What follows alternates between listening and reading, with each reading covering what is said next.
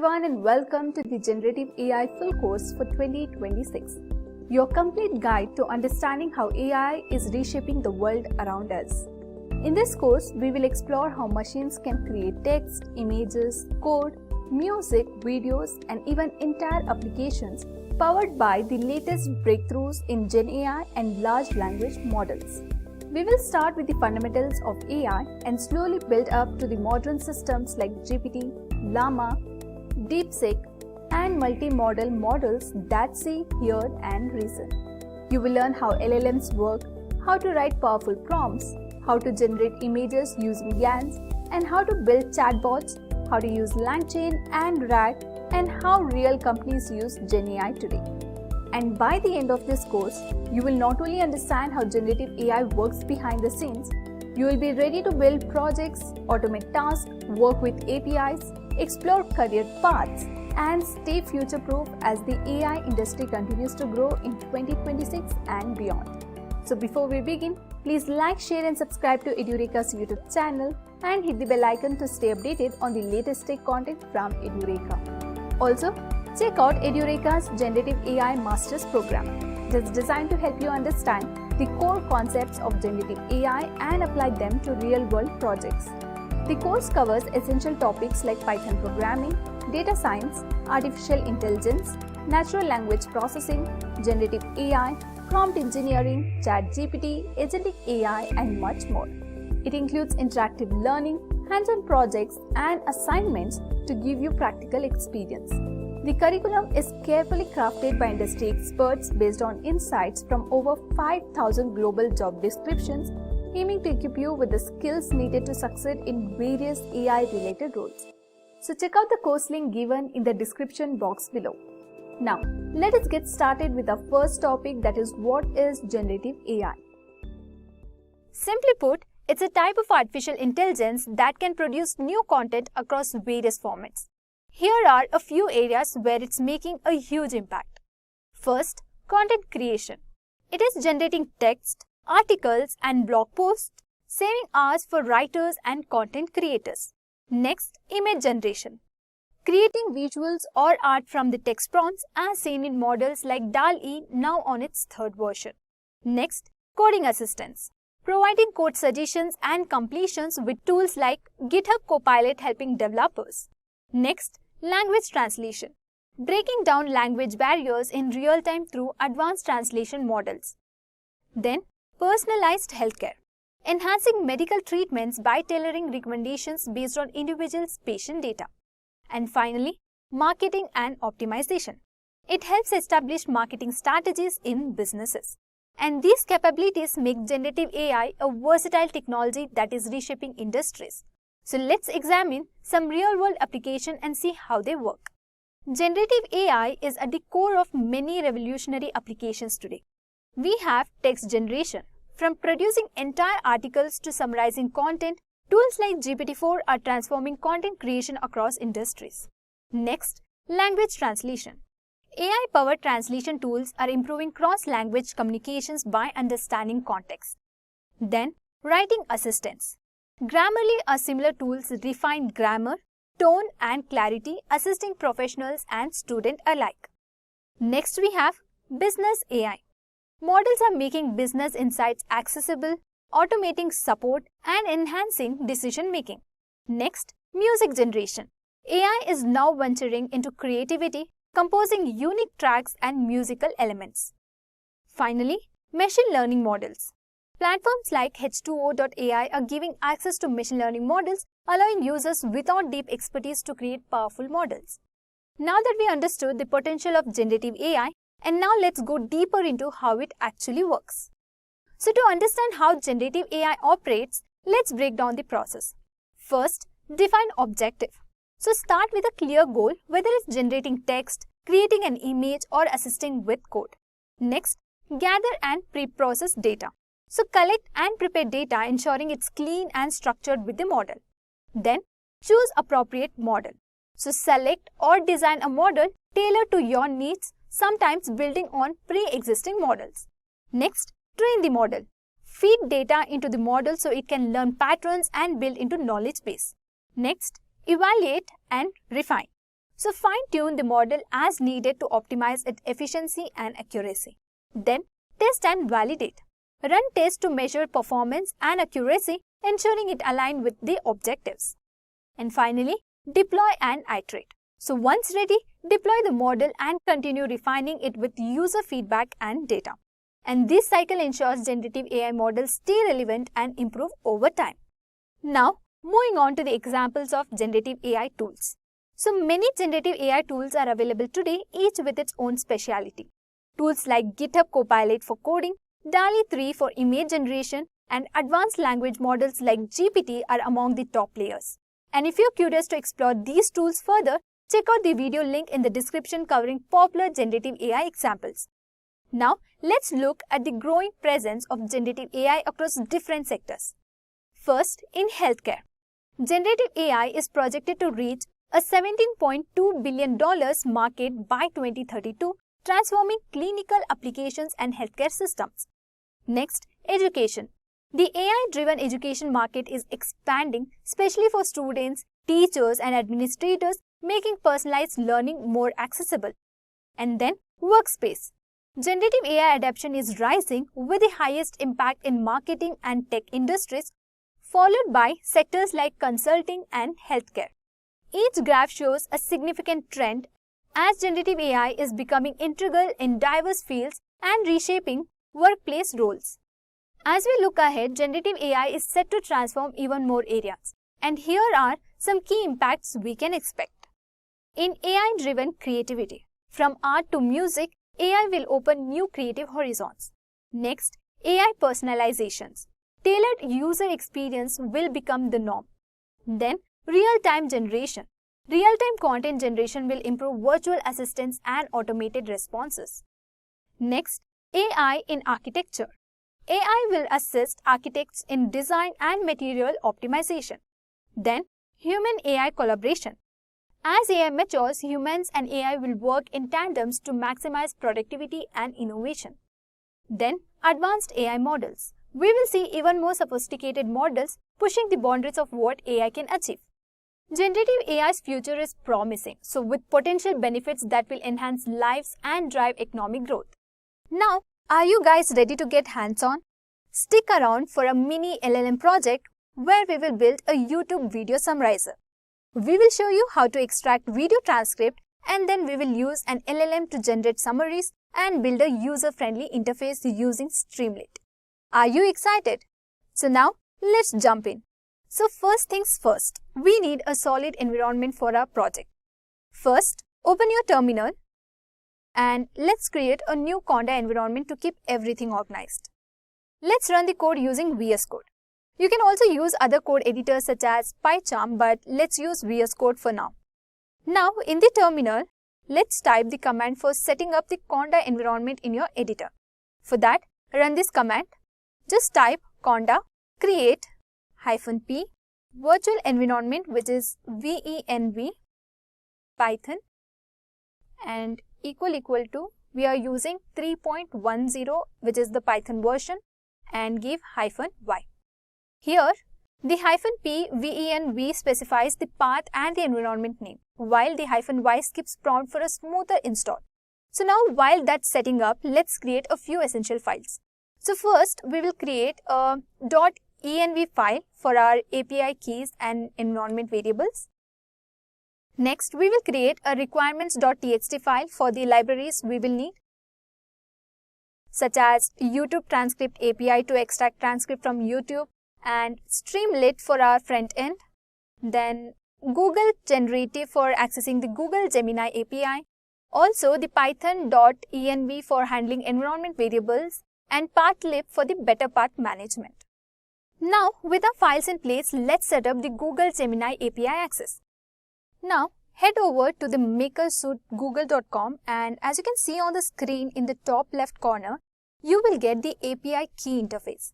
And once you click that, it will redirect us to the API key interface. Here, you can see a button which is Create API Key. So simply click on that and select your model and press Create API Key in the existing project, and then your API key will be generated. Now, copy your API key And once you have got the API key, open your environment file and add it there. So for that, let's create a variable, Google_API_key. Over here, we will paste the API key. So once that is done, back in the terminal, activate your new environment with the command conda activate virtual environment / which is VENV. Since I've already installed conda in my system, it's not taking much time. So while you're installing, it might take little time. Now let us install requirements.txt in our terminal. And for that, the command is pip install -r requirements.txt. So once you enter, the files present in the requirements.txt will get installed. Awesome. So now let's move to the main code setup. So for that, open app.py and start with imports. First, let us import some important libraries. So for that, import Streamlit as st. From .env, import load.env, and next load_.env, which will load environment variables. And next, let's import google.generative as GenAI, and also import OS, and from YouTube transcript API, import YouTube transcript API. So let's go to the YouTube transcript API and check if you're doing it correctly, because in some system it doesn't work. So you can simply go here and copy this command and paste it into your terminal. Now let's move on to configure the API key. So for that, just type GenAI.configure and inside the bracket, just type API_key equal to OS.getEnv, and inside the bracket, let's add the Google API key here. Now, to prompt our model, we will use a template like this. So simply type, please summarize this YouTube video transcript in 250 words or less, highlighting key points. Now moving on to extracting YouTube transcript. So for that, to fetch the transcript, we will create a function. So here in this code, as you can see on the screen, the function extract transcript details takes the YouTube URL as an input and retrieves the transcript of the video if available. First, it extracts the video ID from the URL by splitting the URL at the equal sign and taking the second part. And using YouTube transcript API.getTranscript video ID, it fetches the transcript data for the video ID. And it then combines the text from each part of the transcript into a single string. And if there is an error, like example, no transcript available, it prints the error and returns none. So this function effectively converts a YouTube video URL into its textual transcript. Next, let's write a function to generate the summary.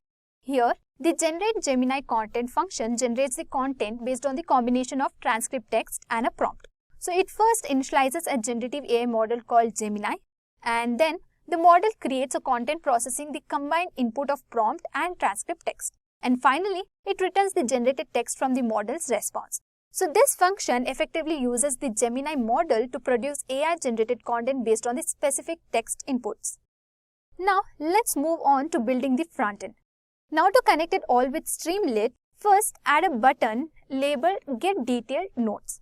So when clicked, it prompts the user to enter a YouTube link in a text input field. And it uses the Extract Transcript Details YouTube link to get video transcript.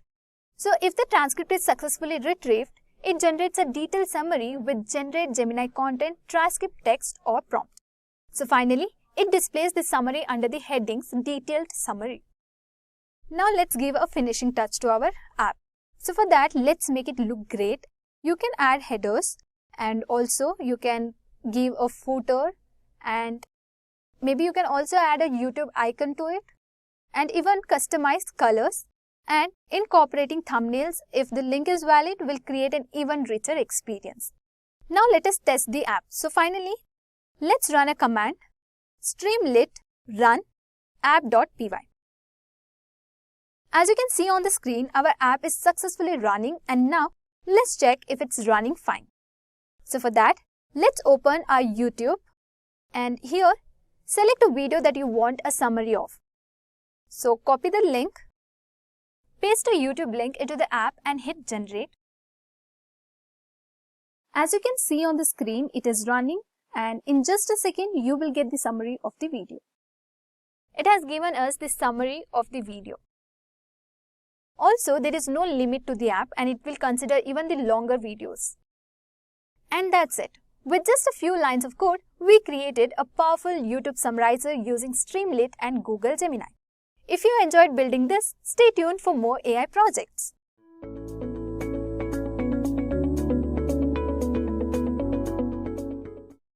In 1932, George Armstrong invented a machine he reportedly called the mechanical brain to translate between languages using a mechanical computer encoded onto punch cards. And then, in 1966, MIT professor Joseph Weizenbaum created the first chatbot, Eliza, which simulates conversation with a psychotherapist. And in 2011, Apple released Siri, a voice-powered personal assistant that generates responses and takes action in response to voice requests. Also, by the end of 2022, OpenAI developed ChatGPT, which was trained on 40 gigabytes of data and consists of 117 million parameters.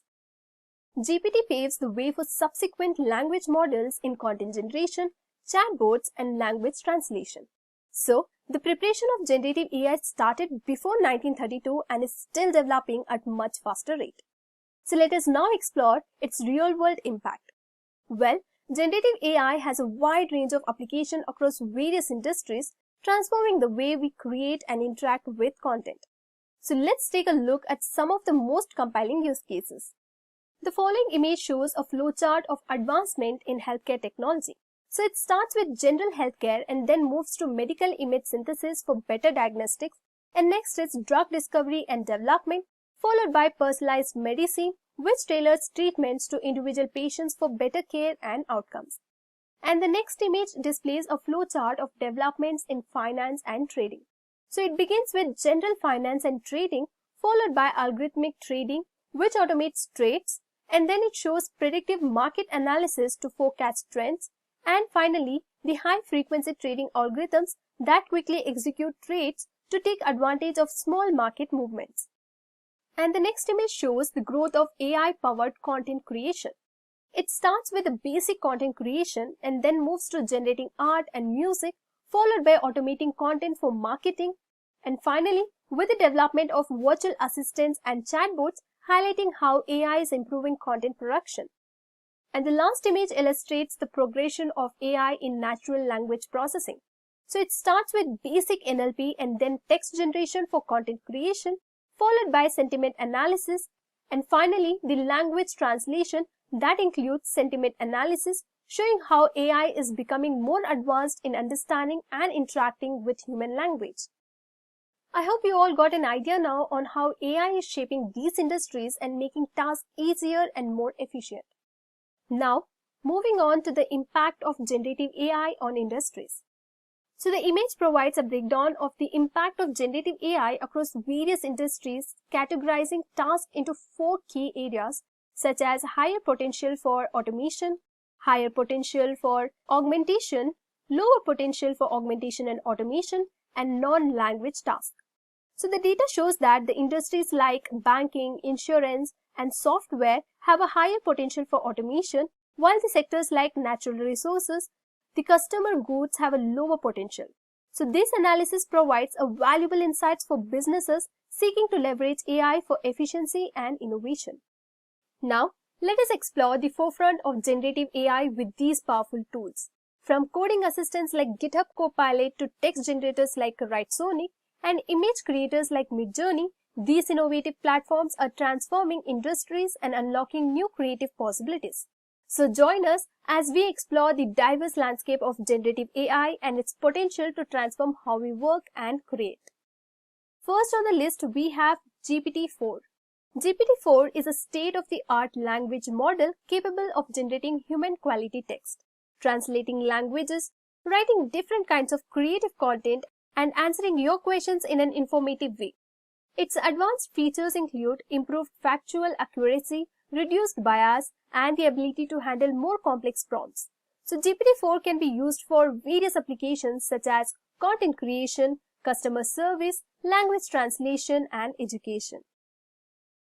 So as you can see the screen, we are on the ChatGPT site, and on the left corner you can see 3 icons.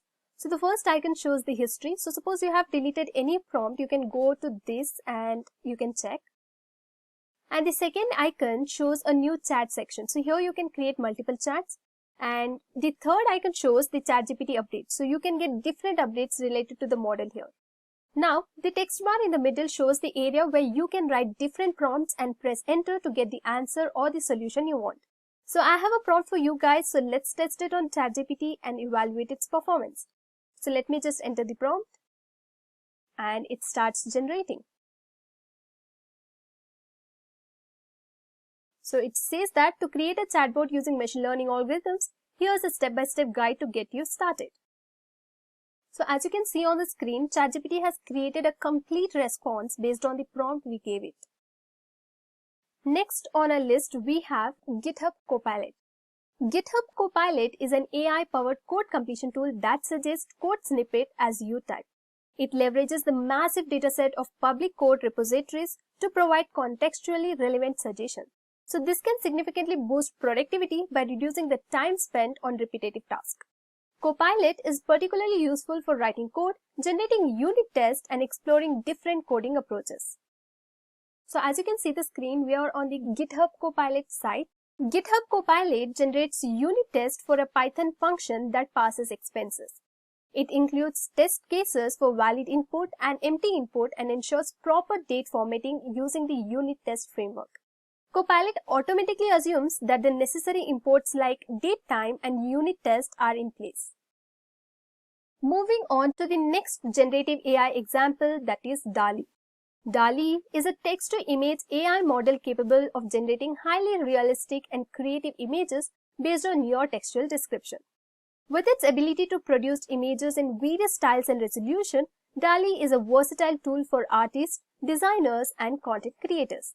It can be used to generate concept art, product designs, illustrations, and even entire visual stories. So as you can see the screen, we are on the DALL-E site. DALL-E provides different functions related to generation. So the first is from text and next is from images. And in the prompt section, you write your prompt, then select the number of images you want, and maybe you can also select the image style and the orientation you wish to, which can be square, horizontal, vertical, or panoramic. So you can simply click on the generate and image will be generated. So now let us try by giving prompt and then click on generate. So DALL-E uses a powerful deep learning model to process your text prompt and generate an image that matches your description. So it can create images in various styles from realistic to abstract and can even generate images based on specific artistic movements or artists. The model is constantly being trained on a new data, so it can generate increasingly accurate and creative photos over time.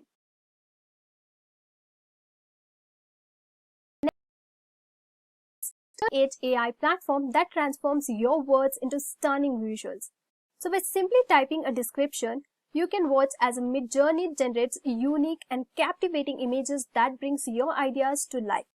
So whether you are an artist, designer, or storyteller, Midjourney offers a powerful tool to spark creativity and explore new visual horizons. Now we are on the Midjourney site, and on the left side, the icon shows the different features of Midjourney AI.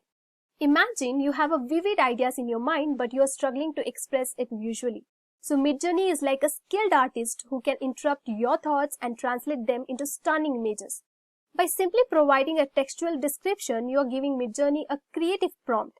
The AI then uses its vast knowledge of art and visual styles to generate images that align with your vision. It's like having a personal artist at your disposal, ready to bring your imaginations to life. The next example of generative AI on our list is Jasper.ai. Jasper.ai is an AI writing assistant designed to help users create high-quality content efficiently. It offers a wide range of features, including content generation, rewriting, summarization, and translation. So Jasper.ai can be used for various content creation tasks such as blog posts, social media content, marketing copy, and email campaigns. It's particularly useful for writers who needs to produce large volumes of content quickly and efficiently. Now we are on the Jasper site. So as you see in the navbar, we have different sections like features, resources, solutions, enterprises, pricing, etc. And Jasper.ai uses a powerful language model to understand and process your prompts. So when you provide a topic or a specific request, Jasper.ai generates a relevant content by drawing from its vast database of information and creative writing techniques. It can adapt its style and tone to match your desired output, ensuring that the generated content is engaging and effective. Our next example is Stable Diffusion. So Stable Diffusion is a text-to-image AI model that generates highly detailed and artistic images based on your textual description. With its ability to create images in various styles and resolutions, Stable Diffusion is a popular tool for artists, designers, and content creators. It can be used to generate concept art, product designs, illustrations, and even entire visual stories. Now we are at the site of Stable Diffusion so that you can see the different features on the navigation bar such as prompt database, pricing details, and also the AI tools it includes. So the Stable Diffusion uses a powerful deep learning module to process your text prompts and generate an image that matches your description. So it can create images in various styles from realistic to abstract and can even generate images based on specific artistic movements or artists. So the model is constantly being trained on new data so it can generate increasingly accurate and creative photos over time. And the next example is Adobe Firefly. Adobe Firefly is a generative AI platform that empowers users to create stunning images, graphics, and text effects with ease. So it offers a wide range of features including text-to-image generation, image editing, and style transfer. Firefly is designed to streamline the creative process and inspire new ideas, and it's particularly useful for artists, designers, and marketers who need to create high-quality visuals quickly and efficiently. So now we are at the Adobe Firefly site, and if you click on the Create and Design, so you can find sections like Quick Actions, Create New, Featured Products, and Artificial Intelligence, etc. So if you click on the products, you will learn about the different products provided by Adobe. Adobe Firefly uses a powerful deep learning model to process your prompts and generate images, graphics, or text effects. It can understand and interpret your textual description, allowing you to create custom visuals that matches your specific needs. Firefly also offers advanced features for editing and manipulating images, such as removing backgrounds, changing colors, and applying artistic styles. By combining these capabilities, Firefly empowers users to create high-quality visuals with minimal efforts. Next on our list, we have Gemini. Gemini is a powerful AI model developed by Google that excels in a wide range of tasks including natural language understanding, text generation, and language translation. It can process and generate text, code, images, and audio, making it a versatile tool for various applications. Gemini is particularly adept at complex reasoning, problem solving, and creative content generation. It can be used for tasks such as writing essays, translating languages, generating code, and even creating art.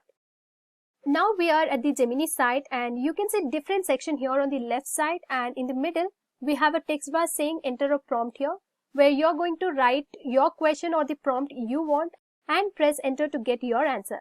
You can also see different icons in the text bar here. So the image icon is for uploading the image and the voice icon is for speaking. So if the prompt is bigger, you can speak and it will convert your speech to text. So now let us try to upload an image and ask it to explain us. So let us take this and let us just write, please explain me about the image. So the Gemini functions by processing and analyzing large amount of data to understand and respond to prompts and questions. It uses a complex neural network architecture that allows it to learn and adapt to new information. So when you provide a prompt, Gemini processes it and generates a response based on its understanding of the language, context, and available information. So it can also perform tasks such as translation, summarization, and creative writing. Moving on to our next example, that is Runway. Runway AI is a powerful platform that provides a suite of AI-powered tools for creatives. It offers features such as image generation, video editing, and style transfer. Runway is designed to streamline the creative process and inspire new ideas, and it's particularly useful for artists, designers, and frame makers who need to create high-quality visuals quickly and efficiently. Now, we are on the site of Runway AI, and as you can see on the left side, the Runway provides many options, and in the library, you can see here, it provides workspace assets, favorite assets, custom elements, and many more. And in the tools section, we have generative videos, generative audio, text to image, and etc. Runway AI functions by leveraging advanced machine learning algorithms to process and manipulate visual data. Its tools can generate images from text description, edit and enhance existing videos, and applying various artistic styles to images and videos. And the platform offers a user-friendly interface that allows creatives to experiment with different techniques and create unique visual content with ease. Now let us get started and enter some prompt. As you can see my screen, over here you can simply drop an image or video. So let us try to drop any video.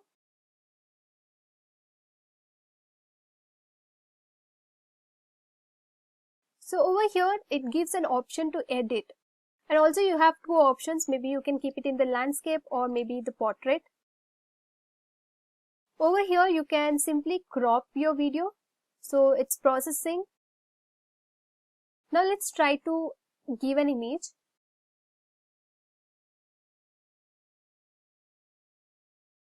So here you can also crop the image if you want. So if you simply click on portrait, it will change to portrait form, and you can adjust it wherever you want, however you want, and then click on crop image. So there we go. Moving on to our last example of generative AI, that is WriteSonic. WriteSonic AI is a powerful AI writing assistant designed to help users create high-quality content efficiently. And it offers a wide range of features including content generation, rewriting, summarization, and language translation. WriteSonic can be used for various content creation tasks such as blog posts, social media content, marketing copy, and email campaigns. It's particularly useful for writers who need to produce large volume of content quickly and efficiently. Now we are at the site of WriteSonic, and you can see we have different features provided by WriteSonic such as creating content for advertising, general writing, video, e-commerce, social media, blog, emails, and many more. And in the text box, you write your prompt and just press create. Then it will redirect you to the next page, then select different parameters on which you want to create and press generate. So we will select the options as tech professionals, click next, and it's focusing on education. So click next, and here we can go with anything and then click on generate.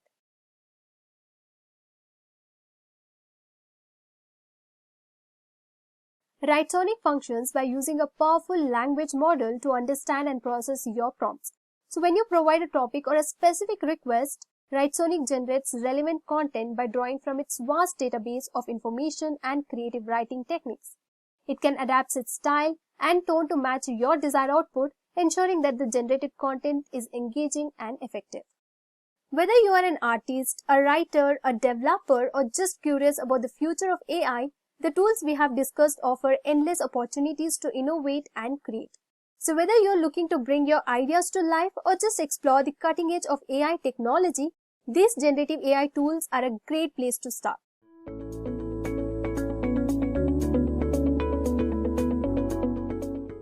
AI is evolving faster than ever, and 2025 has brought some of the most powerful generative AI tools we have ever seen. But with so many options, which one truly stands out? In this video, we are counting down the top 10 generative AI tools for 2025, covering everything from text and code generation to image, music, and even video creation.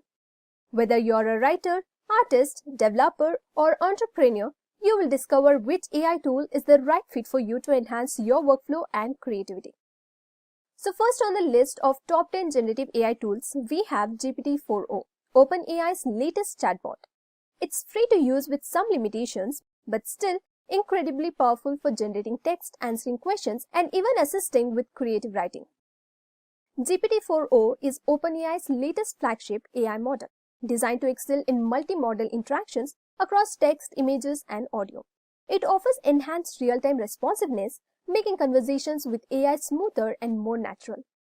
The model features superior reasoning abilities, allowing it to handle complex problem-solving tasks with increased accuracy. With greater efficiency in processing, GPT-4o delivers high-performance outputs at reduced computational costs. Its versatility across applications from creative writing to coding and tutoring makes it one of the most advanced AI models available. Now, let us go to ChatGPT and enter a prompt.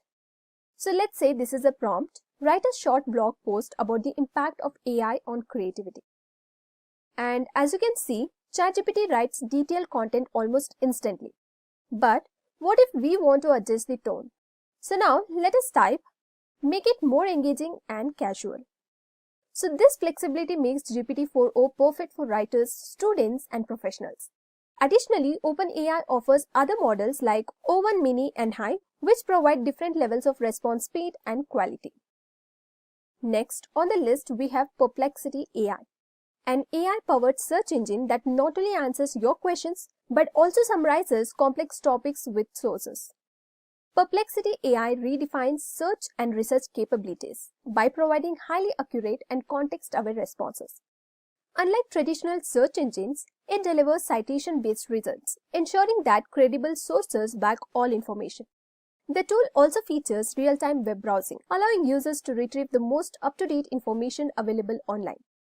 With its AI-powered research capabilities, Perplexity AI is an essential tool for journalists, researchers, and professionals seeking precise and reliable data. So let's open it and let us give a prompt saying, summarize the latest advancement in AI for 2025. Well, Perplexity AI will generate a concise, well-structured summary, often pulling information from multiple sources and displaying references for credibility.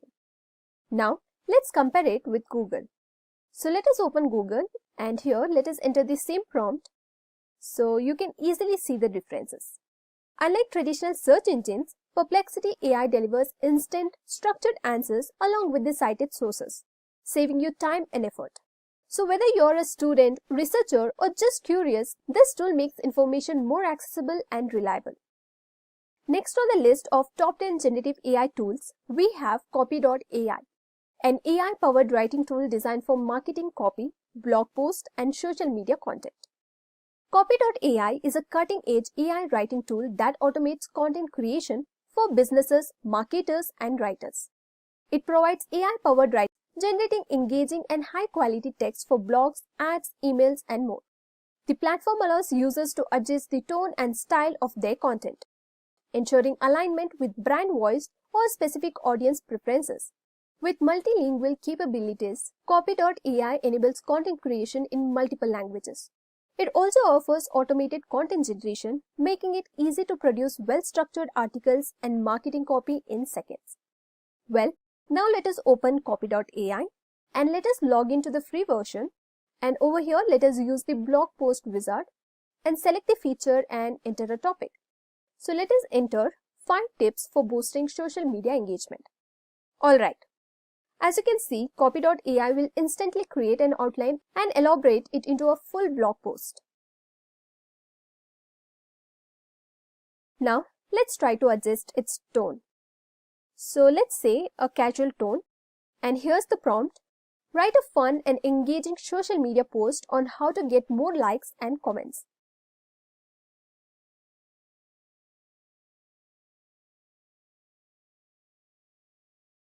And let us give the second prompt with the professional tone. So let's say, generate a formal blog introduction about strategies to improve social media engagement for businesses. And the third prompt is persuasive tone. And here's the prompt. Create a compelling marketing copy that convinces users to follow these 5 expert backend strategies for better social media engagement.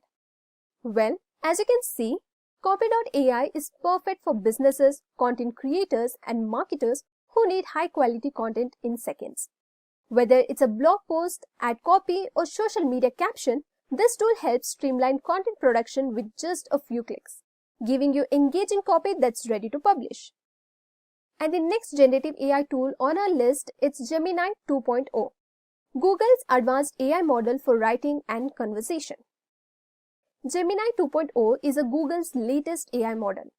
It's designed to be highly efficient, offering powerful text generation, answering questions, and aiding in creative writing. Gemini 2.0 is Google's most advanced multimodal AI, built to process and understand text, images, and even audio with remarkable accuracy. It features state-of-the-art reasoning capabilities, making it an excellent tool for tackling complex problems.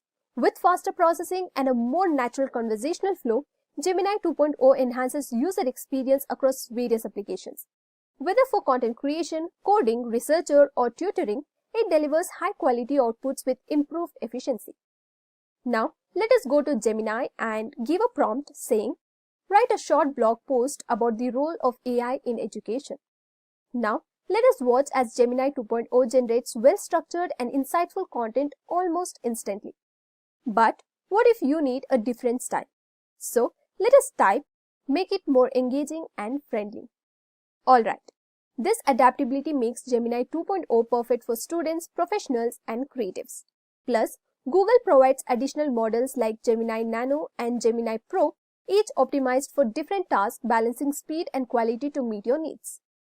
Now that we have explored how AI can enhance text generation, so let's move on to our next category, that is code generation, where AI-powered tools are making programming faster, smarter, and more efficient.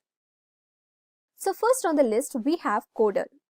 It is an advanced AI model that not only generates code, but can also explain and debug existing code. DeepSeek Coder is a powerful AI coding assistant designed to enhance software development efficiency. It features advanced code generation that can handle complex programming logic with high accuracy. With multi-language support, it assists developers across various coding languages, making it a versatile tool for diverse projects. The AI also includes real-time debugging capabilities, allowing users to identify and fix errors quickly. Additionally, its seamless IDE integration ensures a smooth workflow, making coding more intuitive and productive. Now, let us go to DeepSeek Coder, and over here, let us enter a prompt. Generate a Python function to sort a list of numbers using bubble sort. So, you can see how mind-blowing it is.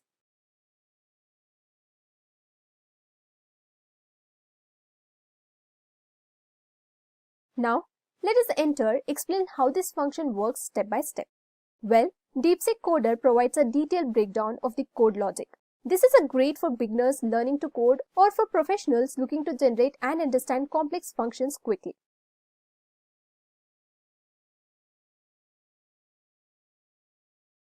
Next up, we have GenAI, Alibaba's cutting-edge AI for writing and conversation. This GenAI, Alibaba's advanced AI model, is built for high-performance text generation, answering questions, and assisting in creative writing with impressive accuracy. GenAI is a multimodal powerhouse capable of understanding and processing text, images, and even audio with remarkable fluency. It excels in logical reasoning, making it a great tool for solving complex problems, generating high-quality content, and streamlining workflows. With its fast response time and natural conversational abilities, GenAI enhances productivity across multiple fields, from businesses and education to creative industries. So let us open GenAI and type, write a short article on the benefits of AI in business. Well, you will see GenAI quickly craft detailed and insightful content.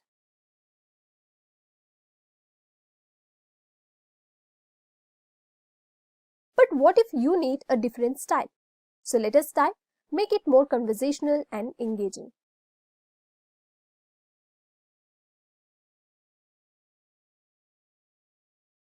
Alright, this versatility makes GenAI an ideal choice for professionals, students, and content creators. Additionally, Alibaba offers Gen Mini and Gen Max, optimized for different levels of speed and depth, ensuring the best balance between performance and efficiency. Next up, we have Grok 3. the latest AI model from X, formerly Twitter, designed for high-speed text generation, deep reasoning, and engaging conversations. Grok 3 brings cutting-edge AI to content creation, research, and problem-solving. Grok 3 is a multi-modal AI capable of processing text, images, and real-time data with exceptional accuracy. It's built to understand context, generate insightful responses, and handle complex queries with ease.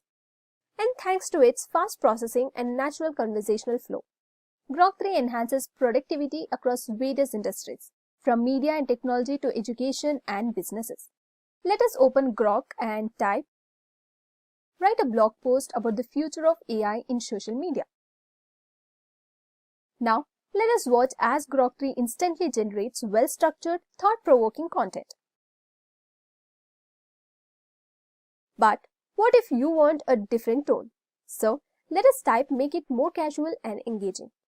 This adaptability makes Grok 3 an excellent tool for professionals, writers, and researchers. Plus, X offers Grok Mini and Grok Pro, each optimized for different levels of speed, accuracy, and creative depth, ensuring the best AI experience for every user. Now that we have explored how AI is transforming code generation, so now let us move on to our next category, that is image generation, where AI can transform simple text prompts into stunning visuals with just a few clicks. First up, we have Canva AI, AI-powered graphic design, which is a user-friendly design tool that now features Magic Media, allowing users to generate AI-powered images directly within the Canva platform. Now, let's take a look at the features. Canva AI offers an easy-to-use interface, making it perfect for both beginners and professionals. With its text-to-image AI, you can simply enter a prompt and generate stunning visuals instantly. It also provides built-in editing tools, allowing you to customize AI-generated images effortlessly. So whether you are creating Instagram posts, YouTube thumbnails, or marketing materials, Canva AI is a great tool for social media and branding. So now, let us go to Canva. Now, let us click on Magic Media in the AI Tools section. And over here, let us enter a prompt. So let's say, for example, a futuristic cityscape at sunset with neon lights. So as you can see, this tool will generate the image, and it is also creating multiple variations. So now, let us customize the image by adjusting brightness, adding text, or resizing elements using Canva's built-in tools. Alright, here it is. So with Canva AI, you don't need advanced design skills to create high-quality visuals. Just type in your idea and let AI handle the rest. Next, we have Crayon, a completely free AI image generator that quickly creates visuals from text prompts and no login required. So now, let's see the features of Crayon. Crayon is completely free and unlimited, allowing users to generate AI images without the need for sign-up. And it offers fast image generation, delivering results within seconds based on the text prompts. With multiple variations available, users can explore different artistic designs. Its simple and accessible interface make it an excellent choice for beginners experimenting with AI-generated art. So now, let us go to Crayon in your browser and enter a prompt, let's say, a cute robot playing guitar in a park. Now, click on Draw, and now let us wait for the AI to generate multiple images. Now, download the image for use in projects or social media. Alright, Crayon is great if you just want to test AI-generated images quickly without any setup or subscription. Whether it's fun artwork or concept sketches, this tool delivers results instantly. Lastly, we have Deep Dream Generator, an AI-powered tool that takes a simple image and transforms it into a dreamlike, artistic visuals using neural networks. Deep Dream Generator offers unique artistic filters that transform images into surreal and abstract artwork. With neural style transfer, users can apply various artistic styles to existing photos, making it an excellent tool for digital artists and creators working on concept art and creative projects. Additionally, it provides customizable AI art, allowing users to fine-tune settings and refine AI-generated effects for a more personalized touch. Now, let us go to Deep Dream Generator. Now, let us upload an image such as a landscape or portrait. Now, let us choose an artistic style and apply the AI transformation and wait for the stylized output. And once it is generated, download and share your AI enhanced artwork. Well, Deep Dream Generator is perfect for those who want to explore AI-powered creativity beyond simple text to image generation. If you love digital art and want unique styles, this tool is a must-try. Now that we have explored how AI can generate stunning images, so let's move on to our next category, that is video generation, where AI-powered tools can create and edit videos with just a few simple inputs. So first up, we have the Runway ML, an advanced AI-powered tool that allows users to generate, edit, and enhance videos using cutting-edge machine learning models. Now, let's take a look at the features. Runway ML offers an easy-to-use interface, making it accessible for both beginners and professionals. It features text-to-video AI, where you can describe a scene and the AI will generate video clips for you. Additionally, it provides AI-powered video editing tools including background removal, motion tracking, and style transfer. Whether you're creating short films, YouTube videos, or marketing content, Runway ML makes high-quality video production effortlessly. Now, let us go to Runway ML.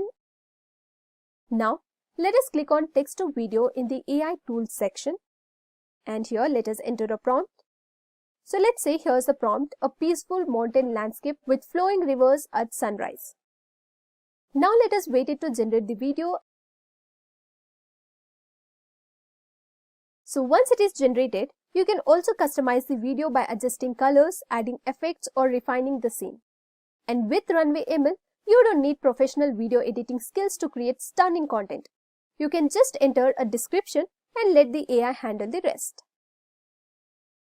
Now that we have explored how AI can generate and edit videos, so now let's move on to our next category, that is music and audio generation, where AI can compose original music, enhance video recordings, and generate realistic sound effects with just a few clicks. So first up, we have Suno AI, an innovative tool that generates original music tracks using AI. It is perfect for artists, content creators, and casual users looking to experiment with AI-generated music. So now, let's take a look at the features. Suno AI offers instant music composition, where users can input a description and the AI will generate a full track including melodies, harmonies, and beats. It provides various music styles and genre, allowing for diverse creativity. Additionally, it includes customization options, enabling users to tweak tempo, instrumentation, and effects. So whether you need background music for videos, podcast, or personal projects, Suno AI makes music creation effortless. Now let us go to Suno AI. So over here, let us enter a prompt. Now, let us wait it to generate a track and also a different variations. So as you can see, here's the music track.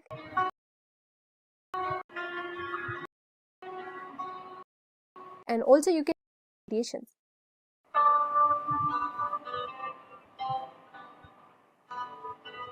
And you can also customize the output by adjusting tempo, instruments, or adding effects.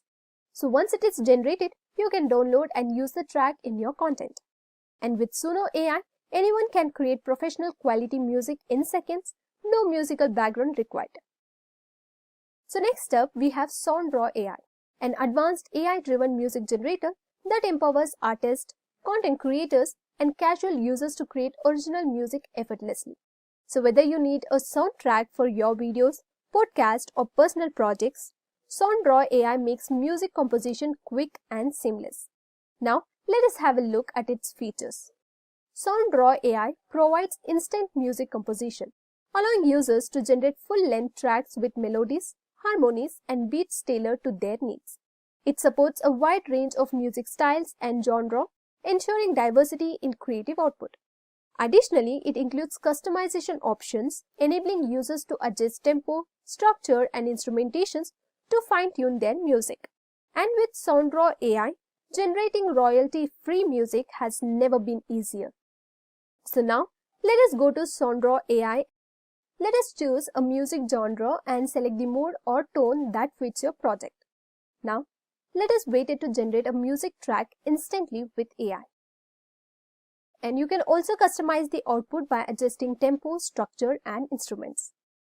And you can also preview and refine different variations of the track. So once it is generated, you can download and use your custom generated music in your content. Alright, with Soundraw AI, anyone can create high quality original music in seconds and no musical experience required. From writing and coding to image creation, video editing and music production, AI is transforming the way we work, create and innovate. Whether you're a content creator, developer or just AI curious, these tools open up endless possibilities. Now, which AI tool are you most excited to try? Let me know in the comments below.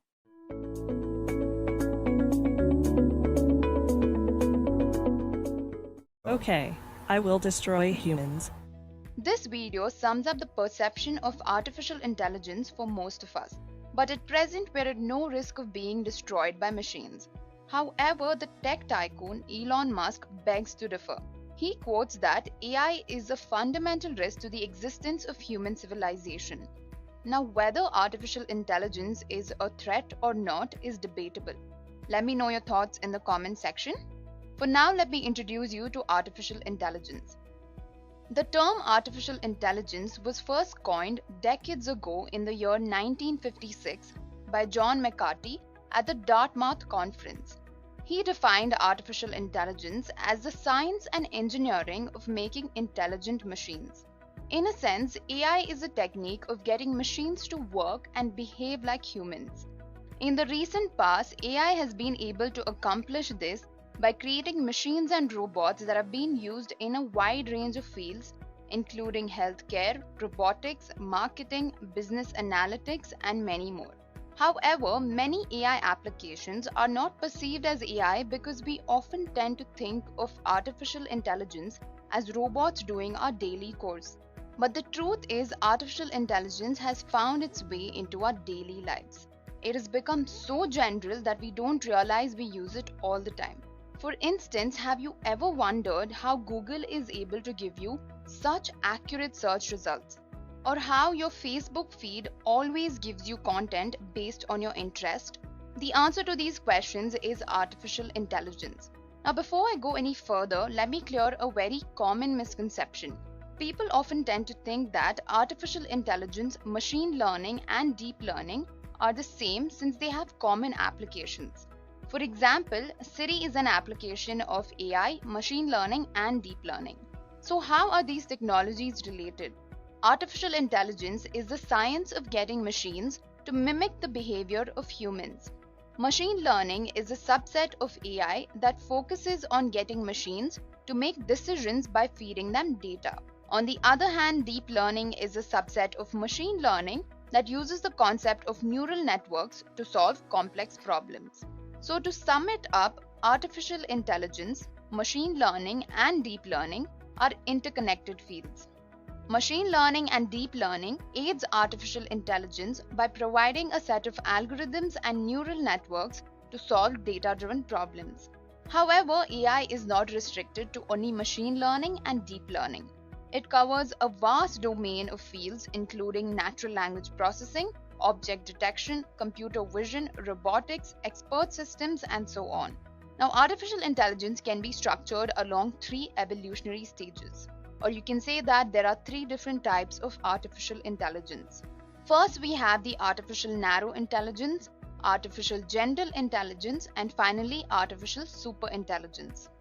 Artificial narrow intelligence, which is also known as weak AI, involves applying artificial intelligence only to specific tasks.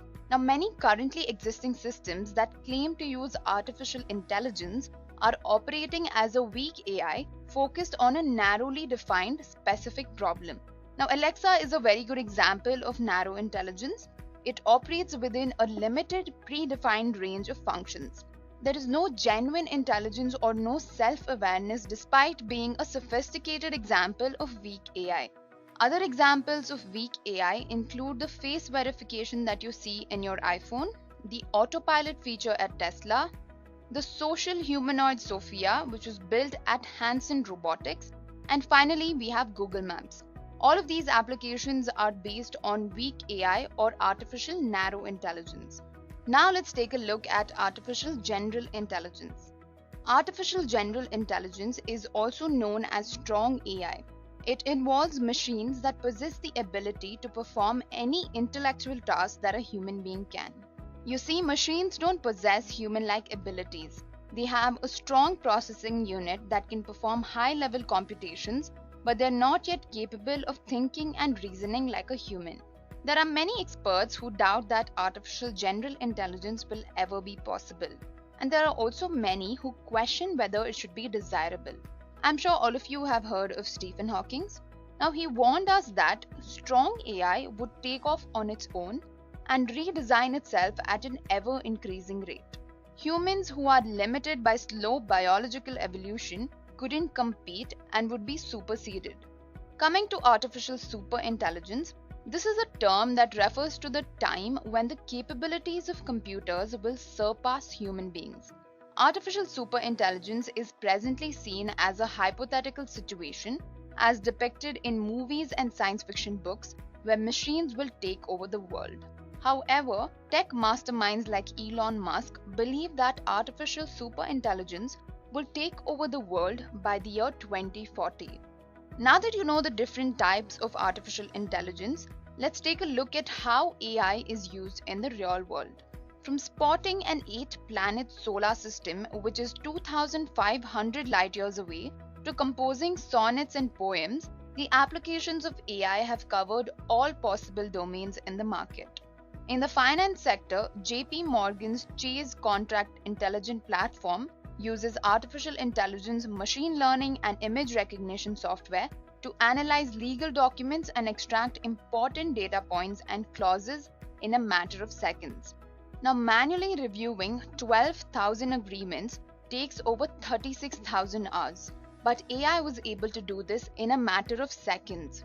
Coming to healthcare, IBM is one of the pioneers that has developed AI software specifically for medicine.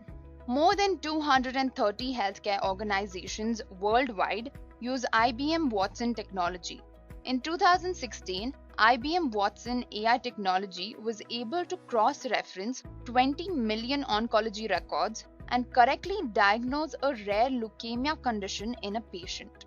Coming to the next application, Google's AI Eye Doctor is another initiative taken by Google where they are working with an Indian eye care chain to develop an AI system which can examine retina scans and identify a condition called diabetic retinopathy which causes blindness. Coming to social media platforms like Facebook, artificial intelligence is used for face verification, wherein machine learning and deep learning concepts are used to detect facial features and tag your friends. Another such example is Twitter's AI, which is being used to identify hate speech and terroristic languages in tweets. It makes use of machine learning, deep learning, and natural language processing to filter out offensive content. The company discovered and banned 300,000 terrorist-linked accounts, 95% of which were found by non-human, artificially intelligent machines. The Google predictive search is one of the most famous AI applications. When you begin typing a search term and Google makes recommendations for you to choose from, that is AI in action. Predictive searches are based on data that Google collects about you, such as your location, your age, and other personal details. By using AI, the search engine attempts to guess what you might be trying to find. Next, we have virtual assistants. Virtual assistants like Siri, Alexa, and Cortana are examples of artificial intelligence. A newly released Google's virtual assistant called Google Duplex has astonished millions of people. Not only can it respond to calls and book appointments for you, it adds a human touch. Now listen to this clip and try to distinguish between the AI and the human. See, how may I help you? Hi, I'd like to reserve a table for Wednesday the 7th. For 7 people? It's for 4 people. 4 people when? Today? Next Wednesday at 6 p.m. Oh, actually we reserve for after 5 people. For 4 people you can come. So which one do you think is a virtual assistant? Let me know your answer in the comments. Now, another famous application of artificial intelligence is self-driving cars. AI implements computer vision, image detection, and deep learning to build cars that can automatically detect objects and drive around without human intervention. Elon Musk talks a ton about how AI is implemented in Tesla's self-driving cars and autopilot features. He quoted that Tesla will have fully self-driving cars ready by the end of the year and a robo-taxi version, one that can ferry passengers without anyone behind the wheel. So I can go on and on about the various AI applications. Since the emergence of AI in 1950s, we have seen an exponential growth in its potential. AI covers domains such as machine learning, deep learning, neural networks, natural language processing, knowledge base, expert systems, and so on. It has also made its way into computer vision and image processing. As AI is branching out into every aspect of our lives, is it possible that one day AI might take over our lives? And if it is possible, how long will this take? Well, it may be sooner than you think. It is estimated that AI will take over the world within the next 30 years. By then, I hope we develop some sort of teleportation machine that helps us escape our very own creation. Let us know your thoughts in the comments.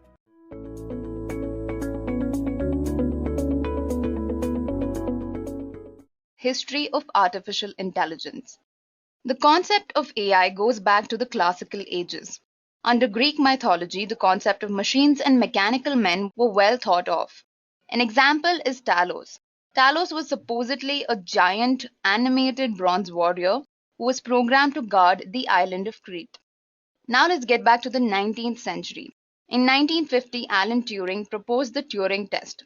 The Turing test basically determines whether or not a computer can intelligently think like a human being.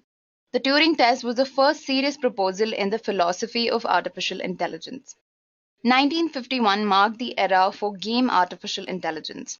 This period was called Game AI because here a lot of computer scientists developed programs for checkers and for chess. However, these programs were later rewritten and redone in a better way. 1956 marked the most important year for artificial intelligence. During this year, John McCarthy first coined the term artificial intelligence. This was followed by the first AI laboratory, which was set up in 1959.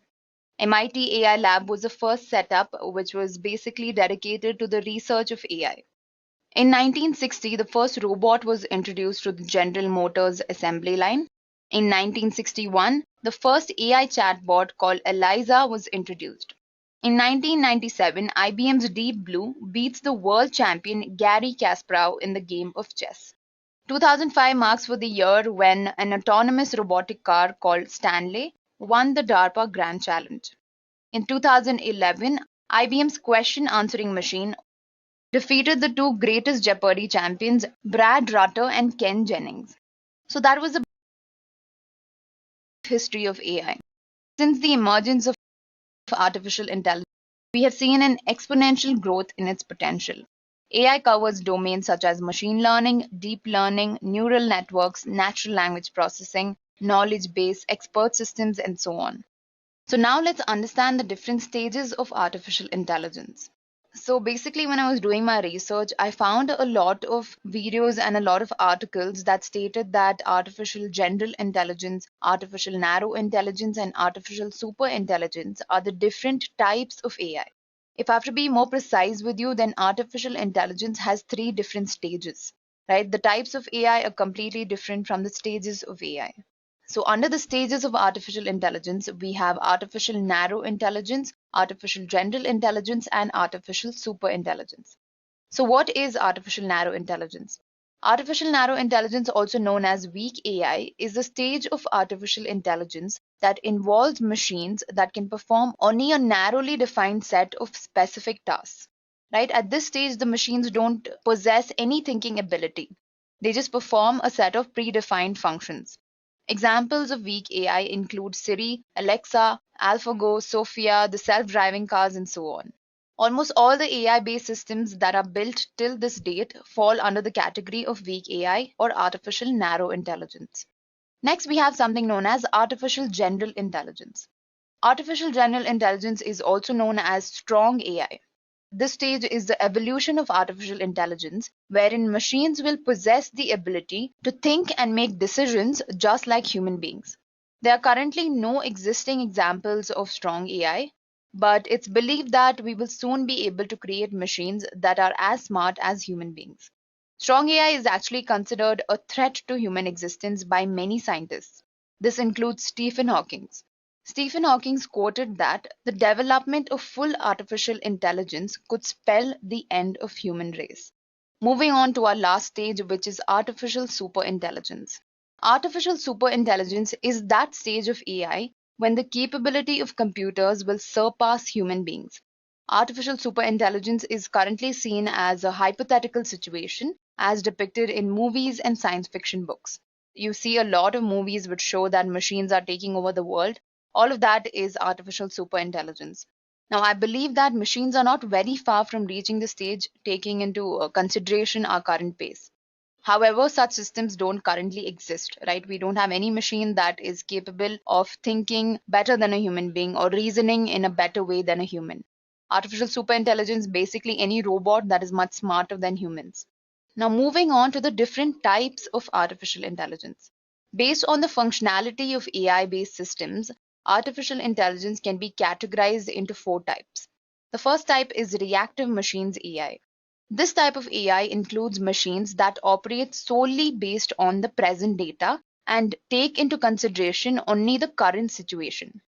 Reactive AI machines cannot form inferences from the data to evaluate any future actions. They can perform a narrowed range of predefined tasks. An example of reactive AI is the famous IBM chess program that beat the world champion Garry Kasparov. This is one of the most impressive AI machines built so far. Next, we have limited memory AI. Now, like the name suggests, limited memory AI can make informed and improved decisions by studying the past data from its memory. So, such an AI has a short lived, or you can say a temporary memory that can be used to store past experiences and hence evaluate your future actions. Self driving cars are limited memory AI that use the data collected in the recent past to make immediate decisions. For example, self-driving cars use sensors to identify civilians that are crossing the road. They identify any steep roads or traffic signals, and they use this to make better driving decisions. This also helps in preventing any future accidents. Next, we have something known as theory of mind artificial intelligence. The theory of mind AI is a more advanced type of artificial intelligence. This category is speculated to play a very important role in psychology. This type of AI will mainly focus on emotional intelligence so that human beliefs and thoughts can be better comprehended. The theory of mind AI has not been fully developed yet, but rigorous research is happening in this area. Moving on to our last type of artificial intelligence is the self-aware artificial intelligence. So guys, let's just fold hands and pray that we don't reach the state of AI where machines have their own consciousness and become self-aware. This type of AI is a little far-fetched, but in the future, achieving a stage of superintelligence might be possible. Geniuses like Elon Musk and Stephen Hawking have constantly warned us about evolution of AI. So guys, let me know your thoughts in the comment section. Do you ever think we'll reach the stage of artificial superintelligence? Moving on to the last topic of today's session is the different domains or the different branches of artificial intelligence. So artificial intelligence can be used to solve real-world problems by implementing machine learning, deep learning, natural language processing, robotics, expert systems, and fuzzy logic. Now, guys, these are the different domains, or you can say the different branches that AI uses in order to solve any problem. Recently, AI has also been used as an application in computer vision and image processing. Right, for now, let me tell you briefly about each of these domains. Machine learning is basically the science of getting machines to interpret, process, and analyze data in order to solve real-world problems. Right, under machine learning, there's supervised, unsupervised, and reinforcement learning. If any of you are interested in learning about these technologies, I'll leave a link in the description box. You all can go through that content. Next, we have deep learning or neural networks. So deep learning is the process of implementing neural networks on high dimensional data to gain insights and form solutions. It is basically the logic behind the face verification algorithm on Facebook It is the logic behind the self-driving cars, virtual assistants like Siri and Alexa. Then we have natural language processing. Natural language processing refers to the science of drawing insights from natural human language in order to communicate with machines and grow businesses. So an example of NLP is Twitter and Amazon. Twitter uses NLP to filter out terroristic language in their tweets. Amazon uses NLP to understand customer reviews and improve user experience. Then we have robotics.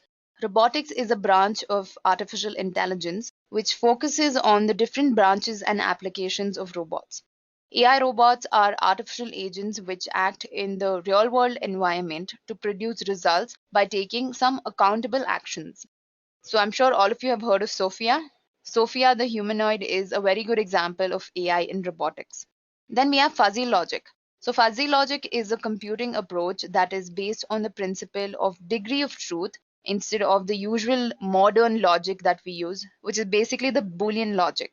Fuzzy logic is used in medical fields to solve complex problems which involve decision making. It is also used in automating gear systems in your cars and all of that. Then we have expert systems.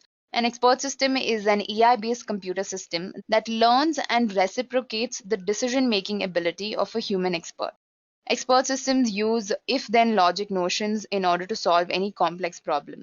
They do not rely on conventional procedural programming. Expert systems are mainly used in information management. They are seen to be used in fraud detection, virus detection, also in managing medical and hospital records, and so on.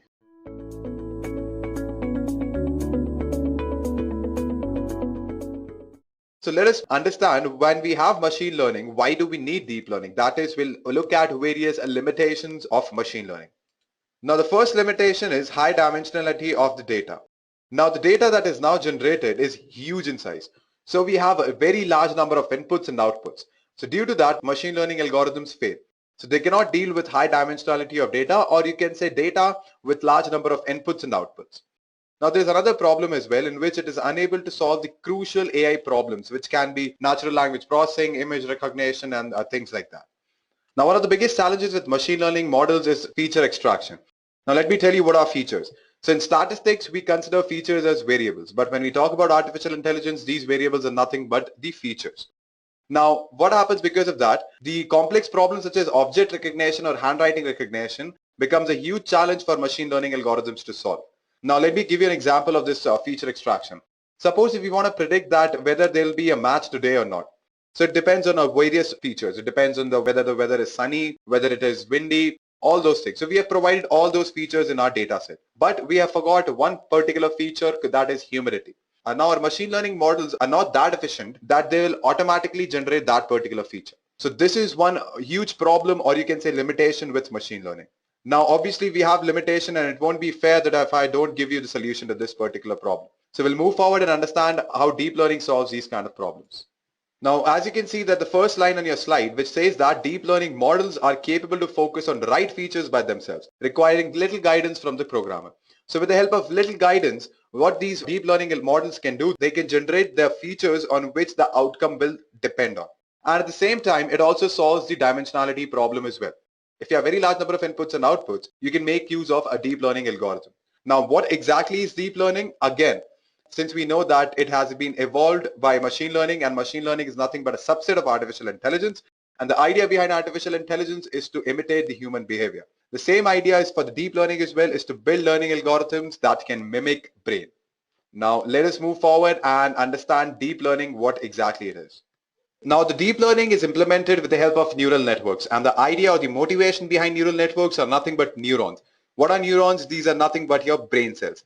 Now, here's a diagram of neuron. So we have dendrites here, which are used to provide input to our neuron. As you can see, we have multiple dendrites here, so these many inputs will be provided to our neuron. Now, this is called cell body, and inside the cell body, we have a nucleus, which performs some function.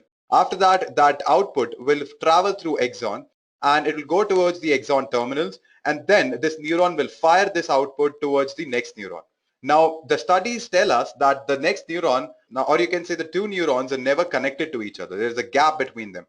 So that is called a synapse. So this is how basically a neuron works like. And on the right hand side of your slide, you can see an artificial neuron. Now let me explain you that. So over here, similar to neurons, we have multiple inputs. Now these inputs will be provided to a processing element like our cell body. And over here in the processing element, what will happen? Summation of your inputs and weights. Now, when it moves on, then what will happen? This input will be multiplied with our weights. So in the beginning, what happens? These weights are randomly assigned. So what will happen if I take the example of x1? So x1 multiplied by w1 will go towards the processing element. Similarly, x2 and w2 will go towards the processing element. And similarly, the other inputs as well. And then summation will happen, which will generate a function of s, that is f of s. After that comes the concept of activation function.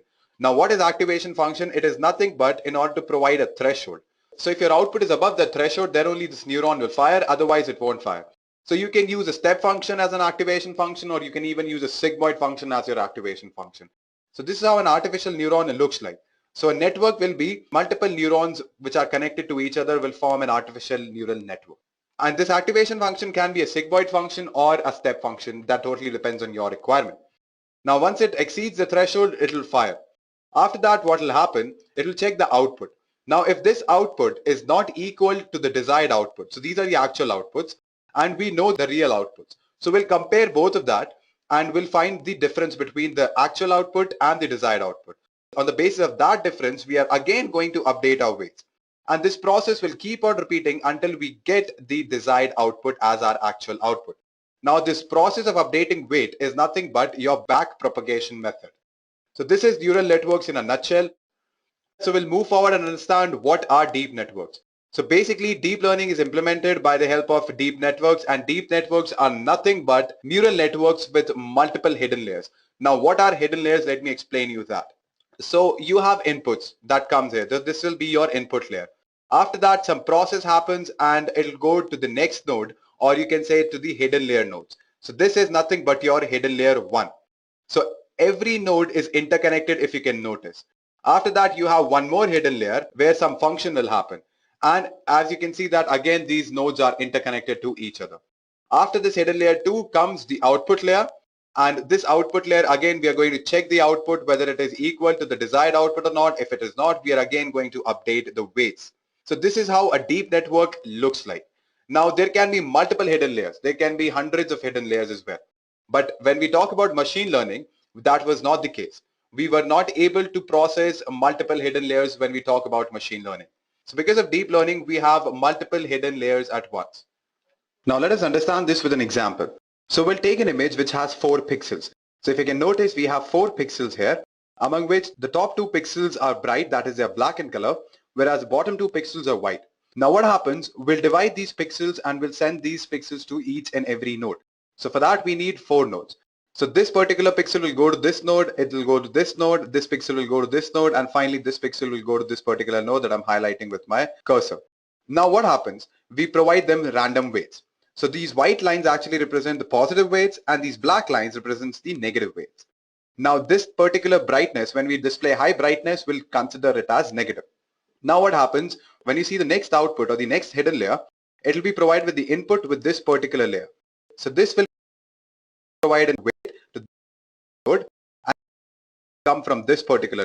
Both of them are positive, so we'll get this kind of a node. Similarly, this node as well. Now when I talk about these two nodes, the first node over here, so this is getting input from this node as well as from this node. Now over here we have a negative weight. So because of that, the value will be negative, and we have represented that with black color. Similarly, over here as well, we are getting one input from here which has a negative weight, and we another input from here which again has a negative weight. So accordingly, we get again a negative value here. So these two becomes black in color.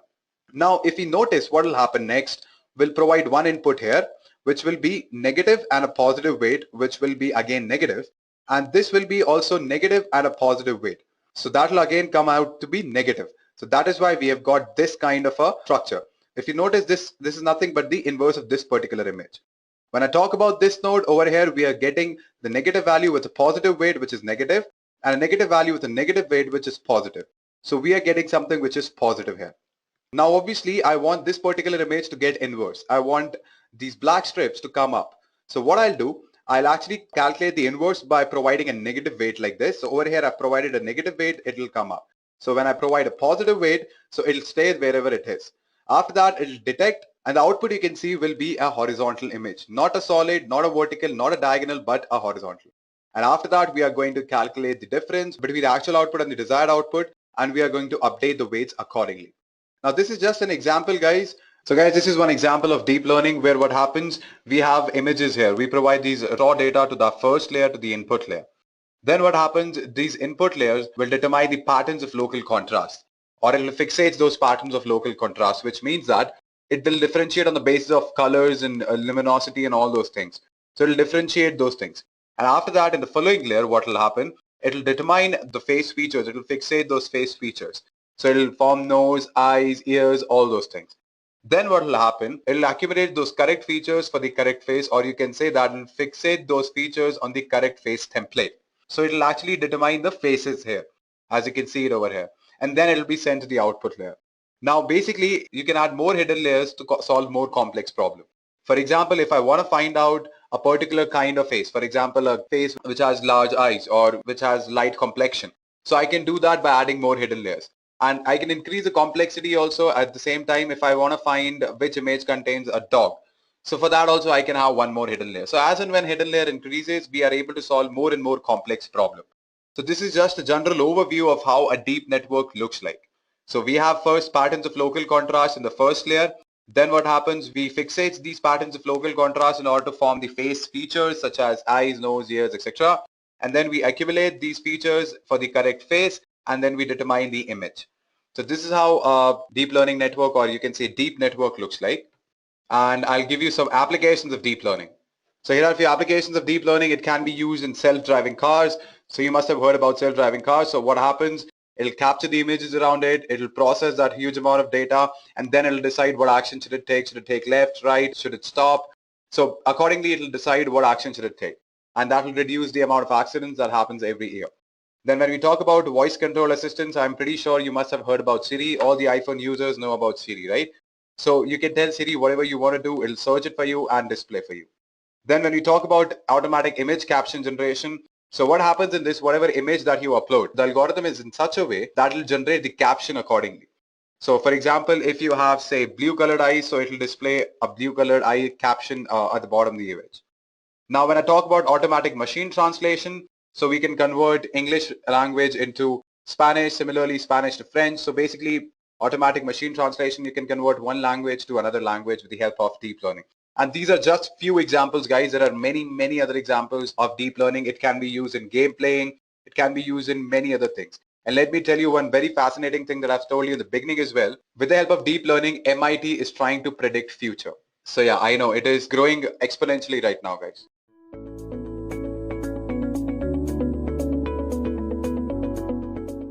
What is object detection? So object detection is a computer technology which is related to computer vision and image processing.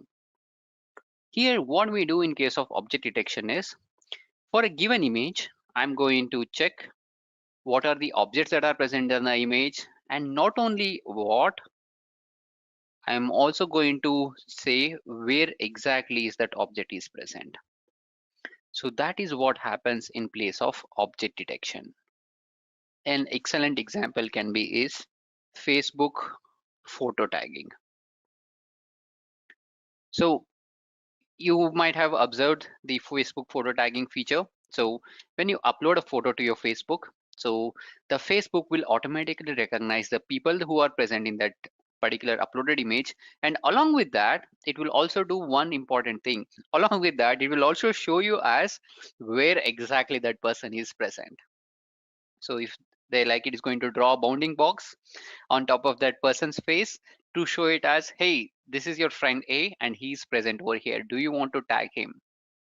So that functionality that you would see in the Facebook, uh, that functionality that you see, so that is a typical example of object detection. Now I'm not sure what is the latest update because it's been more than 2 years me using social media, but yeah, so 2 years back that was there, and I'm sure today it will be the same feature or it will be an upgraded feature. But the main concept is this: when you upload something for your Facebook or any social media, I'm giving it Facebook as a generalized concept because that's where I've seen. So it is going to tell us who are all the people that are present in the image, and also it is going to tell us as where that person is present. And that is what an object detection algorithm is going to do. It's going to identify the objects in a given image, and it also tells us as where exactly that object is present.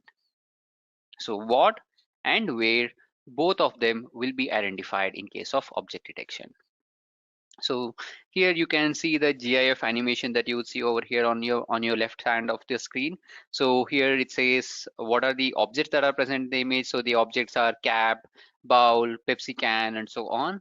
Now along with saying what are the objects, it is also drawing a bounding box. So you can see a green box that has been drawn on top of each and every object to tell us as where that particular object is present.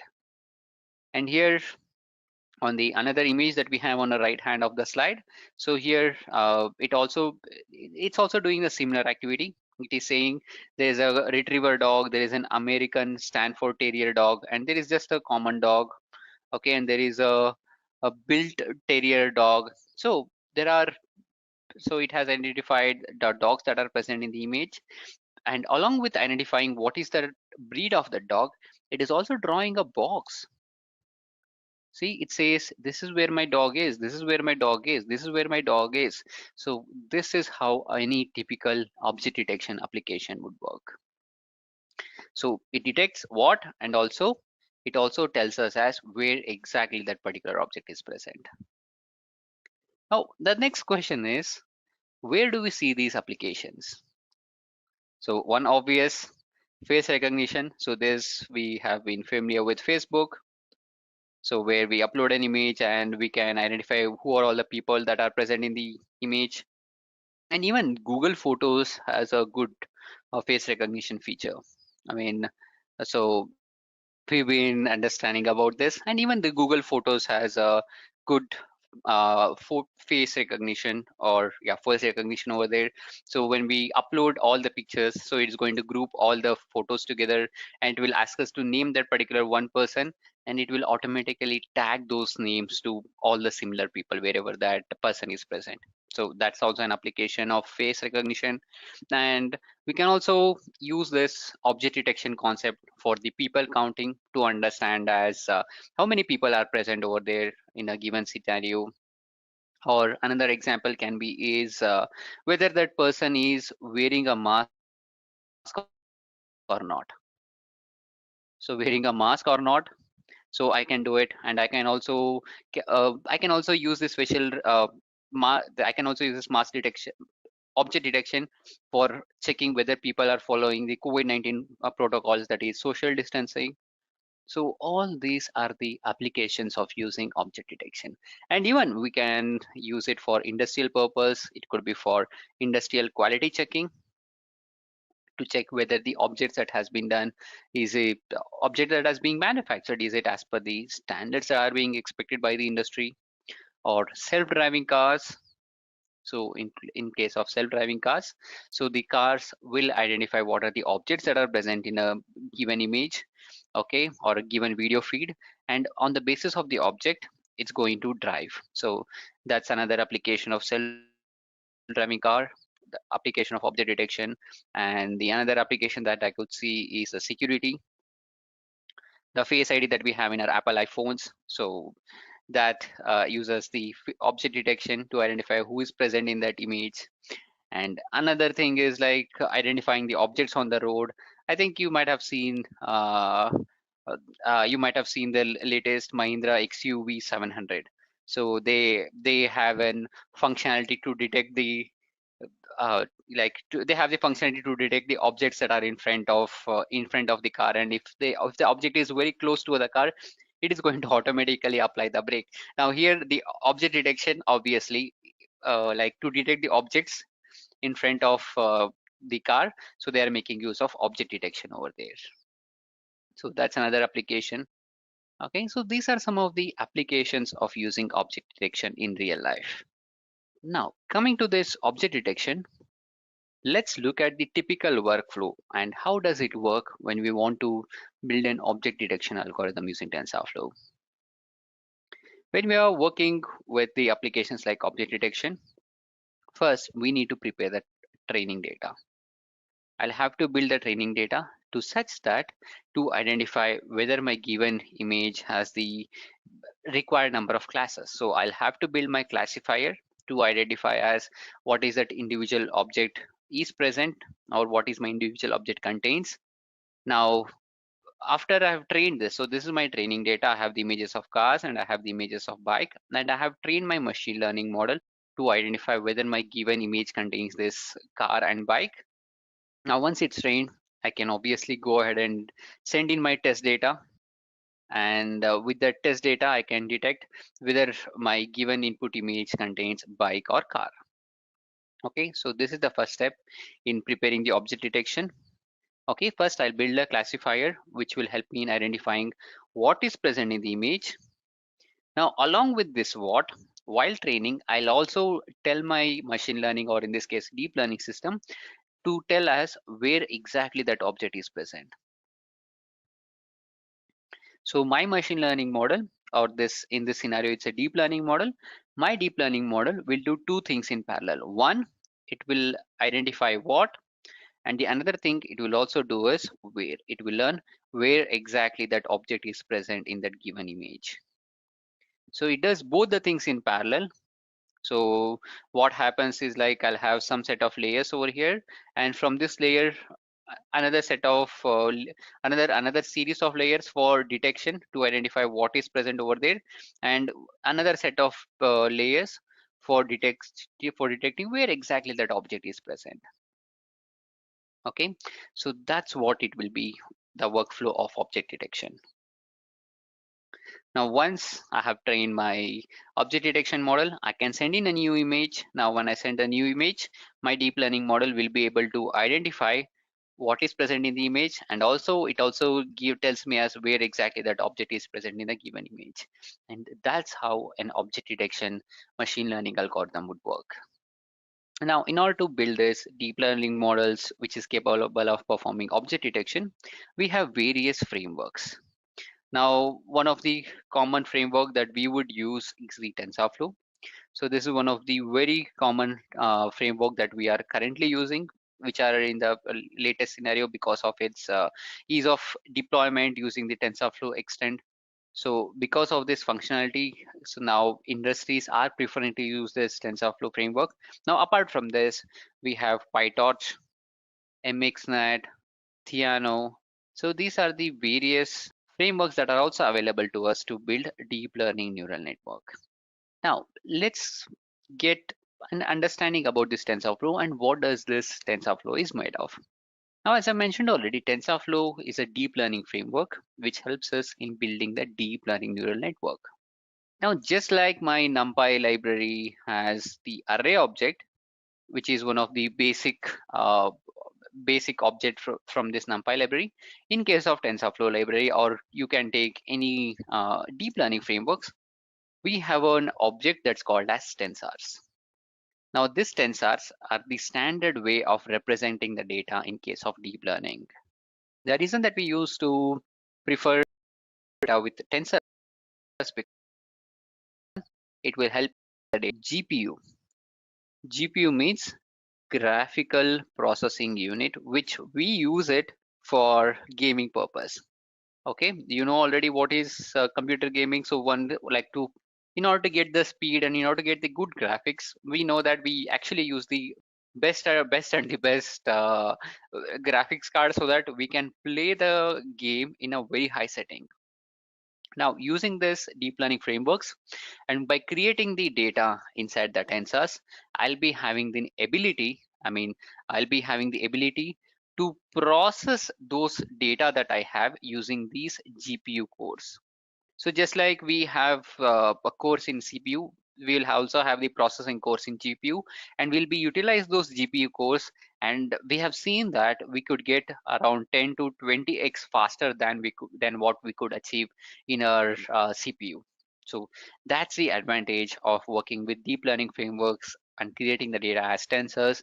And if I have a CUDA supported GPU, then I can also make use of this GPU cores to get 10 to 20 times of faster data processing compared to CPU.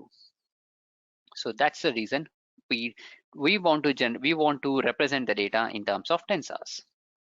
Now, what is this tensors? Tensors are just the multidimensional array object. It's just an extension of two-dimensional tables to data with higher dimension. So that's what these tensors are. Now, in this TensorFlow, the computation is approached as a data flow diagram. So whenever I want to do anything over there in TensorFlow, so normally what we do, if you remember, in case of any machine learning model, I'm going to represent how my y hat is computed, and then from my y hat I'm going to calculate the cost. So I'll have to manually specify how the cost should be done, and I have to mention as how the gradient should be calculated with reference to every parameter that I'm currently having in my model. But in case of TensorFlow, I don't have to worry about it. I can let my TensorFlow to do the magic. I can let my TensorFlow to track what are the operations that I'm doing on the data. And once I've completed the operation, I can just tell to my system as, okay, hey, I have finished doing the operation. Why don't you update the parameters? So in order to do that, we actually make use of data flow graph, or sometimes we also call it as TensorFlow graph. So it's going to track how the data is getting manipulated. Now, once I have done this data manipulation, I can make use of this TensorFlow graph to update the parameters of my model during the operation. And that's the advantage of using deep learning framework. Now, because of this feature, I don't have to worry about writing the complex equation. I can just start building the models which are as much as complex that I want, and I can let my TensorFlow to do the magic and find the gradients and update the parameters with just a single command. So that's the advantage of working with this TensorFlow. And we have the similar functionality in PyTorch library. So it's not just advantage in TensorFlow. I'm just giving it as an example as TensorFlow because we are discussing in TensorFlow. The similar functionality is also available in PyTorch as well. Okay. And yes, we represent the data in tensors, and once we represent the data in tensors, so here it is just a flow over here. So here the flow says, okay, for the given data I'm going to add something and I'm going to perform matrix multiplication. So matmul is nothing but the matrix multiplication. So I'm doing some matrix multiplication and I'm getting the result, and on the basis of result, if I want to update something, I can just go ahead and perform some update using the TensorFlow data graph that I have, and then find the parameters over there, and I can do my required activity as per my preference. So what we do in case of building the model is, we'll start with the input data. We are going to convert it into the tensors, and once we convert the data into the tensors using TensorFlow library, we'll start training the model with TensorFlow model. Okay, so here the TensorFlow model is nothing but the deep learning model which I've created with TensorFlow library. Now, once that is done, I can go ahead and start training the model in depth. So here I'll create it as tensors, and then I'm going to train my TensorFlow model, which is a deep learning model. And once the model has been trained, I can send in a new data, which is called as test data, to test how my model is performing. And once the testing is done, once I'm satisfied with the output, obviously I can use those test results to tell us as, okay, so this is an example of object detection. So for a given image, this is where the objects are, and these are the objects. So person, dog, and horse. So there are three objects that are present over here, and the bounding box tells us as where exactly those objects are present. So this is a typical flow when it comes to performing object detection. Now here, as a hands-on demo, we are going to look into a demo of YOLO model. Okay, so YOLO is one of the most commonly used object detection model when it comes to performing the object detection using deep learning models. So it's an object detection models. We'll use this already trained YOLO model, and we'll send in our data, and we'll see how the output would look like when I perform object detection with this YOLO. Okay, so let's go back to our Google Colab. Okay, now let's have a quick look at the implementation of TensorFlow. So this is a notebook that I've just shared in the chat window. You can refer that notebook. And this notebook has the implementation of object detection with YOLO. Now here to get started, we are going to get the repository from the GitHub. So this is going to clone my repository, which is present over there. That is the darknet repository. And then I'm going to go inside the directory, that is cd darknet. And this is going to display the various files that we have in that directory. Now, once that is done, we are going to execute this command of make. So this will compile my library, and this is going to make sure that it is ready for us to execute. So this would take a while depending on the computer speed that we are running in. Now in this scenario, I'm using the free system that is provided by Google Colab. Hence this would take a while for it to become ready. And once that is done, I'm going to get the trained weights or already trained weights from the GitHub repository. So this is actually available under this link. So I'm going to download those weights. So here the weights are nothing but the already trained data. So I'll use the already trained data, and I would get that data. And once I get the data, I can just go ahead and test my object detector. Now here for the testing purpose, I'm going to make use of the image that is called as person's image, which is present inside my data directory. Okay, I'll show you what is that image that I'm talking about. So data. So there are various images. Now this time I'm using this image of person. So this is the image of person. So on this image, I'm going to identify what are the objects that are present in this given image. So let's see what will be the output if I just execute this line. So this is going to tell me, this would take a while to perform the prediction. Okay, and then it will give us the detection.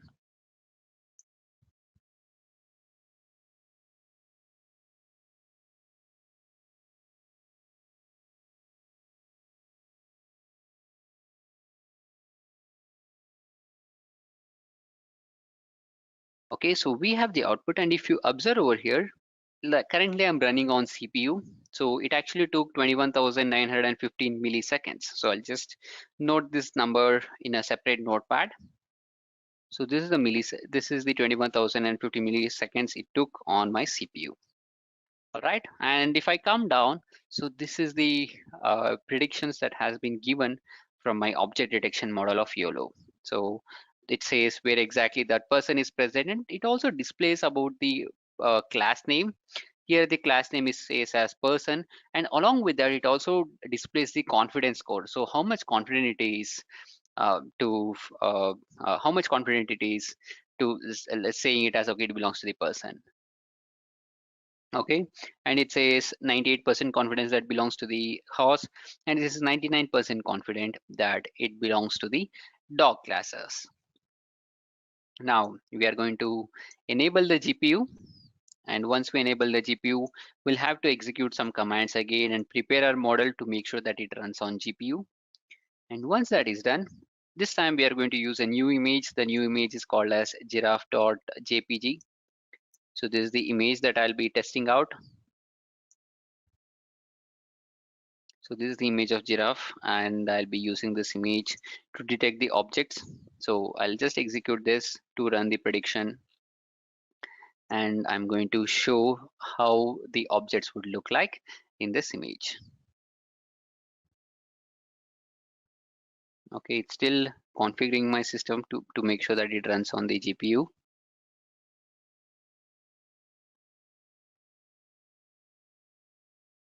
Now the system setup is complete. Now let's look at the logs. Now if I come down and look at the logs, it just took less than a second to complete the prediction. So it just took around 165 milliseconds.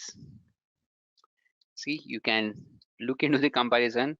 Now if I just compare it, okay, 21915 divided by 165, so it's like 132 times faster than what I have got from my CPU. So that's the computation speed that we would get when we work with uh, GPUs. Okay, now if I see over here, so it says these are the objects that has been identified from a given image. So there's a giraffe with 100% confidence, and there is a zebra with 99% confidence. So clearly we would get the high speed computation when we are working with GPUs. Now below we have a code to test out about the various threshold values.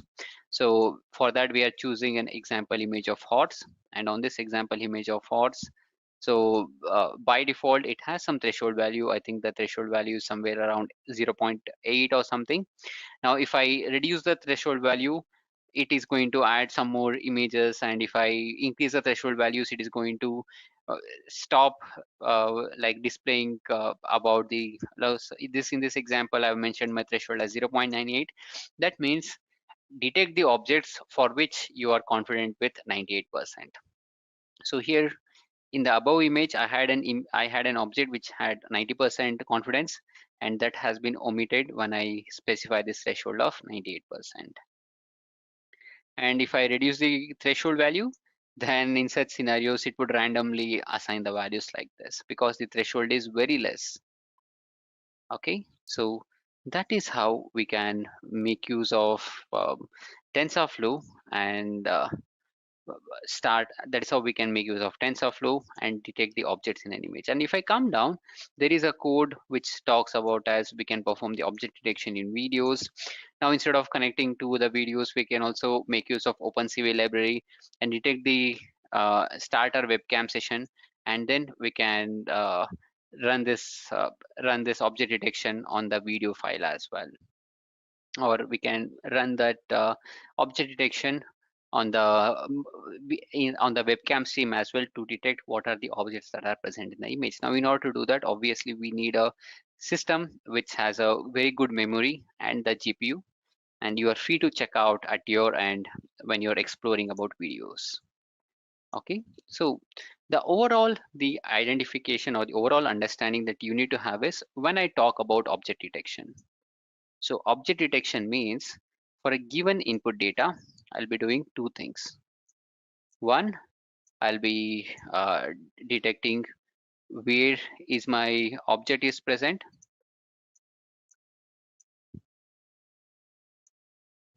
Okay, I'll detect where is my object and what is my object. I'll detect both the things when I'm performing object detection. So what and where, which is like what we have seen in this video. So in our current scenario, so we have made use of YOLO object detector to detect the objects from our end. And when you start your learning journey with TensorFlow, obviously you learn how you can create your own object detection model to identify the objects in a given image. So you learn that as well as you progress in your learning journey when you start exploring TensorFlow and when you try to do some task on your own. Okay, so that's how you can plan out in your learning journey.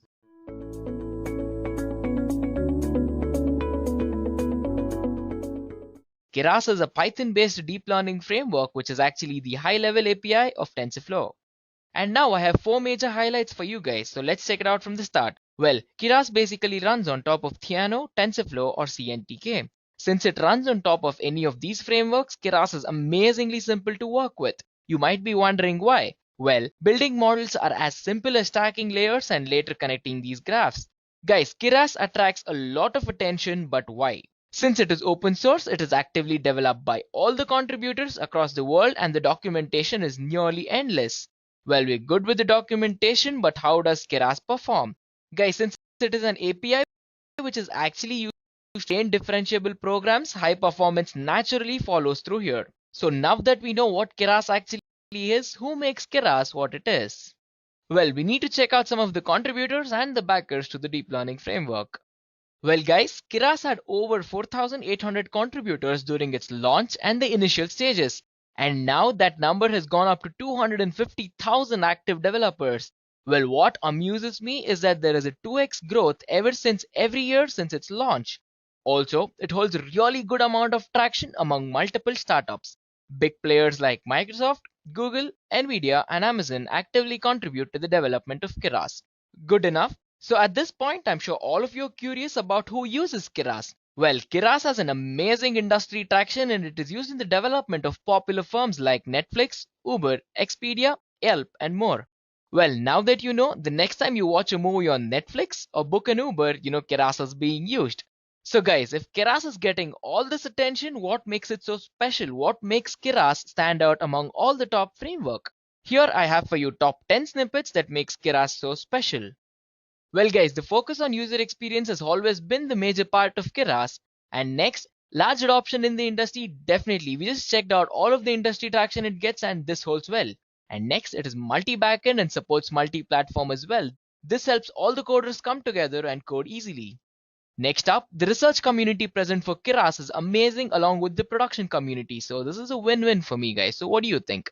And moving on, all the concepts are really easy to grasp with Keras guys. And next up, it supports fast processing, which is really good. And guys, it runs seamlessly on both the CPU and the GPU, and it has support for both NVIDIA and AMD as well. And the best part for me is the freedom to design on any architecture and then later implement it as an API for your projects, guys. This definitely is a major advantage for me. So next up, for all the beginners, Keras is really simple to get started with, and I'm here to help you guys with this tutorial for that. So stay tuned. And lastly, the easy production of models makes Keras that much special, guys. Now that we know Keras is special, guys, let's dig in a little bit about one of the major concepts which make Keras what it is, the user experience. Well, in my opinion, this is very important for anyone who wants to know more about Keras, or better, they want to start creating their own neural nets using Keras. So clearly, Keras is an API designed for humans. Well, why so? Because it follows the best practices for reducing cognitive load, which ensures that the models are consistent and the corresponding APIs are simple. And moving on, Keras provides clear feedback upon occurrence of any error, and this minimizes the number of user actions required for the majority of the common use cases, guys. And lastly, Keras provides high flexibility to all of its developers. Well, we all love high flexibility, right? So how is Keras doing this? Guys, it's very simple. It integrates with lower level deep learning framework languages like TensorFlow or Theano.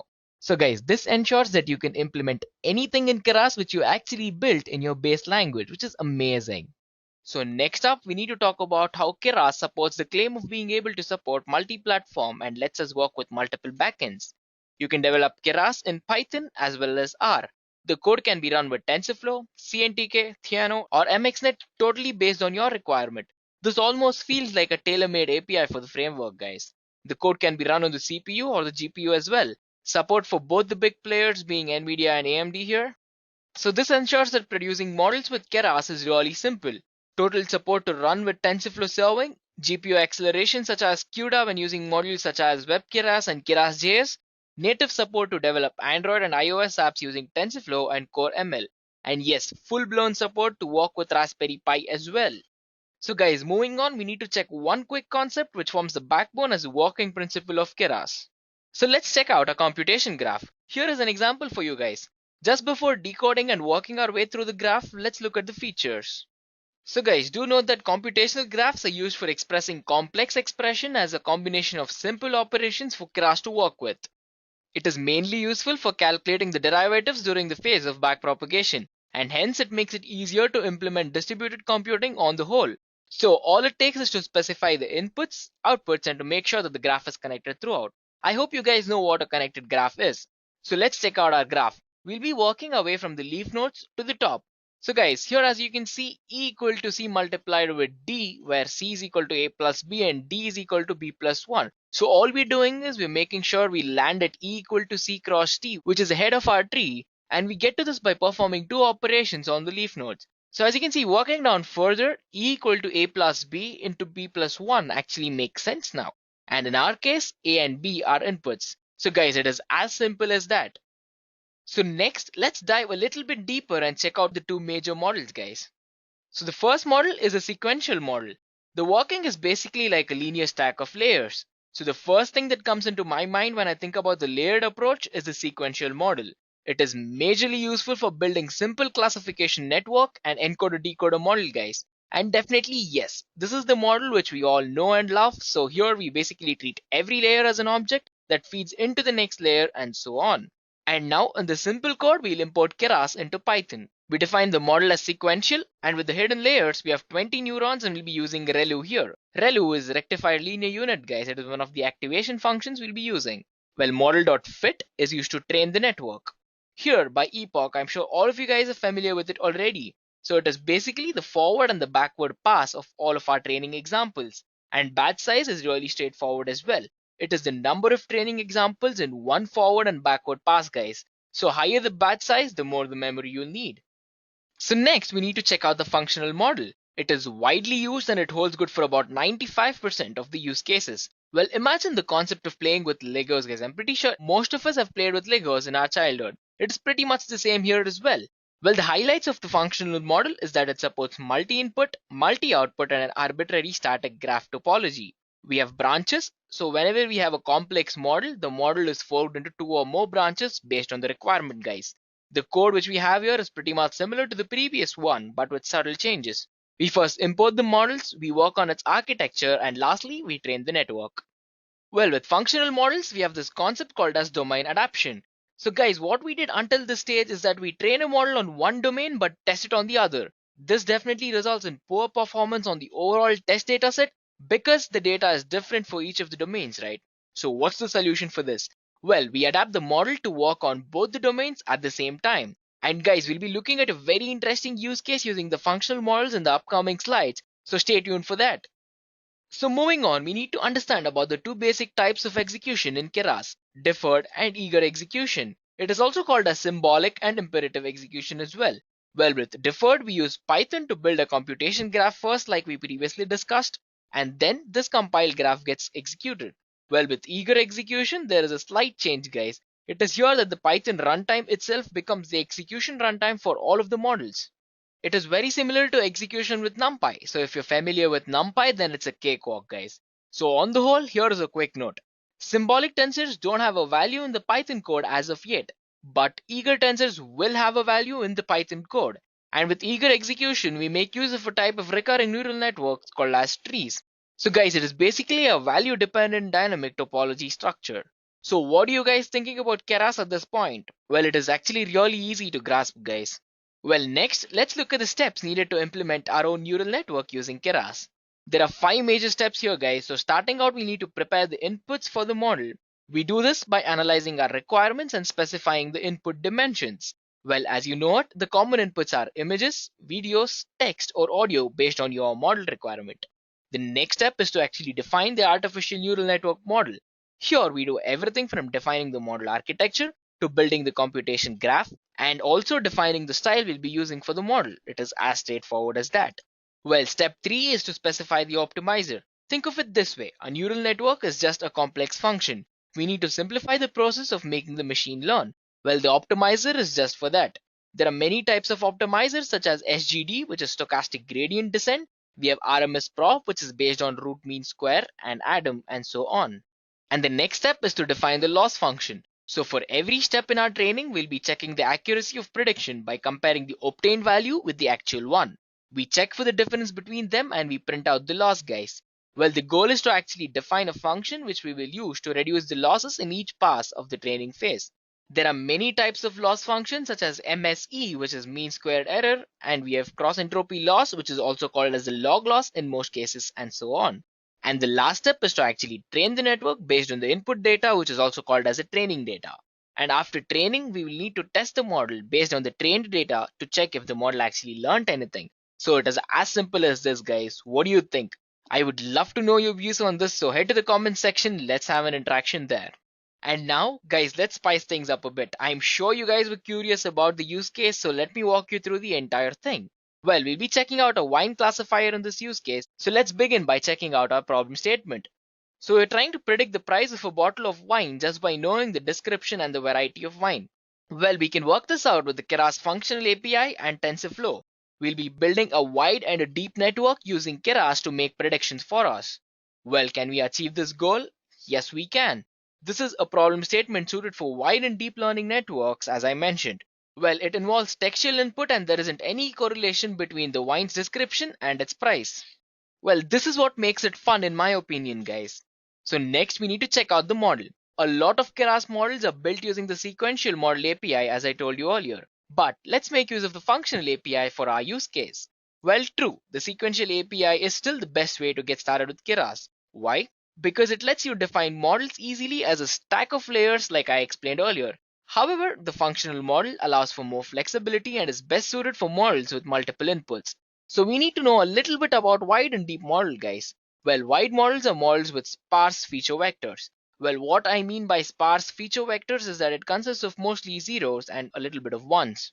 And deep networks are networks which do really well on tasks like speech and image recognition. So now that that's sorted, we need to take a look at the dataset. Well, for this case, we'll be using a wine dataset from Kaggle. So what's the data? Well, it's basically 12 columns of data and it's as follows. Here we'll be talking about the country that the wine is from. Next up is description, a few sentences from the sommelier describing the wine's taste, smell, look and feel. A sommelier is a person who is a professional wine taster, guys. Next up is designation, the vineyard within the winery where the grapes that the wine has been made from. Next up is points, the number of points that the wine enthusiasts rated the wine on a scale of 1 to 10. However, they only say that they post reviews for the wines which scores greater than equal to 80. Next up is price, the cost of the bottle of the wine obviously, followed by province, the province or the state where the wine is from. Next up I have something called as region 1. Well, with region 1, it's the wine growing area in a province or a state. Let's say for example India. Next I have region 2. Well, sometimes there are more specific regions within a specified wine growing area. For example, we can say Bangalore, India, but this value can sometimes be blank as well. Next up is taster's name. Well, as it suggests, it's the name of the person who tasted and reviewed the wine. Taster Twitter handle for the person who tasted and reviewed the wine.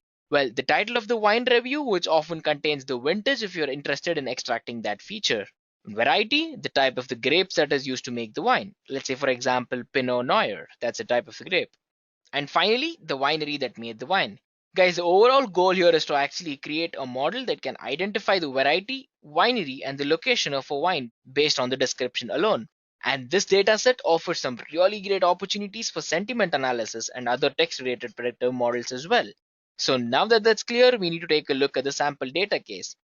So here we have a description for the wine such as scent, if it's tart, firm or needs more decanting, etc.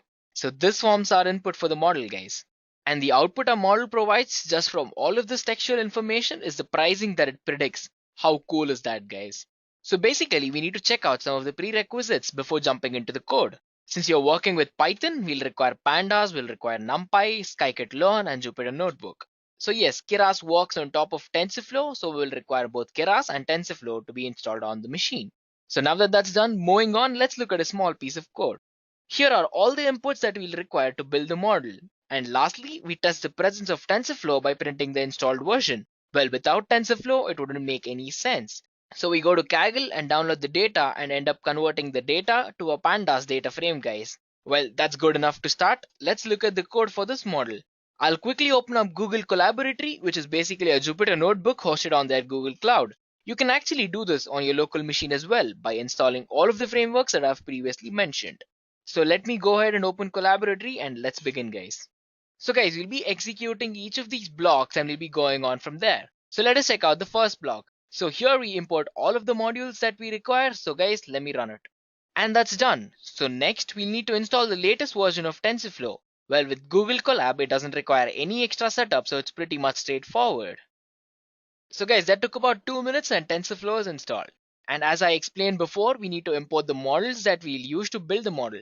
And after that, we'll actually run the code to check the version output of the TensorFlow that we just installed.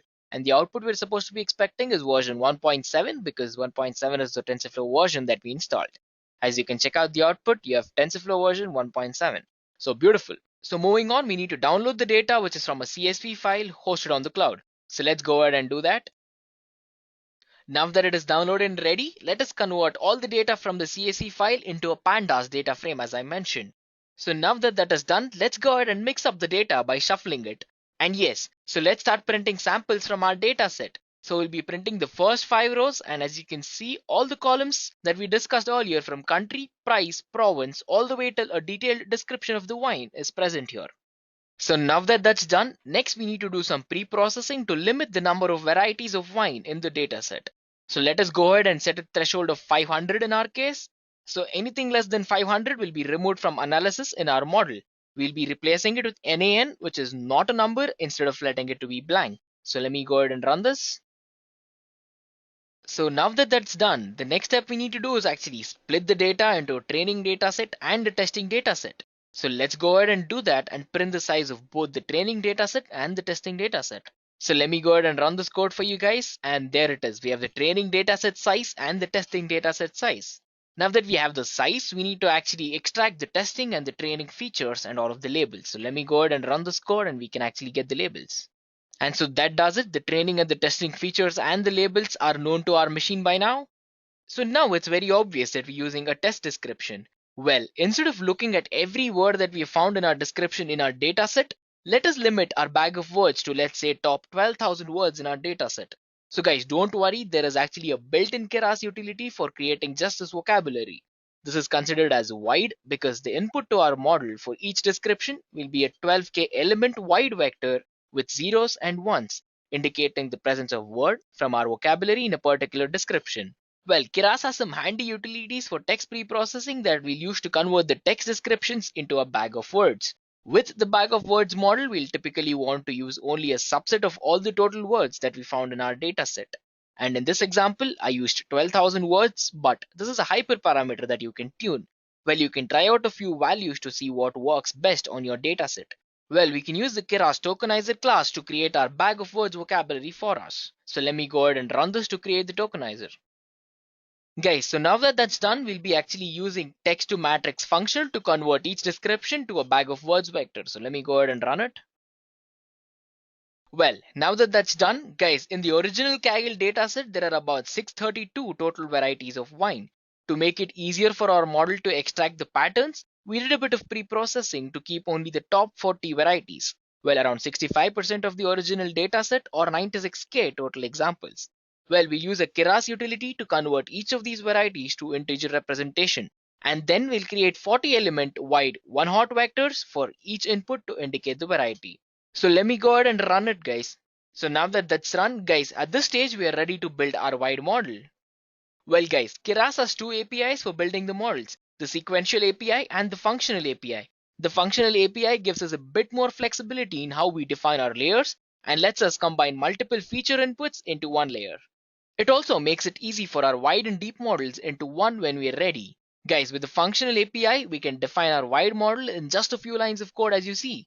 Well, first we need to define our input layer as a 12k element vector, well, for each word in our vocabulary, and then we'll connect this to our dense output layer to generate the price prediction. So let me go ahead and run this. Well, now that that's done, we'll compile the model so that it is ready to use. If we were using the wide model all on its own, this is when we'd actually start training it with the fit function and evaluate later with the evaluate function. Since we're going to combine it with our deep model later on, we can hold off on training until the two models are combined, which is done later, guys. So let me go ahead and execute this so we define our wide model. And yep, our wide model is done. Let's go ahead and print out a summary from the wide model. Well, now that we have a summary, we can realize the total number of trainable parameters and non-trainable parameters. Well, in our case, the non-trainable parameters are 0, guys. So guys, that's the end to the construction of the wide model, and it's time to build our deep model. So let's go ahead and check that. Well, to create a deep representation of the wine's description, we'll represent it as an embedding. Well, there are a lot of resources on word embeddings, but the short version is that they can provide a map word to vectors so that the similar words are closer together in the vector space. Well, to convert our text descriptions to an embedding layer, we'll need to first convert each description to a vector of integers corresponding to each word in our vocabulary. We can do that with the handy Keras text to sequence method. And now we've got the integerized description vectors, we need to make sure that they're all the same to feed into our models. Well, Keras is fancy and it has a handy method for that too. We'll use pat_sequences to add zeros to each description vector so that they're all the same length. Well, in this case, I used 170 as the max length, so no descriptions were cut short. So let me go ahead and run this. Well, with our descriptions converted to vectors that are all the same length, we're ready to create our embedding layer and then feed it into our deep model, guys. So let's start building our deep model. Well, there are two ways to create an embedding layer. We can use weights from the pre-trained embeddings as I previously explained, or we can actually learn the embeddings from our vocabulary. Well, it's best to experiment with both and to see which performs better on your particular dataset.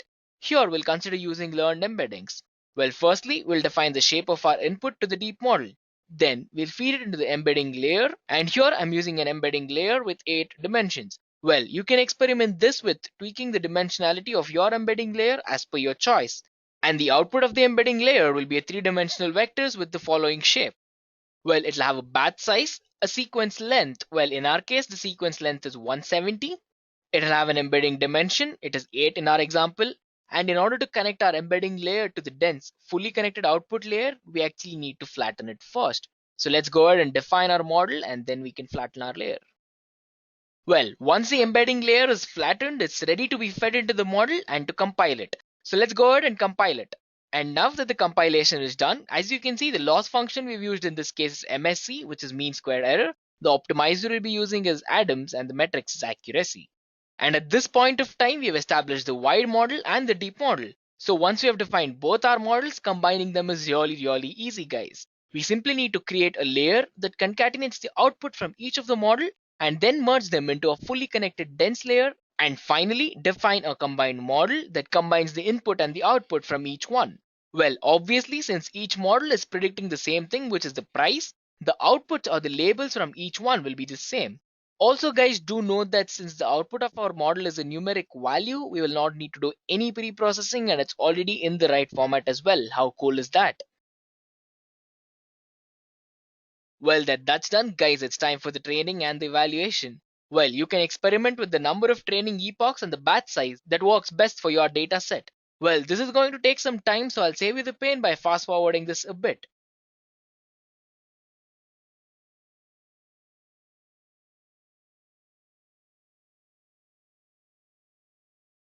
So guys, as you can see, the training is actually done. So each of the epoch took about 100 seconds and we had 10 epochs for the same.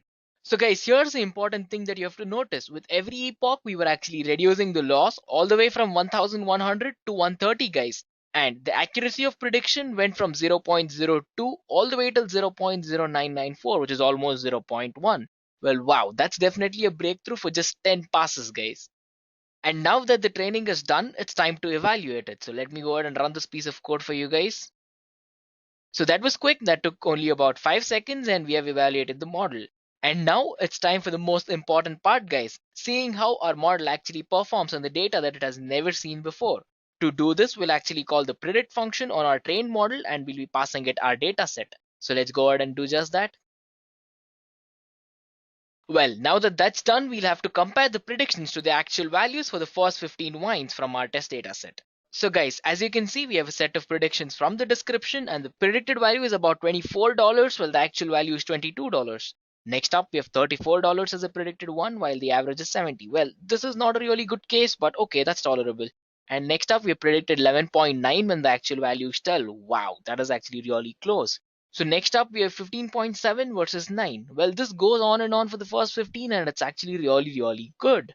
Well guys, pretty well it turns out that there is some relationship between a wine's description and its price. Well, we might not be able to see it instinctively, but our machine learning models certainly can. So lastly, let's compare the average difference between the actual price and the model's predicted price. Well, the average prediction difference is about $10 for every wine bottle. Wow, that is really nice, guys.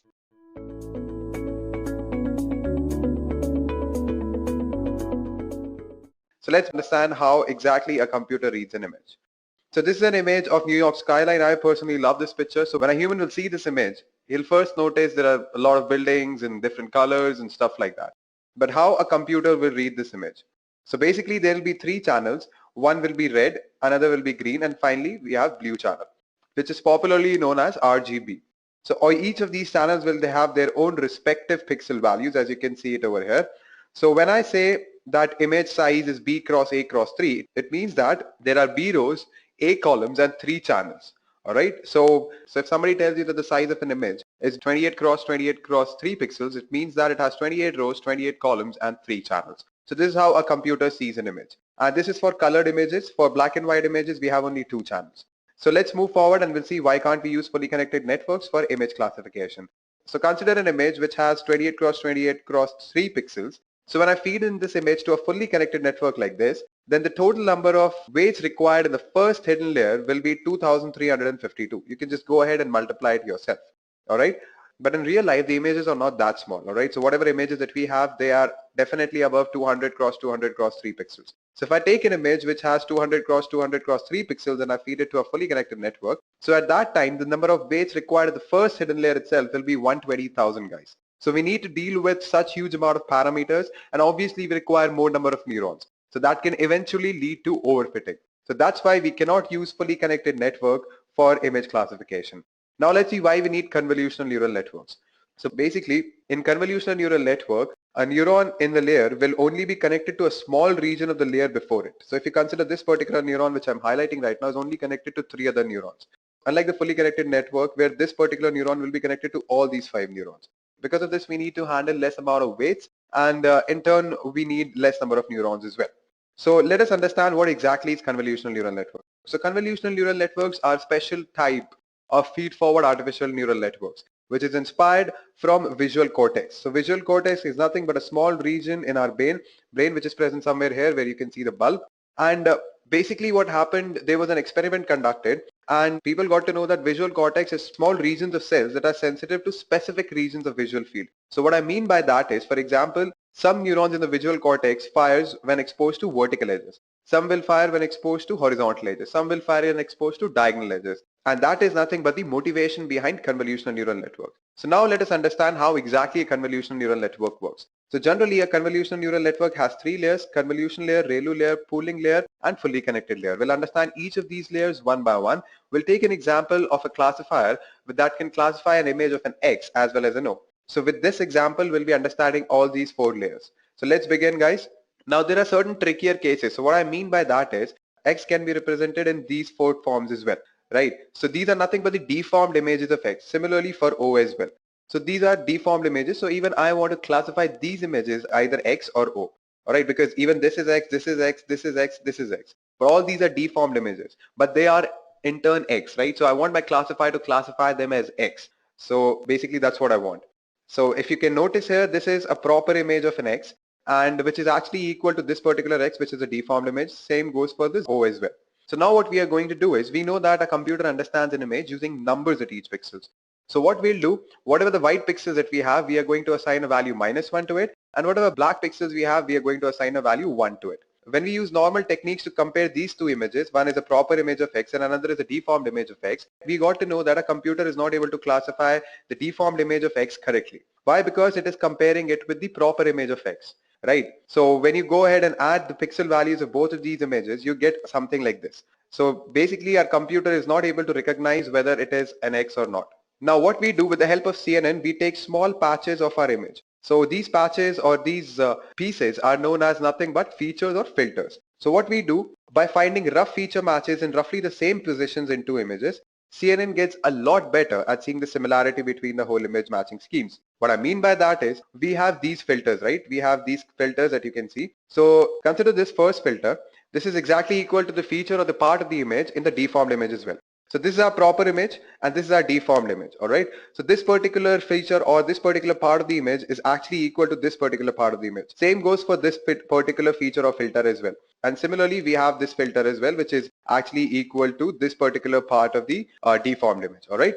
So let's move forward and we'll see what all features that we'll be taking in our example. So we'll be considering these 3 features or filters. This is a diagonal filter, this is again a diagonal filter, and this is nothing but a small X. So we'll take these 3 filters and we'll move forward. So what we are going to do is, we are going to compare these features, the small pieces of the bigger image. We are going to put it on the input image, and if it matches, then the image will be classified correctly. Now we'll begin, guys. The first layer is convolution layer. So these are the beginning 2 steps of this particular layer. First, we need to line up the feature in the image and then multiply image by the corresponding feature pixel. Now let me explain you with an example. So this is our first diagonal feature that we'll take. We are going to put this particular feature on our image of X, all right?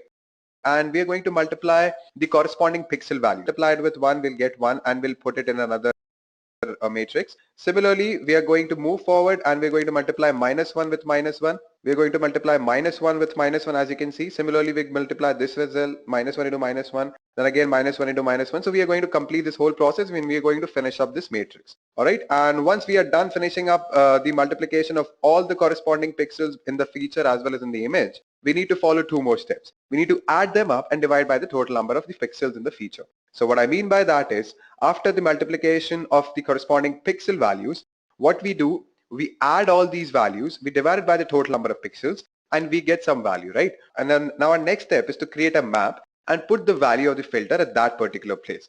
We saw that after multiplying the pixel value of a feature with the corresponding pixel value of with that of our image, we get the output, which is 1. So we place 1 here. Similarly, we are going to move this filter throughout the image. Next up, we are going to move this filter here. After that, we are going to move it here, here, here, everywhere on the image. We are going to move it and we are going to follow the same process. All right, so yeah, this is one more example where I've moved my filter in between. And after doing that, I've got the output something like this, 1, 1, -1 and all.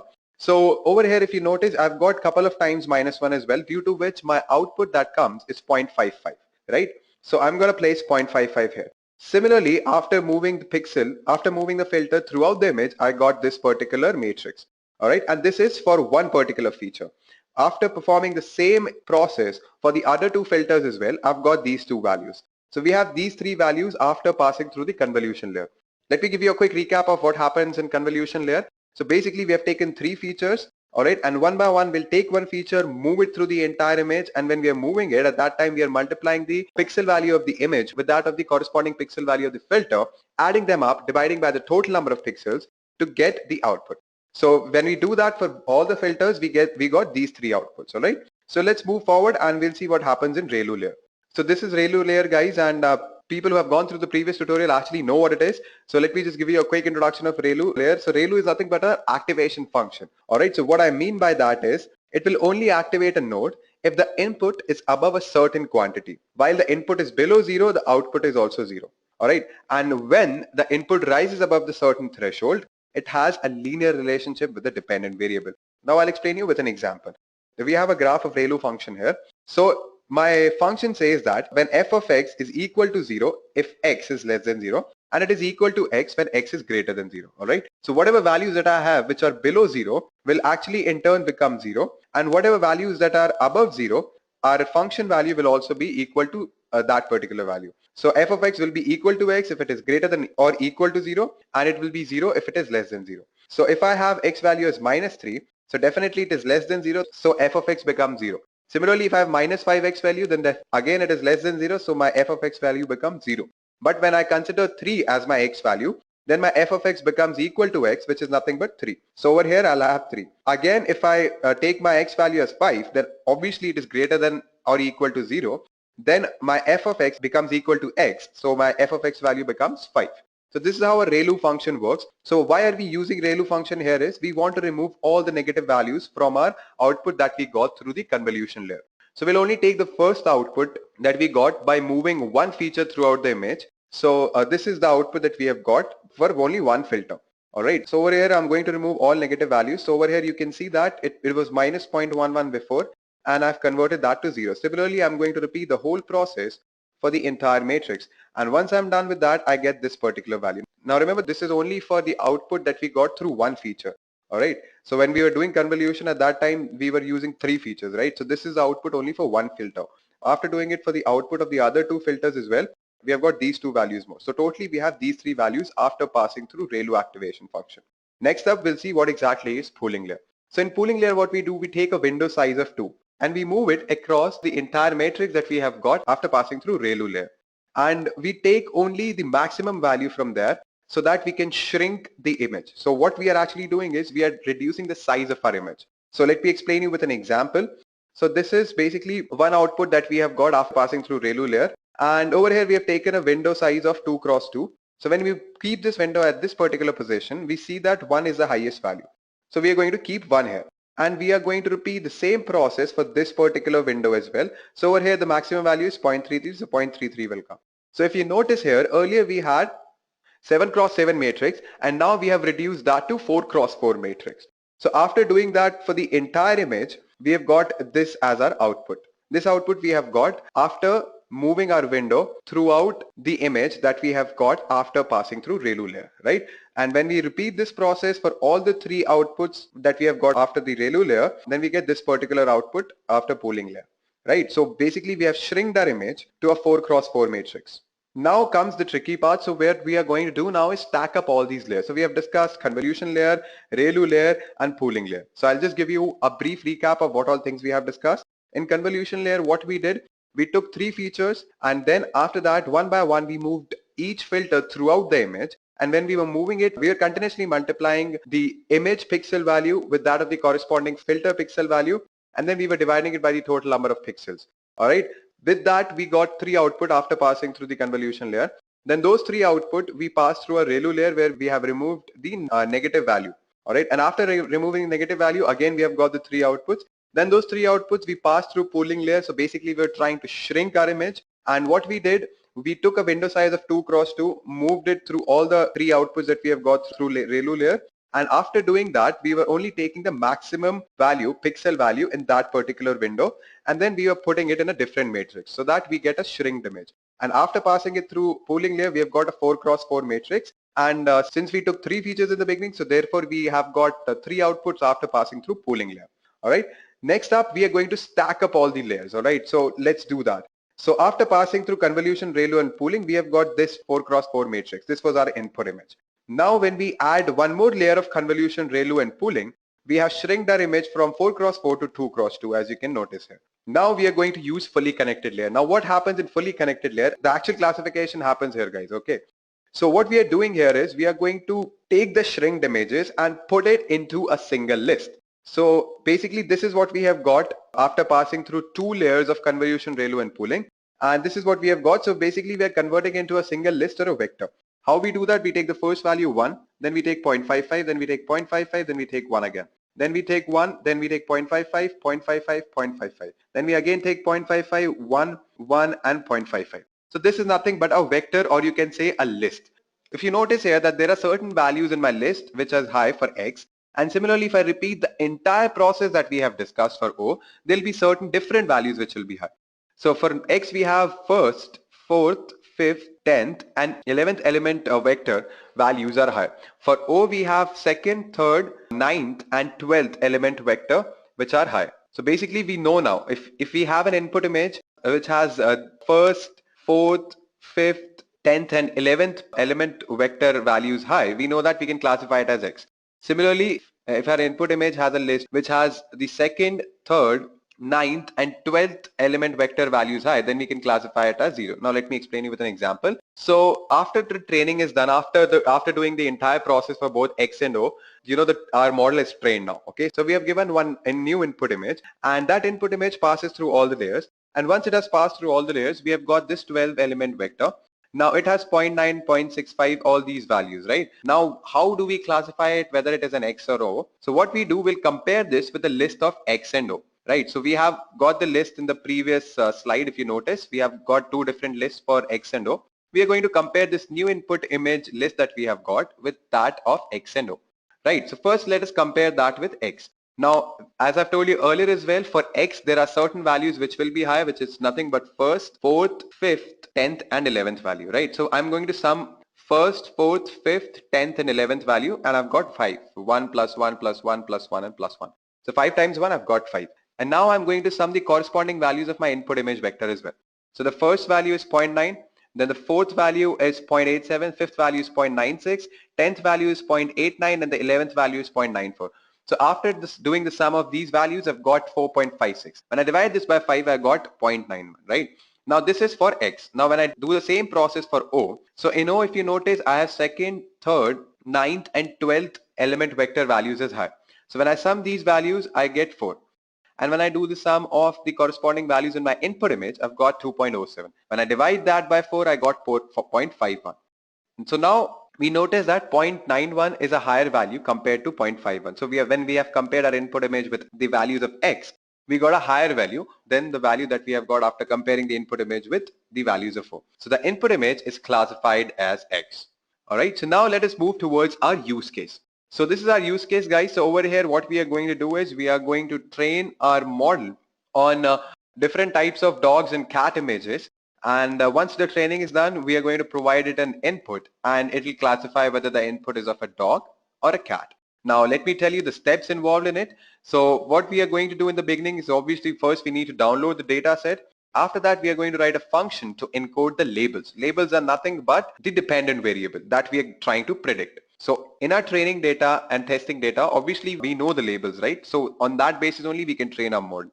So we are going to encode those labels. After that, we'll resize the image to 50 cross 50 pixel and we are going to read it as a grayscale image. Then we are going to split the data, 24,000 images for training and 50 for testing. Once this is done, we are going to reshape the data appropriately for TensorFlow. Now TensorFlow, I think everyone knows about TensorFlow. TensorFlow is nothing but a Python library for implementing deep learning models. Then we are going to build the model, calculate the loss. It is nothing but categorical cross entropy. Then we are going to reduce the loss by using Adam optimizer with a learning rate set to 0.001. Then we are going to train the deep neural network for 10 epochs. And finally, we are going to make predictions. All right, so I'll just quickly open my PyCharm and I'll show you the code, how it looks like. So this is the code that I've written in order to implement the use case. In the beginning, I need to import the libraries that I require. And once it is done, what I'm doing, I'm defining my training data and the testing data. So train and test one contains both my training data as well as testing data respectively. Then I've taken my image size as 50 and learning rate I've defined here. And I've given a name to my model. You can give whatever name you want. All right, so first thing that we saw, we need to encode the dependent variable. That's what we are doing here. We are encoding our dependent variable. So whenever the label is cat, then it will be converted to an array of 1, 0, and when it is dog, it will be converted to an array of 0, 1. So why we are actually encoding the label? Because our code cannot understand the categorical variable. So we need to encode it, right? Next, what I'm doing is I'm resizing my image to 50 cross 50, and I am converting it to a grayscale image, right? And once this is done, I'm going to split my data set into training and testing parts. So yeah, we are basically splitting the data set into two parts for training and testing. And here we are defining a model. So you can I can just go ahead and throw in a comment here. Building the model. Yeah. So this is where we are building the model. So basically what we have done here is we have resized our image to 50 cross 50 cross 1 matrix, and that is the size of the input that we are using, right? This input that I'm talking about. Then what we have done, a convolution layer we have defined with 32 filters and a stride of 5 with an activation function, a ReLU. And after that we have added a pooling layer, max pool layer. Okay. Again, what we have done, we have repeated the same process, but over here we are taking 64 filters and 5 stride, passing it through a ReLU activation function, and after that we have a pooling layer, max pool layer. Then we have repeated the same process for 128 filters. After that we have repeated for 64 filters, then for 32 filters. And after that we are using a fully connected layer with 1024 neurons. And finally we are using the dropout layer with key probability of 0.8 to finish our model. So this is where our model is actually finished. And then what we are doing is we are using the Adam optimizer to optimize our model. So basically whatever the loss that we have, we are trying to reduce it. And this is basically for your TensorBoard. So we are creating some log files, and then with that log file, TensorBoard will create a pretty fancy graphs for us that helps us to visualize the entire model. And then what we are doing is we are trying to fit the model. And we have defined epochs as 10. That is the number of iterations that will happen will be 10. And yeah, so this is pretty much it. Model name we have given. Then input is x underscore test to check the accuracy. Similarly, the target will be y underscore test. The labels associated with that test data will be a y underscore test, and which we have encoded basically. So this is how we are going to actually calculate the accuracy, and we'll try to reduce the loss as much as possible in 10 epochs. So till now our model is complete. We are done with it. Next, what I'm doing is I'm feeding in some random input from the test data, and I'm validating whether my model is predicting it correct or not. All right. So I've already trained the model because it takes a lot of time, and yeah, I cannot do it here. So I've already trained the model, and you can see that the loss that came after the 10th epoch is 0.2973, and the accuracy is somewhere around 88%, which is pretty good, guys. And yeah, and I've done the prediction on the test data as well. So let me just show it to you that. So this is the prediction that it has done on few of the images in the test data. So yeah, it is a cat predicted as cat predicted as cat, and dogs as well. There are certain dogs as well.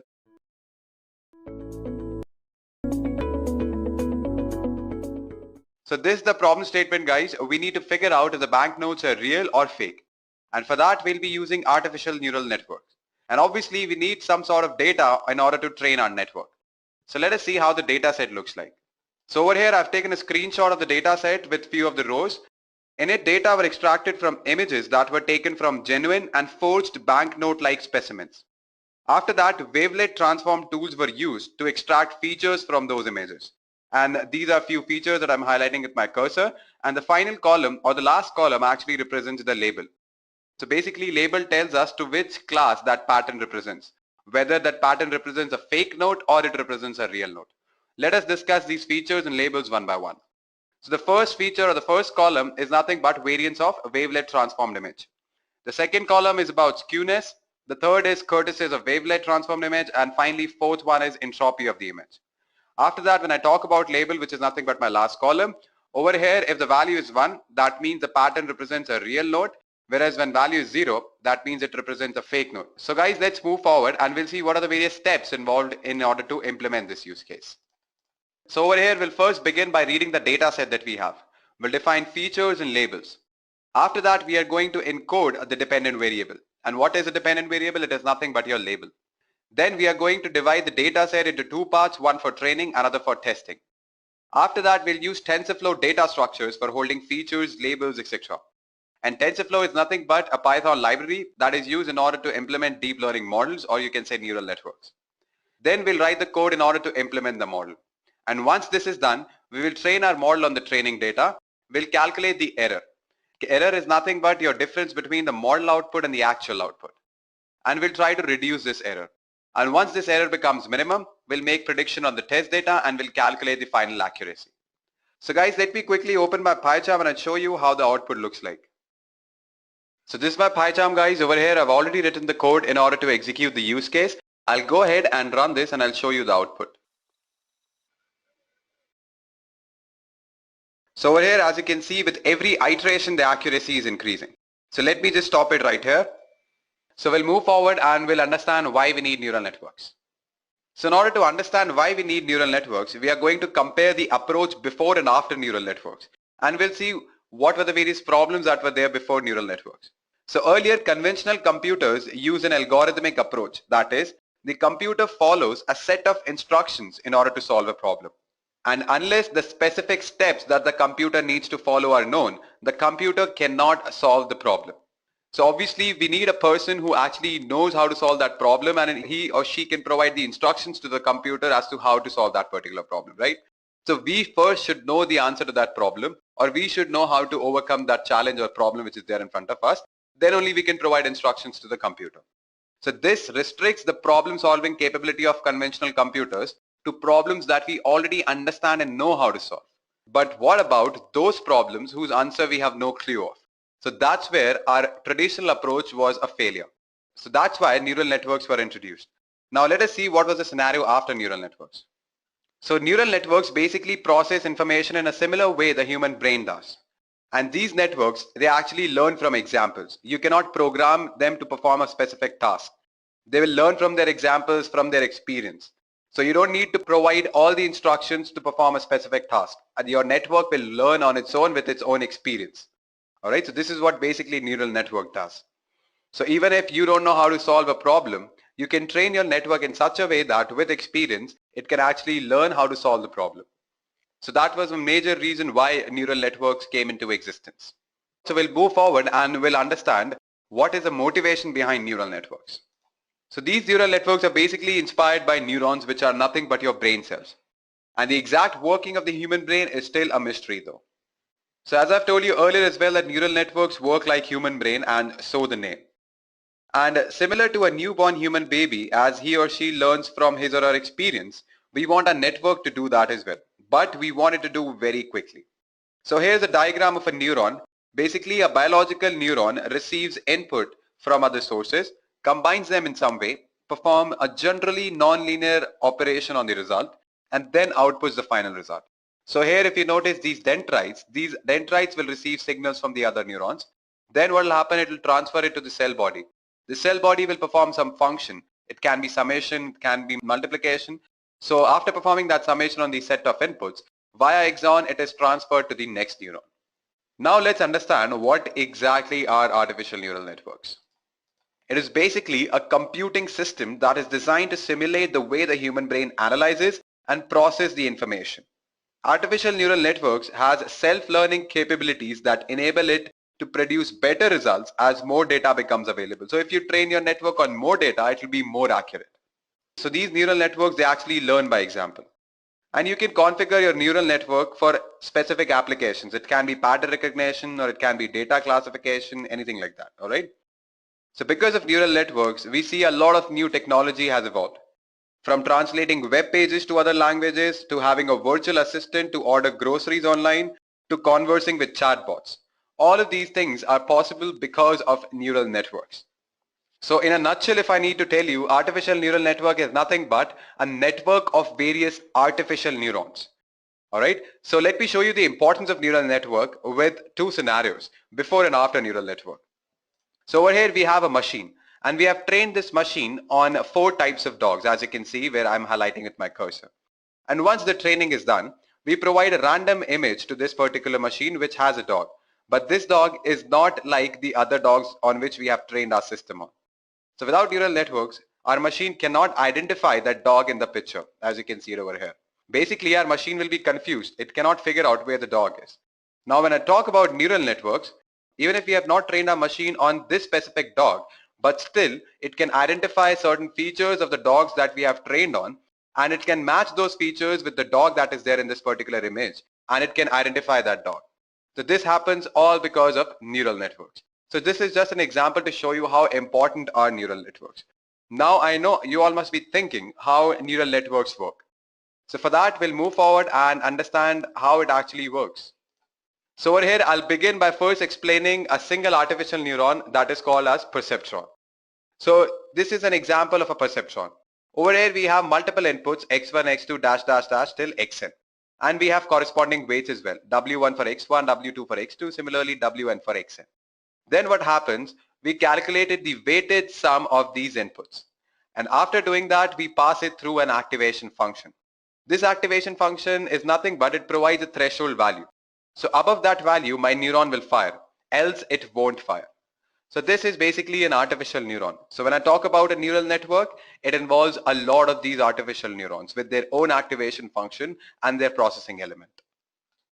Now we'll move forward and we'll actually understand various modes of this perceptron or single artificial neuron. So there are 2 modes in a perceptron. One is training, another is using mode. In training mode, the neuron can be trained to fire for particular input patterns, which means that we'll actually train our neuron to fire on certain set of inputs and to not fire on the other set of inputs. That's what basically training mode is. When I talk about using mode, it means that when a taught input pattern is detected at the input, its associated output becomes the current output, which means that once the training is done and we provide an input on which the neuron has been trained on, so it will detect the input and will provide the associated output. So that's what basically using mode is. So first you need to train it, then only you can use your perceptron or your network. So these were the 2 modes, guys. Next up, we'll understand what are the various activation functions available. So these are the 3 activation functions, although there are many more, but I've listed down 3. Step function. So over here, the moment your input is greater than this particular value, your neuron will fire, else it won't. Similarly for sigmoid and sine function as well. So these are 3 activation functions. There are many more that I've told you earlier as well. So yeah, these are the 3 majorly used activation functions. Next up, what we are going to do, we are going to understand how a neuron learns from its experience. So I'll give you a very good analogy in order to understand that. And later on, when we talk about neural networks, or you can say multiple neurons in a network, I'll explain you the math behind it. I'll explain you the math behind learning, how it actually happens. So right now, I'll explain you with an analogy. And guys, trust me, that analogy is pretty interesting. So I know all of you must have guessed it. So these are 2 beer mugs, and all of you who love beer can actually relate to this analogy a lot. And I know most of you actually love beer, so that's why I've chosen this particular analogy, so that all of you can relate to it. All right, jokes apart. So fine, guys. So there's a beer festival happening near your house, and you want to badly go there. But your decision actually depends on 3 factors. First is how is the weather, whether it is good or bad. Second is your wife or husband is going with you or not. And the third one is any public transport is available. So on these 3 factors, your decision will depend whether you will go or not. So we'll consider these 3 factors as inputs to our perceptron, and we'll consider our decision of going or not going to the beer festival as our output. So let us move forward with that. So the first input is how's the weather. We'll consider it as x1. So when weather is good, it'll be 1, and when it is bad, it'll be 0. Similarly, your wife is going with you or not, so that'll be your x2. If she is going, then it's 1. If she's not going, then it's 0. Similarly, for public transport, if it is available, then it is 1, else it is 0. So these are the 3 inputs that I'm talking about. Let's see the output. So output will be 1 when you're going to the beer festival, and output will be 0 when you want to relax at home. You want to have beer at home only. You don't want to go outside. So these are the 2 outputs, whether you're going or you're not going. Now what a human brain does. Over here, okay, fine. I need to go to the beer festival. but there are three things that I need to consider. But will I give importance to all these factors equally? Definitely not. There'll be certain factors which will be of higher priority for me. I'll focus on those factors more, whereas few factors won't affect that much to me. All right, so let's prioritize our inputs or factors. So here our most important factor is weather. So if weather is good, I love beer so much that I don't care even if my wife is going with me or not, or if there is a public transport available. So I love beer that much that if weather is good, then definitely I'm going there. That means when X1 is high, output will be definitely high. So how we do that, how we actually prioritize our factors, or how we actually give importance more to a particular input and less to another input in a perceptron or in a neuron. So we do that by using weights. So we assign high weights to the more important factors or more important inputs, and we assign low weights to those particular inputs which are not that important for us. So let's assign weights, guys. So weight W1 is associated with input X1, W2 with X2, and similarly W3 with X3. Now, as I've told you earlier as well, that weather is a very important factor, so I'll assign a pretty high weight to weather and I'll keep it as 6. Similarly, W2 and W3 are not that important, so I'll keep it as 2, 2. After that, I've defined a threshold value as 5, which means that when the weighted sum of my input is greater than 5, then only my neuron will fire, or you can say then only I'll be going to the beer festival. All right, so I'll use my pen and we'll see what happens when weather is good. So when weather is good, our X1 is 1, our weight is 6, we'll multiply it with 6. Then if my wife decides that she is going to stay at home and she will probably be busy with cooking and she doesn't want to drink beer with me, so she's not coming. So that input becomes 0. 0 into 2 will actually make no difference because it will be 0 only. Then again, there is no public transport available also. Then also this will be 0 into 2. So what output I get here? I get here as 6. And notice the threshold value, it is 5. So definitely 6 is greater than 5. That means my output will be 1, or you can say my neuron will fire, or I'll actually go to the beer festival. So even if these two inputs are 0 for me, that means my wife is not willing to go with me and there is no public transport available, but weather is good, which has very high weight value and it actually matters a lot to me. So if that is high, it doesn't really matter whether the two inputs are high or not. I will definitely go to the beer festival. All right. Now I'll explain you a different scenario. So over here, our threshold was 5. But what if I change this threshold to 3? So in that scenario, even if my weather is not good, I'll give it a 0. So 0 into 6. But my wife and public transport both are available. All right. So 1 into 2 plus 1 into 2, which is equal to 4. And it is definitely greater than 3. Then also my output will be 1. That means I will definitely go to the beer festival even if weather is bad. And my neuron will fire. So these are the two scenarios that I have discussed with you. All right. So there can be many other ways in which you can actually assign weight to your problem or to your learning algorithm.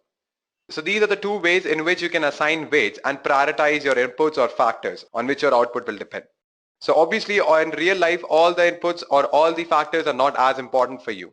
So you actually prioritize them. And how you do that in perceptron, you provide high weight to it. This is just an analogy so that you can relate to a perceptron to a real life. We'll actually discuss the math behind it later in the session as to how a network or a neuron learns. All right. So how the weights are actually updated and how the output is changing, that all those things we'll be discussing later in the session. But my aim is to make you understand that you can actually relate to a real life problem with that of a perceptron. All right. And in real life, problems are not that easy. They are very, very complex problems that we actually face. So in order to solve those problems, a single neuron is definitely not enough. So we need networks of neurons. And that's where artificial neural network, or you can say multi-layer perceptron, comes into the picture. Now let us discuss that. Multi-layer perceptron or artificial neural network. So this is how an artificial neural network actually looks like. So over here we have multiple neurons present in different layers. The first layer is always your input layer. This is where you actually feed in all of your inputs. Then we have the first hidden layer. Then we have second hidden layer, and then we have the output layer. Although the number of hidden layers depend on your application, on what are you working, what is your problem. So that actually determines how many hidden layers you'll have. So let me explain you what is actually happening here. So you provide in some input to the first layer, which is nothing but your input layer. You provide inputs to these neurons. All right. And after some function, the output of these neurons will become the input to the next layer, which is nothing but your hidden layer 1. Then these hidden layers also have various neurons. These neurons will have different activation functions. So they'll perform their own function on the inputs that it receives from the previous layer. And then the output of this layer will be the input to the next hidden layer, which is hidden layer 2. Similarly, the output of this hidden layer will be the input to the output layer. And finally, we get the output. So this is how basically an artificial neural network looks like. Now let me explain you this with an example. So over here, I'll take an example of image recognition using neural networks. So over here, what happens, we feed in a lot of images to our input layer. Now this input layer will actually detect the patterns of local contrast and then will feed that to the next layer, which is hidden layer 1. So in this hidden layer 1, the face features will be recognized. We'll recognize eyes, nose, ears, things like that. And then that will be again fed as input to the next hidden layer. And in this hidden layer, we'll assemble those features and we'll try to make a face. And then we'll get the output, that is the face will be recognized properly. So if you notice here, with every layer, we are trying to get a more abstract version or the generalized version of the input. So this is how basically an artificial neural network, how it works. All right. And there's a lot of training and learning which is involved that I'll show you now. Training a neural network. So how we actually train our neural network. So basically the most common algorithm for training a network is called backpropagation. So what happens in backpropagation, after the weighted sum of inputs and passing through an activation function and getting the output, we compare that output with the actual output that we already know. We figure out how much is the difference. We calculate the error. And based on that error, what we do, we propagate backwards. And we'll see what happens when we change the weight. Will the error decrease or will it increase? And if it increases, when it increases by increasing the value of the variables or by decreasing the value of variables. So we kind of calculate all those things and we update our variables in such a way that our error becomes minimum. And it takes a lot of iterations. Trust me guys, it takes a lot of iterations. We get output a lot of times and then we compare it with the model, with the actual output. Then again we propagate backwards, we change the variables, then again we calculate the output, we compare it again with the desired output of the actual output. Then again we propagate backwards. So this process keeps on repeating until we get the minimum value. All right. So there's an example that is there in front of your screen. Don't be scared of the terms that I used. I'll actually explain you with an example.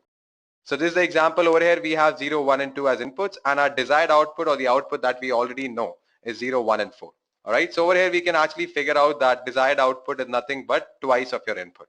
But I'm training a computer to do that, right? The computer is not a human. So what happens, I actually initialize my weight, I keep the value as 3. So the model output will be 3 into 0 is 0, 3 into 1 is 3, 3 into 2 is 6. Now obviously it is not equal to your desired output, so we check the error. Now the error that we have got here is 0, 1 and 2, which is nothing but your difference. So 0 minus 0 is 0, 3 minus 2 is 1, 6 minus 4 is 2. Now this is called an absolute error. After squaring this error, we get square error, which is nothing but 0, 1 and 4. All right. So now what we need to do, we need to update the variables. We have seen that the output that we got is actually different from the desired output. So we need to update the value of the weight. So instead of 3, our computer makes it as 4. After making the value as 4, we get the model output as 0, 4 and 8. And then we saw that the error has actually increased. Instead of decreasing, the error has increased. So after updating the variable, the error has increased. So you can see that square error is now 0, 4 and 16. And earlier it was 0, 1 and 4. That means we cannot increase the weight value right now. But if we decrease that, make it as 2, we get the output which is actually equal to desired output. But is it always the case that we need to only decrease the weight? Definitely not. So in this particular scenario, whenever I'm increasing the weight, error is increasing, and when I'm decreasing the weight, error is decreasing. But as I've told you earlier as well, this is not the case every time. Sometimes you need to increase the weight as well. So how we determine that? All right, fine guys, this is how basically a computer decides whether it has to increase the weight or decrease the weight. So what happens here, this is a graph of square error versus weight. So over here what happens, suppose your square error is somewhere here and your computer, it starts increasing the weight in order to reduce the square error. And it notices that whenever it increases the weight, square error is actually decreasing. So it'll keep on increasing until the square error reaches a minimum value. And after that, when it tries to still increase the weight, the square error will increase. So at that time, our network will recognize that whenever it is increasing the weight after this point, error is increasing. So therefore it will stop right there, and that will be our weight value. Similarly, there can be one more scenario. Suppose if we increase the weight, but then also the square error is increasing. So at that time, we cannot increase the weight. At that time, computer will realize, okay, fine, whenever I'm increasing the weight, the square error is increasing. So it'll go in the opposite direction. So it'll start decreasing the weight, and it'll keep on doing that until the square error becomes minimum. And the moment it decreases more, the square error again increases. So our network will know that whenever it decreases the weight value, the square error is increasing. So that point will be our final weight value. So guys, this is what basically backpropagation in a nutshell is. Fine, so we'll move forward, and now is the correct time to understand how to implement the use case that I was talking about in the beginning. That is how to determine whether a node is fake or real. So for that, I'll open my PyCharm. This is my PyCharm again, guys. Let me just close this. All right. So this is the code that I've written in order to implement the use case. So over here, what we do, we import the first important libraries which are required. Matplotlib is used for visualization. TensorFlow we know in order to implement the neural networks. NumPy for arrays, pandas for reading the data set. Similarly, sklearn for label encoding as well as for shuffling, and also to split the data set into training and testing paths. All right, fine guys. So we'll begin by first reading the data set, as I've told you earlier as well when I was explaining the steps. So what I'll do, I'll use pandas in order to read the CSV file which has the data set. After that, I'll define features and labels. So X will be my feature and Y will contain my label. So basically X includes all the columns apart from the last column, which is the fifth one. And because the indexing starts from 0, that's why we have written 0 till 4th. So it won't include the 4th column. All right. And so our last column will actually be our label. Then what we need to do, we need to encode the dependent variable. So the dependent variable, as I've told you earlier as well, is nothing but your label. So I've discussed encoding in TensorFlow tutorial. You can go through it and you can actually get to know why and how we do that. Then what we have done, we have read the data set. Then what we need to do is to split our data set into training and testing. And these are all optional steps. You can print the shape of your training and test data. If you don't want to do it, it's still fine. Then we have defined learning rate.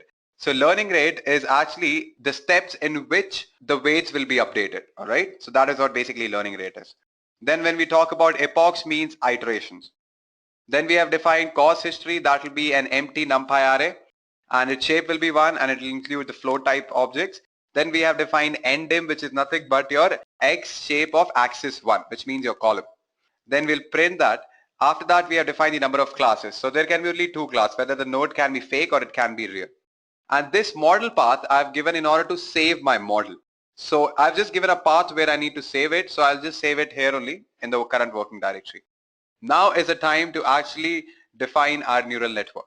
So we'll first make sure that we have defined the important parameters like hidden layers, number of neurons in hidden layers. So I'll take 10 neurons in every hidden layer, and I'm taking 4 layers like that. Then X will be my placeholder, and the shape of this particular placeholder is none, comma n underscore dim. N underscore dim value, I'll get it from here, and none can be any value. I'll define one variable W, and I'll initialize it with zeros, and this will be the shape of my weight. Similarly for bias as well, this will be the particular shape, and there will be one more placeholder Y dash, which will actually be used in order to provide us with the actual output of the model. There'll be one model output and there'll be one actual output, which we use in order to calculate the difference, right? So we'll feed in the actual values of the labels in this particular placeholder Y dash. And now we'll define the model. So over here we have named the function as multi-layer perceptron, and in it we'll first define the first layer. So the first hidden layer, and we are going to name it as layer underscore 1, which will be nothing but the matrix multiplication of X and weights of H1, that is the hidden layer 1, and that will be added to your biases B1. After that, we'll pass it through a sigmoid activation function. Similarly, in layer 2 as well, matrix multiplication of layer 1 and weights of H2. So if you can notice, layer 1 was the network layer just before the layer 2, right? So the output of this layer 1 will become input to the layer 2. And that's why we have written layer underscore 1. It will be multiplied by weights H2, and then we'll add it with the bias. Similarly for this particular hidden layer as well, and this particular layer as well. But over here we are going to use the ReLU activation function instead of sigmoid. Then we are going to define the weights and biases. So this is how we basically define weights. So weights H1 will be a variable which will be a truncated normal with the shape of n underscore dim and n underscore hidden underscore 1. So these are nothing but your shapes. All right. And after that, what we have done, we have defined biases as well. Then we need to initialize all the variables. So all these things actually I've discussed in brief when I was talking about TensorFlow. So you can go through TensorFlow tutorial at any point of time if you have any question. We have discussed everything there. Since in TensorFlow we need to initialize the variables before we use it. So that's how we do it. We first initialize it and then we need to run it. That's when your variables will be initialized. After that, we are going to create a saver object. And then finally, I'm going to call my model. And then comes the part where the training happens. Cost function. Cost function is nothing but you can say an error that will be calculated between the actual output and the model output. All right, so y is nothing but our model output and y dash is nothing but the actual output or the output that we already know. All right, and then we are going to use a gradient descent optimizer to reduce the error. Then we are going to create a session object as well. And finally, what we are going to do, we are going to run the session. So this is how we basically do that. For every epoch, we will be calculating the change in the error as well as the accuracy that comes after every epoch on the training data. After we have calculated the accuracy on the training data, we are going to plot it for every epoch how the accuracy is. And after plotting that, we are going to print the final accuracy, which will be on our test data. So using the same model, we'll make prediction on the test data. And after that, we are going to print the final accuracy and the mean squared error. So let's go ahead and execute this, guys. All right, so training is done. And this is the graph we have got for accuracy versus epoch. This is accuracy, y-axis represents accuracy, whereas this is epochs. We have taken 100 epochs and our accuracy has reached somewhere around 99%. So with every epoch, it is actually increasing. Apart from a couple of instances, it is actually keep on increasing. So the more data you train your model on, it will be more accurate. Let me just close it. So now the model has also been saved where I wanted it to be. This is my final test accuracy and this is the mean squared error. All right, so these are the files that will appear once you save your model. These are the 4 files that I've highlighted. Now what we need to do is restore this particular model. And I've explained this in detail how to restore a model that you have already saved. So over here what I'll do, I'll take some random range. I've taken it actually from 754 to 768. So all the values in the row of 754 and 768 will be fed to our model and our model will make prediction on that. So let us go ahead and run this.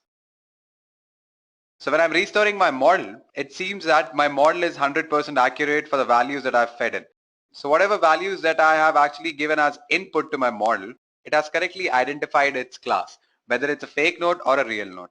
Because 0 stands for fake node and 1 stands for real node, okay? So original class is nothing but which is there in my data set. So it is 0 already. And what prediction my model has made is 0. That means it is fake. So accuracy becomes 100%. Similarly for other values as well. Fine guys, so this is how we basically implement the use case that we saw in the beginning. So in the slide you can notice that I've listed down only 2 applications, although there are many more. So neural networks in medicine. Artificial neural networks are currently a very hot research area in medicine, and it is believed that they will receive extensive application to biomedical systems in the next few years. And currently the research is mostly on modeling parts of human body and recognizing diseases from various scans. For example, it can be cardiograms, CAT scans, ultrasonic scans, etc.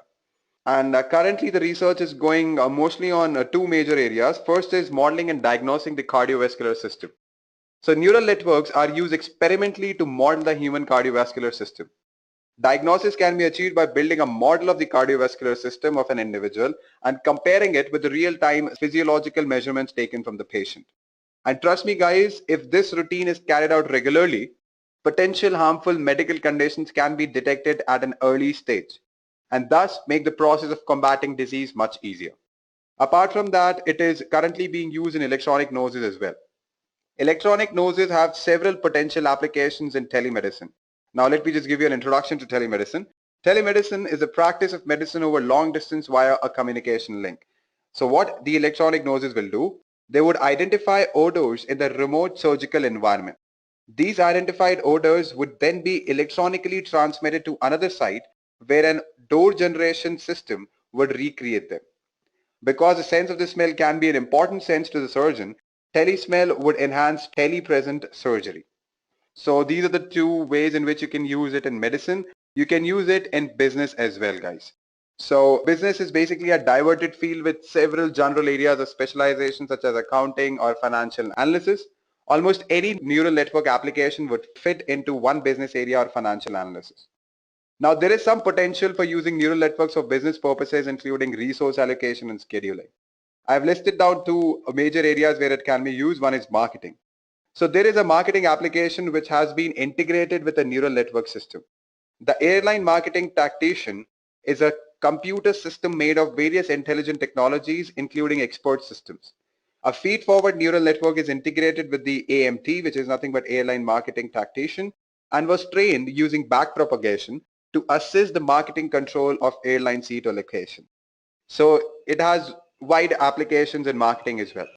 Now the second area is credit evaluation. Now I'll give you an example here. The HNC company has developed several neural network applications, and one of them is a credit scoring system which increases the profitability of existing model up to 27%. So these are few applications that I'm telling you guys. Neural network is actually the future. People are talking about neural networks everywhere, and especially after the introduction of GPUs and the amount of data that we have now, neural network is actually spreading like plague right now.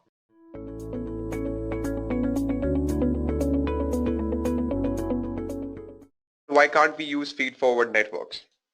Now let us take an example of a feed-forward network that is used for image classification.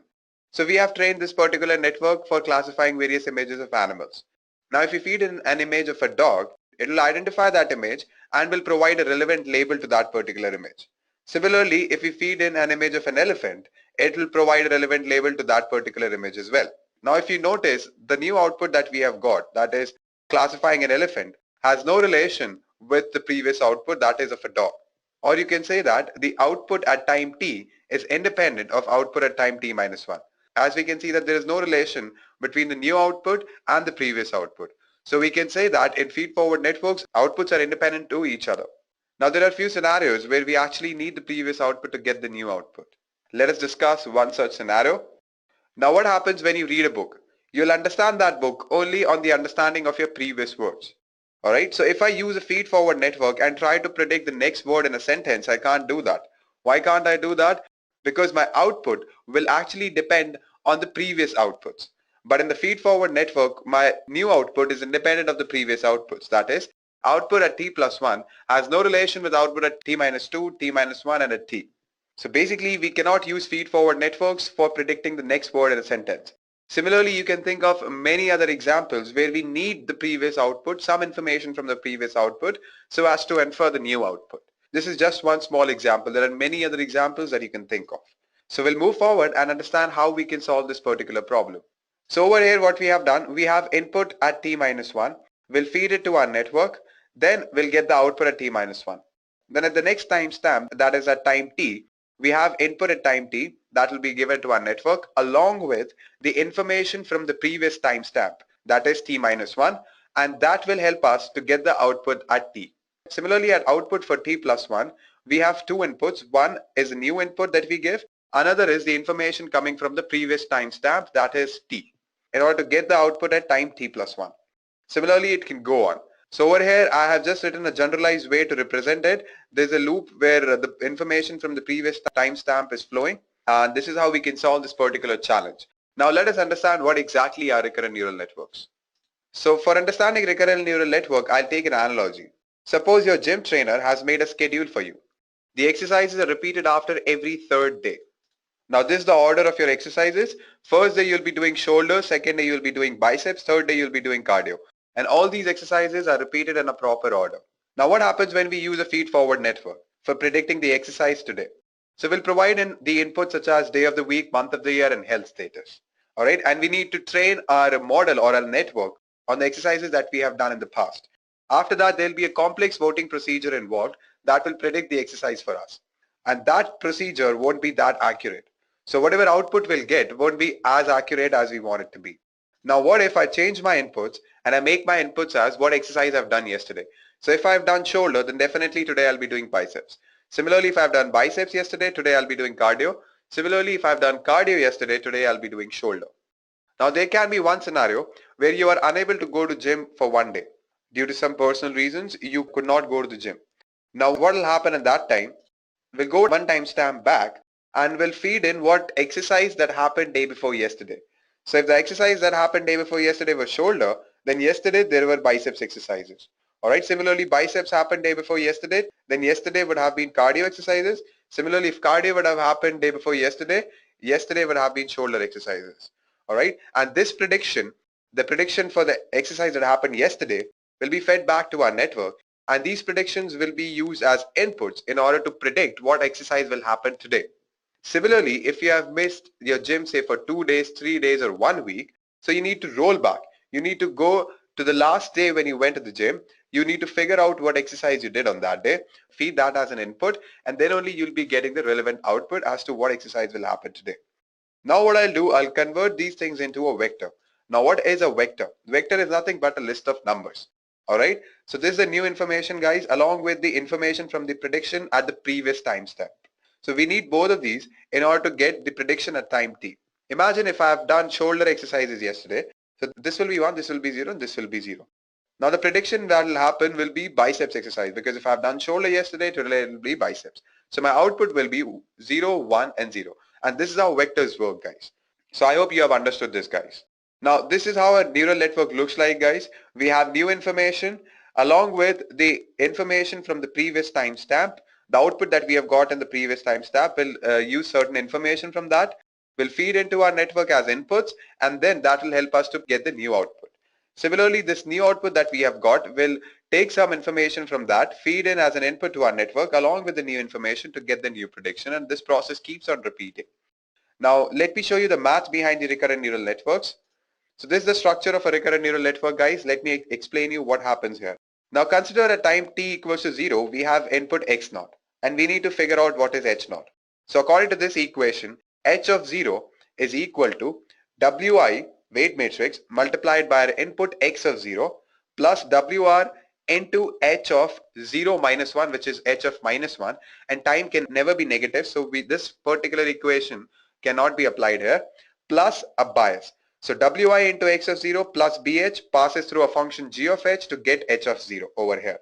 After that, I want to calculate y naught. So for y naught, I'll multiply h of 0 with the weight matrix wi, and I'll add a bias to it and pass it through a function g of y to get y naught.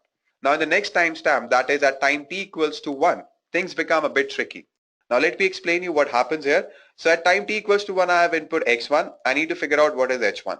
So for that, I'll use this equation. So I'll multiply wi, that is the weight matrix, by the input x1 plus wr into h of 1 minus 1, which is 0. H of 0, we know what we got from here. So wr into h of 0 plus the bias, pass it through a function g of h to get the output as h1. Now this h1 will use to get y1. We'll multiply h1 with wi plus a bias and we'll pass it through a function g of y to get y1. Similarly, the next timestamp, that is at time t equals to 2, we have input x2. We need to figure out what will be h2. So we'll multiply the weight matrix wi with x of 2 plus wr into h of 1 that we have got here plus b of h and pass it through a function g of h to get h of 2. From h of 2, we'll calculate y of 2, wi into h of 2 plus by, that is the bias, pass it through a function g of y to get y2. And this is how recurrent neural network works, guys. Now you must be thinking how to train a recurrent neural network. So a recurrent neural network uses backpropagation algorithm for training. But backpropagation happens for every timestamp. That is why it is commonly called as backpropagation through time. And I've discussed backpropagation in detail in artificial neural network tutorial, so you can go through that. Over here, I won't be discussing backpropagation in detail. I'll just give you a brief introduction of what it is. Now with backpropagation, there are certain issues, namely vanishing and exploding gradients. Let us see those one by one. So in vanishing gradient, what happens? When you use backpropagation, you tend to calculate the error, which is nothing but the actual output that you already know minus the model output, the output that you got through your model, and the square of that. So you figure out the error. With that error, what do? You tend to find out the change in error with respect to change in weight or any variable. So we'll call it weight here. So change of error with respect to weight multiplied by learning rate will give you the change in weight. Then you need to add that change in weight to the old weight to get the new weight. Alright. So obviously what we are trying to do, we are trying to reduce the error. So for that we need to figure out what will be the change in error if my variables are changed, right? So that way we can get the change in the variable and add it to our old variable to get the new variable. Now over here, what can happen if the value dE by dW, that is a gradient, or you can say the rate of change of error with respect to our variable weight, becomes very small than 1, like it is 0.00 something. So if you multiply that with the learning rate, which is definitely smaller than 1, then you get the change of weight which is negligible. All right. So there might be certain examples where you are trying to predict, say, a next word in a sentence, and that sentence is pretty long. For example, if I say I went to France dash dash dash, I went to France, then there are certain words, then I say few of them speak dash. Now I need to predict speak, what will come after speak. So for that I need to go back in time and check what was the context, which will be very complex, and due to that there will be a lot of iterations, and because of that this error, this change in weight will become very small, very small. So the new weight that we'll get will be actually almost equal to your old weight. So there won't be any updation of weight that will be happening, and that is nothing but your vanishing gradient. All right, I'll repeat it once more. So what happens in backpropagation, you first calculate the error. This error is nothing but the difference between the actual output and the model output and the square of that. With that error, we figure out what will be the change in error when we change a particular variable, say weight. So dE by dW, multiply it with learning rate to get the change in the variable or change in the weight. Now we'll add that change in the weight to our old weight to get the new weight. This is what backpropagation is, guys. All right, I'm just giving you a small introduction to backpropagation. Now consider a scenario where you need to predict the next word in a sentence. And your sentence is something like this. I have been to France. Then there are a lot of words. After that, few people speak. And then you need to predict what comes after speak. Now if I need to do that, I need to go back and understand the context. What is it talking about? And that is nothing but your long-term dependencies. So what happens during long-term dependencies, if this dE by dW becomes very small, then when you multiply it with n, which is again smaller than 1, you get delta W, which will be very, very small. That will be negligible. So the new weight that you'll get here will be almost equal to your old weight. So I hope you're getting my point. So this new weight, so there will be no updation of weights, guys. This new weight will definitely will always be almost equal to our old weight. So there won't be any learning here. So that is nothing but your vanishing gradient problem. Similarly, when I talk about exploding gradient, it is just the opposite of vanishing gradient. So what happens when your gradient or dE by dW becomes very large, becomes greater than 1, all right? And you have some long-term dependencies. So at that time, your dE by dW will keep on increasing, delta W will become large, and because of that, your weights, the new weight that will come will be very different from your old weight. So these two are the problems with backpropagation. Now let us see how to solve these problems. Now exploding gradients can be solved with the help of truncated BTD, backpropagation through time. So instead of starting backpropagation at the last timestamp, we can choose a smaller timestamp like 10. Or we can clip the gradients at a threshold. So there can be a threshold value where we can, clip the gradients. And we can adjust the learning rate as well. Now for vanishing gradient, we can use a ReLU activation function. Similarly, we can also use LSTM and GRUs. Now let us understand what exactly are LSTMs. So guys, we saw what are the two limitations with the recurrent neural networks. Now we'll understand how we can solve that with the help of LSTMs. Now what are LSTMs? Long short-term memory networks, usually called as LSTMs, are nothing but a special kind of recurrent neural network. And these recurrent neural networks are capable of learning long-term dependencies. Now what are long-term dependencies? I've discussed that in the previous slide, but I'll just explain it to you here as well. Now, what happens sometimes we only need to look at the recent information to perform the present task. Now, let me give you an example. Consider a language model trying to predict the next word based on the previous ones. If we are trying to predict the last word in the sentence, say, the clouds are in the sky. So we don't need any further context. It's pretty obvious that the next word is going to be sky. Now, in such cases where the gap between the relevant information and the place that it's needed is small, RNNs can learn to use the past information. And at that time, there won't be such problems like vanishing and exploding gradient. But there are few cases where we need more context. Consider trying to predict the last word in the text, I grew up in France. Then there are some words. After that comes, I speak fluent French. Now, recent information suggests that the next word is probably the name of a language. But if we want to narrow down which language, we need the context of France from further back. And it's entirely possible for the gap between the relevant information and the point where it is needed to become very large. And this is nothing but long-term dependencies. And the LSTMs are capable of handling such long-term dependencies. Now, LSTMs also have a chain-like structure like recurrent neural networks. Now all the recurrent neural networks have the form of a chain of repeating modules of neural networks. Now in standard RNNs, the repeating module will have a very simple structure such as a single tanh layer that you can see. Now this tanh layer is nothing but a squashing function. Now what I mean by squashing function is to convert my values between -1 and 1. Alright, that's why we use tanh. And this is an example of an RNN. Now we'll understand what exactly are LSTMs. Now this is a structure of an LSTM. Or if you notice, LSTM also have a chain-like structure, but the repeating module has different structures. Instead of having a single neural network layer, there are 4 interacting in a very special way. Now the key to LSTM is the cell state. Now this particular line that I'm highlighting, this is what is called the cell state. The horizontal line running through the top of the diagram. So this is nothing but your cell state.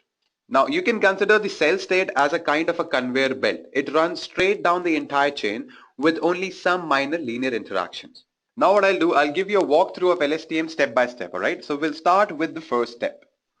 Alright guys, so the first step in our LSTM is to decide what information we are going to throw away from the cell state. And you know what is the cell state, right? I've discussed in the previous slide. Now this decision is made by the sigmoid layer. So the layer that I'm highlighting with my cursor, it is the sigmoid layer called the forget gate layer.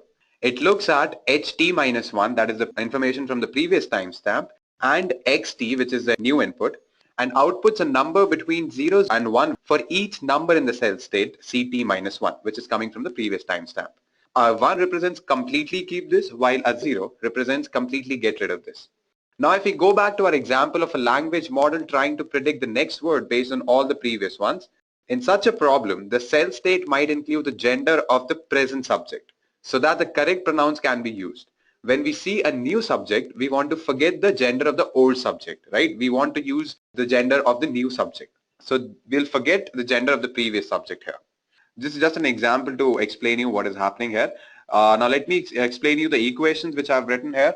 So ft will be combining with the cell state later on, that I'll tell you. So currently ft will be nothing but the weight matrix multiplied by ht-1 and xt and plus the bias, and this equation is passed through a sigmoid layer. Alright, and we get an output that is 0 and 1. 0 means completely get rid of this, and 1 means completely keep this. Alright, so this is what basically is happening in the first step. Now let us see what happens in the next step. So the next step is to decide what information we are going to store. In the previous step, we decided what information we are going to keep, but here we are going to decide what information we are going to store here. Alright, what new information we are going to store in the cell state. Now this has two parts. First, a sigmoid layer, this is called a sigmoid layer, and which is also known as an input gate layer, decide which values we'll update. Alright, so what values we need to update. Then there's also a tanh layer that creates a vector of the candidate values c bar of t-1 that will be added to the state later on. Alright, so let me explain it to you in a simpler terms. So whatever input that we are getting from the previous timestamp and the new input, it will be passed through a sigmoid function which will give us I of t. Alright, and this I of t will be multiplied by ct, which is nothing but the input coming from the previous timestamp and the new input with that is passed through a tanh that will result in ct. And this will be later added on to our cell state. And then the next step will combine these two to update the states. Now let me explain the equations. So I of t will be what? Weight matrix, and then we have ht-1 comma xt multiplied by the weight matrix plus the bias, pass it through a sigmoid function, we get I of t. C bar of t will get by passing a weight matrix ht-1 xt plus bias through a tanh squashing function, and we'll get C bar of t. Alright, so as I've told you earlier as well, in the next step we'll combine these two to update the state. Let us see how we do that. So now is the time to update the old cell state ct-1 with the new cell state ct. Alright, and the previous steps we have already decided what to do. We just need to actually do it. So what we'll do, we'll multiply the old cell state ct-1 with ft that we got in the first step, forgetting the things that we decided to forget earlier in the first step, if you can recall. Then what we do, we add it to it and ct, then we add it by the term that will come after multiplication of it and c bar t, and this new candidate value scaled by how much we decided to update each state value. Alright, so in the case of the language model that we were discussing, this is where we would actually drop the information about the old subject gender and add the new information as we decided in the previous steps. So I hope you are able to follow me, guys. Alright, so let us move forward and we'll see what is the next step. Now our last step is to decide what we are going to output, and this output will depend on a cell state, but it will be a filtered version. Now finally what we need to do is we need to decide what we are going to output, and this output will be based on our cell state. First we need to pass ht minus 1 and x3 through a sigmoid activation function so that we get an output that is OT. Alright, and this OT will be in turn multiplied by the cell state after passing it through a tanh squashing function or an activation function. And why we do that? Just to push the values between -1 and 1. So after multiplying OT, that is this value, and a tanh CT, we'll get the output H2, which will be our new output, and that will only output the part that we decided to. Whatever we have decided in the previous steps, it will only output that value. Alright, now I'll take the example of that language model again. Since it just saw a subject, it might want to output information relevant to a verb, and in case that's what is coming next. For example, it might output whether the subject is singular or plural, so that we know what form of a verb should be conjugated into. Alright, and you can see from the the equations as well. Again, we have a sigmoid function, then that whatever output we get from there, we multiply it with tanh CT to get the new output. Alright guys, so this is basically LSTMs in a nutshell. So in the first step, we decided what we need to forget. In the next step, we decided what are we going to add to our cell state, what new information we are going to add to our cell state, and we were taking an example of the gender throughout this whole process. Alright, and in the third step, what we do, we actually combined it to get the new cell state. Now in the fourth step, what we did, we finally got the output that we want. And how we did that? Just by passing ht minus 1 and xt through a sigmoid function, multiplying it with the tanh CT, the tanh new cell state, and we get the new output. Fine guys, so this is what basically LSTM is guys. Now we'll look at a use case where we'll be using LSTM to predict the next word in a sentence. Alright, let me show you how we are going to do that. So this is what we are trying to do in our use case guys. We'll feed our LSTM with correct sequences from the text of 3 symbols. For example, had a general and a label that is council in this particular example. Eventually, our network will learn to predict the next symbol correctly. So obviously, we need to train it on something. Let us see what we are going to train it on. So we'll be training our LSTM to predict the next word using a sample short story that you can see over here. Alright, so it has basically 112 unique symbols. So even comma and full stop are considered as symbols. Alright, so this is what we are going to train it on. So technically we know that LSTMs can only understand real numbers. Alright, so what we need to do is we need to convert these unique symbols into a unique integer value based on the frequency of occurrence, and like that we'll create a dictionary. For example, we have had here that will have value 20, A will have value 6, general will have value 33.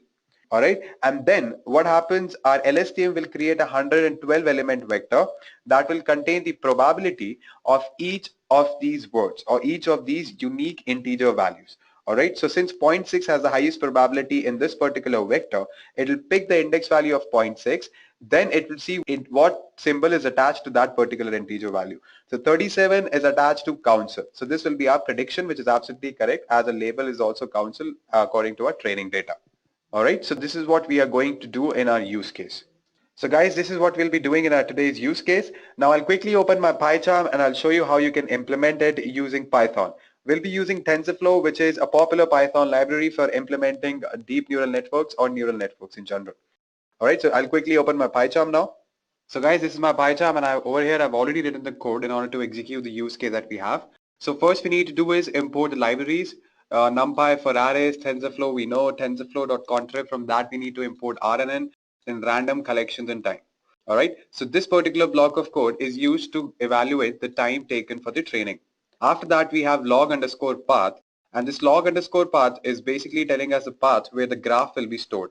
Alright, so there will be a graph that will be created, and then that graph will be launched. Then only our RNN model will be executed. Then that's how TensorFlow works, guys. So that graph will be created in this particular path. Alright, and we are using summary writer, so that will actually create the log file that will be used in order to display the graph using TensorBoard. Alright, so then we have defined a training underscore file, which will have our story on which we'll train our model on. Then what we need to do is read this file. So how are we going to do that? First is read line by line whatever content that we have in our file. Then we are going to strip it. That means we are going to remove the first and the last white space.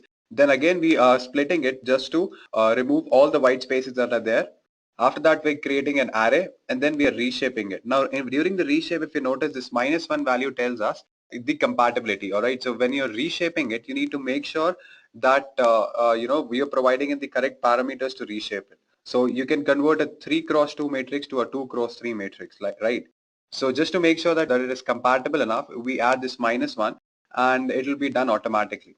All right. Then return content. After that, what we are doing, we are feeding in the training data that we have, training underscore file. We are feeding in our story and calling the function read underscore data. Then what we are doing, we are creating a dictionary. What is a dictionary? We all know key value pairs based on the frequency of occurrences of each symbol.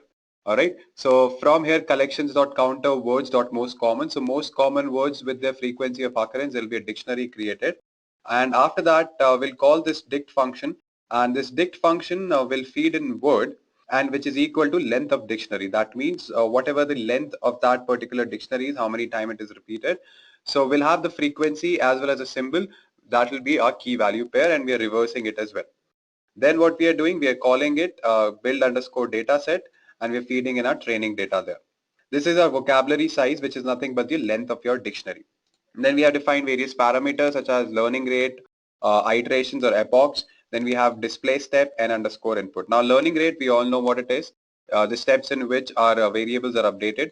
Training underscore iterations is nothing but your epochs, the total number of iterations. So we have given 50,000 iterations here.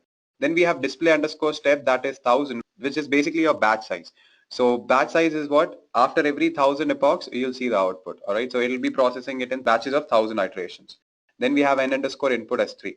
Now the number of units in the RNN cell will keep it as 512. Then we need to define X and Y. So X will be our placeholder that will have the input values, and Y will have all the labels, all right, vocab size. So X is a placeholder where we'll be feeding in our input dictionary.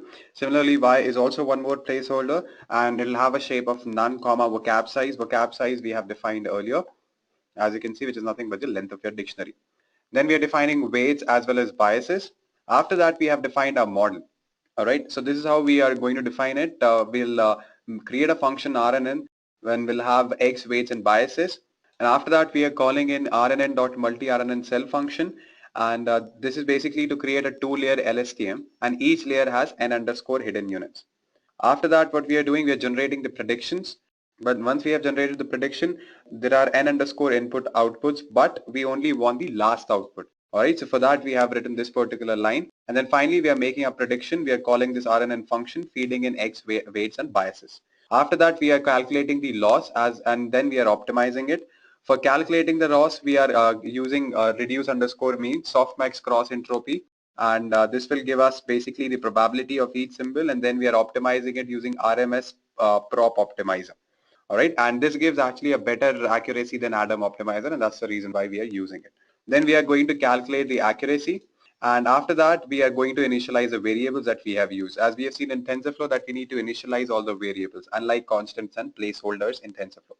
All right, and once we are done with that, we are feeding in our values, then calculating the accuracy, how accurate it is. And then when optimization is done, we are calculating the elapsed time as well. So that will give us how much time it took in order to train our model. Then this is just to run the tensor board on local host 6006. And this particular block of code is used in order to handle the exceptions. So exceptions can be like whatever word that we are putting in might not be there in our dictionary or might not be there in our training data. So those exceptions will be handled here. And if it is not there in our dictionary, then it will print word not in a dictionary. All right, so fine guys, let's input some values and we'll have some fun with this model. All right, so the first thing that I'm gonna feed in is had a general. So whenever I feed in these three values, had a general, there will be a story that will be generated by feeding back the predicted output as the next symbol in the inputs. All right, so when I feed in had a general, so it will predict the correct output as council. And this council will be fed back as a part of the new input, and our new input general council. Words will become the new output, which is 2. All right, and so on. So surprisingly, LSTM actually creates a story that somehow makes sense. So let's just read it. Had a general council to consider what measures they could take to outwit their common enemy, the cat. By this means, we should always know when she was about and could easily. All right, so somehow it actually makes sense when you feed in that. So what will happen when you feed in these three inputs? It will predict the next word, that is council. After that, it will take council and it will feed back as an input along with a general. So a general council will be your next input to predict 2. Similarly, in the next iteration, it will take general council 2 and predict consider for us. And this will keep on repeating.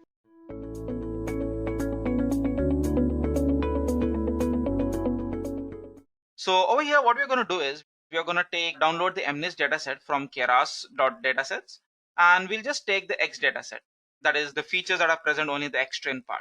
And what we're going to do is we are going to create a generator and a discriminator model, and then we are finally going to combine them in order that they can work together. And as GANs are being a pretty intense topic, I would really recommend you people to check out or have a good understanding of the real basics of what deep learning is and how machine learning works. Although you won't be using any concepts from the machine learning. So if you want the playlist for our deep learning or the full course link, the description for that will also be provided in the description box below. So talking about the problem statement, as I mentioned earlier, first off, we are going to load our dataset, and the source that I'm going to use over here will be keras.dataset. Apart from that, we are supposed to create 2 types of model here. One would be the generator model, another one is going to be the discriminator model. Generator model, it is there for performing sampling, and the discrimination model is basically there for downsampling, and then we are going to combine this up. It's very important for you to know how GANs work, and the reason for this is because we have to write our own loss function over here.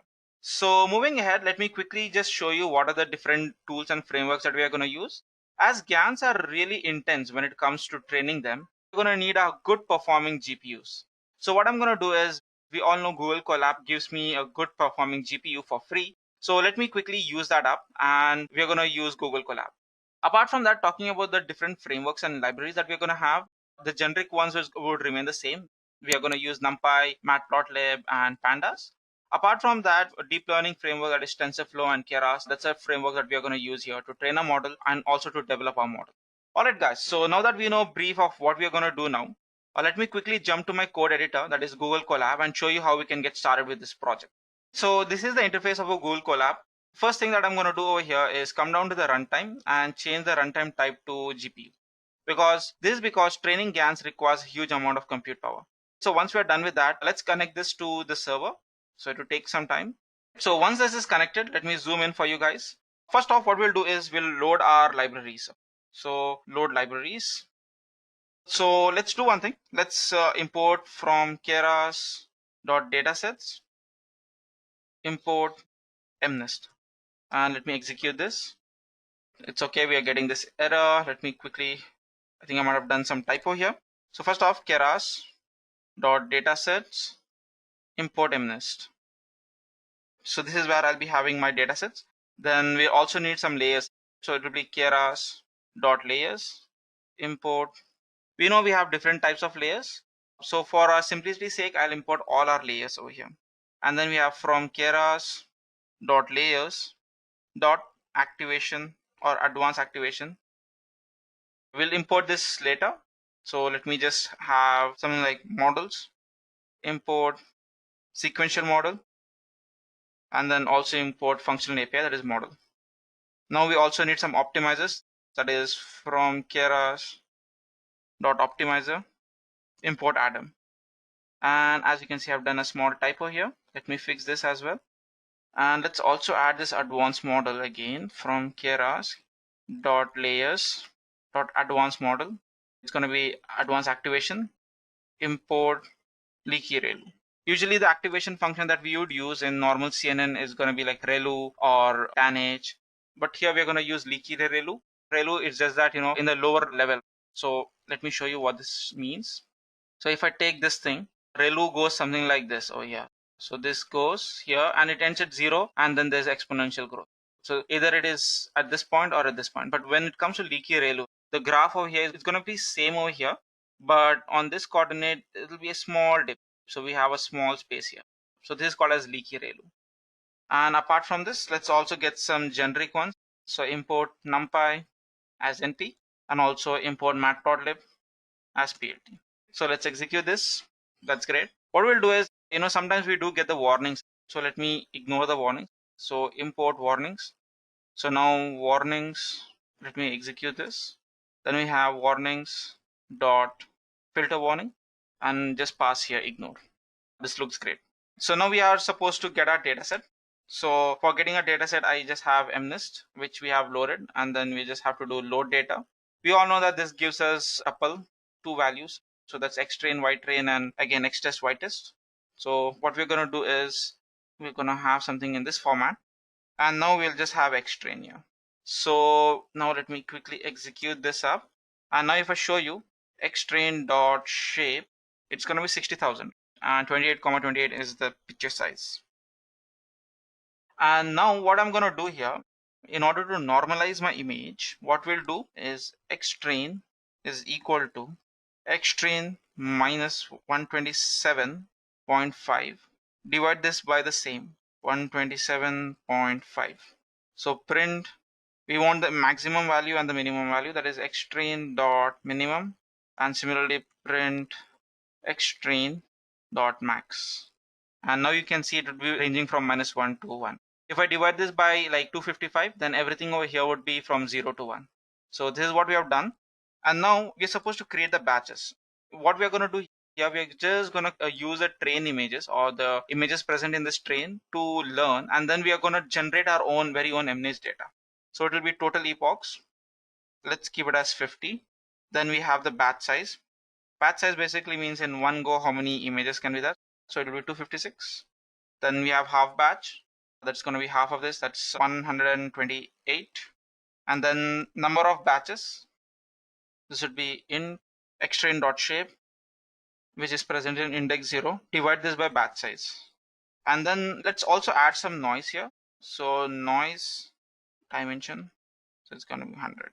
And finally, for our optimizer, what we are going to do here is Adam. We just change the learning rate here. So LR, this would be equal to -4, and then beta 1 would be 0.5. So this basically means 0.0002. And now let's execute this. We are done. So what we are going to do now, we are going to create a generator model. So generator model. And here we are basically trying to do upsampling. So first off, as this is the model, right? So we'll give the name here as generator. We'll keep this as a lowercase generator. And this is going to be the sequential model. This is pretty similar to what we are going to have. So we'll have now generate. Let me just execute this. And now we'll have generator dot add. Now we'll add dense layer here. And now we'll call units. Number of units that I need over here, it'll be 7 times 7 times 128. And then we have input shape. And this would be noise dimension, comma. So basically this thing, noise dimension is 100, right? So this is going to give me the batch size. And then comma is basically telling me the values. And then again, we have generator dot add. Now we'll do the reshape here. So it'll be 7, 7, 128. Then again, generator dot add. We're going to add a leaky ReLU. And the value that I'm going to give here is going to be 0.3. That's the alpha value. Or 0.2. It's totally up to you. And then we'll do some batch normalization just to prevent overfitting. So this would give me like the size over here is going to be 7 cross 7 cross 128. Now we'll try to decrease this and increase these values. So let me write that down. 7, 7, 128. We will try to do 14, 14, 64. So this is going to be generator.add. So we'll have convolution 2D transpose. Number of layers that we are going to add is going to be 64. Then we have kernel size, that will be 3 cross 3. Stride will take 2. And even after that, padding would remain the same. So now we'll do generator.add leaky ReLU, and we'll give the beta value here would be 0.2. And again, we'll try to add batch normalization. Now again, we'll try to do the upsampling. What we'll do is we'll change this. We'll change this to 28, 28, 1. This is the actual image that we need. So this is the size of the image that we have over here. So for this, we'll do generator.add. It's going to be the same thing that's over here. It's just that we'll change the dimensions. So instead of 64, it's going to be 1. And rest everything remains the same. And just a small change that I'm going to do here, add an activation function, tanh. This looks great. And finally, we are going to compile a model. So generator.compile. So we'll have loss. This will be Keras.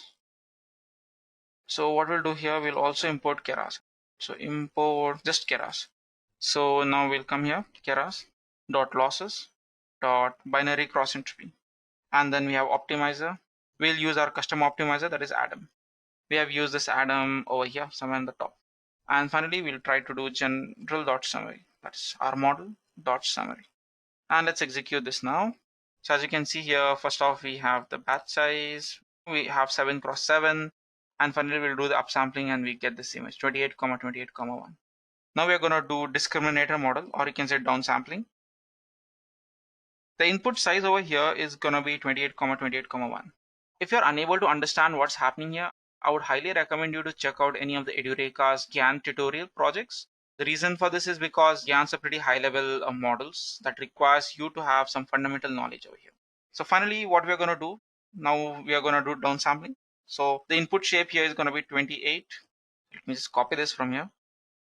And we are going to downsample this to 14, 14, 64. So this basically we are trying to do the reverse of this model, generator model. So here we'll have discriminator, and this would also be a sequential model. And let me execute this so that I start getting the recommendations here. So now that we have done with this, so we'll have discriminator dot add, let's say conv2d, and now the number of layers I need here is going to be 64. Then I have kernel size 3, 3. Then I have strides. This will also remain the same 2, 2. We have padding. We want the padding to be same. And as this is the first layer, we are going to add our input shape as well. And this is going to be 28, 28, 1. So now that you're done with this, let's also try to add some other layers. So we have discriminator is equal to dot add. And now we are just going to add leaky ReLU and give an alpha value here to be 0.2. Try this with a different alpha values like 0.3 and whichever suits you. And now what we'll do, we will again do the downsampling. So we give this as a comment. And we're going to downsample this thing to 128, and this should be 7, 7. We're going to perform the same step. I'll just copy this for now. And as we all know, there's slight changes that we need to do. First off, instead of 54, this is going to be 64, right? Not 54. And instead of here of 54, we are going to have 128. And we don't have to provide the input shape over here as well. The rest everything remains the same. And finally, we will downsample this again from this vector to a scalar value. That is, scalar here is going to be 6272.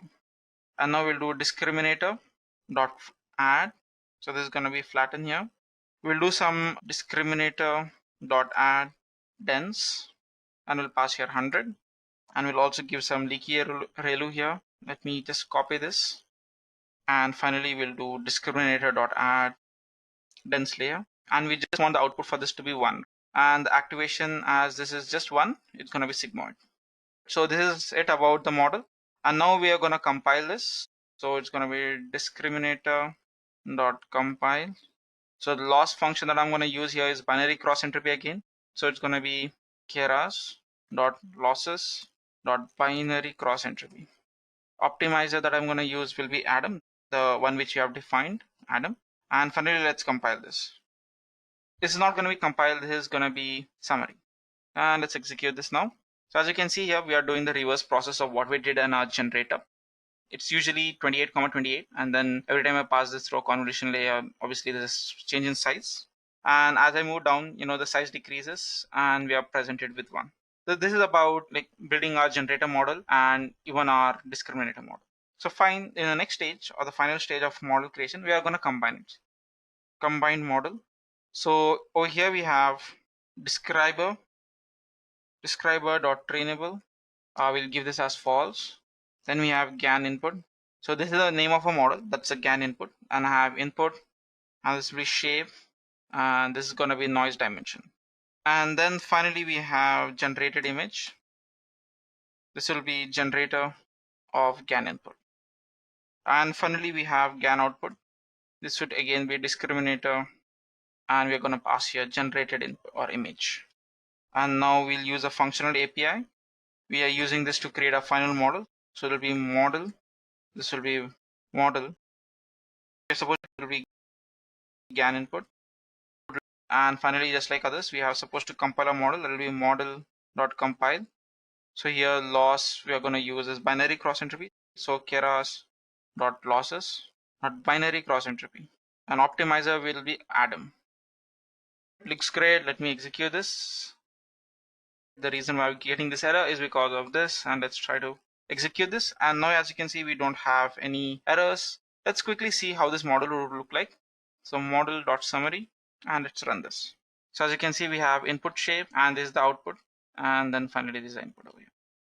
So now we are going to come back to our data set, that's train. We'll reshape this, so it will be train.reshape. We're going to have -1, then 28. That is no on the x-axis, 28 on the y-axis, and 1 is a channel. And if I run this and add here xtrain.shape, you will see it looks like 60,000, 28, 28, and 1. This is the batch size, and then we have 28, 28 is the size of the image, and 1 is the number of channels. So this is all there is about building a model. Now finally we are supposed to create a training loop. Let me give a comment again, training loop. So we'll have discriminator loss. At the same time, we'll also have generator loss. We'll have a for loop here for epoch in range, total epochs. Here we'll have one value, that is epoch discriminator losses. There will be 0.0. Similarly, epoch generative loss, and even this will be 0.0. So now we're going to have mini batch gradient descent for step in range, number of batch. Let me give some comments over here just so that it's easier for you guys to understand. So in the step 1, we're going to train discriminator. So for this, what we're going to do is we're going to have discriminator.trainable will be equal to true. That is, how do I do this is by this part. Okay, discriminator. So first off, we need to get the real data. So this will be index, this will be equal to np.random.randint. So we'll have 0, 60,000, half batch. And then we'll have real images. This will be xtrain present in that index, idx. And now get the fake image, or you can say data. So we'll have noise. This will be equal to np.random.normal. So we'll have 0, 1, noise should range. Size, this will be half batch, noise dimension. So now it will be fake image. This will be generator.predict noise. And now we'll do labels. So now we need the label. So it will be real y is equal to np.ones.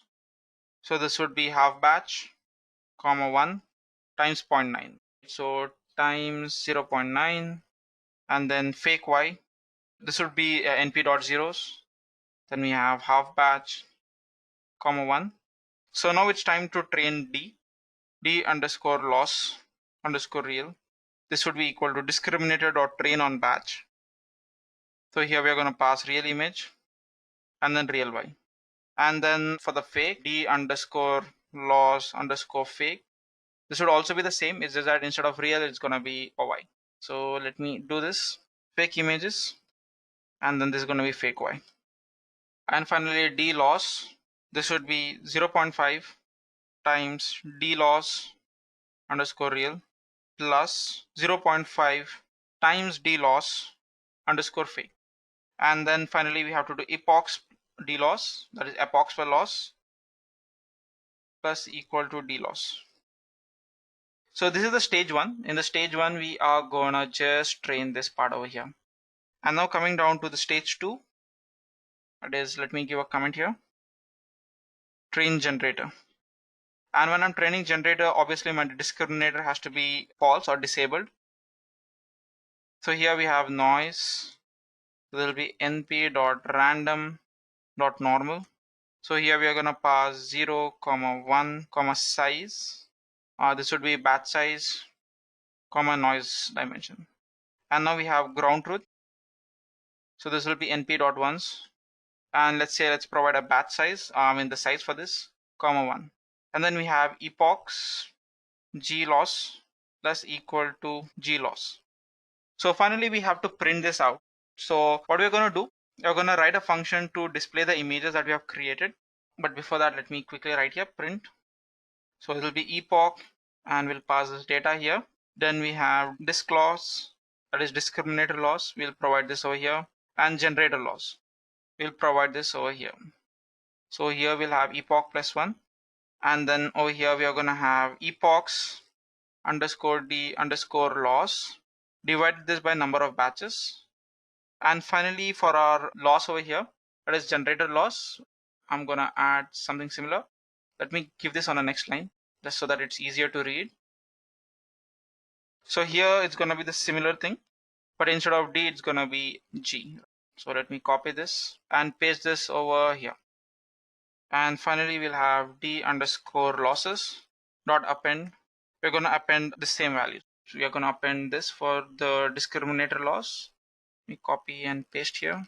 And then this would be D underscore losses dot append. It's gonna be G, not D. And we're gonna add this value here. And finally, if generator, it's gonna be like this. If the number of epochs plus 1 percentage 10 is equal to 0, then save it. Give a extension as generator.h5. And now we also want to display the images. So what we'll do, display image, we'll write a function display image, and we'll just have to display this image here.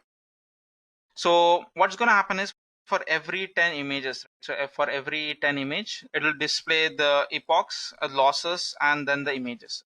For us to display the image, we have to write another function here. We'll do that as well. This will have a small function def display image images, and we'll give samples is equal to 25.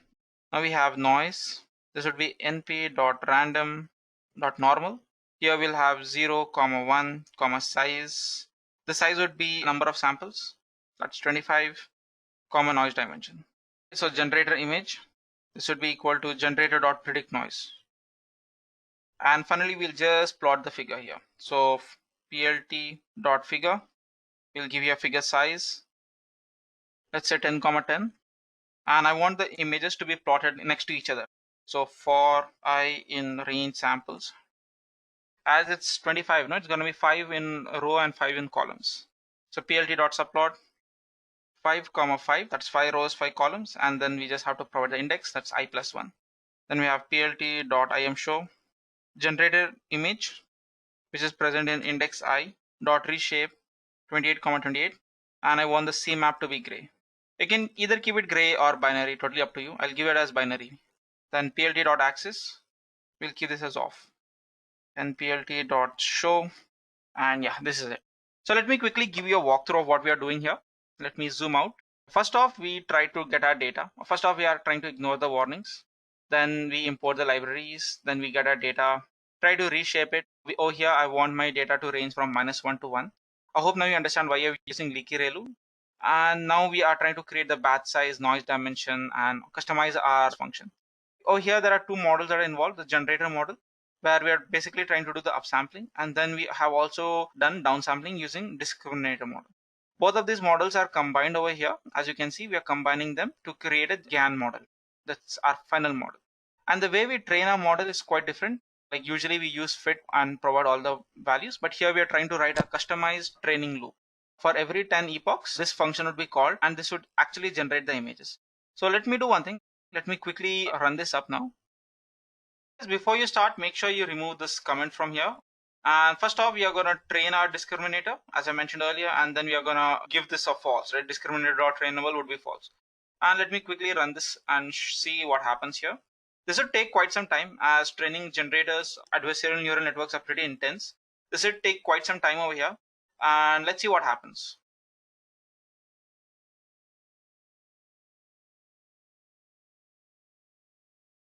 Alright guys, so as you can see here, we have successfully created our images.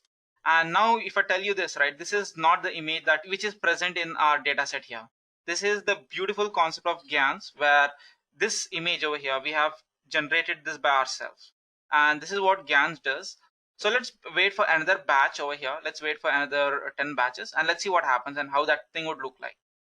Alright guys, so as you can see here now, this is the second batch of the image that we have received. Let me zoom out a bit. Let me zoom out over here. So as you can see, the images over here are better.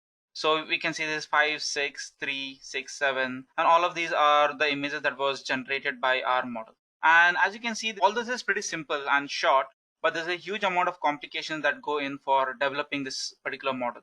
So if you have this kind of project in your arsenal, you can crack out any interview or question that is being posed to you.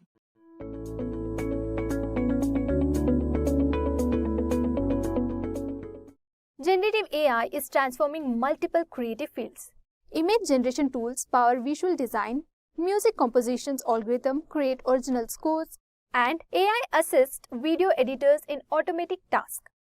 LLMs help generate and translate text, while code generation tools like GitHub Copilot boost developer efficiency. AI-generated voices are even being used in audiobooks and voice assistants. So now, let's take some of these tools and check. So this time, we will use Pictory AI and Flicky AI. First, let's explore Pictory AI. So for that, let's go to its site and check its functions. So we are at the Pictory AI site. And on the left side, we have the home, project and brand kits. And on the main screen, we have different features Pictory AI provides. So let's choose text to video. Here, let's write some names and description and press generate. Pictory AI is a tool designed for video creators that helps transform long-form content, such as articles or blog posts, into short, engaging videos. It uses AI to automatically extract key highlights and create professional-looking videos with minimal efforts. Due to its simplicity and time-saving capabilities, Pictory AI is popular for social media content creation and marketing. Now, let's see our next tool, which is Flicky AI. So now, we are at the Flicky.ai site. Here, we have different features like videos, where you can create videos from all of these blogs, prompts, etc. You can also create audios from these features, and then we also have a design feature. And on the left hand side, you can see options like files, templates, brand kits, voice clones, etc. So now let's take an idea and convert it into a video.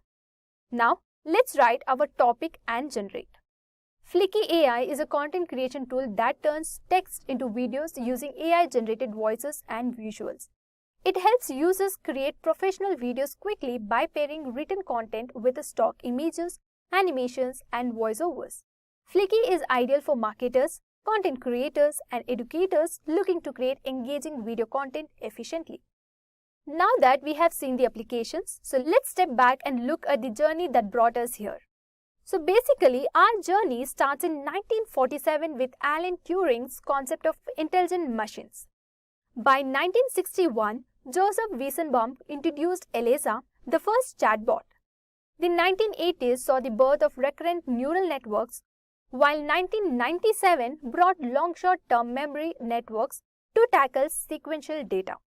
And then GANs emerged in 2014, transforming creative tasks. Fast forward to 2017 when transformers like GPT entered the scene. By 2023, GPT 3.5 and Google's Palm marked significant milestones. And by 2025, we are on the brink of AI breakthroughs in chemistry and genome editing. So, what exactly are these LLMs and why are they so powerful? An LLM or large language models analyzes and understands natural language using machine learning. Examples include OpenAI's GPT, Google's Palm, and Meta's Llama. These models drive applications such as chatbots, language translation, and more by learning from extensive data to predict and generate text sequences. But before this, there was a very famous term called language model. A language model is a machine learning model that uses probability statistics and mathematics to predict the next sequence of words. Suppose you have a sentence like, I have a boy who is my dash. Here, if we ask a language model to predict the next word, it considers the context provided by the words before the blank.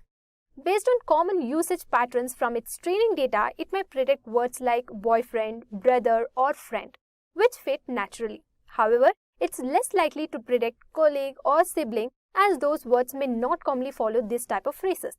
So this process shows how language models predict text by calculating probabilities for each possible word based on their likelihood in context.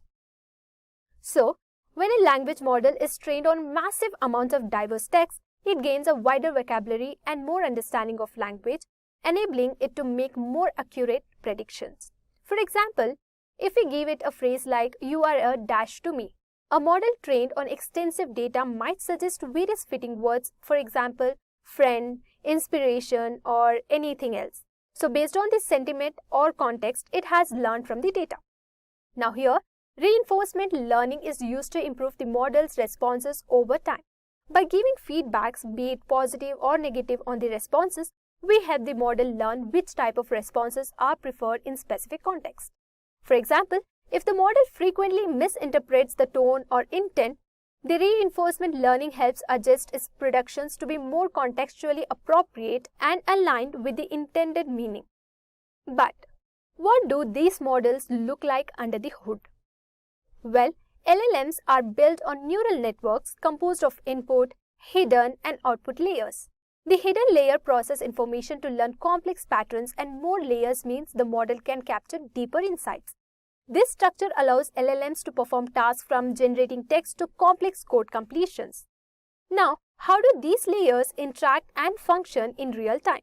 Now, LLM is based on the transformer, and a transformer uses deep learning to process any information coming to it. Now, let me tell you a story of three friends. Imagine we have three characters. First is our friend, the next character is Minion Bob, and the third character is Gru.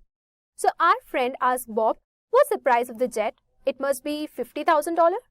Minion Bob isn't sure, so he goes to Gru and asks, is the jet $50,000? Gru replies, no, it's $70,000. In this back and forth, Minion Bob is like the neural network layer trying to make an accurate guess. So each time he goes back to Gru, like receiving more data or feedback, he gets corrected if his guess is wrong, leading him to refine his response. Now, after the first check, Minion Bob returns to our friend saying, I guess it's more than $60,000. Our friend assumes it might be around $65,000 and sends Bob back to Gru to verify. Again, Gru corrects him, no, it's actually $70,000. So this process repeats with Bob adjusting his guess each time. Eventually, he learns that the correct answer is $70,000 and updates his knowledge. So, just like Minion Bob, neural networks make initial guesses based on available information. With each feedback loop, like Bob going back to Gru, the model's hidden layers adjust the parameters to refine its guesses, ultimately arriving at the most accurate prediction possible. So, after getting corrected multiple times, Minion Bob's guesses improve until he knows the price is $70,000. Similarly, in a neural network, gradually learning the correct answer through training. So, once the network learns, it can give accurate answers in future cases without checking every time. Now, let us move on to understand how LLMs work. LLMs begin the collection of datasets, then tokenize text and break it into manageable pieces. Using a transformer architecture, they process the data sequence all at once, leveraging vast training data. LLMs contain millions of learned parameters that predict the text tokens and generate coherent outputs. Models often undergo pre-training for general knowledge and fine-tuning for specific tasks. So now, let's see some practical uses of LLMs. LLMs power content generation, creating anything from articles to code. They excel in language translation, enhanced search engines, personalized recommendation, code development assistance, and sentiment analysis, which also owe much to LLM's predictive capabilities. So guys, are you ready to use all that knowledge in coding and witness how these LLMs come together to drive innovation? Whether through developing applications, analyzing data, or building smart assistants, the gear of technology keep turning to unlock AI's full potential. So now, let us look at our problem statement. So, one of the difficulties in the healthcare industry is effectively evaluating medical pictures such as MRIs, CT scans, and X-rays in order to identify anomalies and illnesses. This procedure takes a lot of time and calls for specialized understanding. Automated methods must be developed to help medical personnel recognize possible health problems in medical imaging. In order to provide better patient care, a system that integrates cutting-edge machine learning models with image analysis can greatly help in the early detection of diseases, including cancer, infections, and other illnesses. So the method uses generative AI to evaluate medical photos and generate a thorough diagnosis report based on the findings. This technology allows users to upload medical images, which the AI model then processes. Now, let us build our project on a medical image analysis application using Streamlit, Python, and an LLM of Google Gemini AI. So this app helps healthcare professionals analyze medical images such as X-rays, MRIs and CT scans to detect anomalies and diseases. First, let's import the necessary libraries. So first, import Streamlit as ST. So if this is not working or showing an error, then open the terminal and write pip install Streamlit. And from pathlib, import path. Next, import google.generative.ai as GenAI. So, we are importing Streamlit for the app interface and path from pathlib for handling file paths and Google Generative AI, which allows us to interact with the Gemini AI model. Next, we will configure Google's Gemini API by setting up our API key. So this will allow us to connect to the AI model and generate insights from medical images. So before proceeding, let's get our API key and we will go to the Google to generate an API key.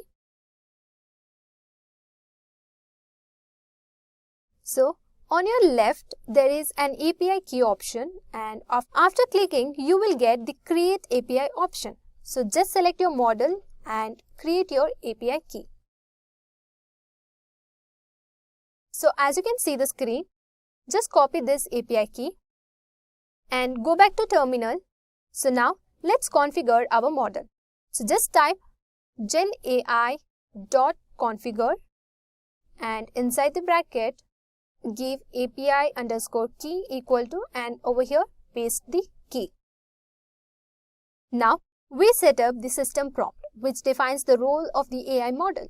So the prompt specifies that our AI is a medical image analysis system capable of detecting diseases like cancer, cardiovascular issues, neurological conditions and more. So guys, I have already researched the prompts and written here. So basically, the system prompt should be inside the triple quotes. So this prompt guides the model to analyze medical images for conditions such as cancer, fractures, infections and more, making it a valuable tool for healthcare professionals. Now, let's configure the model settings for generating responses. We define parameters like temperature and top K to control the creativity of the model's output. So first type generation underscore config equal to and inside the double quote we will give temperature which is 1, then top underscore P which is 0.95, next top underscore K 40, then max underscore output underscore tokens which is 8192. Next, response underscore MINE underscore type which is of text or plain. So over here the temperature 1 that controls randomness, a value of 1 given balanced output diversity. Next, top P 0.95 uses nucleus sampling, selecting tokens from the top 25% cumulative probability distribution for diverse responses. Next, the top K 40 which limits token selection to the top 40 tokens based on the probability, narrowing possible outputs to high probability tokens. Next, max output token. This setting allows for longer responses by limiting the maximum length of the generated text to 8192 tokens. And then we have response MINE type which specifies the format of the output as plain text. So for more information, read the Google Gemini documentation. Next, we will also configure safety settings to ensure that the model doesn't generate harmful content. So for example, we block categories like harassment, hate speech and sexual explicit content. Here, we are using two things. First, categories and then the threshold. Then, copy this 4 times like harassment, hate speech and sexual explicit content. Now, let's set up the layout for our Streamlit application. So for that, we will configure the title and the layout of the page and even add a logo to make the interface more user-friendly.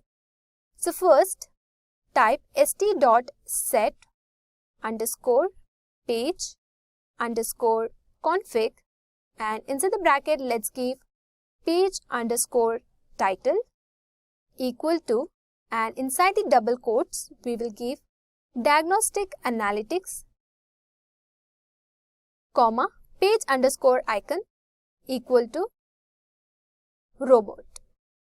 Now let us type column 1, comma, column 2, comma, column 3 is equal to st dot columns, and inside the bracket give 1, comma, 2, comma, 1.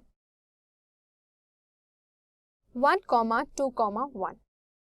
Next, with column 2, so I'll be using Edureka and medical images. So this will show you how to set up images using Streamlit. Now type st dot image and give a bracket, and inside the double quotes, let's type Edureka dot png and give a comma and give width is equal to 200. Now let us copy and paste it for medical. So let's type medical.png. Here we are using Streamlit's column to center the logo and title, and this makes the app look professional and visually appealing. Next, let's allow the user to upload medical images for analysis. So we use Streamlit's file uploader widget to accept image file in PNG, JPG or JPEG formats. So for that, let's type upload underscore file equal to st.file underscore uploader, and inside the bracket, inside the double quotes, let's type please upload the medical images for analysis, comma, type is equal to, so basically the image type is equal to, and inside the bracket, inside the double quotes, let's give PNG, comma, JPG and JPEG. Next, let us type submit underscore button equal to st.button, and inside the bracket, let's give generate image analysis. So here, when the user uploads a file and click the generate image analysis button, the model processes the image and prepare it for analysis. So once the user submits the image, we send it to the AI model for analysis, and then the model generates a response based on the prompt and image, which we then display in the app. So here, as you can see the screen, we have another function. So the if submit button, which runs the code when the submit button is pressed. Next, the image underscore data is equal to upload file.getValue. This actually gets the raw image data from the uploaded file. And next we have the image parts, where it creates a list with the image data in a structured format. Then we have the prompt parts. So this combines the image data and a text prompt for the model. So this part of the code actually sends the image and text prompt to the model to generate a response. And then we have the st.write, which displays the model's responses in the app. So here we use the image data and system prompts to generate content with the Gemini AI model. The result is displayed as a detailed report with insights about the medical image.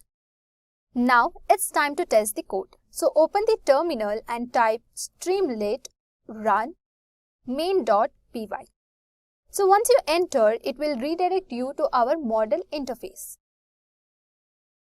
And there you go. So the model is ready. So here's a live demo of the app. We will upload a sample image and the app will analyze it and provide a detailed diagnosis based on the AI model's insight. So this is how we use Streamlit and Google's Gemini AI model to create a medical image analysis app. So this app can help medical practitioners by offering precise and thorough analysis of medical photos. Now it is the time for testing. So let's take one image of any disease and test it. So upload the image from your computer. Then we will select an image and press the generate button. So as you can see, it's running. So it generates fabulous response and can help doctors in assisting their patients, saving time and money. So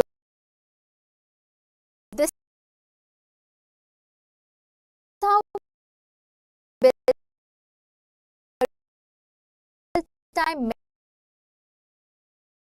Transformers operate on a concept called sequence-to-sequence learning. Essentially, they take a sequence of tokens as an input and predict the next token in the output. A great example of this is language translation. Imagine inputting "Good morning" in English, and the transformer processes this and outputs the translation in languages like Japanese, Korean, or German. The key is how it efficiently processes the relationship between words. Since we know what a transformer is, let's dig a bit deep about them. A transformer has two primary components, encoder and decoder. Encoder identifies relationship between parts of the input sequence, whereas the decoder uses these relationships to generate the output sequence. This division is what allows transformers to handle tasks like text translation or summarizations with remarkable accuracy. Now that we have the idea of transformers, let's discuss how they evolved. Before transformers, there were other neural networks like RNN, recurrent neural networks, invented by David Rumelhart in 1986. However, RNNs faced significant challenges. They would forget early parts of the sequence as they processed longer ones and couldn't handle dependencies efficiently. Additionally, RNN relied on recurrence, which made them inefficient and incapable of parallelization. Then came long short-term memory, introduced by Howather and Schmidhuber in 1997. Long short-term memory improved by remembering sequences for a longer duration and addressing some of the memory issues in RNNs. However, they were slow to train and difficult to manage at scale. Finally, transformers transformed neural networks. First introduced in the landmark paper, "Attention is All You Need." Transformers addressed all the problems faced by RNNs and LSTMs. They used a completely attention-based mechanism, eliminating reliance on recurrence. This made transformers capable of remembering context efficiently, training faster, and being parallelized, enabling multitasking and significantly speeding up processes. Now let's discuss on the attention mechanism. Think about this sentence: "This cat wants to jump on the box." The attention mechanism identifies the most relevant parts of this sentence, like cat, jump, and box, and focuses on these elements while processing the data. Now that we know how transformers have evolved, now let's discuss their architecture.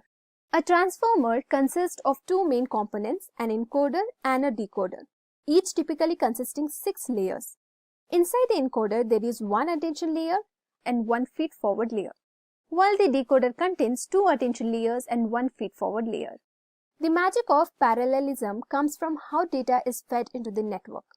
In the attention layer, all the words are processed simultaneously, with each word forming combinations with other in the sentence. This allows the model to capture relationships and context efficiently. After processing in the attention layer, the data is sent to the feed-forward layer, where it is learned layer by layer. The input to the encoder and decoder are the raw input embeddings, which are numerical representation of words. On top of these embeddings, positional encodings are added to help the model understand the position and the order of each word in the sequence. If we simplify embeddings, there are essentially vector representation of words in an n-dimensional space. At the top of the architecture, there are 2 layers of the output probabilities, converting the final output into the form of human can understand. These inputs are represented as vectors with their length corresponding to the size of vocabulary. Now, what truly makes transformer unique is the inclusion of normalization layers, which normalize the output from sub-layers.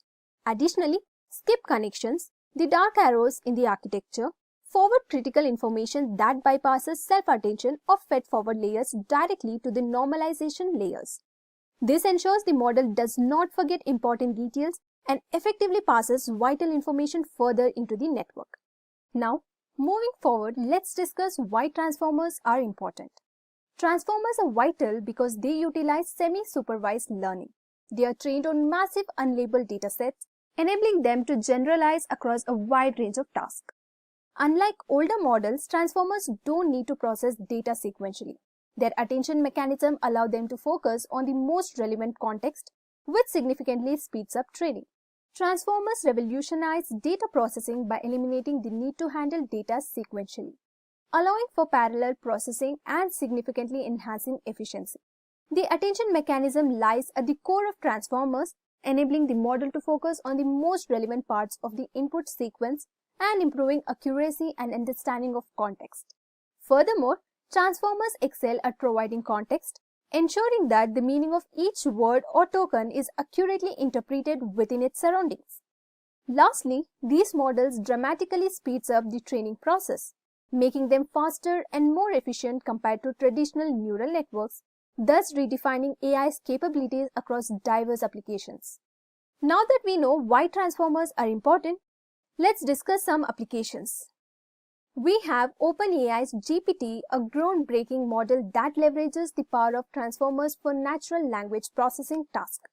Additionally, Google has developed several transformer-based models including Vision Transformer for image recognition, BERT, bidirectional encoder representations from transformers for understanding the context of words in a sentence, and T5, which stands for Text-to-Text Transfer Transformer for a wide range of text generation tasks. Microsoft has also contributed with DBERT, Decoding Enhanced BERT with Disentangled Attention, a model designed to improve contextually understanding and enhance NLP applications. These models demonstrate the versatility and impact of transformer architecture across various domains. Now that we know the application of transformers, how about checking their real-time products? Transformers have become an integral part of many real-world products that we use daily. Examples include Grammarly, which leverages transformers for advanced grammar and writing assistance. Google Search and its translation tools powered by models like BERT and T5, and ChatGPT, OpenAI's conversational AI that relies on the generative pre-trained transformer architecture. Additionally, Meta's deepfake detector uses transformer-based models for facial recognition tasks. These applications highlight how transformers have revolutionized technology, seamlessly integrating it into tools that enhance our everyday lives. In conclusion, transformers are changing the tech world by enabling smarter, faster, and more efficient AI systems. Whether it's generating text, translating languages, or enhancing search engines, these models are the cornerstone of modern AI.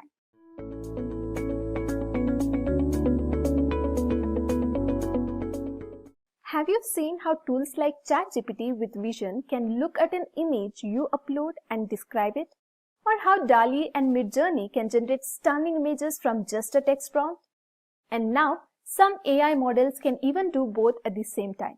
They can see, read, listen, and even create all in one go. So how is that possible? Well, that's because of something called multimodal AI. AI that doesn't just work with one type of data like only text or only images, but can understand and combine multiple types of information together, just like we humans do. So in this video, we are going to break down what multimodal AI really means and how multimodal AI works, and explore some amazing real-world examples that you are probably already using without even realizing it. So first, let's break down the word multimodal. So multi means many and modal refers to the modes of information like text, images, sound or video. So multimodal AI is an AI that can understand and work with multiple types of data at the same time. For example, a single AI model that can read text, look at images, listen to audio, watch videos and combine all of this to give a better answer. It sounds a bit like how humans process information, right? So why do we need multimodal AI? So think about how we interact with the world. If you're watching a movie, you're seeing visuals, listening to dialogue, and understanding the story together. Or when you're explaining a recipe to someone, you might show pictures, describe steps, and maybe even play a video. So humans naturally combine different scenes to understand things. So old AI models were single model. They could only process one type of data. Like a text model could only read and write, and a vision model could only look at images. But real-world problems are not just text or just images, they are mixed. So multimodal AI bridges this gap, and it lets AI connect the dots between text, visuals, audio, and more. So how does multimodal AI work? In simple terms, it works like this. It takes different types of input. For example, it could take a photo and a text question about that photo. Then, it converts them into a common language inside the AI model. So think of it like translating text, images, and audio into one shared understanding. Next, it reasons over all the data together.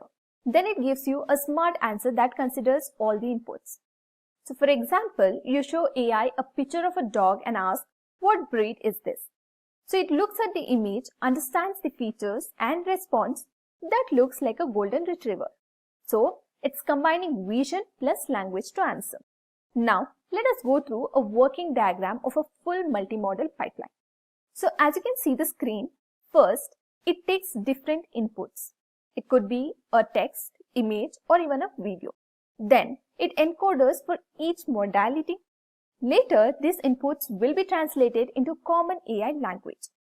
Then, a multimodal transformer uses cross-attention to connect relationship across text, images, and audio. And finally, the model generates a response. So let me take another example to explain this diagram. So as you can see, we have different inputs. So the model can take text, images, audio, or even video as input. Next is the encoders for each modality. That means a text encoder converts words into vectors, and an image encoder converts pixels into vectors, and then an audio encoder converts sound waves into vectors. Next is the shared embedding space, where all these different inputs are translated into a common AI language, which is a vector space where similar meanings are close together. For example, the word car and the picture of a car are mapped close together. Next is the fusion plus reasoning layer, where a multimodal transformer uses cross-attention to connect relationship across text, images, and audio. For example, it links the word red to the red region of the car image. Next is the output generation. So finally, the model generates a response, which could be text, a caption, an image like DALL-E, or even sound. Alright, I hope this is clear now. So now let's look at some real-world examples that make it easier to understand. So first we have ChatGPT with vision. So if you upload an image to ChatGPT and ask what's in this picture, then it can describe the objects, text, or even analyze data like a chart. So that's multimodal AI. It's using both image understanding and text generation together. The next example is Google Lens. So when you point your camera at something, Google Lens can recognize the object, read the text in the image, and translate into another language. Again, it's a vision plus language plus translation all in one model. The next example could be a self-driving cars. So autonomous cars like Tesla's uses multimodal AI because they have to see the road through cameras, read traffic signals, hear alerts, and also process maps and text instructions. So they combine all these modes to make driving decisions. Next is the healthcare AI. So doctors now use AI that can look at medical images like X-rays and also read patient reports, combining the information to help diagnose diseases more accurately. But why is multimodal AI a game changer? Multimodal AI is powerful because it's closer to human intelligence. We don't rely on one sense, we combine many. And it makes AI more flexible because one model can handle text, images, audio, and more. It can solve more complex problems like explaining what's happening in a video or understanding a full conversation with context. Alright, now for those of you who want a bit more technical depth, here's a quick peek behind the scene. So as I discussed earlier, a multimodal AI uses transformer-based models, the same type of models behind GPT. So the text, images, and audio are all converted into a common representations, like a shared language of numbers called embeddings. For example, a picture of a dog and the word dog are both mapped into a similar space, so the AI knows they mean the same thing. Then, the model can reason across all modalities together and generate an output. A great example is Clip from OpenAI, which connects images and text. Another is Google Gemini, designed from the ground up as a truly multimodal model. So what is the biggest challenge? So, the different types of data have different formats and complexity. Combining them efficiently without loop is still an ongoing research area.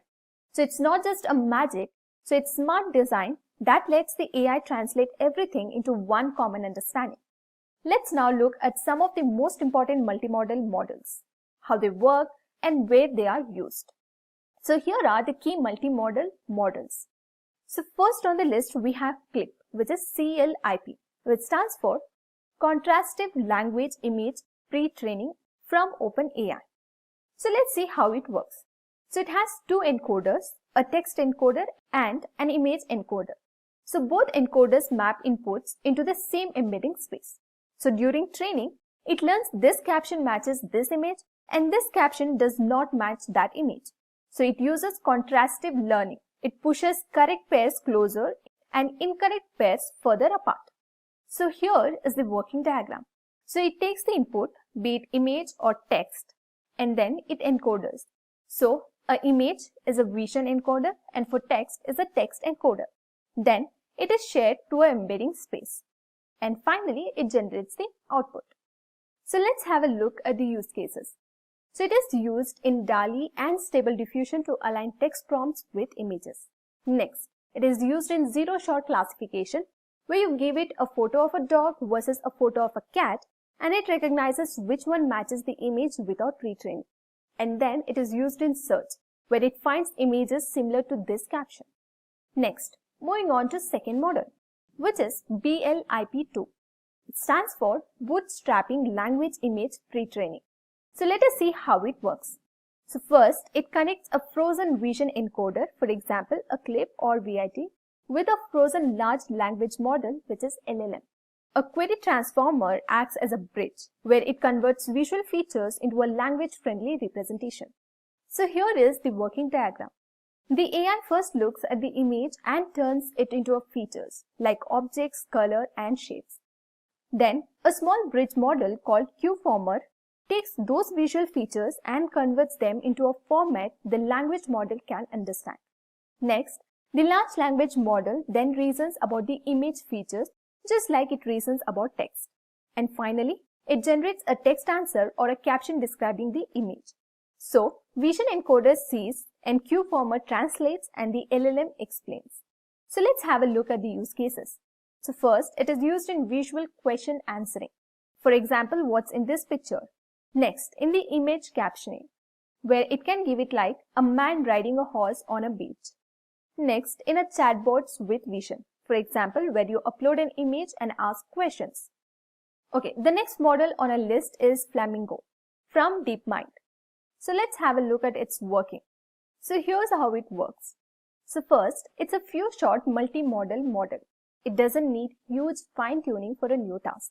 And then it uses gated cross-attention layers to integrate image plus text inside a frozen LLM. And it can reason across multiple images and a long text sequence. So it looks at the image, reads your question, connects both through cross-attention and then explains it. So let's have a look at the use cases. So it is used in multimodal chatbots like look at these 5 images and now answer this question. Next, it is used in educational AI, where it reads diagrams plus answer questions. Next, in document understanding, where it reads text plus images in a PDF. And the next multimodal on a list is PalmE from Google. So here's how it works. So as you can see, this is the working diagram. So first, the AI gets both visual input, like a photo or a live camera feed, and the text instructions like pick up the red apple on the table. Next, the vision transformer understands what's in the image, like objects, colors, and position, and the Palm language model understands the instruction and reasons about what needs to be done. So it's combining both. The AI creates a step-by-step action plan for the robot, like move forward, grab the red apple, and place it in the basket. So here are the use cases. It is used in robotics, like pick up the red apple on the table. Next, it is used in real-world reasoning for embodied AI. Then, it is also used in visual navigation tasks. And the next multimodal is Google Gemini. So here's how it works. It's a natively multimodal trained from scratch on text, images, audio, and video. So unlike CLIP, which aligns 2 encoders, Gemini has a single model handling all modalities. And it uses joint training with cross-attention. So this is the working diagram. So let me explain this. The AI takes in all types of inputs at once, such as written text, pictures, sound, and even video. Then Instead of using separate models for each type, it uses one powerful transformer model that can understand and combine all these inputs together. And from that combined understanding, it can give any kind of output, a text answer, a generated image, or even an audio response. So basically, it understands everything together and responds in any form you need. So let us have a look at its use cases. It is used in complex queries, such as summarize this video and create a chart. It is used in advanced digital assistants and also in future AR/VR multimodal applications. The next model is GPT-4o from OpenAI. It's an optimized multimodal model. It accepts text, images, audio in real time. And it uses fused embeddings and parallel processing for speed. And it works as a true interactive assistant. So here are its use cases. It is used in conversational AI with vision plus audio and in real-time assistance where you upload an image and get explanation instantly, and also in accessibility tools. For example, describe surroundings for visually impaired users. So these models represent different approaches to multimodality. Some align separate encoders like CLIP, some bridge vision plus LLMs like BLIP2, and some are natively multimodal like Gemini and GPT-4o. So now let us see how are multimodal models trained. So training multimodal models is much more complex than training single model models. So first is the dataset alignment. So you need paired datasets such as images plus captions, videos plus transcripts, and audio plus text. So this challenge is the text and images don't always align perfectly. Next is the contrastive learning. So train the model to pull matching pairs closer and push non-matching pairs apart. For example, image of a cat plus caption, a cat, is a matching pair, whereas image of a cat plus caption as a dog is not a matching pair. Next is the masked modeling. Mask parts of the input such as image patches, text tokens, as model predicts missing information. Then it forces the model to reason across modalities. For example, mask the object in a caption, a dash is sitting on the table plus providing image. Next is the fusion and cross-attention training, where models like Flamingo or Gemini train cross-attention layers to integrate modalities. It requires huge compute clusters. Next is scaling laws. Like LLMs, multimodal models get better with size and data diversity. Gemini plus GPT-4o trained on massive multimodal corpora. So here are the training requirements. You need to have high quality paired dataset, billions of parameters, and TPUs, GPUs for weeks or months, and advanced optimizations such as mixed precision or shade training. So, why is true multimodal AI still hard? It's because of data mismatch. Text is sequential, images are spatial, and audio is temporal. So aligning them perfectly is difficult. Next is limited high quality data. So billions of image text pairs exist but have noises and bias. Next, bias and fairness. Models learn cultural and social biases from multimodal data. For example, stereotypes in images and captions. The next challenge is compute cost. So training needs huge GPU clusters. For example, hundreds of A100 GPUs. And fine-tuning multimodal models is even more expensive than text only. And the final challenge is the evaluation difficulty. So how do you measure reasoning across modalities? So there's no single easy benchmark. So while multimodal AI is powerful, it's also data hungry, compute heavy, and still evolving. So in simple words, the multimodal AI can process and combine multiple types of data such as text, images, audio, and video. It's already in use such as GPT Vision, Google Lens, self-driving cars, and healthcare AI. It's a big step towards AI that can understand the world like humans do. So what do you think? Will multimodal AI make AI more human-like? So drop your thoughts in the comments.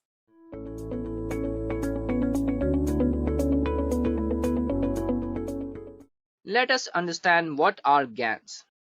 So we are going to start with generative models.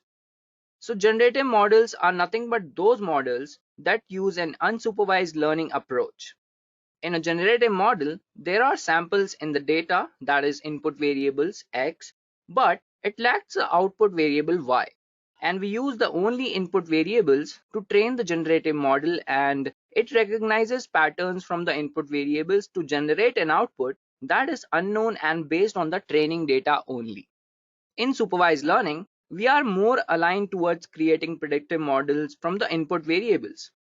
And this type of modeling is also known as discriminative modeling. And in a classification problem, the model has to discriminate as to which class the example belongs to. And on the other hand, unsupervised models are used to create or generate new examples in the input distribution. To define a generative model in layman terms, we can say generative models are able to generate new examples from the sample that are not only similar to the examples but are indistinguishable as well. And the most common example of a generative model is a naive Bayes classifier, which is more often used as a discriminative model. Other examples of generative models include Gaussian mixture model and a rather modern example, that is generative adversarial networks. So let us try to understand what exactly are GANs, or generative adversarial networks. Generative adversarial networks, or GANs, are a deep learning based generative model that is used for unsupervised learning. It is basically a system where two competing neural networks compete with each other to create or generate variations in the data.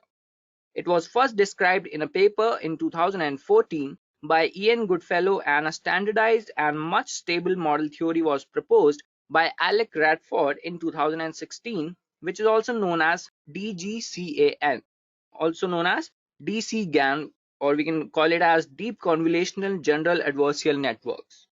And most of the GANs today use deep convolutional general adversarial networks. The GANs architecture consists of two submodels known as the generator model and the discriminator model. So a generator network takes a sample and generates a sample of data. A discriminator network decides whether the data is generated or taken from the real sample using a binary classification problem with the help of a sigmoid function that gives the output in the form or the range 0 and 1. So let us go ahead and take a look at how GANs actually work. To understand how GANs work, let's break it down. So generative means that the model follows the unsupervised learning approach and is a generative model. When we talk about adversarial, the model is trained in an adversarial setting. And network simply means for the training of the model, we use the neural networks as artificial intelligence algorithms. In GANs, there is a generator network that takes a sample and generates a sample of data. And after this, the discriminator network decides whether the data is generated or taken from the real sample using a binary classification problem with the help of a sigmoid function that gives the output in the range 0 to 1. The generative model analyzes the distribution of the data in such a way that after the training phase, the probability of the discriminator making a mistake maximizes. And the discriminator, on the other hand, is based on a model that will estimate the probability that the sample is coming from the real data or not the generator. The whole process can be formalized in a mathematical formula. So G over here is generator, D is equal to discriminator, P data X is the distribution of real data, P data Z is the distributor of generator, X is the sample from the real data, and Z is the sample from generator, where dx is the discriminator network and gz is a generator network. So let's take a look at the flowchart once again, guys. So we have the training data, which is going to give the real sample, and the generator network is going to generate the sample from the random noise or the examples. And then it will go to the discriminator network, where it's going to check if the sample that is coming is real or fake. So that is how a GAN actually works. Now let's take a look at the training phase, like how a generative adversarial network is actually trained. So it happens in two phases, guys. So the first phase is where we train the discriminator and we actually freeze the generator, which means that the training set for the generator is turned false and the network will only do the forward pass and there will not be any back propagation. Basically, the discriminator is trained with real data and checks if it can predict them correctly, and the same with the fake data to identify them as fake. After this, there is the second part where we train the generator and freeze the discriminator. So we get the result from the first phase and we use them to make better from the previous state to try and fool the discriminator better. So to understand this in the layman's term, I'm gonna tell you a few steps for training, like how you should start. So the first step is you have to define the problem. You have got to define the problem and collect the data. After this, the second step is you have to choose the architecture of GAN. So in this step, depending on your problem, you have to choose how your GAN should look like. The third step is training the discriminator on real data. So we train the discriminator with real data to predict them as real for n number of times, or we call it epochs as well. And then we generate the fake inputs from the generator. So in this step, we are going to generate the fake samples from the generator. And the next step is we train the discriminator on fake data. So whatever samples are generated from the generator network, you're going to train the discriminator to predict the generated data as fake. So that's how we know that discriminator is actually predicting the values as correctly. And the last step is we train the generated with the output of discriminator. So after getting the discriminator predictions, we train the generator to fool the discriminator. So that's how we train the GAN to actually get our solution from the problem, which is like defining the problem. So you'll understand this when I'm talking about the applications, guys. So no worry. Now let's go ahead and take a look at a few challenges of generative adversarial networks. So the concept of GANs is rather fascinating, but there are a lot of setbacks that can cause a lot of hindrance in its path. Some of the major challenges faced by GANs are, the first one is the stability. So there has to be a stability that is required between discriminator and the generator network. Otherwise, the whole network would just fall. For example, in case, let's say, if the discriminator is too powerful, the generator will fail to train altogether. Won't be able to push fake samples to the discriminator, and it will always identify them as fake. And let's say if the network is too lenient, the discriminator network is too lenient, so any image that would be generated by the generator network would make the network useless. The next challenge that is faced by GANs is GANs fail miserably in determining the positioning of the objects in terms of how many times the object should occur at that location. Suppose we have an image in which we have, let's say, 3 dogs with 2 eyes, and sometimes a GAN will fail to determine the positioning of the objects in terms of it will generate an image with like 1 dog and 6 eyes. So that's kind of a problem that we face while working on GANs. And the next challenge is 3D perspective troubles GANs, as it is not able to understand the perspective also. So it will often give a flat image for a 3D object. So that's one challenge that we face with GANs as well.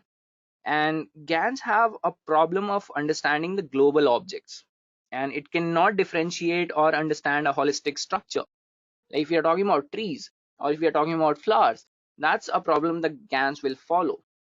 And last but not least, newer types of GANs are more advanced that I've talked about, that is deep convolutional generative adversarial networks, and are expected to overcome these shortcomings altogether. So we don't have to worry about these. These are the shortcomings that we face with normal GANs, the initial generative adversarial networks. Now that they have become more advanced, they actually overcome these shortcomings, so you don't have to worry, guys. So last but not the least, I want to talk about a few applications of generative adversarial networks. So the first one is prediction of next frame in a video. So let's say the prediction of future events in a video frame is made possible with the help of GANs, and DVD GAN, or we can call it as dual video discriminator GAN, can generate a 256 by 256 videos of notable fidelity up to 48 frames in length. And this can be used for various purposes, including surveillance, in which we can determine the activities in a frame that gets distorted due to other factors like rain, dust, smoke, etc. So the possibilities are immense with this. If you are able to predict the next frame in a video, that actually helps in a lot of things like surveillance, security, and we can predict outcomes based on these frames that we generate from a video. After this comes the text to image generation. So basically, object-driven attentive GAN, which is also known as object GAN, performs the text-to-image synthesis in 2 steps. So the first step is generating the semantic layout, and then generating the image by synthesizing the image by using a deconvolutional image generator is the final step. So this could be used intensively to generate images by understanding the captions, the layouts, and refine details by synthesizing the words. And there is another study about the story GANs that can synthesize the whole storyboards from mere paragraphs. So that's actually a very good idea if you're talking about GANs. So you can just give a few layouts and captions. Based on that, it will generate an image for us. Talking about the next application, we have image to image translation. So Pix2Pix is a model which is designed for general purpose image to image translation. So let's say we have three images. We have a real image, then we'll be having a generated image, which is basically a fake, and then it will be reconstructed to the previous image, which was real. So this is how image to image translation work, guys. And after this, we have enhancing the resolution of an image. So super resolution generative adversarial network, or also known as SR-GAN, is a GAN which can generate the super resolution images from low resolution images with finer details and better quality. So this is actually a very good application of GANs, guys. The applications can be immense. So you imagine a higher quality image with finer details generated from a low resolution image. The amount of help it would produce to identify details in low resolution images can be used for wider purposes, including surveillance. We can use it for documentation, security. We can use it for detecting patterns, etc. And last but not least, we have interactive image generation. So GANs can be used to generate interactive images as well. And computer science and artificial intelligence library, also known as CSAIL, has developed a GAN that can generate 3D models with realistic lighting and reflections enabled by the shape and texture editing. And more recently, researchers have come up with a model that can synthesize a reenacted face animated by a person's movement while preserving the appearance of the face at the same time. There are a lot more applications we can work on.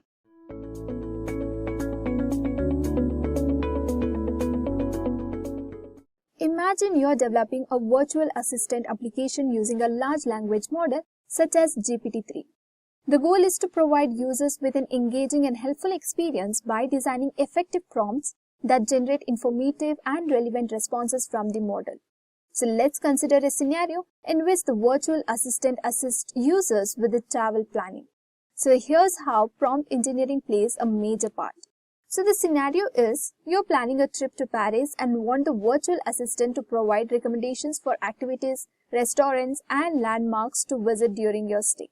So let's say you're looking for a help with a traditional prompt and you ask for, what should I do in Paris? And the virtual assistant will assist you here, like, here are some recommendations for activities in Paris. And here's how the enhanced prompt through prompt engineering respond to your queries. So if you input a query that goes like, hey there, I'm super excited about my upcoming trip to Paris. So could you please recommend some must-visit places and activities for me? Then the virtual assistant will generate the response as something like this. So of course, Paris is an amazing city with so much to offer. So here are some must-visit places and activities, and it continues with the explanation about each place. I hope you got the idea of how enhanced prompt provides users with an engaging and helpful experience by designing effective prompts that generate informative and relevant responses from the model. So now let us understand what exactly is prompt engineering. Prompt engineering is a method used in natural language processing, that is NLP, and machine learning. It's all about crafting clear and precise instruction to interact with large language model like GPT-3 or BART. So these models can generate human-like responses based on the prompts they receive. Think of prompt engineering as giving direction to these models. By crafting specific and concise prompts, we guide them to produce the response we want. So to do this effectively, we need to understand the capabilities of the model and the problem we are trying to solve. Fine-tuning prompts allows researchers and developers to improve the performance and usability of LLMs for a variety of applications, including text generation, question answering, language translations, and others. Effective prompts engineering necessitates a thorough understanding of the underlying model's capabilities as well as the problem domain and desired result. Now, let's find out why prompt engineering matters for AI. So, prompt engineering is important in AI because it improves model performance, customization, and reliability. By creating clear and tailored prompts, developers can help AI models produce more accurate and relevant results, reduce biases, improve user experience, and address ethical concerns. In simple terms, prompt engineering ensures that AI systems produce useful and reliable results that meets the needs of users while adhering to ethical principles. So now let's consider an example in the context of text generation for generating product description. Assume you're using an AI model to create product description for an online store. So without prompt engineering, you may issue a generic prompt such as generate a product description for a smartphone. So without prompt engineering, you would get something like this. This smartphone has a high resolution display, powerful processor, and a long-lasting battery life. The given prompt is less effective because it lacks specificity.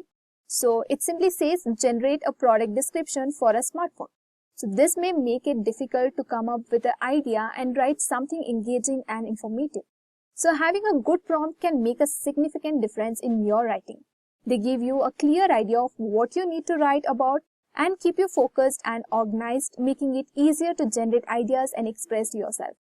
On the other hand, by using prompt engineering techniques, you can provide more specific instructions or constraints that will tailor the generated descriptions to the target audience or brand style. So with prompt engineering, if you input a query such as create a product descriptions for a budget-friendly smartphone perfect for the young professionals, highlights its affordable, sleek, and packed with the top-notch camera features, and the generated response would be something like this. Introducing our sleek and affordable smartphone designed for young professionals with its stylish design and advanced camera features, capturing life's moments and have never been easier, and it goes on giving its key features along with it. So through this example, we understood that prompt engineering enables the creation of a product description that is useful to the target audience and highlights specific features based on the instructions provided. So this shows how prompt engineering can improve the importance and effectiveness of AI-generated content for specific applications. To help AI models give accurate answers, it's important to create clear prompts. So here are some simple rules for generating effective prompts. First, make it clear. So clearly explain what you want the AI to do. Unclear prompts might confuse the AI and lead to wrong answers, so make sure that the prompt is clear. For example, the unclear prompts is something like write about cars. So where we have not mentioned which type of car or anything much in details. Whereas the clear prompt is write a description of a red convertible sports car. Next, give context. So provide enough information so that AI understands the task. So this helps it give accurate response that makes sense in the given situation. So for example, prompt without context is write a story. Prompt with context is write a story about a girl who discovers a magic book in her attic. Next, show examples. Use examples to show the AI what you are looking for. So this helps it understand the type of response you want. So for example, the prompt without example is describe a beach scene. So prompts with example is describe a beach scene with the palm trees, crashing waves, and the people playing volleyball. Next is keep it short. So don't overload the AI with too much information. Short prompts help the AI focus and give quicker, more accurate responses. For example, long prompts are like this. Write a detailed essay discussing the impact of climate change on biodiversity and ecosystems in tropical rainforest. And short prompts look something like this. Write about climate change effects on rainforest. Next, avoid biases. So make sure your prompts are fair and don't include any unfair assumptions. So biased prompts can lead to biased answers, which isn't helpful. So for example, write about a woman who struggles with her weight. So unbiased prompts are write about a person overcoming challenges. Next, set limits. So tell the AI any rules or restrictions it needs to follow. This helps guide its response and ensures they meet your specific needs. For example, prompt without limits are write a story, and prompt with limits are write a story set in a haunted house with a maximum word count of 500 words. And I hope it's very clear. Next, moving on to example of prompt generating text using. For text generation tasks, prompts usually consist of a textual instructions or starting point that directs the model to produce coherent and relevant text. Prompts can be story prompts, questions, or incomplete sentences. Text generation prompts provide context and directions to the model, allowing it to generate human-like text responses. They influence the generated text tone, style, and context. So let's say the prompt is, write a short story about a character who discovers a hidden treasure.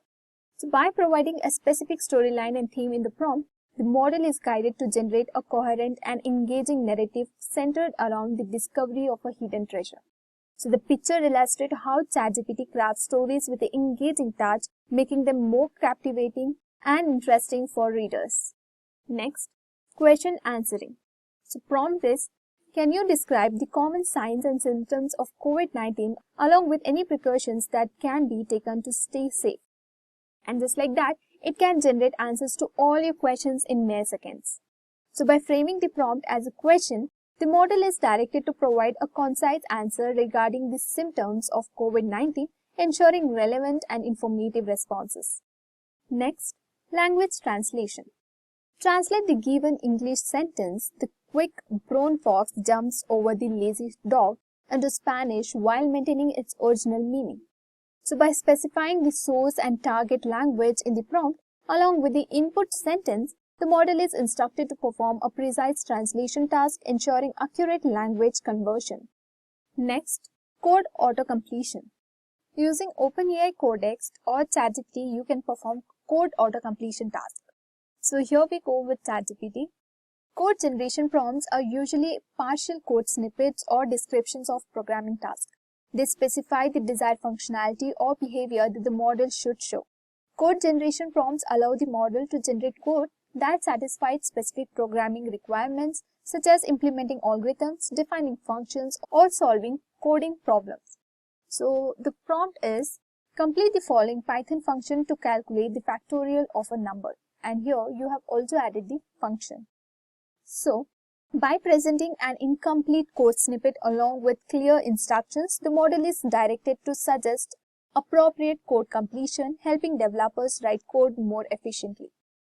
Now moving on to the text-to-image generation. Image generation prompts specify the visual sense, objects, or concept that the model should generate. They may include textual descriptions, keywords, or images. So image generation prompts allow the model on what visual content to generate. They influence the generated image's composition, style, and detail. For example, the prompt is, imagine a tree where the branches are made of stacks of books. So can you paint me a picture of that? And for the given prompt, we got the image generated as something like this. An imaginative portrayal of a tree with branches composed of stacked books, each book representing a leaf and covers visible. And the next prompt is, picture a cloud in the sky that looks like a huge heart. Can you draw that for me? And here we go. These AI tools leverage prompt engineering techniques to generate text, perform language translation, code auto-completion, and text-to-image generation, demonstrating the versatility and power of prompt based on interactions with AI models. Next, why is machine learning useful in prompt engineering? Machine learning is very helpful in prompt engineering, especially in linguistic and language models, because it helps create better prompts and interactions by analyzing lots of data and finding patterns. So first, understanding language patterns. Machine learning algorithms can analyze large amounts of text to understand linguistic patterns like grammar, syntax, semantics, and context. So this understanding is critical for developing effective prompts that generate desired responses from language models. Next, generating relevant prompts. Machine learning models can suggest or generate prompts based on input data and user preferences. These prompts can be tailored to specific tasks, domains, or user requirements, making them more useful and efficient for guiding language models. Next, optimizing prompts design. Machine learning techniques can be used to optimize prompt design by comparing the performance of various prompts and selecting the one that produces the best result. This iterative process improves prompt engineering practices and the overall performance of language models. And the next is personalizing interactions. Machine learning enables personalized interaction by creating prompts to individuals' users' preferences, history, and context. This personalization increases user engagement and satisfaction with language model interaction. Next, improving model performance. Machine learning algorithms can be used to fine-tune language models based on prompt response pairs, increasing their performance and accuracy over time. Language model can be trained on a variety of datasets and prompts to produce more relevant and contextually appropriate responses. And next, mitigating bias and misinformation. Machine learning techniques can help identify and mitigate preferences in prompt engineering by examining prompt responses pairs for potential biases or inaccuracies. Language models can produce more fair, inclusive, and reliable results by detecting and correcting for preferences. And I hope it is clear why machine learning is useful in prompt engineering.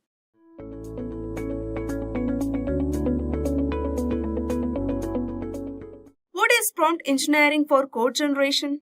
Prompt engineering is a process that creates a specific prompts or instructions for AI language models to generate a code snippets or scripts.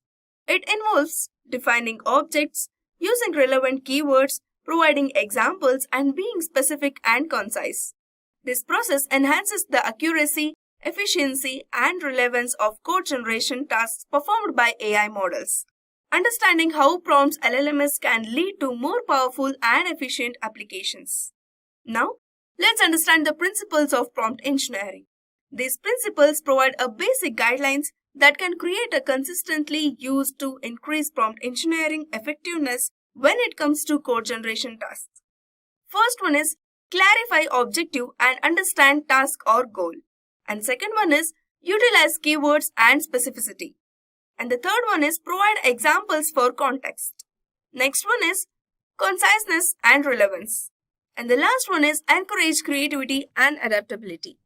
Let's understand them in brief. First one is clarify objective and understand task or goal. Here, understanding what you want from code output, including inputs, outputs, evaluation criteria, and any constraints or difficulties is essential before creating a prompt. It is easier to develop prompts that accurately guide the model towards a desired outcome where there is a clarity. And the second one is utilize keywords and specificity. Including an appropriate keyword in a prompt helps to communicate the specifics of the task to the model. By avoiding inconsistency and using a clear language and instructions, you can make sure that the model produces a precise and focused code. Rather than requesting a function to process data, for example, be explicit about the kind of data and expected actions. And the next one is provide examples for the context. The model can better understand the expected output format and functionality by referring to the examples. Prompts are made more understandable by providing a specific examples of the desired code, which helps the models to understand the task.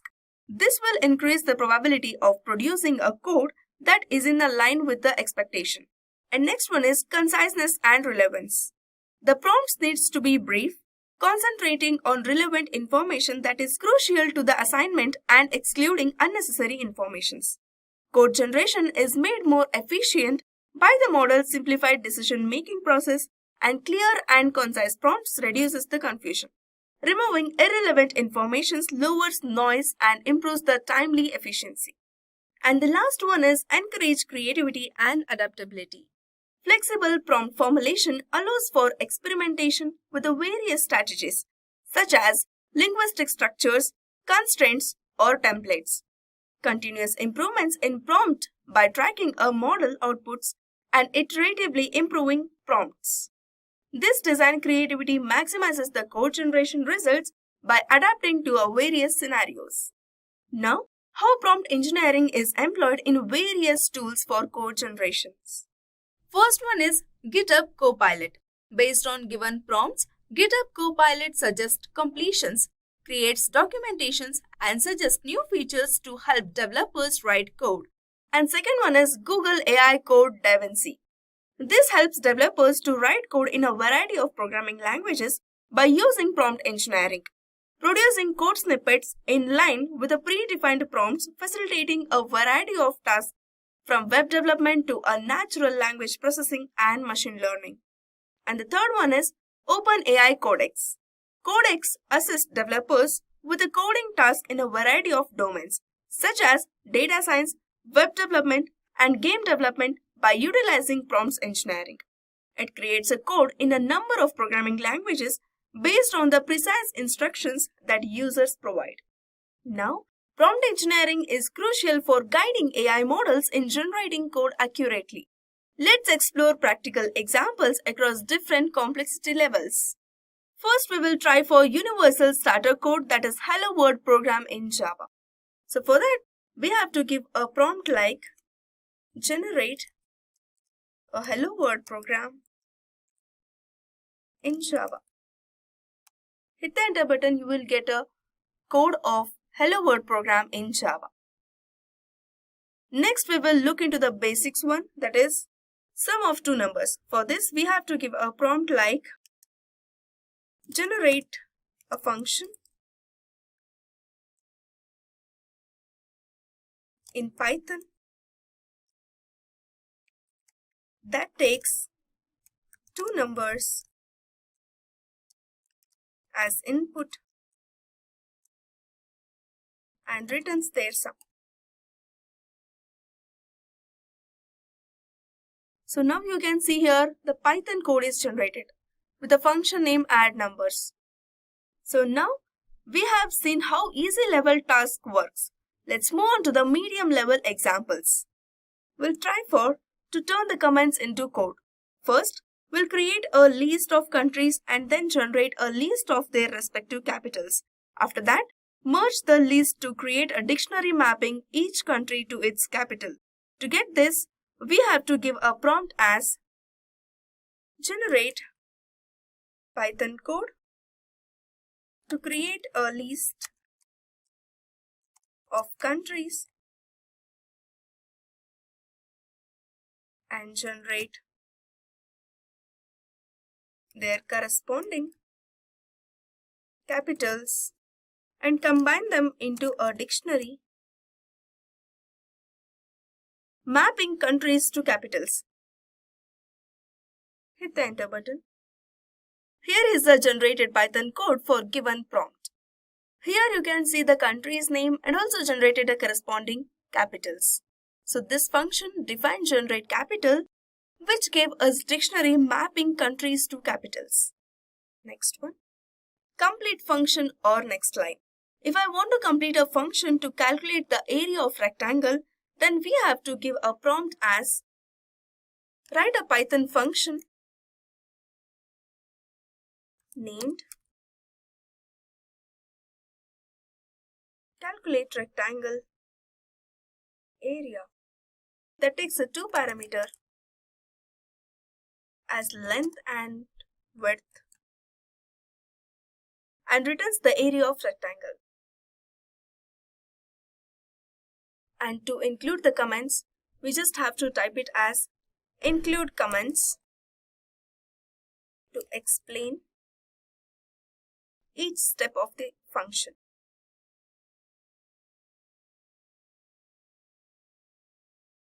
So in this code, you can see the function name which we have given in the prompt, that is calculate rectangle area with the parameters length and width.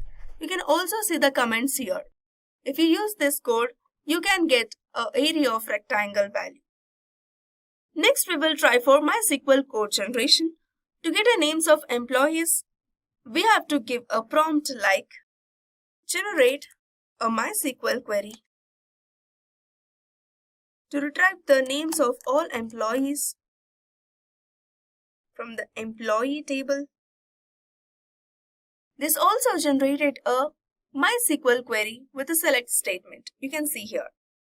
The last example is about how to get an explanation of generated code. To get an explanation of a code, you have to give a prompt as provide a line-by-line explanation of the Python function named calculate factorial, which takes a parameter n and returns the factorial of n.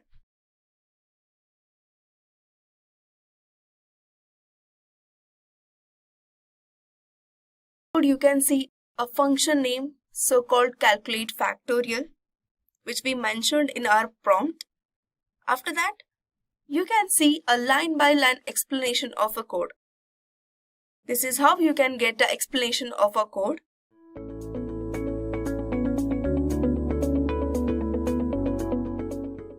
To become a prompt engineer, you have to follow certain steps.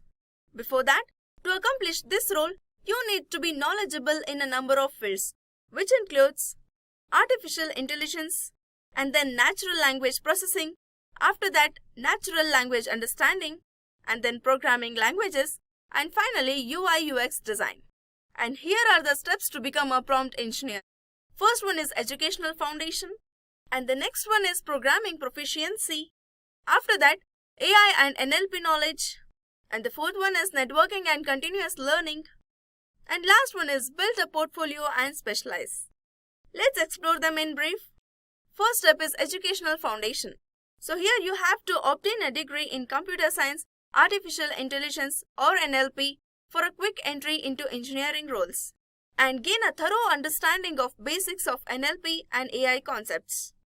And also, you have to focus on the courses covering NLP, machine learning and also programming languages during your studies. And then, apply theoretical knowledges to a real-world scenarios by engaging in projects and courses related to AI applications and continuous learning to stay updated and handle prompt engineering challenges in the evolving of AI field. And the next step is programming proficiency. For those who want to become a prompt engineers, knowing how to program is essential, especially in languages like Python. And also, gain a hands-on experience by working on coding projects, by implementing prompt engineering strategies and testing models. After that step, we have AI and NLP knowledge. Gain in-depth knowledge of AI, machine learning and NLP to become a proficient prompt engineering. And then, acquire a practical experience by working on projects and apply fundamental concepts and tools in a real-world scenario. And also, utilize the acquired fundamental knowledge for efficient and effective prompt engineering practices. And the fourth step is networking and continuous learning. Connect with AI and NLP professionals to build a network and gain valuable insights. And also, you should participate in conferences to stay updated on the latest developments in AI. And engage in online forums to discuss ideas, challenges and advancements with peers. And you have to stay informed about the latest AI advancements to enhance prompt engineering skills continuously. And finally, you have to regularly develop your knowledge and skills to become a proficient prompt engineering. And the last step is build a portfolio and specialize. Here you have to create a project that emphasizes your abilities, forming a strong portfolio to enhance employability as a prompt engineer. And then showcase your prompt engineering skills through your portfolio by providing tangible evidence of your capabilities to potential employers. And also, strengthen your credentials by obtaining relevant certifications and validating your expertise in prompt engineering. Now, let's understand demand of prompt engineering. The demands for prompt engineering is increasing due to the growing adoption of AI and NLP technologies in various industries. These professionals are crucial in optimizing languages models and ensuring accurate contextual relevant and ethical responses. As AI evolves and finds application in multiple sectors, the demand for skilled prompt engineers is expected to grow as they contribute to the successful deployment of AI technologies. Now, let's see the salary details for prompt engineering. The annual salary range for junior or entry-level prompt engineers with a 0.2 years of experience is between Rs 3 lakhs to 6 lakh. And then, the annual salary range for mid-level prompt engineers with a 2 to 5 years of experience is around 6 lakh to 12 lakhs per annum. The annual salary for senior prompt engineer is 12 lakhs per annum. It completely depends upon the individual skills and the salary policies of the organization. In USA, according to the ZipRecruiter report, The salary for entry-level prompt engineer is $31,000. And then the average annual salary for mid-level prompt engineer is around $59,500. And finally, for senior prompt engineer with a 5 or more than 5 years of experience, it can exceed up to $91,500. Let us know which companies are hiring for prompt engineers. Amazon, Facebook, Microsoft, OpenAI, and Google.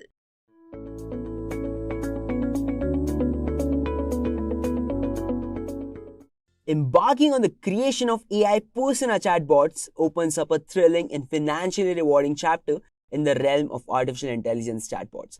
This innovative venture stands out because it normalizes the field of AI, removing the barrier of technical expertise.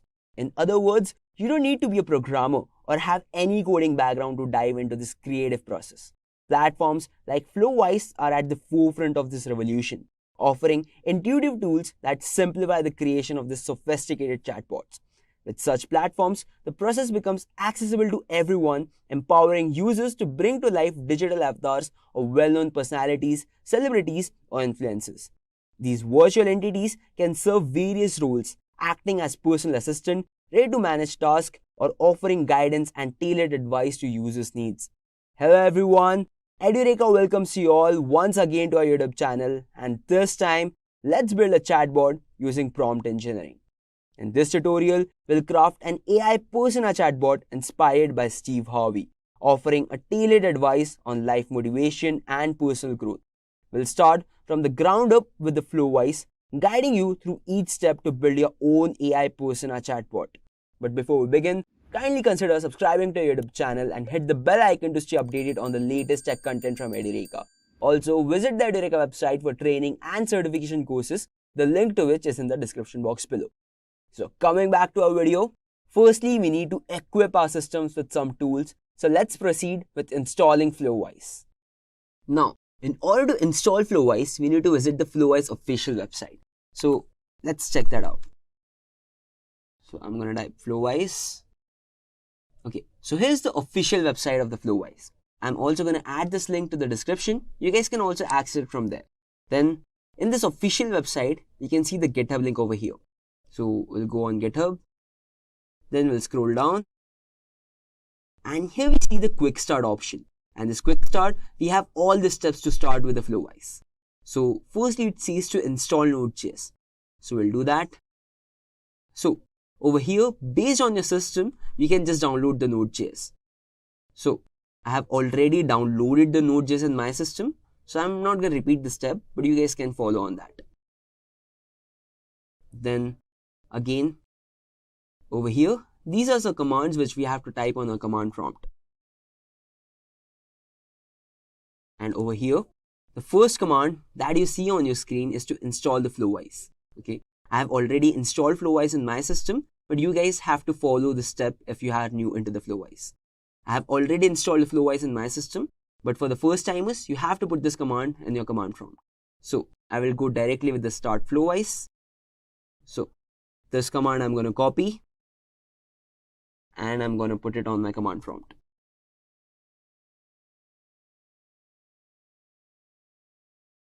You might have to wait for some time.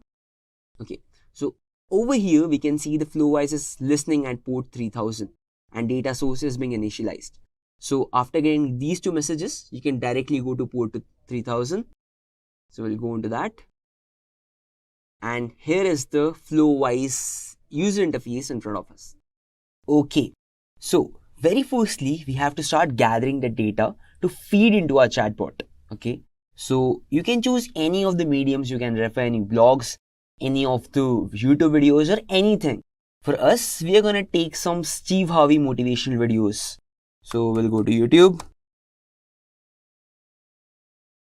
And over here, I'm going to type as Steve Harvey motivation.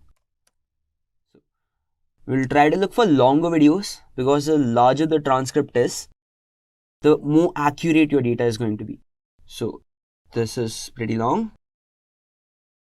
So in order to download the transcripts, what you have to do is just copy the link of this video Copy. I'm going to mute it. Not this one. And then we need to go to the site YouTube transcripts. Then over here we need to paste a URL. Go. And over here you have the access to the complete transcript. So what we're going to do is just copy the transcript from here. And then we need to save it to our system. So I've already prepared a folder called transcripts, and you can see 2 transcripts I have already written. So you can seek the transcripts in any of the documents. I have put it in text documents. You can even prefer as PDFs or docs or anything. Now this was for the previous chatbots that I have prepared. So let's delete those because I don't need them, and we'll prepare a new one. So new text document I need, and let's save it as Steve Harvey part 1. Yes. So over here I'm gonna paste the entire transcript. Control S, it got saved. Yeah, and we are ready to go. For this particular video I'm gonna take one more video of Steve Harvey. So let's search one more video. This we already took. Any other? Yeah, this one looks good. Just pause it for now. Copy link. Again to the same site. We're gonna paste the URL. Yeah. And we are gonna copy the entire transcript. And again we're gonna go to our system. New text file. Let's give it Steve Harvey part 2. Open, Control V, Control S. Yeah, and we are ready to go. So after downloading this transcript, let's go back to our Flowise. So here we have Flowise. Then I'm going to click on Add New. And here's the canvas where we are going to make our chatbot. So in order to start that, go to Add Nodes. Go for Chains. And here we have Conversational Retrieval QA chain. Just drag and drop it to the canvas. So this Conversational Retrieval QA chain is a tool that is used in creating chatbots, which helps the chatbot to find and provide answer to the questions in a conversation. You can think of it like a library system inside the chatbot that helps in understanding what you're asking and then search through its knowledge to give you best possible answer. This chain is a sequence of steps that the chatbot follows to make sure it understands the questions correctly and retrieves the right information to help you. And over here in the Conversational Retrieval QA chain, you can see as chat model, vector store retriever and memory as the inputs. And the final output is a Conversational Retrieval QA chain. So let's find the input of these. Okay. So our first input is chat model. So we are going to go to Add Nodes and we'll look for chat models over here. And for this chat model, we are going to choose Chat OpenAI. Again, drag and drop. We are going to put it here. Now, you can check out the output as Chat OpenAI. We are going to connect its output to the input of Conversational Retrieval QA chain, especially to the chat model section. Yes. Now, let's check the second input, which is vector store retriever. So we're going to go to plus nodes. Then we're going to look for the vector stores. And where is it? We need in-memory vector store. This one. So drag and drop over here. Now, this in-memory vector store is actually a database that our chatbot is going to follow through. In this document section particularly, we are going to put our transcripts. So let's connect its output to the vector store retriever input of Conversational Retrieval QA chain. So, as I already told you, in this document section, we are going to store the transcripts that we have downloaded. So how to do that? Again, add nodes, go to document loaders, and then select folder with files. Drag and drop output to the input. Now, in the folder path section, we have to put the path of our transcript. So over here, Control C, and again to our flow wise, folder path, Control V. Okay. Now, we can also see one input as text splitters. So let's also take care of that.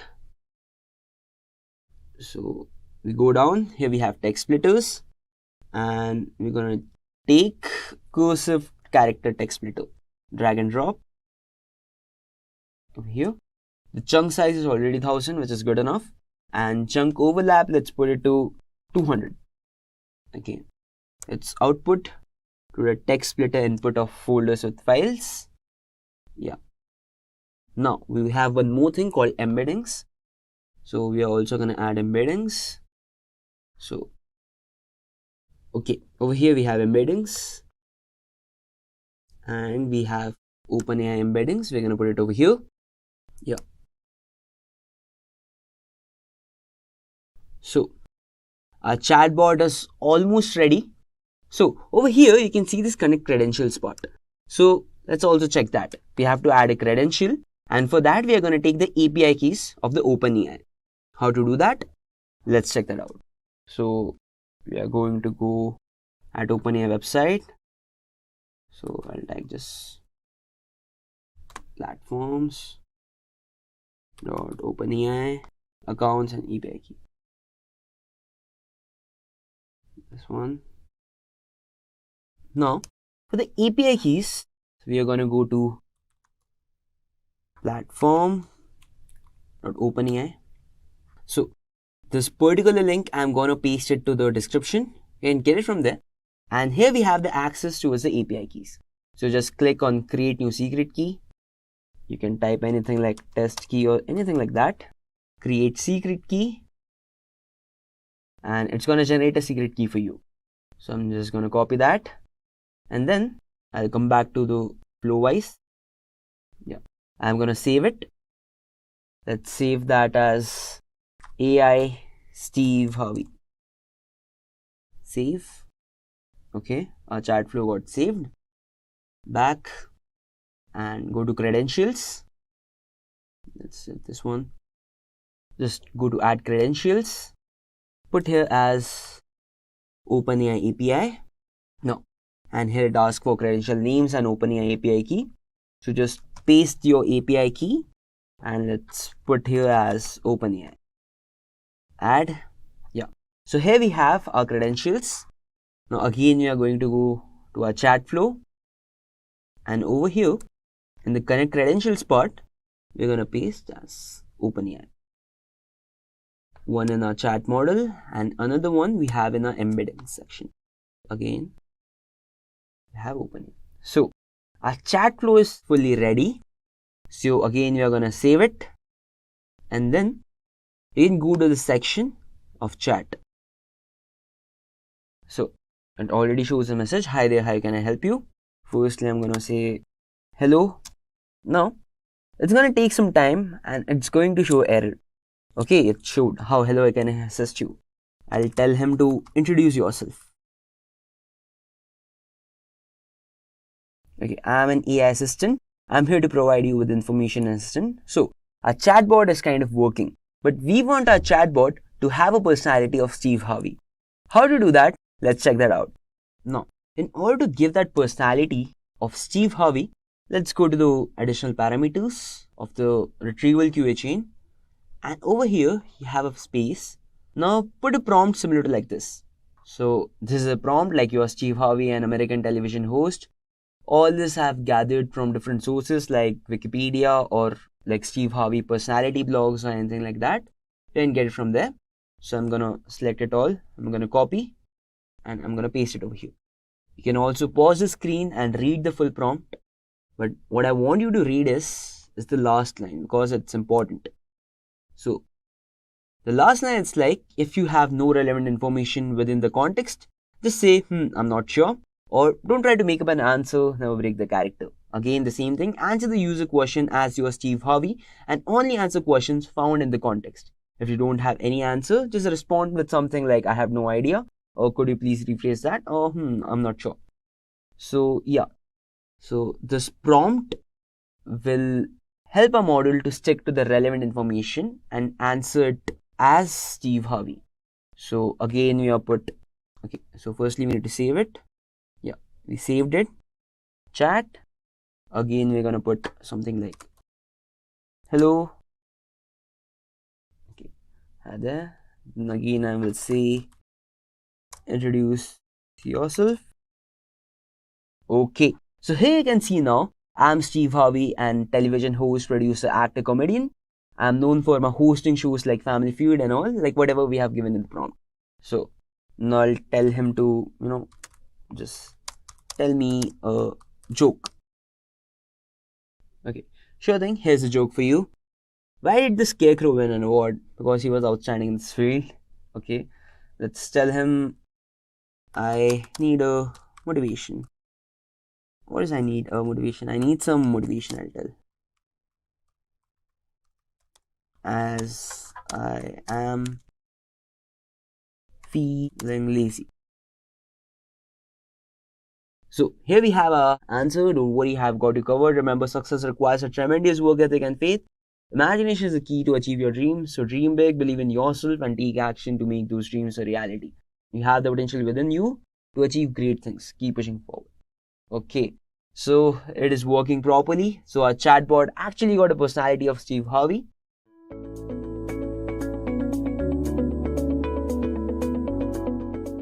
Imagine how it would be for you if you got a virtual side pair alongside you while you're coding. The side pair is helping you to automatically generate code and improve your code by making it faster and more efficient. You can chat with him, you can ask questions, ask suggestions, and much more. Sounds good, right? Well, GitHub Copilot is that AI side pair of yours that makes it all possible. It is an AI coding assistant that helps you to write code faster and with less efforts, allowing you to focus more energy on problem solving and collaboration. GitHub Copilot is proven to provide 55% faster coding and also proven to increase developers' productivity and accelerate the pace of software development. If we take a look at the industry standards, then we can see that around 50,000 plus businesses have adopted GitHub Copilot. 1 in 3 Fortune 500 companies use GitHub Copilot, and 55% of developers preference GitHub Copilot. Now, if you want to learn more about this and you want to know how to use this amazing AI tool, then you just clicked on the right video. In this GitHub Copilot tutorial, you will learn how to use GitHub Copilot and how it can be your trusty navigator guiding you on your flight path to a coding career that really takes off and goes up high. So now, let's open up our code editors and get started with the GitHub Copilot.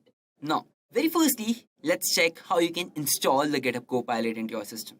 So very firstly, we have opened our Visual Studio Code, and in order to install the GitHub Copilot, go to the extensions, and as an extension, type GitHub Copilot.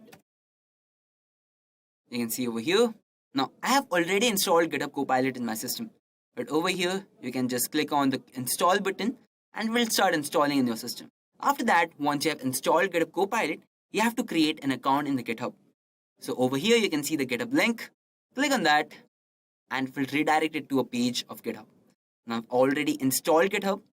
Now, one more thing comes is that this GitHub Copilot needs a paid subscription. So if you want to check the paid subscription for the GitHub Copilot, we can visit this particular website. I'll be putting the website in the description. You can check it out from there. Now, once you come to this website, which is the GitHub Copilot official website, you can scroll down and over here, you can check the subscription plan for GitHub Copilot.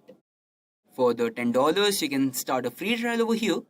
Then according to your usage, you can check whichever plan you want. So once we have installed GitHub Copilot and we have subscribed to the GitHub Copilot, it's time for us to use the GitHub Copilot for our coding. So once we are done with the installation part of GitHub Copilot, you can check this icon over here of GitHub Copilot. This icon basically portrays that your GitHub Copilot is active and it's ready to run. And in case if you don't see this icon, just restart your Visual Studio Code.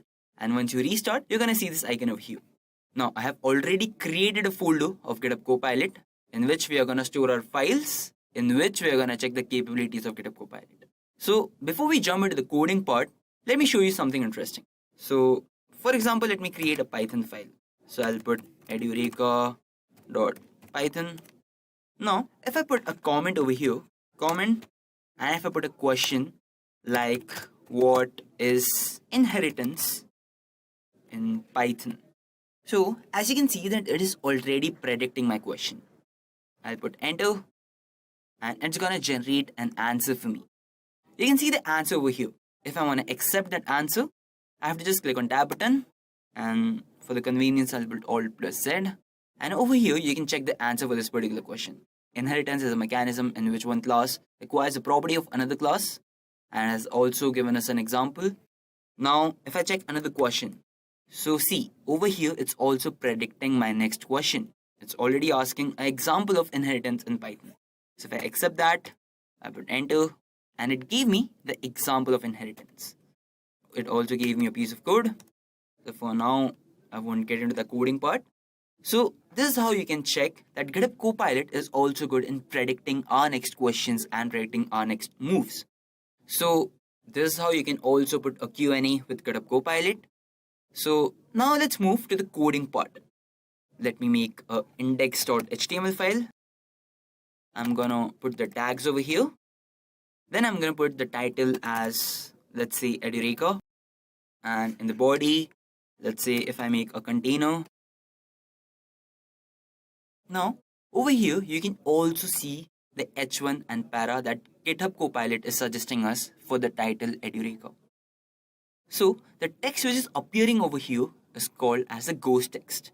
Now, if I want to accept this ghost text, I have to click on the tab. And if you just want to reject, just click on escape button.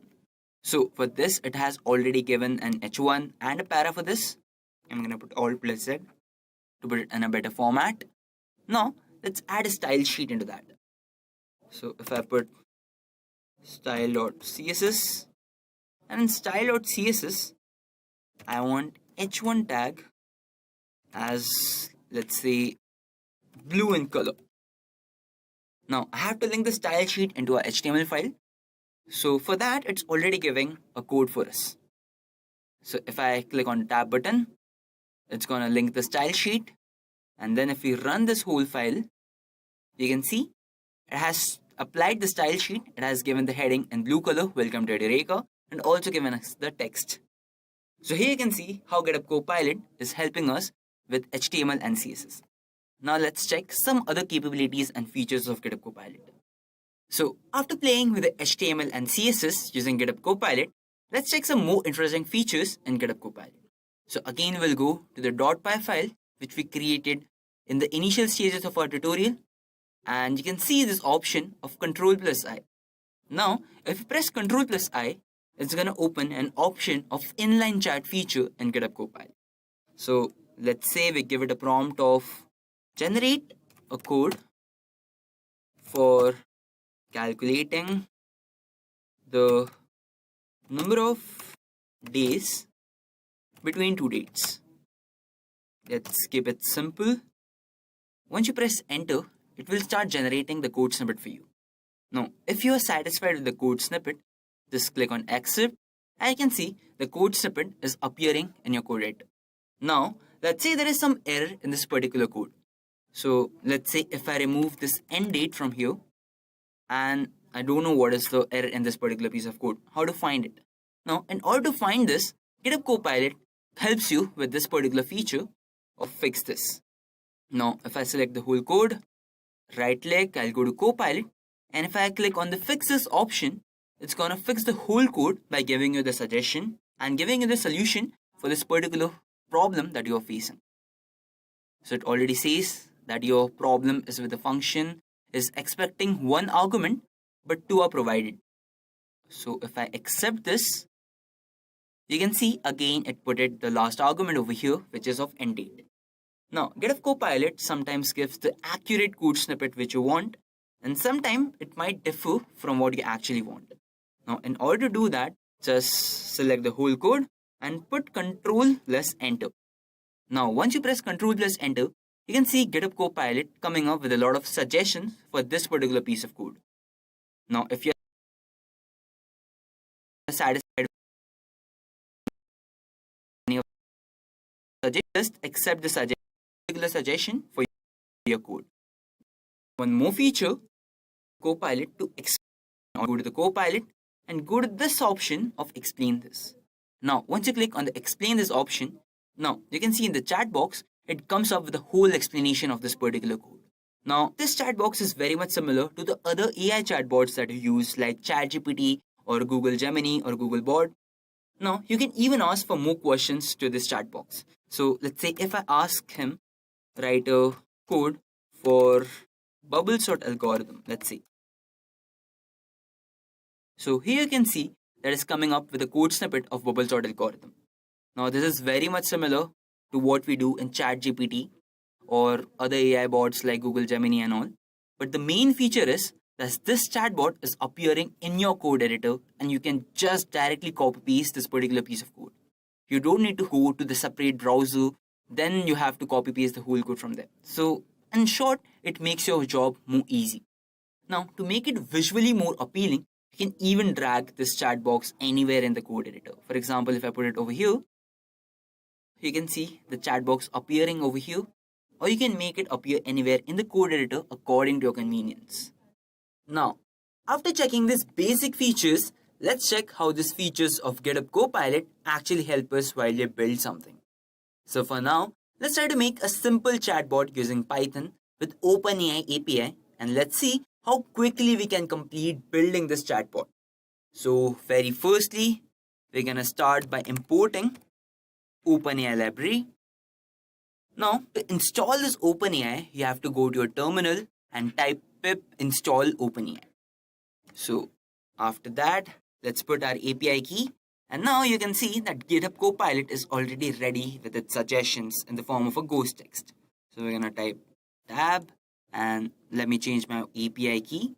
Now, in case if you don't know how to generate the OpenAI keys, then you can just simply visit the OpenAI website and over here in the platforms you can generate your API key. I'll be putting this link in the description. You can go to this website and make your API keys. So I'm gonna copy my API key and then I'm gonna paste it over here. Then let's make a function of def chat with GPT. And you can see once we write the function, it's already ready with the code. And in this case, we exactly want the same code. Response equal to OpenAI completion, create, engine is GPT 3.5 instruct, exactly. Prompt is from, max tokens is 150.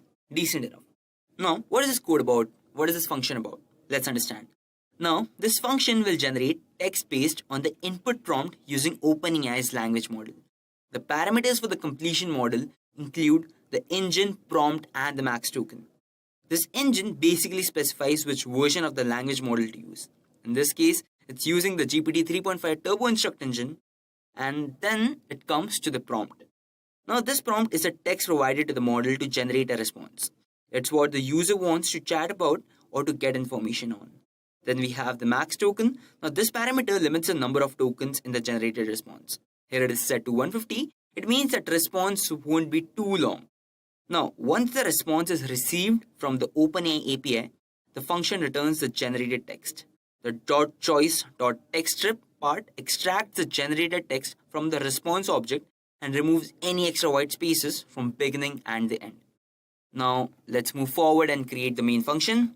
So we are going to put f name.main, and you can see again it came with the ghost text, which is exactly I want. Now, what is this main function? Let me explain you. Now, over here, the code first checks if it's being run directly. Then it enters a loop where it continuously prompts the user for input. If the user inputs an exit command, the loop breaks. Otherwise, it prints the user input and the bot responses. So now let's go and run our chatbot. We're going to run it in the terminal. So over here, I'm going to ask, who are you? So over here, you can see the generated response. It's like I'm opening a GPT-3 language model programmed to assist you with a variety of this. Okay, great. So you can see that our chatbot is working. Let's say one more question of like, what is the difference between a class and object, let's say. Again, it came with an answer. A class is a template or blueprint that defines the characteristics and behaviors of a type object, but an object is an instance of class. So it typically answers the question which you want. Now, you already witnessed that how easily we built this chatbot with just a few clicks by accepting the recommendations from the GitHub Copilot. Now, after the chatbot, let's also try to make a linear regression model for us. So we'll start off by importing our required libraries. So firstly, I'm going to start by import matplotlib.pyplot as PLT. Then I'm going to import NumPy. It is already showing me over here. I'm going to click on tab. Then I don't need torch, but from scikit-learn, I need to import the data sets and the linear model. And then from scikit-learn, I need mean squared error. Yes, I do need mean squared error, so I'm going to accept that. And then I will start by loading the diabetes datasets, which is already showing me over here. So I'm going to tab, and then it's going to give me a code. So again, I'm going to click on tab. So again, I'm going to click on tab. Now, what I want is, this is exactly what I want. I just wanted to use only one feature of it. So again, I'm going to click on tab, enter. It's going to give me a code for that. That's already did it slicing. And then I'm going to print it. So print diabetes X. And let's check the data set.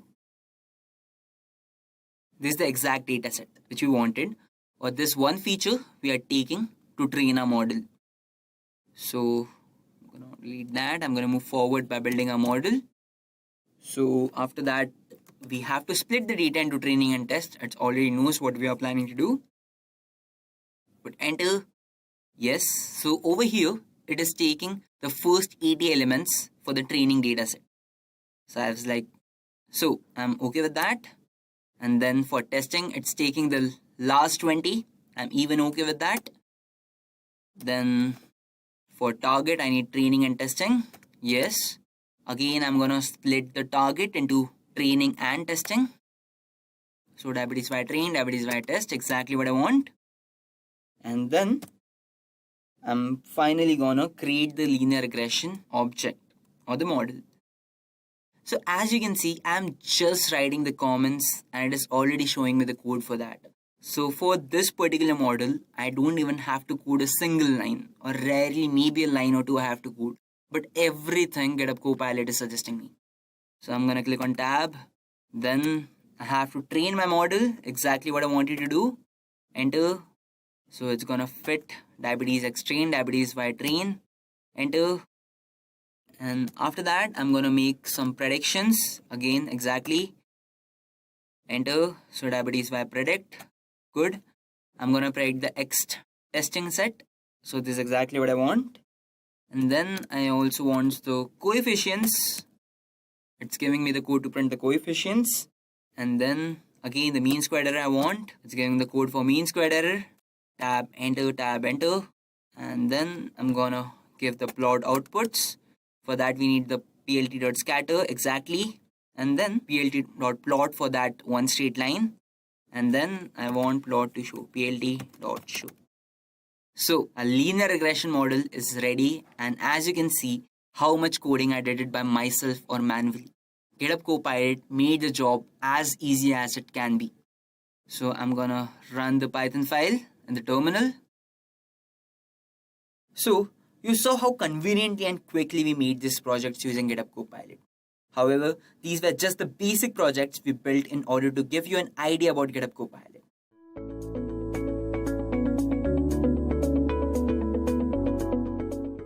Now, let us understand what LangChain is and why it is a valuable tool for building AI applications. You must be aware of popular applications such as GPT and Gemini. These applications utilize APIs, and GPT uses OpenAI's API while Gemini operates through the Gemini API. To process prompts, they leverage models like GPT 3.5, GPT 4, Palm, and Gemini 1. Additionally, these are other advanced models such as Llama, Gemini, Cohere, Claude version 1, Falcon, Palm, GPT-4 and GPT 3.5. LangChain is a framework designed to help developers build flexible and powerful AI-driven applications by integrating and utilizing these diverse models effectively. But why exactly do we need LangChain? You must be thinking, if LangChain is this important, then why do we need LangChain? So let's break down this question using some real-world examples. So imagine simply asking an LLM a prompt and getting an answer.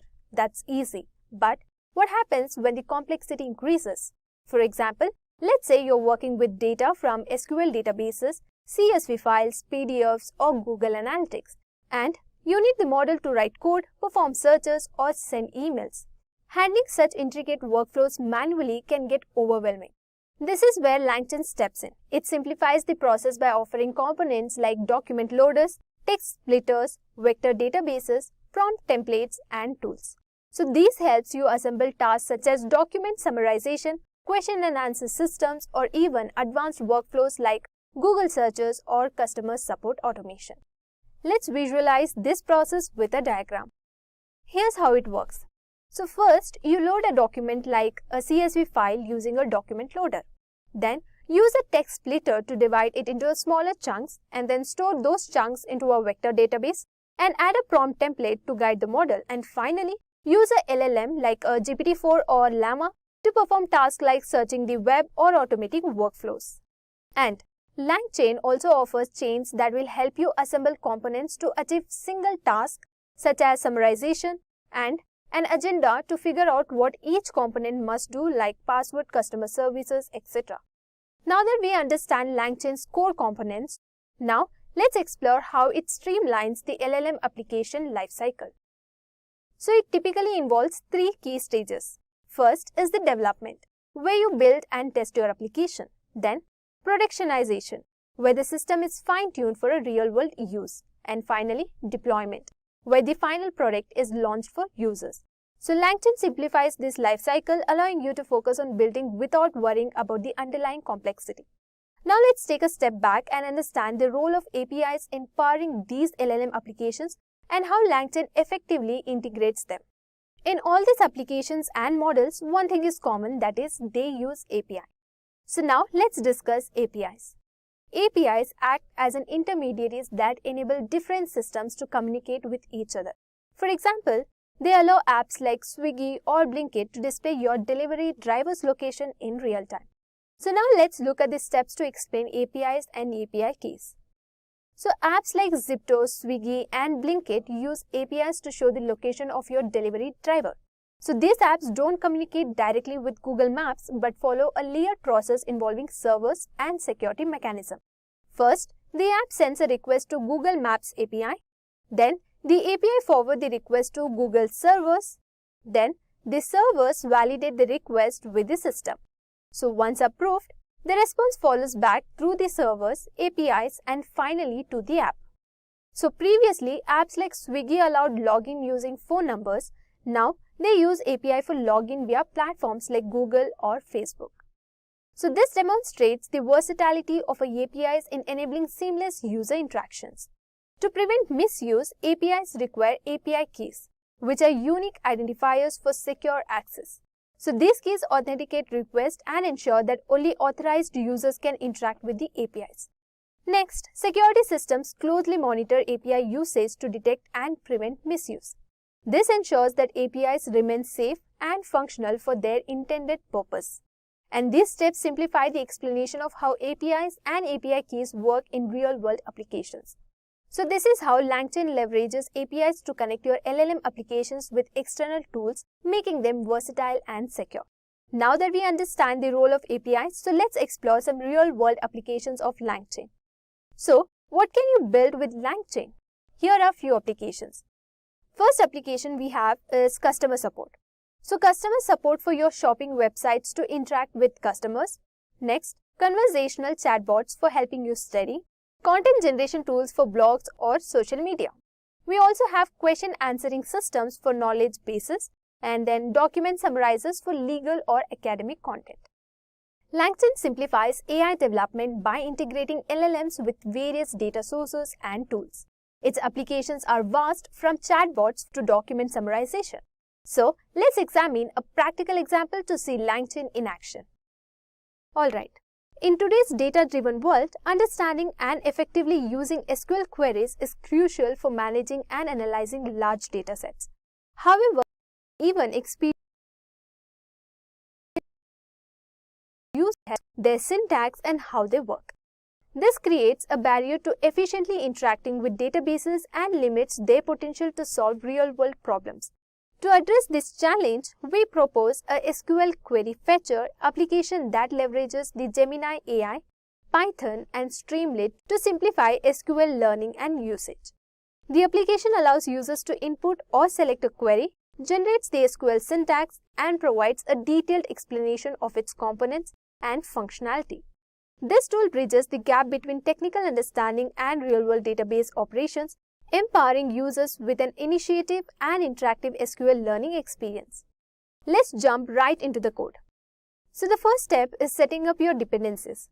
Here, we import Streamlit for the user interface and then Google Generative AI for using Gemini.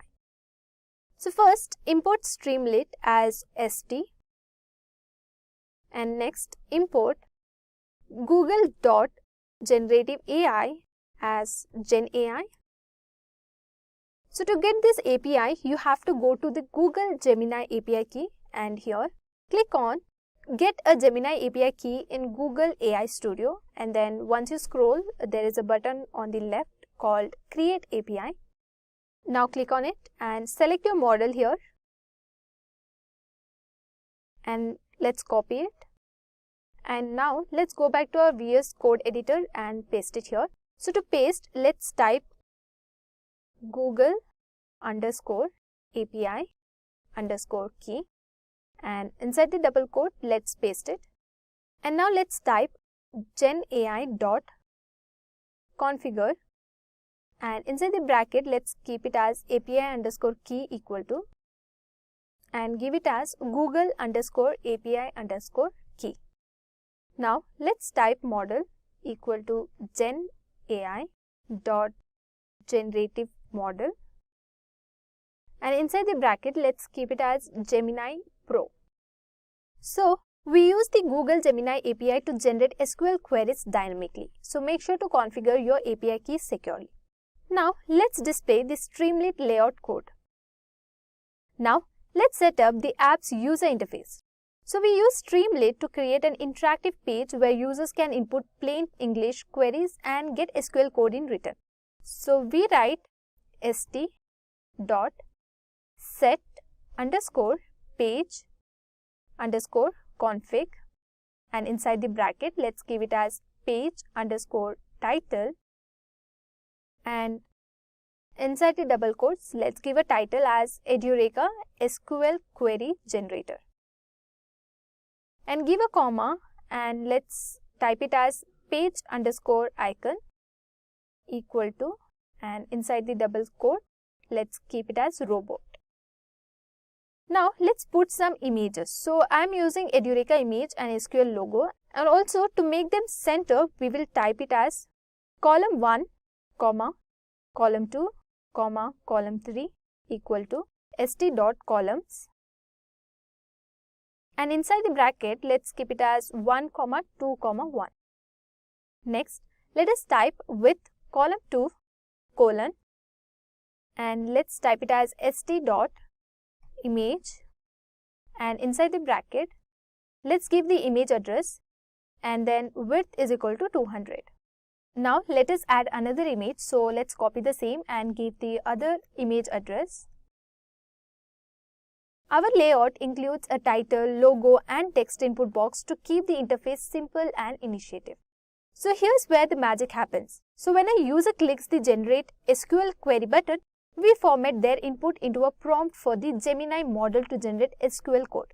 So let's create template by writing template equal to, and inside the triple quotes, let's type it as create a SQL query snippet using the below text. Next, let us also give text input and we'll also type I just want a SQL query. Now let's type the response. So type response equal to model.generate, generate underscore content, and let's keep it as template.format, and inside the bracket let's give text underscore input equal to text underscore input, and next let's type the SQL query. So give SQL underscore query equal to response dot text dot, so let's give the strip function dot lstrip function dot rstrip function. So the AI generates the SQL query and we clean up the output for display. So once the SQL query is ready, we take it a step further by generating a sample expected output and a clear explanation of the query. Now let's type the logic for showing explanation and output. So let's type st.markdown, and inside the bracket we will give HTML tags. So first div style is equal to, we will align the text in center, so text align center, and next let's give h1 tag, and inside h1 tag we will write SQL query generator, and let's close the h1 tag. Next let's open h3 tag and write I can generate SQL queries for you, and let's close the h3 tag, and inside the h4 tag let's type it as with explanation as well. Now close the h4 tag and let's open the paragraph tag, which is the p tag, and inside the p tag let's type it as this tool allows you to generate SQL queries based on your data. Now let us close the p tag, also close the div tag. Now to make the markdown visible, let us type unsafe underscore allow underscore HTML equal to true. Now let's write text input equal to st.text underscore area, and inside the bracket let's give it as enter your query here in plain English. Now let us give a submit button. So for that let us type submit underscore button equal to st.button, and inside the bracket let us give generate SQL query. Now if submit button colon, write it with st.spinner, and inside the bracket let's give generating SQL query, and then let's create a template, and inside the triple quotes let's type it as create a SQL query snippet using the below text. Now using the above template we will write 3 more templates for SQL query, which are text input and then SQL query, which will include expected output and also explanation output. Now to merge all the templates together we will make a container, so we will write with st.container, so it's a function, and let us also write it as st.success, and inside the bracket let us give it as SQL query generated successfully. Also we will give here is your query below. Next st.code, and inside the bracket let us give SQL underscore query and comma language equal to SQL. Now let us give once again st.success, and inside this let us keep it as expected output of this query will be, and now let us keep it as st.markdown and inside the bracket e output. Once again st.success, and inside this let us keep it as explanation of this SQL query. Next let us give st.markdown, and inside this function let us keep it as explanation. So over here this shows a green success message indicating the SQL query was generated successfully, and next the show SQL query this displays the SQL query as a formatted code block, highlighting it as a SQL. Next is the display expected output. So this provides a success message for the query's expected output, followed by st markdown e output, which displays the expected output in markdown format, and followed by st.markdown e output, which displays the expected output in the markdown format. So now this line of code introduces an explanation, and st.markdown explanation displays that it is in markdown format for clarity. So this makes the tool valuable for both learning and debugging SQL. So now let's see it in action. So open the terminal and let us type streamlit run and give your file name.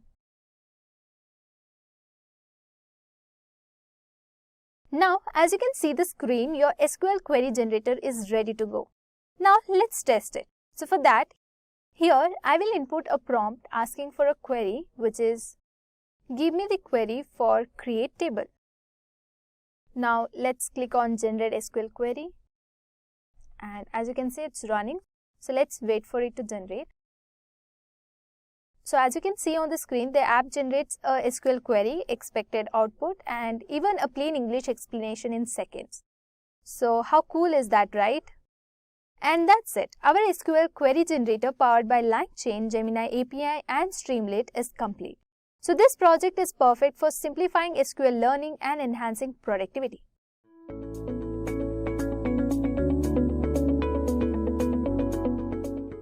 Now, let's begin by understanding what RAG is and how it works. RAG is a hybrid approach in artificial intelligence that combines retrieval systems with generative models to produce highly accurate, contextually relevant responses. It brings the gap between factual accuracy and natural language generation. Now let's understand it with the help of diagram. So, it's a hybrid approach involving artificial intelligence that combines a retrieval system with a generative system to produce highly accurate responses. Now that we know what RAG is, so let's explore why it is crucial for large language models and see a real-world example. So, RAG addresses several limitations of traditional LLMs. It mitigates illusions by grounding responses in factual, retrieved data. By dynamically accessing up-to-date information, RAG stays relevant in rapidly challenging domains. It improves accuracy and relevance by fetching specific, relevant documents during inference. By outsourcing factual knowledge retrieval, RAG enables smaller, more efficient models, and it can adapt to domain-specific knowledge bases for specialized applications. Additionally, RAG provides explainability by showing the retrieved documents or data sources, increasing trust and transparency. Now let us see some of the use cases. So without RAG, the sentence would be, when was the last Mars rover launched? So this is just the incorrect response. So with RAG, the sentence would be dynamically retrieved from NASA's database. And it would be, the Perseverance rover was launched on July 30, 2020. Now that we have seen why RAG is important, so let's dive into how it works. Well, RAG operates in three-step process. A user submits a query, which triggers the retrieval stage. Here, a retriever searches a database or knowledge base using tools like BM25 to fetch the most relevant information. The retrieved data is then fed into a generative model like GPT or T5, which processes it and generates a coherent, contextually grounded natural language response. Now, let's take an example. Here, the query is, who wrote 1984? Retrieve would be fetching a document containing George Orwell wrote 1984. Now, generative response would be, the author of 1984 is George Orwell. This hybrid approach makes RAG ideal for real-world applications like chatbots and knowledge systems. Now that we understand how RAG works, let's explore some of its real-world applications. RAG's versatile applications span various domains. In knowledge management, it can summarize large databases or documentation, aiding corporate teams. Legal and compliance tasks benefits from RAG's ability to answer queries based on case law and regulations, while in healthcare, it can support medical professionals by summarizing research papers and guidelines. Education and e-learning can leverage RAG for virtual tutoring, providing detailed explanations based on the textbooks and research papers. Interactive virtual assistants like Alexa and Siri can utilize RAG to generate accurate and informative responses to user queries such as news headlines or product recommendations. RAG's unique ability to combine retrieval and generation makes it essential for tasks demanding both factual accuracy and fluent natural language responses. Now, let's compare retrieval augmented generation with traditional AI model across 3 features. First, we have accuracy. RAG provides high responses by using retrieval, whereas traditional less accurate answers and may give errors. Next is the context adaptability. So here, RAG adapts quickly to new queries using live data, whereas traditional models offer fixed answers based only on pre-trained knowledge. Next, we have knowledge updates. RAG is easy to update, just change its data source, whereas traditional models need retraining, which takes time. Then we have scalability, whereas traditional models are limited by their size and training data. And then we have use cases. RAG is great for tasks like legal advice or customer support, whereas traditional models work well for creative writing or casual queries. So here I want to conclude that RAG is ideal for knowledge-based tasks needing accuracy and flexibility, while traditional models are better for creative users. While RAG offers significant advantages, it's essential to acknowledge its limitations. So let's discuss the challenges and future of RAG. So the first challenge is the latency. RAG systems can suffer from latency issues, especially when dealing with large datasets or complex queries. Next is the data quality dependency. The quality of the generated responses heavily depends on the quality of the underlying data. The next challenge is complex integration. Integrating RAG systems with existing applications and infrastructure can be challenging due to the need for data synchronization, query optimization, and model management. And finally, scalability issues. As RAG systems become more complex and are deployed at scale, they can face scalability issues. This includes handling increased query loads, maintaining data freshness, and ensuring model performance. Now, while RAG faces limitations, its potential is undeniable. So now let's discuss RAG's future. The future of RAG holds immense potential. It will power dynamic, real-time applications like news summarization, financial analytics, and live sports commentary. RAG will be customized for specific domains like healthcare, law, and science through integrations with specialized knowledge bases. Advances in retrieval models and compression techniques will reduce latency to enhance efficiency. RAG will expand to handle multi-modal data, enabling use cases like multimedia question answering.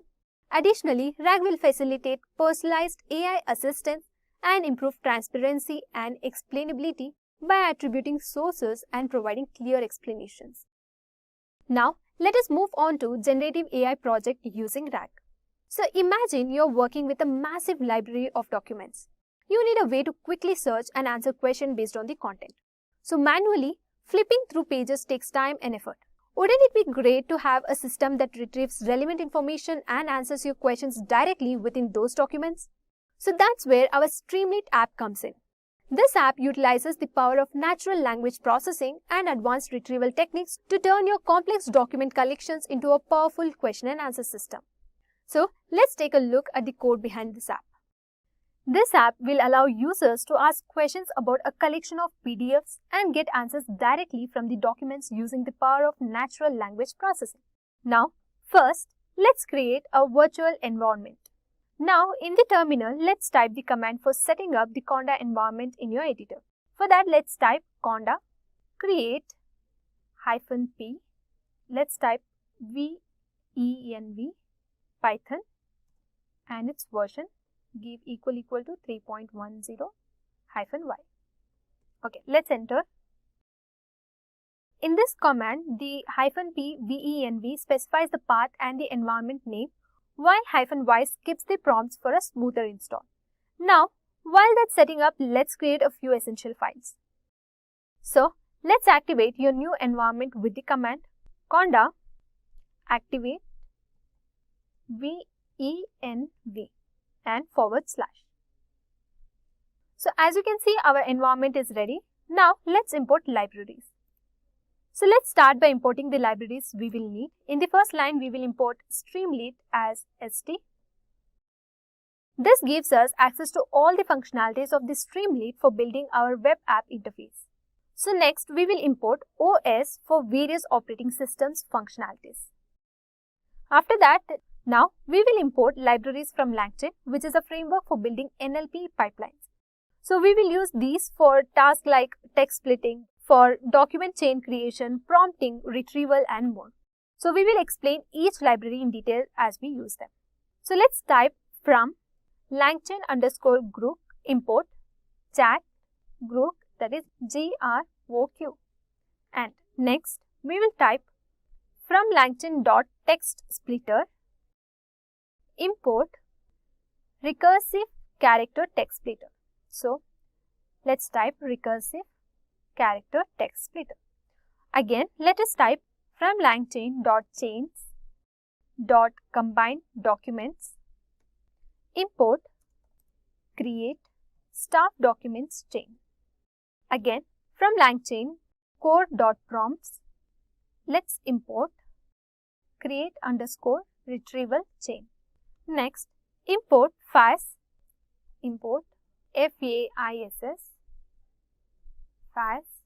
from LangChain community.vector stores. So this will help us to create a vector index for efficient document retrieval. So let us type from LangChain_community.vector stores import FAEs. Similar imports will follow for other functionalities like document loading and generating embedding, but we will introduce them as they appear in the code. But before this, go to the Group Cloud website, and on your left you have API key option. So select and create your API key and copy this. And if you want to check your model, then go to the playground and at the top right corner, click on the Llama model and check. There are so many of them, latest also. So choose your model and generate your free API. Now go to the terminal and paste it in .env file using variable group API key. Now again go to the Gemini AI Studio. On your right, you have the create API option. So select your model and create your API key now. Now copy the key and paste it into your environment variable, that is the .env file, using a variable Google_API key and paste it here. Now we will load environment variables from a .env file that will securely store our API keys. So for that, use .env to achieve this. Let's type from .env import load_.env. Also, let's type load_.env function. Next, we use OS to retrieve the Grok API key and Google API key from the environment variables.getEnv. So let us type Grok GROQ_API_key equal to os.getEnv, and inside the function let's type it as GROQ_API key, and inside the single quote let us type GROQ API key, and in the next line let us type os.environ, and inside the bracket under double quotes let us type Google_API_key and equal to os.getEnv, and inside the function under the double quotes let us type Google_API_key. So here these keys are the required to use specific NLP services. Now let us write code for displaying app title and images. So for that, load your image. Since I am using Edureka image name edureka.png along with the app title Edureka document question and answer, we will use st.image and st.title for this purpose. So for that, let us type st.image. So inside the double quotes, let us keep the image name and comma width is equal to 200. And let us also keep the title. So for that, st.title, and let us type Edureka document question and answers. Now the next step is to initialize chat group and prompt template. Now it's time to interact with the LangChain group API. So initialize the chat group object using group API key and specify the llama 3 8b8192 which is the language model we will be using for our NLP task. So for that, let us type LLM equal to chat group, and inside the bracket give the group underscore API underscore key equal to group underscore API underscore key, comma. We will give the model name as well. So for that, type model name equal to, and inside the double quotes give the model name. So here we are using llama 3 hyphen 8b hyphen 8192. Alright. Now let us define a prompt template using chat prompt template.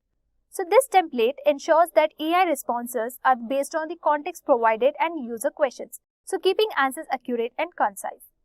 So for that, we will type prompt equal to chat prompt template dot from template, and inside the bracket let us paste the prompt. So here we have the prompt which says, please answer the question strictly based on the provided context. Also ensure the response is accurate, concise and directly addresses the question. Now let's create function for embedding vectors. For that, let's define vector embedding function. So type def vector underscore embedding function and give colon. Next, in the next line give if, and under the double quotes give vectors not in st.session state colon, then type st.session underscore state dot embeddings equal to Google Generative AI embeddings. Give equal to Google Generative AI embeddings, AI caps. And inside the bracket give the model equal to, and inside the double quotes let us type models / embedding hyphen 001. Now make a folder where you will load your PDF. So I am creating ed underscore PDF and paste your PDF here. Now set the sessions, so that is, let us type st.session underscore state dot loader equal to py PDF directory loader. Here inside the double quotes let us paste the path of the PDF. Next is the data ingestion. For that, let us type st.session underscore state dot docs equal to st.session underscore state dot loader dot load function. So this particular line of code is for data ingestion, and here this particular line is for document loading. Next, let us type st.session underscore state dot text splitter and give equal to recursive character text splitter, and inside the bracket let us give chunk underscore size and mention the size here. I'll give equal to 1000 and comma chunk underscore overlap is equal to 200. Now here these are for the chunk creation. Now let us type st.session underscore state dot final underscore documents equal to st.session underscore state dot text splitter dot split underscore documents. Now inside the bracket let us give st.session underscore state dot docs. Let us give bracket colon 20. So this line of code is for splitting. Now let us type st.session underscore state dot vectors equal to VAEs dot from documents, and inside the bracket let us again type st.session underscore state dot final documents, comma type st.session underscore state dot embeddings. Okay, so this line of code is for vector OpenAI embeddings. Now to input field for question, let us type prompt 1. So give prompt 1 equal to st.text underscore input, and let us type here enter your questions from any document.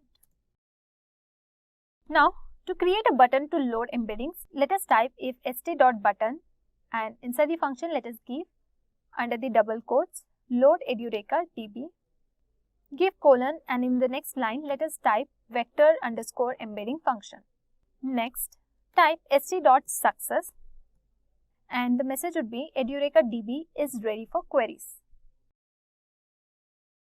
If the question is asked, then if prompt 1 is true, then type document underscore chain equal to create underscore staff underscore document chain, and inside the bracket let us give LLM comma prompt. And in the next line to retrieve, let us type a retriever equal to st dot session underscore state dot vectors dot as underscore retriever function. And in the next line, let us type retrieval underscore chain equal to create underscore retrieval underscore chain, and inside the bracket, let us give retriever comma document chain. Now, to measure response time, let us type start equal to time dot process underscore time function. So, for response, type response equal to retrieval underscore chain dot invoke, and inside the bracket give input prompt 1. And in the next line, let us type response underscore time equal to time dot process underscore time function hyphen start. Next, let us write code to display the response. So for that, let us type st dot markdown, and inside the bracket, let us keep it as AI response.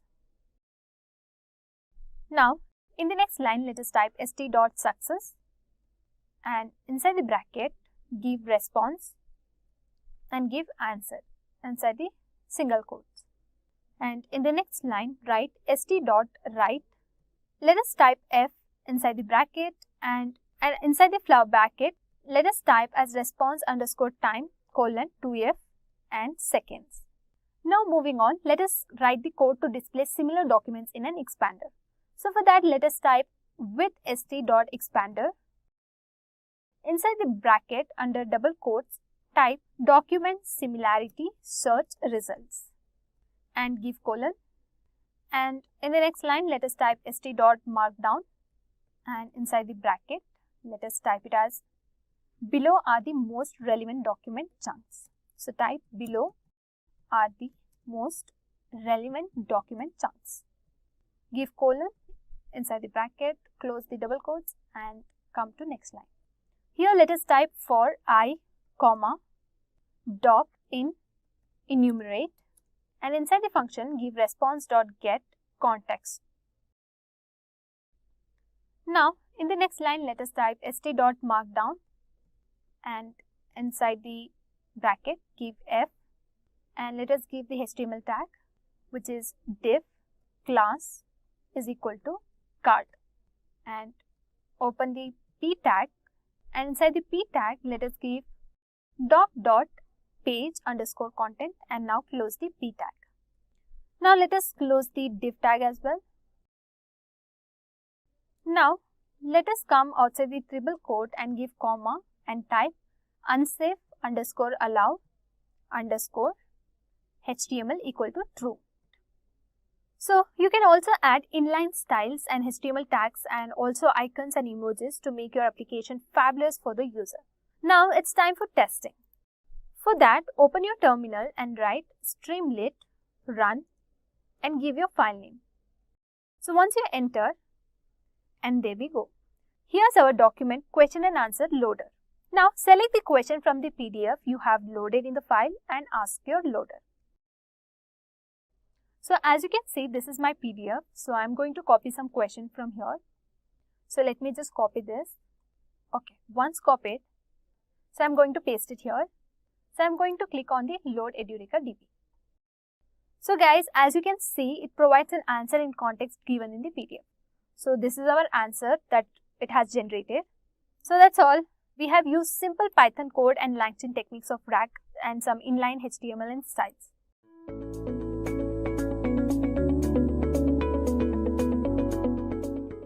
This is something I was going through recently and I found it so interesting that I wanted to share it with you. Now most of y'all must have heard of ChatGPT, the super trending AI text generator that generates responses based on user prompts. This technology was developed by a company called as OpenAI And along with ChatGPT, they released a few APIs that are super convenient to use in your code. You can find these models if you search for openai.com/API/pricing. Once you're in this page, if you scroll down a bit, you will be able to see a section called as language models. Now this section has a collection of base models that you can directly use in your code. There are currently 4 options available, which is Ada, Babbage, Curie, and DaVinci. Now each of these models has slightly better capabilities than the previous one, and depending on these capabilities, prices can also differ. Now the Ada model, which is the least capable out of these 4, has the fastest response time, and DaVinci is the most capable while being the slowest out of all these options. Now coming to the pricing, you can see that the prices are mentioned per 1000 tokens. So what is tokens? You can think of tokens as words, and like it is mentioned over here, 1000 tokens is approximately 750 words. You will be charged based on how many tokens you use in your program. If you want to look at the differences, then there is a separate page for that too. Over here, you can see the details, capabilities, and restrictions of each of these models. All these models are developed on the GPT-3 models, and the DaVinci model, which is the most capable, has a max request limit of 4000 tokens, and the training data was taken up to June of 2021. The Curie model is slightly less capable than the DaVinci model, but it is faster and costs way less than DaVinci. It has a max limit of 2048 tokens, and you can also see that it was trained only until October of 2019. The Babbage model is another option which is capable of straightforward tasks and is very fast while giving your answers at a fraction of the cost. And the Ada model is super fast while being restricted to very simple tasks. Now, just because the capabilities differ doesn't really mean that the Ada is worse than DaVinci. It all depends on your use case. If your use case is very simple and straightforward, you would be better off using Ada or Babbage. And if you have some complex mathematical tasks, then you can use a text generator like DaVinci. While using these models in code, you will also have to insert some parameters. Based on this parameter, the prices can also heavily differ. To use the OpenAI APIs, you will first need to head over to openai.com. Once you are in here, you will find an option called as API on the top. Click on that and then log into your account. If you don't have an account yet, then I highly recommend that you make one. Now once you log into OpenAI, you will find yourself in a web page similar to this. What you need to do right now is head over to your account and then click on View API Keys. Once you're here, click on this button that says Create New Secret Key. Once this key has been generated, make sure that you copy this key. Let's just name this key as openai.api key. Now before we execute this code, we will need to install a library called as OpenAI. So let's just do that by using the pip command. As you can see, I have already installed OpenAI in my system, but if you haven't already, then this command will install OpenAI library in your system. Once that is done, you can get rid of that cell and import the OpenAI library into your code. Now let's run this. Yes, your key needs to be passed as a string. Now let's run it again, and you can see that it has executed successfully. Now let's define a simple prompt. We'll say variable prompt is equal to, and then a message. Let me just type, "Hi, how are you today?" Now this will be our prompt. Now that we have access to OpenAI and we have defined our prompt, the only thing left is to generate a response. Now to generate the response, let's start by typing variable response equal to openai.completion.create. Now this is the function that you use to generate responses. Inside the create method, we will start defining our parameters. The first parameter that we are going to define is the type of engine that we will use. So you can just type engine equal to, and then you can specify the model that you will use. If you want the details of the models, you will find it. First start with the ADA model. The next parameter that you will need to specify is your prompt. This parameter will be passed to your model to generate a response. Since tokens are expensive, it's best practice to set a max limit to your tokens. You can do this by typing the max tokens parameter and setting a value for it. Let me just set it to 50. And one more interesting parameter is the number of responses that you want to generate. So we can set it as n equal to 1. This will tell the model to generate only one response. Another interesting parameter is the temperature parameter. This parameter will tell the model how flexible it can be with the response. This value can be anywhere between 0 and 1. A temperature of 1 will make the generated response quite formal, while a value of 0.1 will keep the response extremely creative. Keep in mind that lesser temperatures can also make your responses factually incorrect. And when I say 1, it will show 1. When I say 0, it will show 0. And then 0.1. For now, let's keep the temperature value at 0.5. With this, we have generated the response. To view this response, you will just need to write one more line of code. This can be done by using the print function and then typing response.choices. Now, choices is a list of generated response. Since we have set n as 1, we'll be getting only one output. So our response's choice index is 0. We also need to see the text format of the response. So we type .text at the end. Once we execute this code, you can see that our model has generated a response. You can also change the model or the number of responses if you don't find the answer satisfactory. And now you can see that our response is more friendly. So guys, this is how we use OpenAI API in Python.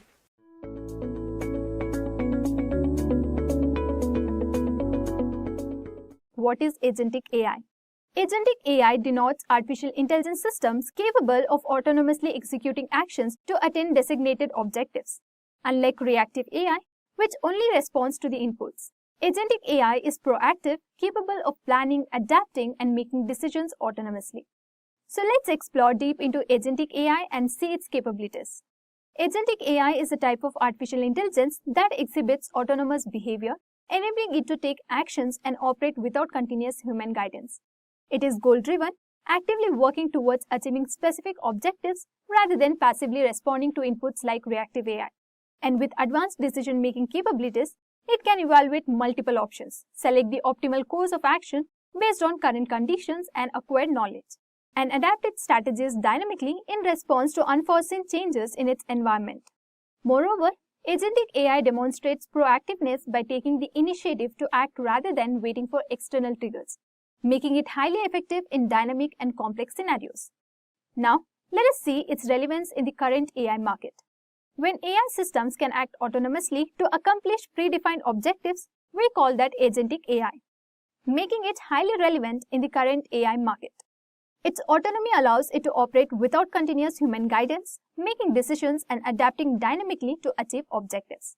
This capability is complemented by its advanced problem-solving skills, enabling it to evaluate complex situations, strategize, and respond effectively to challenges. However, the growing adoption of agentic AI also raises important ethical considerations, such as ensuring responsible behavior, minimizing unintended consequences, and maintaining transparency in its decision-making processes.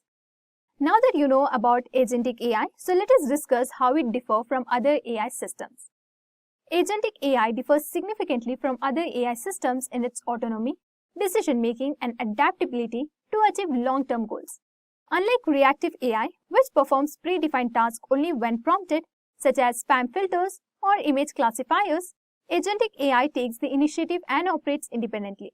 It also contrasts with the generative AI, which focuses on creating content like ChatGPT generating text, but it is not goal-driven.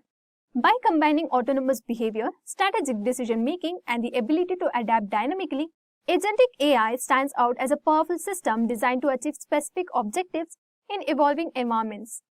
Now, since we know a bit of differences, let us see the comparison between generative AI and agentic AI. Generative AI and agentic AI differ in several key aspects that define their functionality and applications. Generative AI is primarily focused on creation, excelling in output-focused tasks such as generating text, images, or other form of content. Its adaptability is limited as it relies heavily on prompts for guidance and lacks the ability to operate independently. In contrast, agentic AI emphasizes autonomy, making it goal-driven and capable of dynamically adapting to changing environments. Unlike the prompt-dependent nature of generative AI, agentic AI is self-directed, enabling it to take the initiative and execute strategic tasks effectively. These differences highlight the complementary roles of both AI types in addressing distinct challenges. Now, let us see the impact of agentic AI on various industries. Agentic AI has had a profound impact across various industries, transforming operations and solving long-standing challenges. Autonomous logistics systems such as those in Amazon warehouses have significantly improved operational efficiency by 30 to 40%.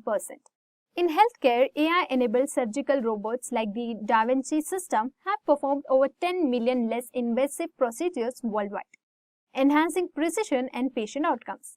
Scientific advancements have also been transformed by systems like DeepMind's AlphaFold, which successfully solved the decades-old protein folding problem. On a global scale, the World Economic Forum predicts that by 2025, AI will displace 85 million jobs while creating 97 million new ones, reshaping the labor market. And in the energy sector, AI-powered smart grids can reduce electricity waste by up to 10%, promoting greener energy solutions. Additionally, over 90 countries are investing in AI-enabled military technology to modernize their defense systems, showcasing the strategic importance of agentic AI in global security. Now, let us see the applications of agentic AI. Agentic AI is transforming various industries by enabling systems to make autonomous decisions, adapt to changing environments, and achieve specific goals. Autonomous vehicle powers self-driving cars and drones to navigate roads, avoid obstacles, and make real-time decisions, as seen with Tesla Autopilot and autonomous delivery drones. In robotics, agentic AI allows industries, healthcare, and exploration robots to perform complex tasks independently, as demonstrated by Boston Dynamics robots used in logistics and rescue operations. Personalized virtual assistants like Google Assistant and Amazon Alexa leverage agentic AI to predict user needs, manage schedules, and execute tasks without direct commands. And in gaming, adaptive AI agents enhance the experience by creating challenging, human-like opponents, such as AlphaGo and AI bots in the real-time strategy games. In healthcare, agentic AI supports personalized treatments, accurate diagnostics, and surgical assistance with examples including AI-driven surgical robots and systems for remote patient monitoring. These applications demonstrate the transformative potential of agentic AI across diverse domains. Agentic AI is making a significant impact across various industries by enabling autonomy, adaptability, and efficiency in diverse applications. In finance, it powers algorithmic trading systems and fraud detection tools, optimizing financial operations such as managing investment portfolios and identifying fraudulent activities. In smart cities, AI systems manage energy consumptions, optimize traffic flow, and enhance public safety with examples like smart traffic lights adapting in real time and autonomous energy grid optimization. In space exploration, autonomous spacecraft and planetary rovers such as NASA's Mars rovers perform exploration tasks independently. In education, AI-powered tutors like Carnegie Learning provide personalized instruction by adapting to individual learning styles. In military and defense, autonomous drones and surveillance system improve situational awareness and decision-making, such as AI-driven surveillance drones in defense applications. Now, let us see the challenges and risks associated with agentic AI. While agentic AI offers tremendous potential, it also faces several challenges and risks that must be addressed to ensure its safety and ethical deployment.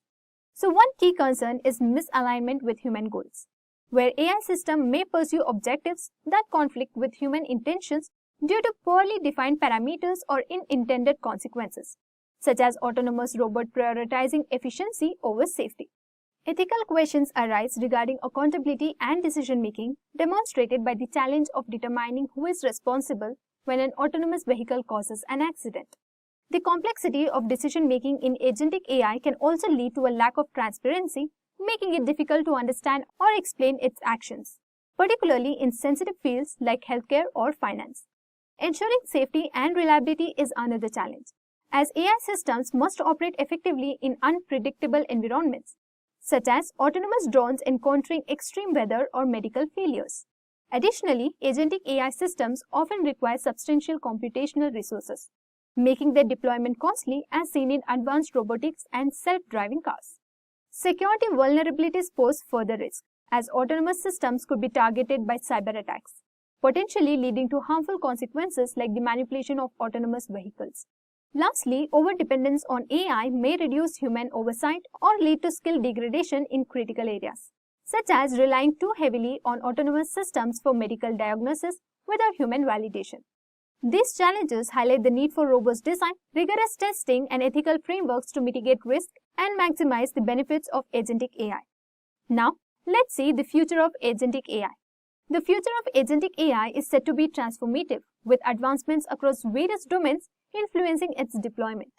Future systems will exhibit increased autonomy and adaptability, enabling them to make complex decisions in real time and operate effectively in dynamic environments without human intervention.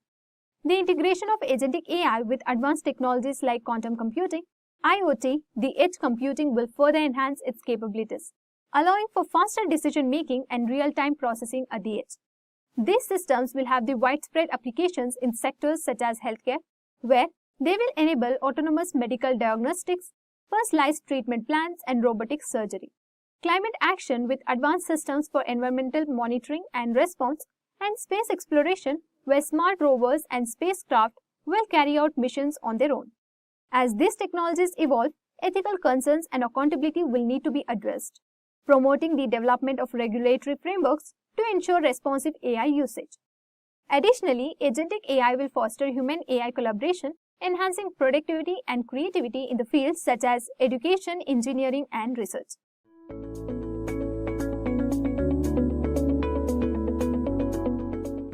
Imagine asking ChatGPT for a poem and it writes one instantly. Now think about an AI system without your constant input. That's the difference between generative AI, which creates content, and agentic AI, which acts with autonomy, making decisions. In 2025, as AI becomes more than just a tool, understanding this shift is very critical. Are we heading towards just smarter chatbots or truly independent digital agents? Let's break it down through this video. Let's see the key differences between generative AI and agentic AI. Generative AI and agentic AI serve different purposes, each with unique strengths and applications. The key distinction comes down to creativity versus decision making. As previously discussed, generative AI focuses on producing content, whether it's text, image, or code. It enhances creativity by assisting writers, designers, and developers. But it lacks true autonomy. It only works when prompted and doesn't make any decision on its own.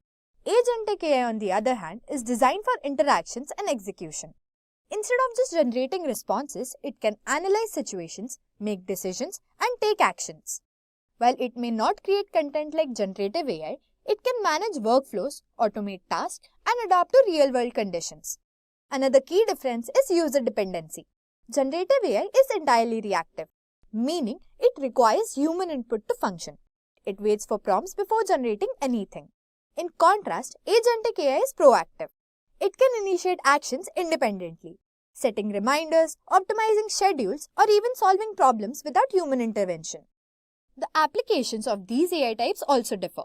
Generative AI is widely used in content creating, marketing, entertaining, and software development. And agentic AI powers autonomous systems like self-driving cars, AI-powered customer service, and personal assistant that can handle complex workflows. Both AI types are transforming the industries, but when they work together, they unlock even greater potential. Imagine an AI that not only generates a marketing campaign, but also launches it, tracks engagement, and refines the strategy automatically. The future isn't just about choosing between generative AI and agentic AI.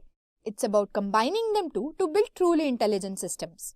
Now that we understand the key differences between these two, let's explore the future of AI by asking, will generative AI be replaced? As AI continues to evolve, one big question arises. Will agentic AI replace generative AI? Right now, generative AI is everywhere, helping people write, design, and code faster than ever before. But it has one major limitation. It relies entirely on human input. Agentic AI, on the other hand, takes things further. It doesn't just generate, it decides, plans, and even acts. It's the next step towards the true autonomous intelligence. Does that mean generative AI will be obsolete? Not necessarily. The future of AI isn't about one replacing the other. It's about coexisting. Generative AI will keep getting more creative and even sophisticated, producing even higher quality content. Agentic AI will become even more autonomous, integrating deeper with industries like healthcare, finance, and robotics. But this shift does come with some risk. As AI takes on decision-making power, we face new challenges, ethical concerns, unintended consequences, and the need for accountability. If an AI agent makes a bad decision, who is responsible? And how do we ensure it aligns with the human values? The answer lies in balance. The real future of AI is hybrid approach, where generative AI fuels creativity and agentic AI drives intelligent action. Imagine an AI system that not only writes a research paper, but also submits it to journals, responds to reviews, and refines it automatically. And this is where we are headed. Not just smarter AI, but AI that truly works with us as both a creator and an agent. The question isn't whether agentic AI will replace generative AI. It's how we'll harness both to shape the future of intelligence. Now that we have explored the differences between generative AI and agentic AI, let's move on to building an intelligent AI agent that can interact with our database using natural language. This means you can simply ask a question like, show me all the students who have scored above 80, and the agent will automatically convert it into an SQL query, fetch the data, and return the exact result from the database. No need to write complex SQL queries manually. Just ask and the AI responds. Let's dive in and build this powerful system. First, we need to set up a Conda environment to manage our project dependency. To do this, we open the terminal and run the following command. We'll write conda create -p vnv python equals to 3.10 -y. So, Conda creates a new Conda environment, and -pvnv specify the environment path as vnv. Python equals to 3.10 installs Python version 3.10 inside the environment, and -y automatically confirms the installation without asking for approval.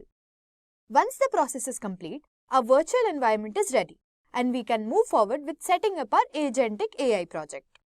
Next, we'll create a file named requirements.txt,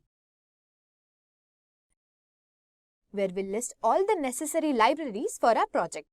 This will help us easily install dependencies in one go. Additionally, we'll create a .env file to securely store our Google Generative AI API key, keeping sensitive information separate from our main code. With these files in place, we ensure a well-structured and organized setup for our agentic AI project. First, we will work with SQLite, a lightweight self-contained database engine to create and manage a student database. Let's break it down step by step. So we'll create a file named sql.py and import the SQLite 3 module, which allows us to work with SQLite databases. We'll write import SQLite 3. This module provides all the necessary functions to create a database, insert records, retrieve data, and manage connections. Next, we create a connection to an SQLite database file named student.db. We'll write connection equals to SQLite3.connect, connection equals to SQLite3.connect, in the bracket, in double inverted comma student.db. If this file doesn't exist, SQLite will automatically create it. The connection object will allow us to interact with the database. Now we create a cursor object, which is used to execute SQL commands in Python. We'll write cursor equals to connection.cursor. Think of the cursor as a tool that helps us send queries to the database and retrieve results. Now we define a SQL command to create a table named student with 4 columns. We'll write table_info equals to triple inverted commas. Next we'll create a table. For that we'll write create table, then student. We'll write in the bracket name type varchar and we'll have 25 characters, comma class type varchar and the same 25 characters, comma section type varchar with 25 characters and marks type integer. Then we'll write cursor.execute in the bracket table_info. The name stores the student's name string up to 25 characters. The class stores the class's name. And the section stores the section of the student. And lastly, the mark stores the marks obtained as integer. Executing this command creates the table in the database. Next, we insert 5 student records into the student table using SQL insert statements. I've already created and inserted 5 values in the table. You can create as much as you can. Each insert command adds a new role with the student's name, class, section and marks. Now we retrieve and display all records from the student table. For that we'll have to write print in the bracket the inserted records are. In the next line we'll write data equals to cursor.executed in the bracket 3 single inverted comma select star from student closing the inverted commas in the bracket. Then we'll write for row in data colon print in the bracket row. The select star from student query fetches all the data from the table. The for loop iterates through the records and prints them one by one. And finally, we commit our changes and close the database connection. For that, we'll write connection.commit and then connection.close. The .commit function ensures all the changes are saved in the database. The .close closes the connection, freeing up the system resources. And that's it. We have successfully created a student database, inserted records, and retrieved them using SQLite and Python. Now, let's build an interactive Streamlit app that converts natural language questions into SQL queries using Google's Gemini model. It then retrieves data from an SQLite database and displays the result. Let's break it down step by step. But before we start, we have to activate the environment. For that, we'll write activate venv /. And here our environment is activated. First, we'll create a file named app.py and load environment variables using .env. For that, we'll write from .env, we'll import load_.env. Next, we'll write load_.env. It will load all environment variables. This ensures that sensitive information such as API keys is securely stored and accessed. Next, we import the necessary modules. For that, we'll write import Streamlit as st, then import OS, then import SQLite 3, and then import google.generative AI as GenAI. Streamlit here powers the web interface. OS helps access the environment variables. SQLite 3 allows us to interact with the database, and Google Generative AI enables the conversion of natural language into SQL queries. Now, we configure the Google Gemini API key. But before that, we'll have to create an API key through Google Studio itself. I've already generated one. You can create yours through Google Studio itself. Then we'll write genai.configure in the bracket API_key equals to os.getEnv and in another bracket Google_API_key. This allows the app to use Gemini 1.5 Pro to generate SQL queries. Then, we define a function to generate SQL queries from natural language input using GenAI. For that, we'll write def get_Gemini_response in the bracket question, prompt. Next, we'll write model equals to GenAI comma generative model. In the bracket, we'll write models / Gemini version 1.5 Pro. Then we'll write response equals to model.generate underscore content in the bracket and in square brackets prompt in the square bracket 0 and comma question. And then we'll write return response dot text. The function initializes the Gemini model. It takes a question and predefined prompt as input, and the AI model generates an SQL query as output. Next, we define a function to execute SQL queries on the database and retrieve results. For that, we'll write def read underscore SQL underscore query in the bracket SQL comma DB. Next, we'll write con equals to SQLite3 dot connect in the bracket DB. Then CUR equals to con dot cursor and then CUR equals to execute in the bracket SQL. Then we'll write rows equals to CUR dot fetch call, then con dot commit and then con dot close. And then we'll create a loop by writing for row in rows and then we'll print it and then return rows. The function connects to the student.db database. It executes the given SQL query and it fetches all the retrieved records and prints them. Now, we define the AI prompt that instructs Gemini on how to convert the questions into SQL queries. As you can see, I've already created a prompt for my own and you can create yours according to how you want your model to function. If you want the prompt which I've used over here, you can just comment on the video and I'll send it to you. This prompt ensures the Gemini AI generates SQL queries accurately without unnecessary text. Now, we'll set page configuration with a title and icon.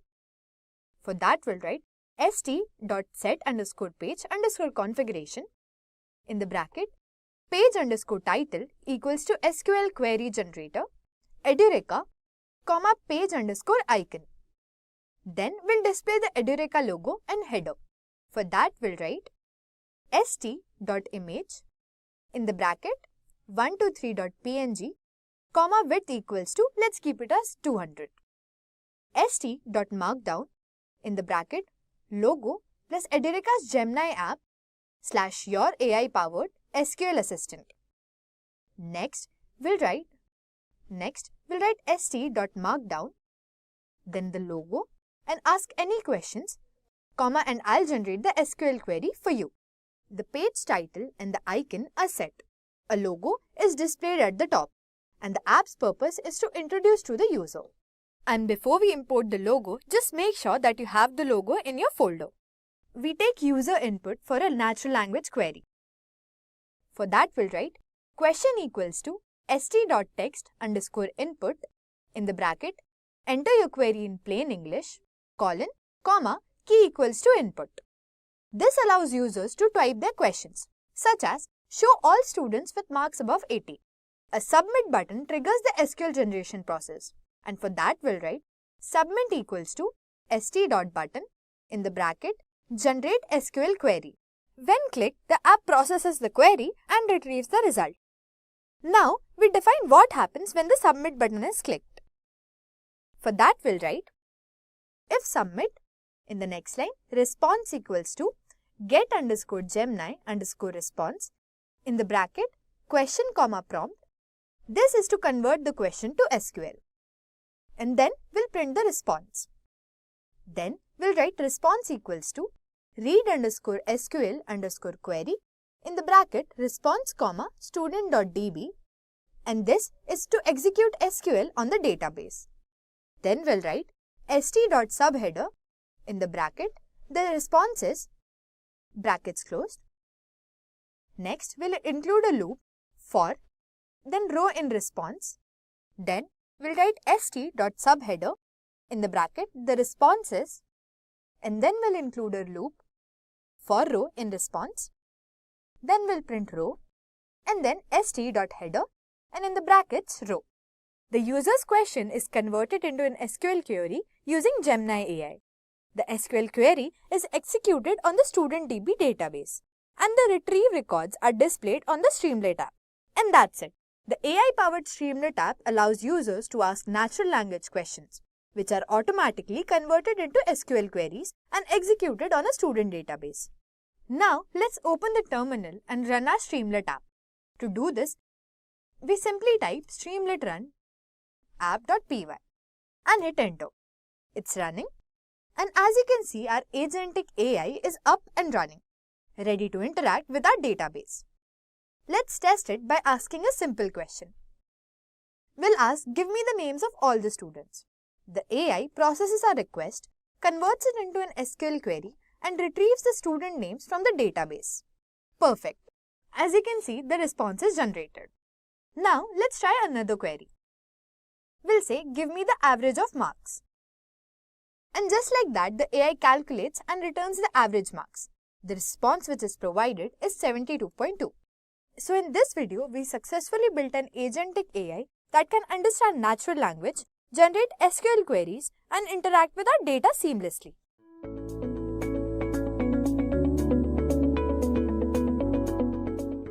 Midjourney is a generative AI tool that turns your text description into stunning images. Now, let's see how IT industry can use Midjourney. Users can generate mockups with simple text prompts and visualize idea before the development.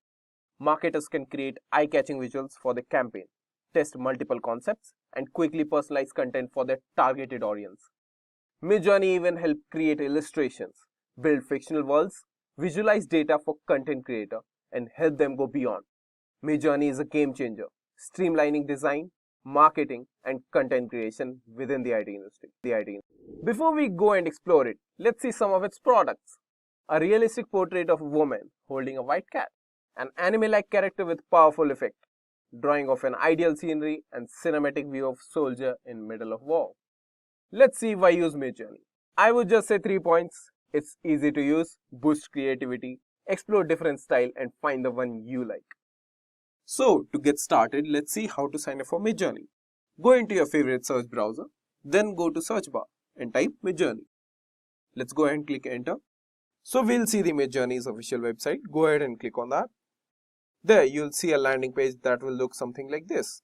To join Midjourney, we'll go ahead and click on join the beta. After clicking this will take us to their Discord invite. For this, you have to have one Discord account. Since we have already created one, we'll go ahead and just sign into it. As soon as you join, you will see something like this. Midjourney's icon you will find on the left hand side of your screen that will look something like a sailing boat. Now to go ahead, we'll just scroll down and join any of the newbie channels. There, you can see so many creation of so many people. This is an open channel. Anyone can come and write a prompt. They'll get their image generated right over here. But in this, you will lose your image as soon as you create it because there's so much content over here. So to go ahead and add Midjourney bot to your server or directly message it, we have to go on left hand side and click on symbol that will look something like this. Here you can see Midjourney bot. Right click on it. There you can see the profile. Click on profile. It will open a menu like this. If you click on send message, it will directly take you to the Midjourney bot. There you can message directly and get your results. So let's go ahead and see our information. To do that, we have to type /info, then just hit enter. Here we can see user ID, our subscription, and even the fast time remaining. Here we can see how many images we have created and fast images that has been generated by Midjourney. To go ahead and join Midjourney bot to a personal server, we have to create a server first. Let's go ahead and create a server. On the left hand side of your screen, you can see something like this. Click on it. Then you can select create my own. You can choose for me and my friends and go ahead and name it. For now, we'll name it Edureka server 3. We'll go ahead and create. Here, we have landed on our page. Now, to add bot to a server, we would just go ahead and click over here. We can see Midjourney bot. When you click on it, you can see an option of add app. Click on it. And then you can choose a server you want to add it to. We'll go ahead and choose Edureka server 3. Then click continue. After that, you would have to select the permission you want to give Midjourney bot. Then go ahead and authorize it. Here we got success. After adding Midjourney bot to your server, you can see a message like this. Let's go ahead and click on Edureka server 3. So we'll go to Edureka server. We can see the Midjourney bot has landed. Let's go ahead and create a first image. To do that, we would have to type in /imagine, then hit enter. Here you can see a prompt like option. Now, following prompt, you have to give the description of the image you want. For now, we'll go ahead and type this: a bustling city street in modern era. Let's go and see what does Midjourney generates.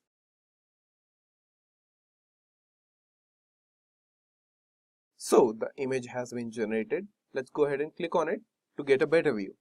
The images will be generated in the grid of 4 in order 1, 2, 3 and 4.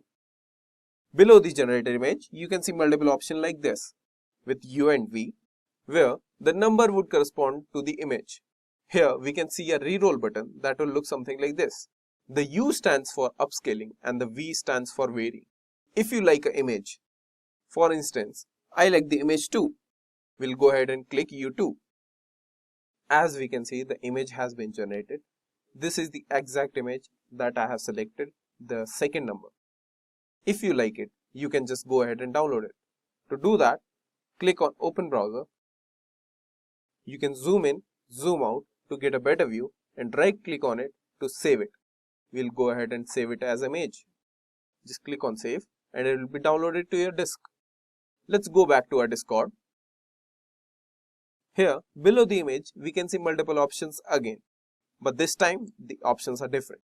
Here we can see upscale subtle and upscale creative. Both are used to upscale the current image, but in a different manner. It will slightly upscale your image, whereas creative will change something in the image. Vary. Vary has multiple options, subtle and strong. Strong will generate a totally different image, but with similar reference. Whereas vary region, if in the image you want to change something, you can select it by the region and then change it. We will dive into that later. So let's go ahead and see zoom out. There's an option of zoom out 2, zoom out 1.5 and custom zoom out. If you want to zoom out, you can click on any of these, and if you want to customize your zoom, you can click on this. We'll dive into that later. Moving ahead, we can see multiple arrows pointing in different directions. What does this mean? Let me tell you. If you click on the arrow, it will pan out the image in the direction which the arrow is pointing. If the arrow is pointing left, the image will pan out on the left side. If the arrow is pointing at right, the image will pan out on the right side. Similarly, on the top and the bottom. Now, let's go ahead and test out our zoom. We'll click on Zoom Out 2.0 and see what it generates. The image has been generated. We'll go ahead and click into it. To get a better view, we'll upscale all of these. This is our original image. Let's go ahead and see our zoomed out images. In our fourth image, these parts have been added, which were originally not here. In a third image, we can see a different scenario over here. There's a zebra crossing, whereas in fourth image, it is not. In every scenario, we can see a different vehicle or a different building. Nothing has changed from the original image, but to zoom out, it had to create new objects that we can see. Now, let's go ahead and see pan out. To go to our original image, we can click on this and it will take us to our original image. Now, let's go ahead and see pan out. Now, I want to see what's up there in that image. To do that, we'd have to click on pan out with top arrow. We'll go ahead and do that. It will give us a prompt window. Now, you can choose what you want. As we are talking about sky, we can have moon or sun over there or a plane flying. Let's go ahead and do a sun in cloudy weather. And click on submit. As we can see in our newly generated images, there is sun, there are clouds, and even both of them. Now, to create perfect prompt, you need to use proper keywords and even give description as much as you can. For that, we'll go ahead and generate this image in painting format. To do that, we'll type /imagine and then prompt. Our prompt will be same as previous one, and we have just added oil painting. Now let's go ahead and hit enter. Here, the Midjourney has used vibrant color in oil painting. All the images look stunning. Now we'll see some of its advanced feature. One of those was released recently by Midjourney, that was describe. Describe feature of Midjourney allows you to use an image to get its prompt. You can use the prompt to generate new images similar to that one. For that, we'll go ahead and type /describe. Now there are two options, image and link. You can go ahead and click on image to upload image from your system. If you go ahead and click on link, you can provide link from anywhere that can be used by Midjourney to generate description for that image. For now, we'll go ahead and click on image. You can either drag or drop your picture, or you can go ahead and select it. Now, I have selected the image. Just go ahead and hit enter. As a reply to your image, Midjourney bot will generate several of its prompts that can be used to generate images similar to that one.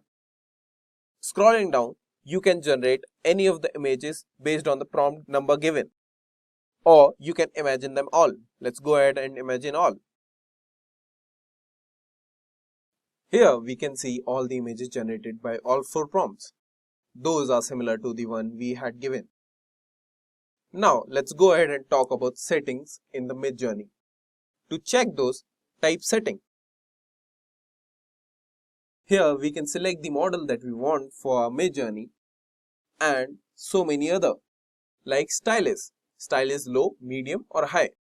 Controls the amount of Midjourney's creative influence on our pictures. Next is public mode. Public mode allows your picture to be seen in Midjourney's public collection. Then comes the remix mode. Remix mode allows you to give extra prompt during variation in image. If you have turned it off, it won't ask you for prompt again, just vary your current image based on its prompt. Then there is variation mode. When we choose variation, it will go ahead and check our preferences, either it is low or high. Based on that, it will give us a varied image. Then we have different modes: relax mode, fast mode and turbo mode. All these 3 modes define the speed at which Midjourney will generate your images. For relax mode, it will generate very slow. But for fast mode, it will use your fast hours but will generate faster. And for turbo mode, your results would be instant but consume more fast hours. You can click on reset setting and set your setting to default. At last, raw mode. Raw mode access a more literal interpretation of your prompt. Now, let's go ahead and design some logos. I have chosen logo for a bakery.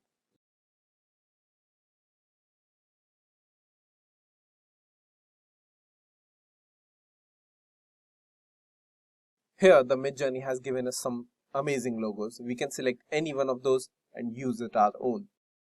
Now, let's go ahead and explore different parameters that Midjourney allows. For starters, we'd use a new prompt. To add a parameter, we just need to add / followed by the parameter. For the first parameter, we would select aspect ratio. Now, aspect ratio is the ratio between height and width of an image. Let's go ahead and type in 16:9 and hit enter. Now, as we can see, the aspect ratio of the image has changed from the previous ones. Those images were in square and this is a widescreen image. Now, let's go ahead and discuss a different prompt, that is negative prompt. For that, we'll go ahead and type the same prompt. You can add multiple parameters in a single prompt. For negative prompting, you use no and followed by the object you want to remove. We want to remove clouds. We'll type in clouds and hit enter.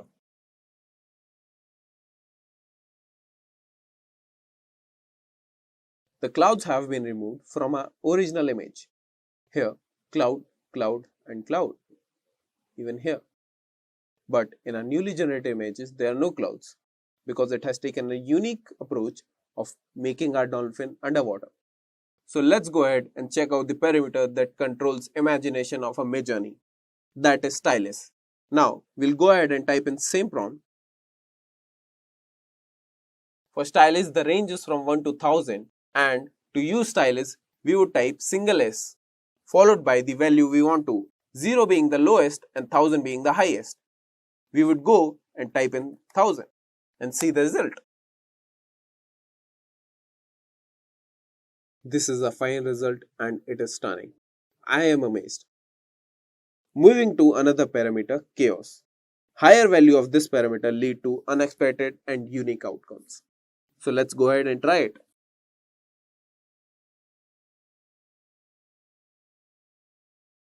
With the chaos value 1, we get results something like this.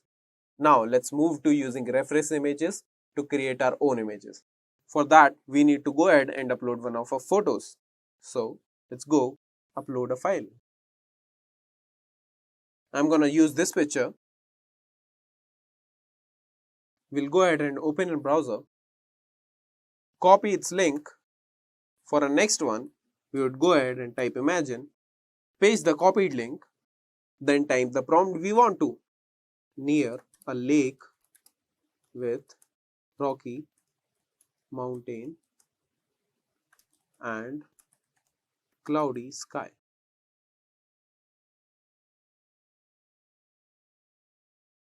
Here are our generated images.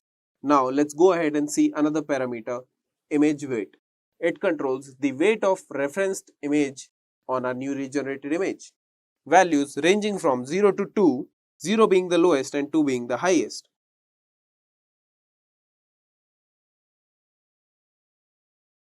Image weight parameter is given by IW and value I have given as 0.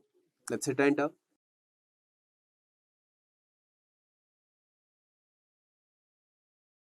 With the image weight being 0, the reference has not been taken into consideration. Now let's try it with value 2.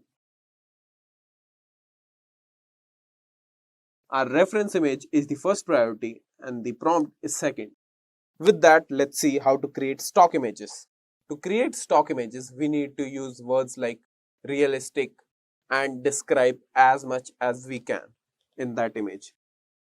Photography of adult Caucasian female wearing a white shirt and black tie, smiling cross-handed.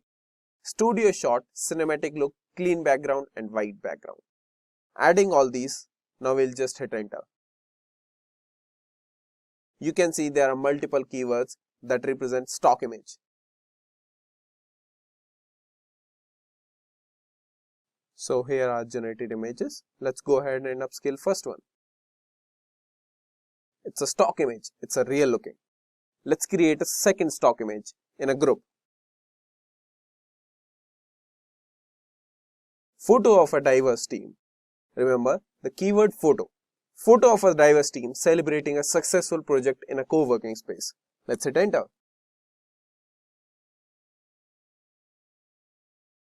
We'll go ahead and upscale the fourth image. It's a stock image, definitely one.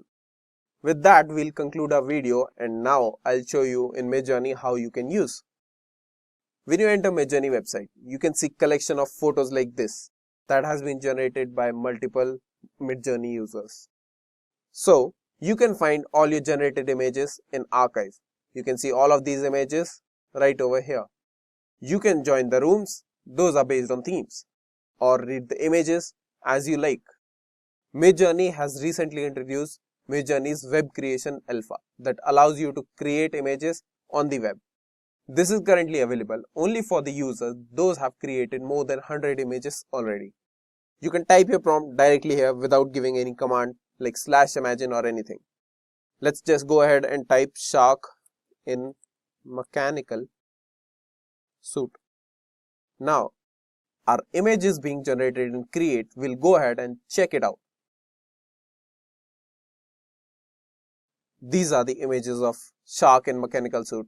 You can even vary both of these, subtle or strong, or you can use rerun button to re-roll the images. You can even see the prompt that you have given for previously generated images by you.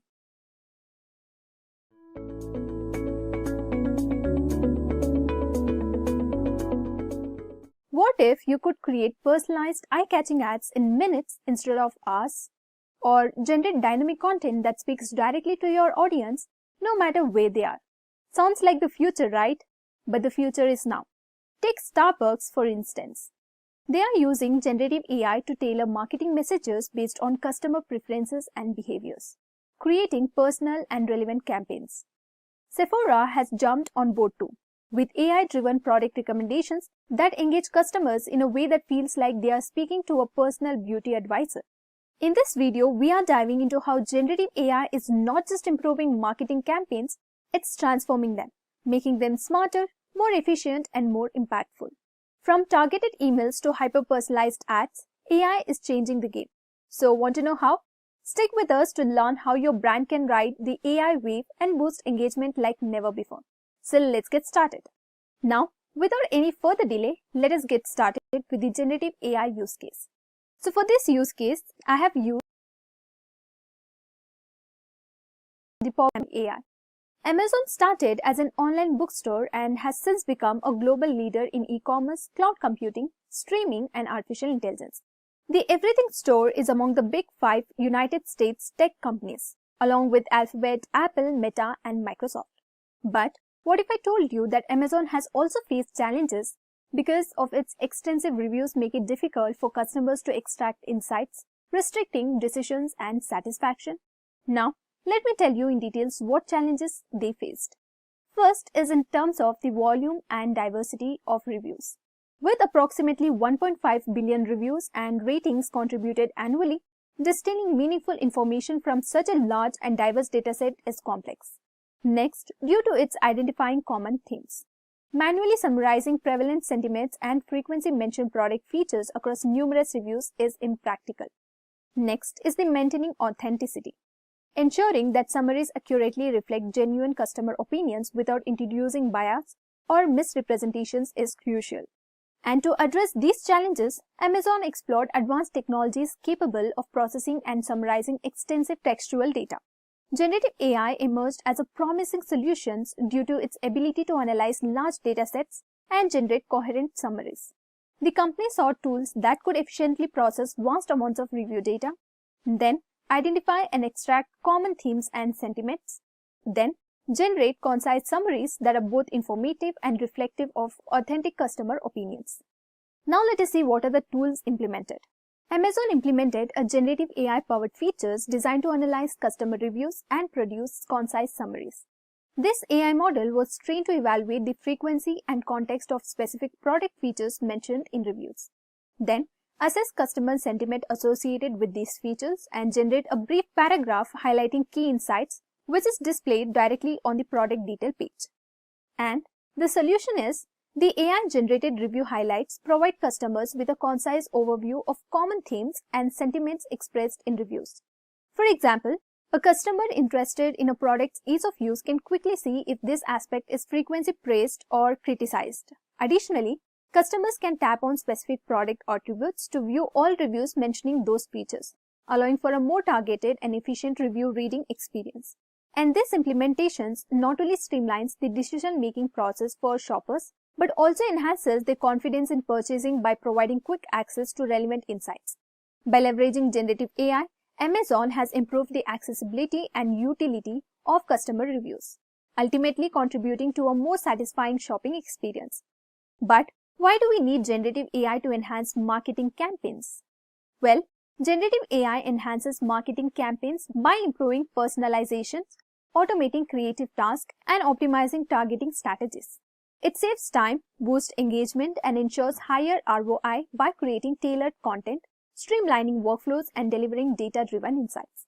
But what exactly is generative AI?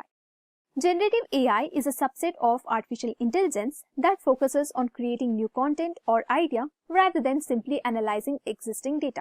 Unlike other types of AI that rely on pre-programmed rules or patterns, generative AI uses algorithms to learn from data and generate new outputs. This technology is often used in tasks such as image generation, task generation, and even music composition. But how has AI impacted marketing? AI is transforming the marketing industries partly because of its vast applications. AI tools can automate routine tasks, freeing up valuable time and allowing you to focus your efforts on strategizing. But task automation is just one example of AI use cases in marketing. AI improves you to analyze vast amounts of data, better to understand your target audience, consumer preferences, and behaviors. You can use this data to predict customer behavior, optimize campaigns in real time, and deliver highly personalized content to mold an exceptional customer experience. Beyond analytics and reporting, generative AI tools can support content creation. And this dual impact of enhanced personalization and increased efficiency is transforming business decisions and how brands engage with customers. Now let us see what will happen to marketing in the age of AI. First, let us discuss about the hyper-personalization in marketing. AI helps businesses analyze vast amount of data to understand customer behavior, preferences, and needs. This allows for personalized marketing strategies such as targeted ads, tailored messages based on browsing history, purchase patterns, and demographics. Next is the dynamic content, such as emails, websites, or app interfaces that adapts in real time for each user. Then comes the customer segmentation, identifying specific groups of users for highly relevant marketing efforts. Next is the enhanced efficiency through automation. AI automates repetitive marketing tasks such as ad placements and binding. AI tools optimize budgets by selecting where and when to display ads for maximum ROI. Next is the email campaigns. Tools like MailChimp use AI to determine the best time and content to engage users. Next is the chatbots. AI-powered assistants provide instant, round-the-clock customer support and can upsell or cross-sell products. Next, AI as a creative partner. AI tools like ChatGPT, DALL-E, and Midjourney assist in creative tasks, writing engaging ad copy or scripts, designing visuals or creating mockups, and producing ideas for campaigns based on data insights. Next, let us talk about the ethical and privacy challenges. AI in marketing comes with a risk and responsibilities, such as data privacy, where companies must handle consumer data ethically, adhering to regulations like GDPR. Next is the bias in AI. AI might perpetuate biases if trained on biased datasets. Next is the transparency. Marketers must ensure AI-driven decisions are clear to consumers. Next, let us see the future implications. First is the emotion AI. Tools that analyze emotions via facial expressions or voice to tailor experiences. Next is the voice search and assistance. AI like Alexa and Google Assistants impact SEO and product discovery. Next is the customer-centric focus. Despite AI, brands must remain authentic and human in their storytelling to build trust. Now, let us see the benefits of generative AI for digital marketing. Well, generative AI offers several benefits for digital marketing. So, let us see what are the benefits. Generative AI is transforming digital marketing by improving efficiency and personalization. It automates tasks like content creation, enabling businesses to produce high-quality content at scale while saving time and resources. By analyzing customer data, AI tailors marketing messages and offers increasing engagement and conversion rates through personalized interactions. Additionally, generative AI enhances creativity and customer experiences. It helps businesses explore innovative strategies and solutions, such as new marketing approaches or product ideas. AI-powered tools like chatbots also deliver engaging, interactive support, ensuring better customer satisfaction and stronger connections. Now, let us have a look at the impact of generative AI on SEO and search marketing. Generative AI is transforming SEO and search marketing by analyzing SERPs to uncover patterns and optimize website elements like meta tags and content. This enhances search engine ranking, driving more organic traffic. AI also generates high-quality, keyword-rich content based on search data, improving visibility and engagement. In addition, generative AI automates landing page creation for SEM campaigns by analyzing campaigns data and optimizing for conversions. This streamlines marketing efforts, increases efficiency, and ensures businesses attract and retain more visitors effectively. The future of generative AI in digital marketing is promising. So let us see how. Generative AI is shaping the future of digital marketing by enhancing voice assistants and chatbots to make interactions more natural. It also plays a key role in predictive analytics, helping businesses make informed decisions based on the data insights. These advancements can improve customer experience, optimize marketing strategies, and predict market trends. Moreover, generative AI can transform user-generated content by allowing users to create richer, more diverse media such as videos and virtual reality, helping brands build stronger and more engaging communities.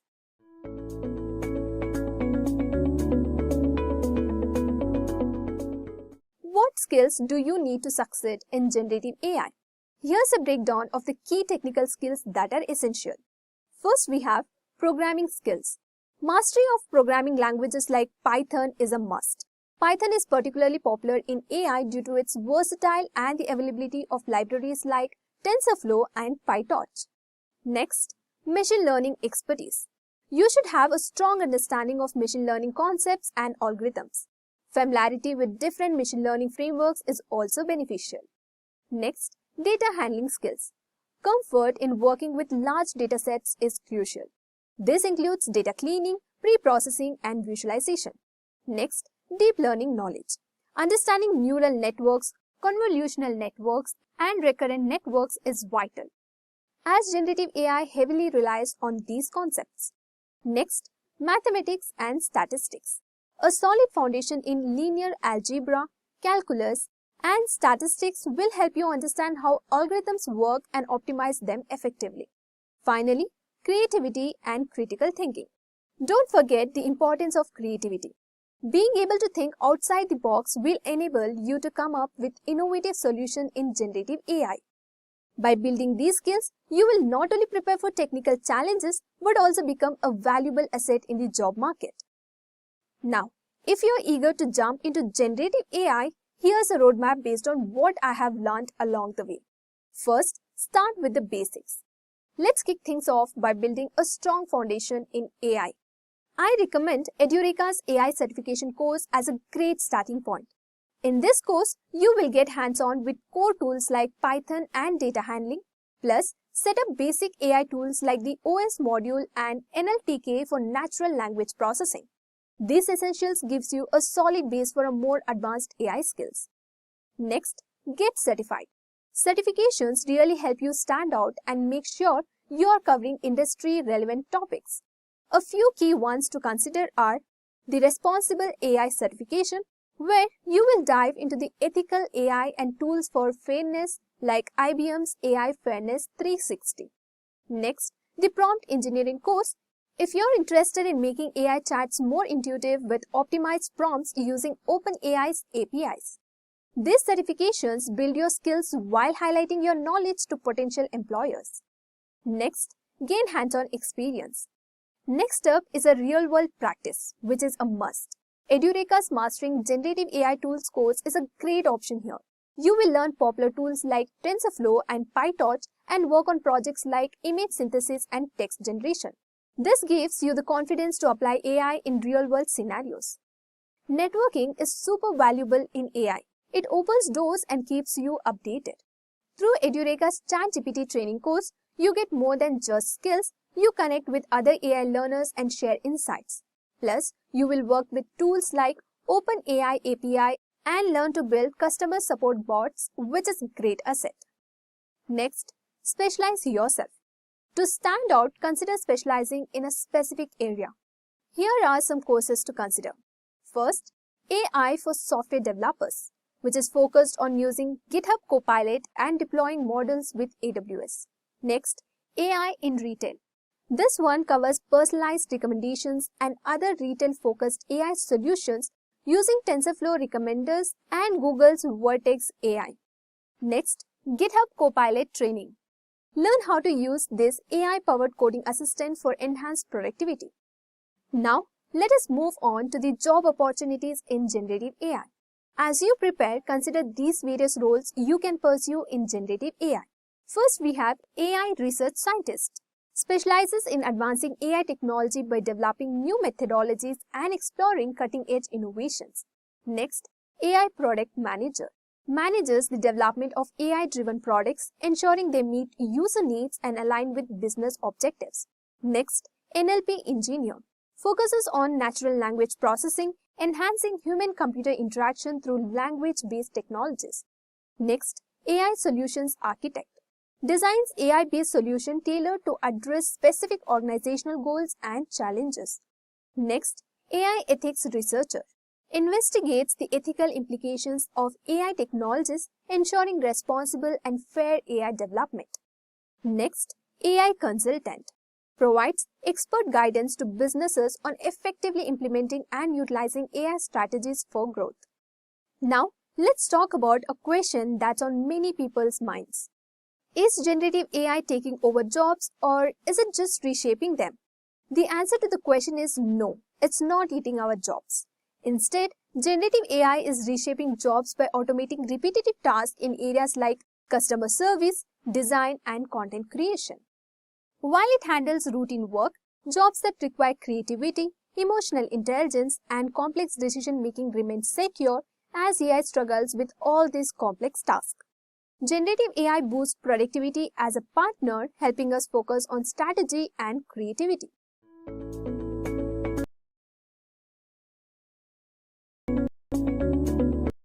Let's learn what NVIDIA is all about. NVIDIA is a multinational technology company that specializes in graphics processing units and other products for gaming, automotive, data center, and professional visualization markets. NVIDIA's role as a leader in AI and graphics technology features its iconic headquarters and cutting-edge hardware products like the RTX and series GPUs. NVIDIA's innovations are transforming industries from gaming to AI, making it a key player in the tech advancement. Their commitment to powerful processing and AI solutions is reflected in both their infrastructure and product lineup. Well, Gen Z started their journey with NVIDIA's gaming experience by powering popular titles with advanced graphics and AI technology.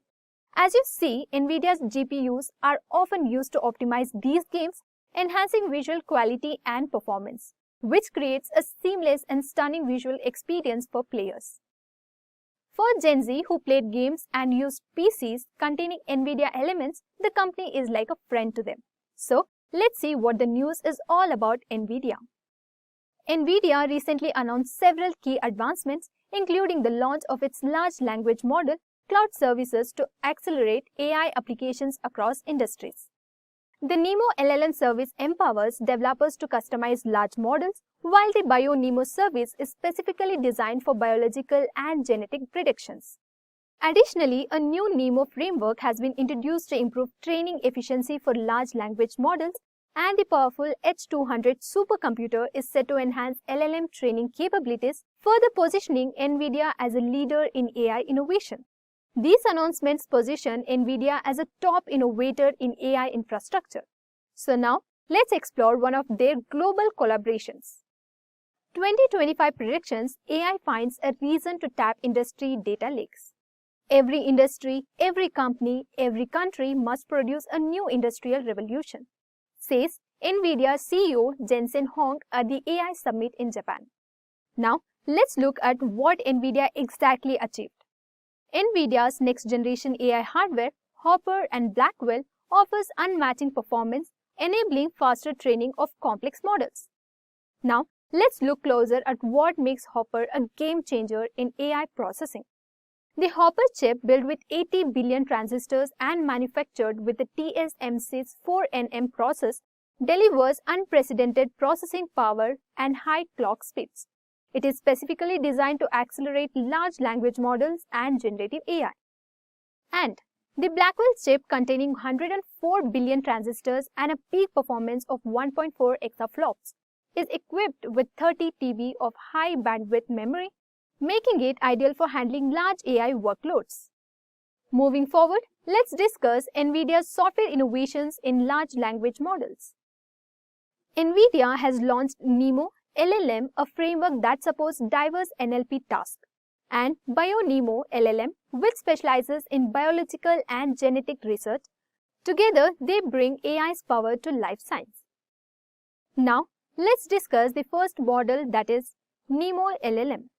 NVIDIA's NeMo LLM, powered by the RT-LLM engine, is a robust 12 billion parameter model with a 128,000 token context window, enabling optimized performance for diverse NLP tasks. Transitioning to life science, BioNeMo is transforming the field with its unique capabilities.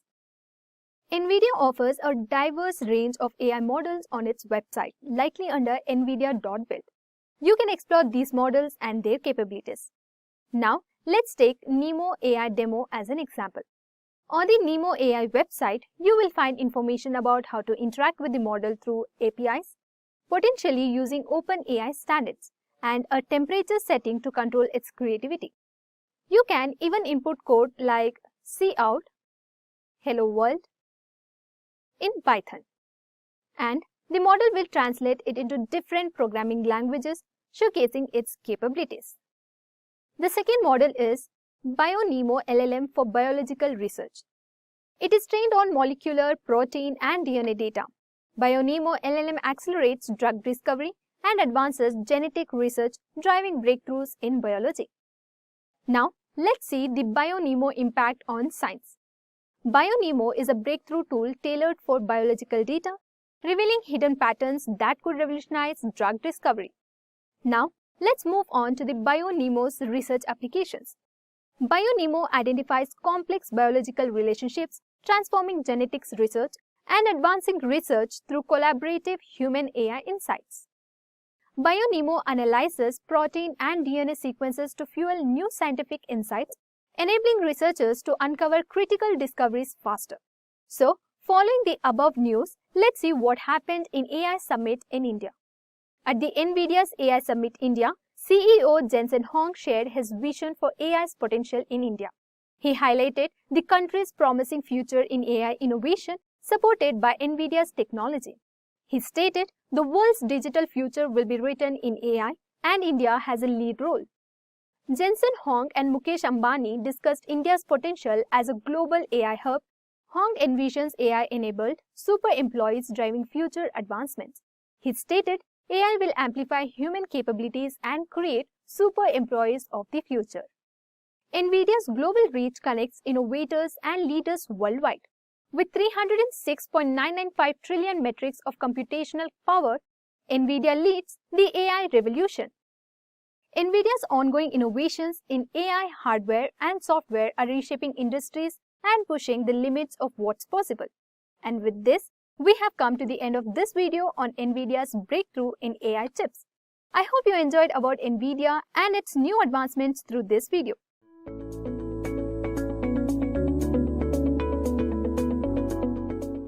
Did a Chinese AI model just shake up the entire US market? Let me tell you what happened. On January 27, 2025, the stock market took a serious hit. Tech stocks dropped hard, and the biggest shock was that the NVIDIA, a prominent player in the AI hardware sector, saw its stock crash by 17%. And that's a $590 billion loss in a market value. And it was because of an AI model called DeepSeek R1. Yes, you heard that right. A Chinese AI model just sent shockwaves through the industry, raising big concerns about China's growing AI dominance and what it means for companies like OpenAI, Google, and even NVIDIA. So why is DeepSeek R1 such a big deal? Well, it's not just another AI model. It's a game changer. And with models like DeepSeek R1, DeepSeek V2, and DeepSeek Coder, and it's going head-to-head with the top players like OpenAI and Google, offering powerful AI at the fraction of the cost. Here, I have added a screenshot for your reference, and this table compares the large language models based on their accuracy and calibration error. And among the models mentioned, DeepSeek R1 has the highest accuracy with 9.4%, outperforming O1 with 9.1%, Gemini Thinking with 6.2%, and other models such as GPT-4o with 3.3% and Group 2 with 3.8%. Furthermore, DeepSeek R1 has the lowest calibration error with 81.8%, indicating improved confidence calibration over other models with errors greater than 88%. This demonstrates that DeepSeek R1 not only produces the most accurate results but also has a higher forecast reliability. And this benchmark graph will show the DeepSeek R1's expectational performance across a variety of evaluation tasks, solidifying its position as a top-tier LLM. Notably, DeepSeek R1 achieves the highest scores in AI ME 2024 with 79.8%, Codeforces with 96.3%, Math 500 with 97.3%, and MMLU with 90.8%. indicating superior reasoning, problem solving, and coding skills. When compared to OpenAI's O1 models and DeepSeek V3, DeepSeek R1 consistently outperforms or equals top models, particularly in domains requiring precise logical reasoning and mathematical skills. Furthermore, its high Swebent verified score is 49.2% demonstrates its suitability for software engineering applications. And this finding supports DeepSeek's R1's advancements in AI research, establishing it as a formidable competitor in the LLM space. First, let's talk about DeepSeek R10 and its successor DeepSeek R1. So let's break it down. In reinforcement learning, there are two main components, the agent and the environment. The agent interacts with the environment and based on its actions, it receives rewards or penalties. The goal of the agent is to maximize these rewards by learning from its mistakes and improving over time. Now, let's talk about the DeepSeek R10. This model was a pioneering attempt to use reinforcement learning without supervised fine-tuning. And the idea was to let the model learn entirely through interaction with its environment without any pre-labeled data. However, this approach had some challenges. DeepSeek R10 faced two major issues. First is the poor readability. The model's outputs were often hard to understand. And next, it's mixing with Chinese. The model sometimes mixed languages, especially Chinese, which affected its performance in English tasks. And to address these issues, the team introduced DeepSeek R1. This new model not only solved the problems of readability and language mixing, but also achieved remarkable performance. In fact, DeepSeek R1 matched the accuracy of OpenAI's GPT-o1 model, especially the OpenAI 01217 model on reasoning tasks. That's a huge milestone. But that's not all. DeepSeek R1 is also 24 to 28 times cheaper to train compared to other state-of-the-art models. And this makes it not only highly effective but also cost-efficient, opening up new possibilities for research and applications. So, to recap, here we have. The DeepSeek R10 was an ambitious attempt to reinforcement learning without supervised fine-tuning, but it faced challenges with readability and language mixing. DeepSeek R1 addressed these issues, achieving top-tier accuracy and being significantly most cost-effective. Now, as far as GPT is concerned, ChatGPT combines unsupervised learning, supervised fine-tuning, and RLHF, making it more aligned for text-based reasoning and safe AI interactions. Now, we will look at the model comparison. DeepSeek and GPT are both pushing the boundaries of what AI can do, but they take a very different approaches. So let's break it down. We asked the GPT-o1 model and DeepSeek R1 model to generate a Python code where a ball bounces inside a rotating triangle. Sounds cool, right? Well, let's check out the result. First up, here's what GPT-o1 came up with. It works, but the physics seems a bit off, and the movement isn't as smooth as you would expect. Not bad, but it's not quite there yet. Now, let's look at what DeepSeek R1 generated. Wow, this one looks way better, right? The ball's movement feels more natural and the rotation of the triangle is much smoother. The overall gameplay experience is so R1 definitely outperformed GPT-o1 in this challenge. Of course, both models are impressive in their own ways, but when it comes to designing this specific game, DeepSeek R1 takes the win. Now, we will distinguish the differences in detail. So first, let's talk about the architecture. DeepSeek uses a mixture of experts design. Think of it like a team of specialists. Only the relevant experts are activated for each task. So for example, DeepSeek V3 has 671 billion parameters, but only 37 billion are activated per token, making it super efficient. And on the other hand, GPT model uses a dense transformer architecture where all the parameters are active at once. GPT-4, for instance, has 175 billion parameters all working simultaneously. And this makes GPT powerful but also computationally expensive. Now, let's talk about cost and efficiency. DeepSeek is a game changer here. It was developed on the budget of just $5.5 million due to its efficient MOE design. And that's a fraction of what other models cost. GPT models like GPT-4 requires massive computational resources. Training GPT-4 cost over $100 billion, making it a heavyweight in terms of both performance and expense. And when it comes to performance, both models shine in different areas. DeepSeek is a powerhouse in tasks like coding, translation, and solving complex math problems. And in fact, DeepSeek R1 has been shown to match the performance of advanced systems from OpenAI and Google despite its smaller budget. GPT models like GPT-4 are known for their natural language understanding, creative writing, and complex reasoning, and they are incredibly versatile and can handle a wide range of tasks with ease. Next, accessibility is another key difference. DeepSeek is an open source, meaning its code is available to the public, and this promotes transparency, collaboration, and innovation within the AI community. GPT models, on the other hand, are primarily proprietary. While OpenAI has released some tools and models, many advanced versions are restricted and accessed through APIs. Finally, let's talk about the ethics and censorship. Strict content, especially for politically sensitive topics. This ensures compliance with regulatory standards but can sometimes limit its responses. GPT models also have moderation mechanisms to prevent harmful outputs, but they strive to balance open access to information with ethical guidelines. Now, we will install the DeepSeek R1 and run a short demo on it. So let's see how the DeepSeek R1 model can be installed. First, let's open up our browser and head over to the ollama.com, and once you're there, you will see a download button, so go ahead and click on that. Now, select download for Windows to start the download, and keep in mind it's a pretty big file, so it might take a minute to download. So let's give it some time. Once the download finishes, go to the download folder and find the installation file. Now here, double click on the file to open the installation window, and you will see an install button. So simply click on that and Ollama will start installing on your system. So once Ollama is installed, let's head back to the Ollama website.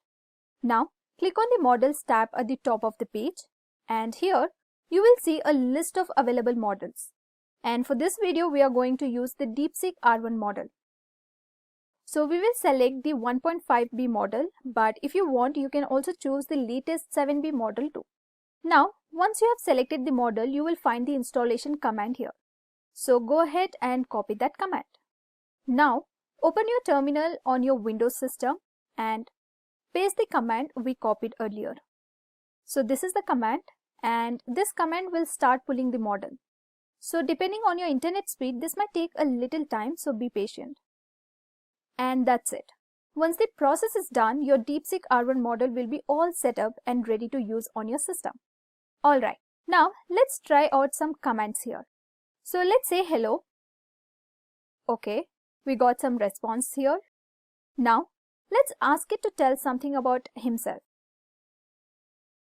Alright, so it responded saying that I am DeepSeek R1 and AI assistant. Next, let's ask it to design a Python code to list all the files in a directory. So as you can see, it has provided up the code we asked for. Great, right? So what does all of this means for the future of AI? Well, AI is becoming more accessible. Like, for years, AI development was mostly controlled by big companies with massive budgets. But now, with open source models like DeepSeek R1, anyone, whether you have a small startup or you are an independent developer or a student, you can build AI solutions without paying huge API fees. This means faster adoption and innovation worldwide. Next, the global AI race is heating up. The AI race between the United States and China is getting even more competitive. While the United States tries to limit AI chip exports, China is finding ways to keep up. No matter which side you support, one thing is clear. AI is evolving rapidly and staying informed is more important than ever. Next, AI is becoming more sustainable. Training AI models consume massive amounts of energy. But with advancements in optimization, we are seeing a shift towards more efficient and eco-friendly AI. This means lower CO2 emissions and a reduced environmental impact, something that was once a major concern in AI development. Next, career opportunities are growing. And if you're a developer, AI engineer, or a data scientist, this is your moment. Companies will need skilled professionals to build and deploy AI solutions at a faster pace than ever. So if you have been thinking about getting into AI, now is the time to start. Well, DeepSeek is making big moves, but can it really compete with OpenAI in long run? Which one do you think will dominate the future of AI? So let me know your thoughts in the comments below.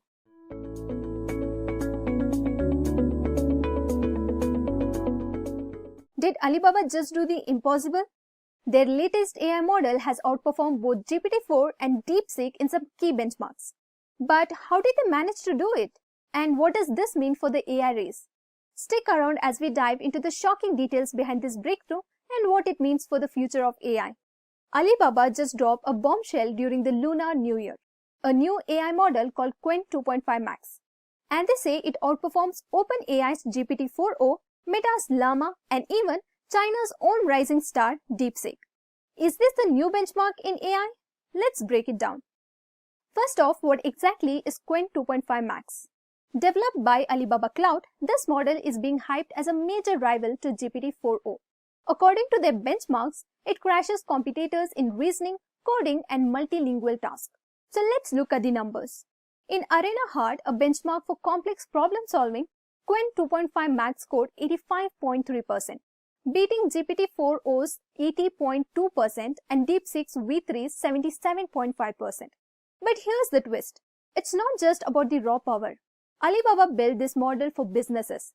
Think customer service bots that speak 10 languages, or AI coders that debug Python faster than your engineering team. And unlike OpenAI's premium pricing, Alibaba's offering Qwen 2.5 Max at a fraction of the cost. But why drop this during the Lunar New Year, when half of the China's on vacation? Well, that's where the discussion begins. Meet DeepSeek, the 20-month-old startup that's been shaking up Silicon Valley. 3 weeks ago, they dropped DeepSeek V3 and the R1 model. And the secret is insanely low cost. We are talking $0.14 million per tokens. That's like charging pennies for a Lamborghini. DeepSeek's cheap open source models triggered an AI price war in China. Alibaba reduced price by up to 97% overnight. But DeepSeek's founder Yang isn't sweating it. In a rare interview, he said, "We don't care about the price wars. AGI is our goal. AGI, that's artificial general intelligence. AI that can overthink humans." And here's the twist. DeepSeek isn't some corporate giants. They are a tiny team of grad students and researchers working out of Alibaba's hometown, Hangzhou. Meanwhile, Alibaba's got 200,000 employees. So, how does Qwen 2.5 Max actually stack up? Let's compare. First, let's talk about reasoning. Qwen takes the lead here. Next, when it comes to coding, Qwen continues to shine. And if multilingual support is what you're after, Qwen speaks Mandarin, English, Spanish, or whatever you name it. But DeepSeek V3 still holds the crown for affordability. And GPT-4o, it's holding on to its reputation. But even OpenAI's Sam Altman admitted DeepSeek's progress is impressive. But Alibaba's timing is strategic. Releasing Qwen 2.5 Max during Lunar New Year when everyone's distracted is a power move. It's like dropping a diss track on the Christmas day. No one's looking, but everyone will hear it. So, here's why this matters. DeepSeek's R1 model wiped $1 trillion off US tech stocks in a day. Nvidia, Meta, Microsoft all dropped. Why? Because if a tiny Chinese startup can match GPT-4 at 100 the cost, inventors wonder, are we overspending on AI? And China's giant aren't sitting still. ByteDance updated its AI model days after DeepSeek's launch. Tencent and Baidu are in the price-cutting frenzy. Meanwhile, Alibaba's betting big on Qwen to dominate enterprise AI. Think hospitals, banks, and mega corporations. And the real question is, who's closer to AGI? DeepSeek's agile team or Alibaba's corporate powerhouse? Share your thoughts in the comments. So, is Qwen 2.5 Max the new AI champion? Maybe, but this isn't just about benchmarks. It's a glimpse into the future. A future where AI isn't just built by Silicon Valley giants, but by startups in Hangzhou and open source communities worldwide.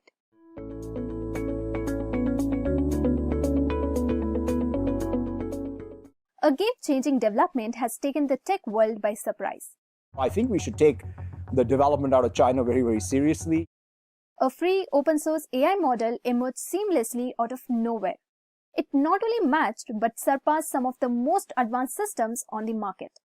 What made this even more remarkable was its origin. It wasn't a new release from OpenAI, nor a breakthrough from Anthropic. It was a DeepSeek and AI model developed in China. And its development left top AI researchers in the United States in amazement. especially when they learned about the staggering cost behind it. It's opened a lot of eyes of like what is actually happening in AI in China. The training cost for DeepSeek version 3 was just $5.576 million. And in comparison, OpenAI spends a massive $5 billion annually. While Google's capital expenditures are projected to exceed $50 billion by 2024. Microsoft, on the other hand, invested over $13 billion just in OpenAI. And yet, DeepSeek's model outperformed these highly funded AI models from leading American companies.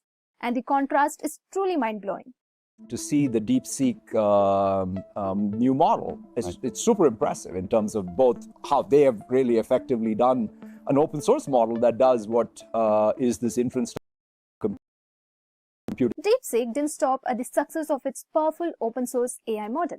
Instead, it quickly introduced R1, a next-generation reasoning model that has already surpassed the advanced OpenAI V1 model in several third-party benchmarks.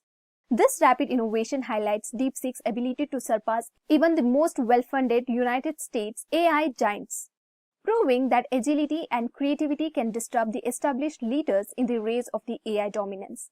As we dive deeper into this, let's hear from Martin Veshev, the director of Bulgarian Institute for Computer Science, Artificial Intelligence and Technology. He recently made some interesting statements about the AI industry, and they are shaking things up. So he pointed out that a Chinese AI startup claimed to have developed its R1 LLM model with less than $6 million, while other companies are pouring in billions. That announcement alone caused Nvidia's stock to drop. And according to Martin, these models are built by strong researchers and engineers in the field, many of whom actively publish their work. But developing these AI models can be incredibly expensive. Just to give you an idea, running 2048 H800 GPUs could cost anywhere between $50 to $100 million. And he also mentioned that the company handling the data center is backed by a massive Chinese investment fund, with far more GPUs than just those 2048 H800 units. As for the architecture behind DeepSeek's R1 and V3 models, Martin explained that they use a mixture of experts, MOE approach. Simply put, this means that at any given time, only a small percentage of the model is active, making it much more efficient in real-time use. This raises a lot of questions about the cost efficiency, AI development strategies, and how companies are competing in this space. Now, the question is, if DeepSeek's development is being reported to have cost only $5 to $6 million, how does this figure align with the extensive infrastructure, data center operations, and substantial backing from Chinese investment funds? Could there be more to the story that isn't being disclosed? Let us know in the comment section below. As far as the research indicates, DeepSeek V3 has been utilized as the base model for DeepSeek R1. And this progression highlights DeepSeek's strategic approach to building on its existing architecture while pushing the boundaries of AI capabilities. DeepSeek R1 distinguishes itself by relying entirely on reinforcement learning fine-tuning, a focused and efficient method that contrasts sharply with OpenAI's GPT infrastructure. OpenAI's GPT, Generative Pre-trained Transformer Framework, employs a combination of supervised learning, unsupervised learning, and reinforcement learning to train its models. While this multifaceted approach has proven effective, it also requires significant computational resources and time. In contrast, DeepSeek R1's exclusive use of reinforcement learning fine-tuning demonstrates a more streamlined and targeted methodology, which not only reduces cost but also enhances performance in specific tasks. This differences in training strategies highlights DeepSeek's remarkable ability to innovate efficiency. And by building on its foundational V3 model, it developed R1, a reasoning model that has already surpassed OpenAI's advanced systems in some key benchmarks. DeepSeek's focus on reinforcement learning has allowed it to carve out a unique position, directly challenging the dominance of United States AI giants. This approach demonstrates that with strategic, resource-conscious innovation, groundbreaking results are not only possible, but they are already happening. So what do you think? Does DeepSeek open source approach give it a long-term advantage? Or will OpenAI's heavy investment in research and proprietary models keep it ahead? Share your thoughts in the comments.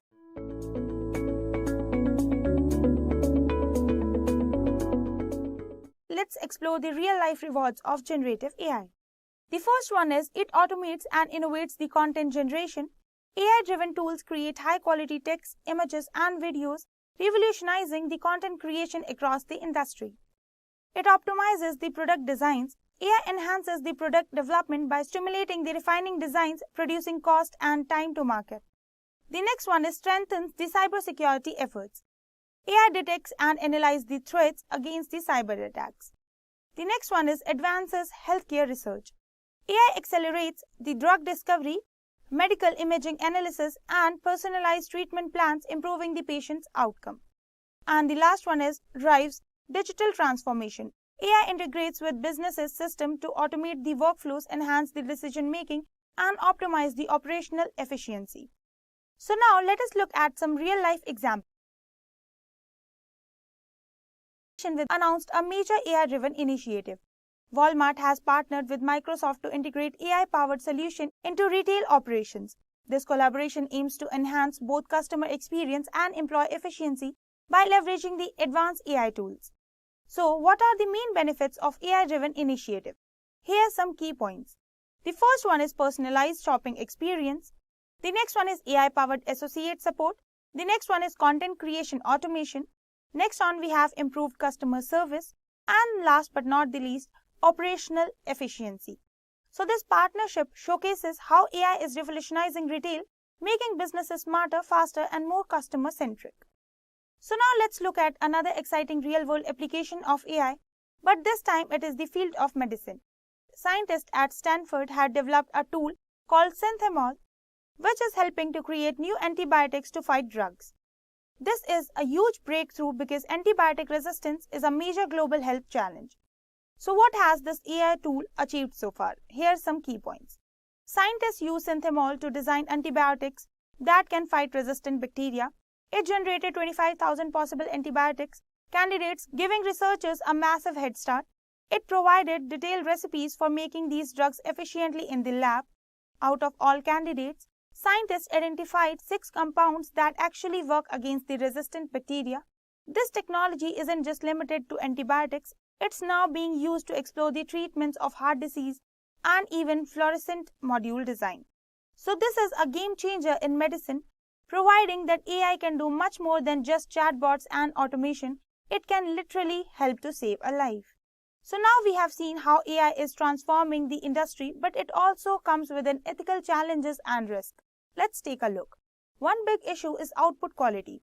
AI can produce incorrect or unreliable results. It can also generate made-up facts and hallucinations, creating false information. Another concern is biased output, where AI reflects biasness from its training data.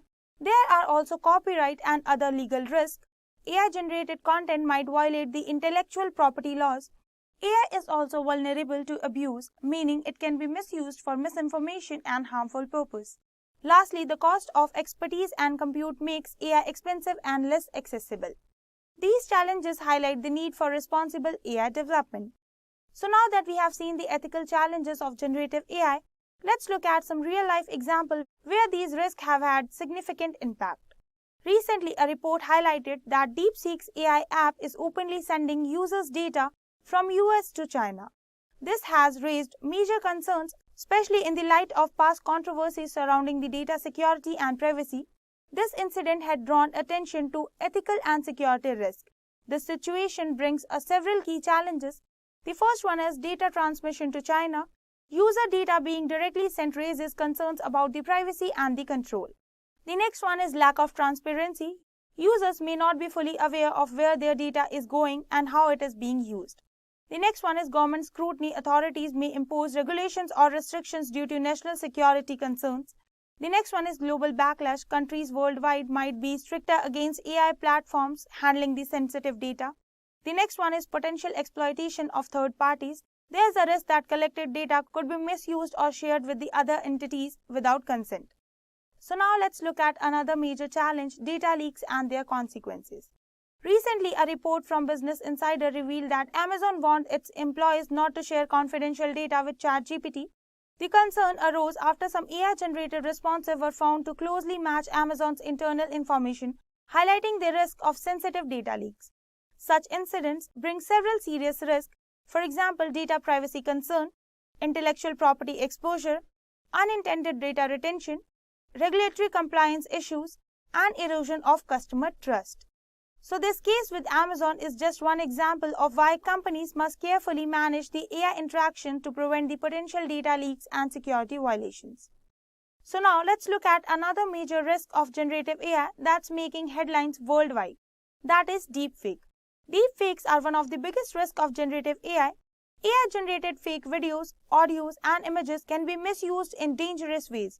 Scammers use them for fraud, identity theft, and misinformation, leading to financial losses and manipulations. Fake videos of public figures spread false narratives, while AI-generated explicit content violates the privacy. As deepfakes become more advanced, they are eroding trust in media and creating serious ethical challenges. While deepfakes highlights the dangers of generative AI, it's very important for us to focus on how we can develop and use AI ethically to minimize these risks. Ethical generative AI ensures that the technology benefits the society while preventing the harm. To achieve this, we must focus on key principles. The first one is transparency and accountability to ensure that the AI systems are open and responsible, bias and fairness to prevent the discrimination, privacy protection to safeguard the user data. Additionally, AI should prioritize avoiding harmful content and give users consent and control over how their data is used. By implementing these principles, we can build a future where generative AI is both powerful and ethical. So now that we have explored the ethical aspect of generative AI, let's look ahead and discuss what the future holds for the technology. The future of generative AI is filled with exciting possibilities. We can expect wider adoption across industries, transforming the field like healthcare, finance, and entertainment. AI will continue to enhance creativity and content generation, making it a valuable tool for artists, writers, and businesses. With the advancement, better customization will allow AI to generate more personalized experience. At the same time, human-AI collaboration will grow, enabling more seamless interaction. A key focus will be on responsible AI development, ensuring stronger ethical frameworks and regulations to create the safer and more trustworthy AI-driven future.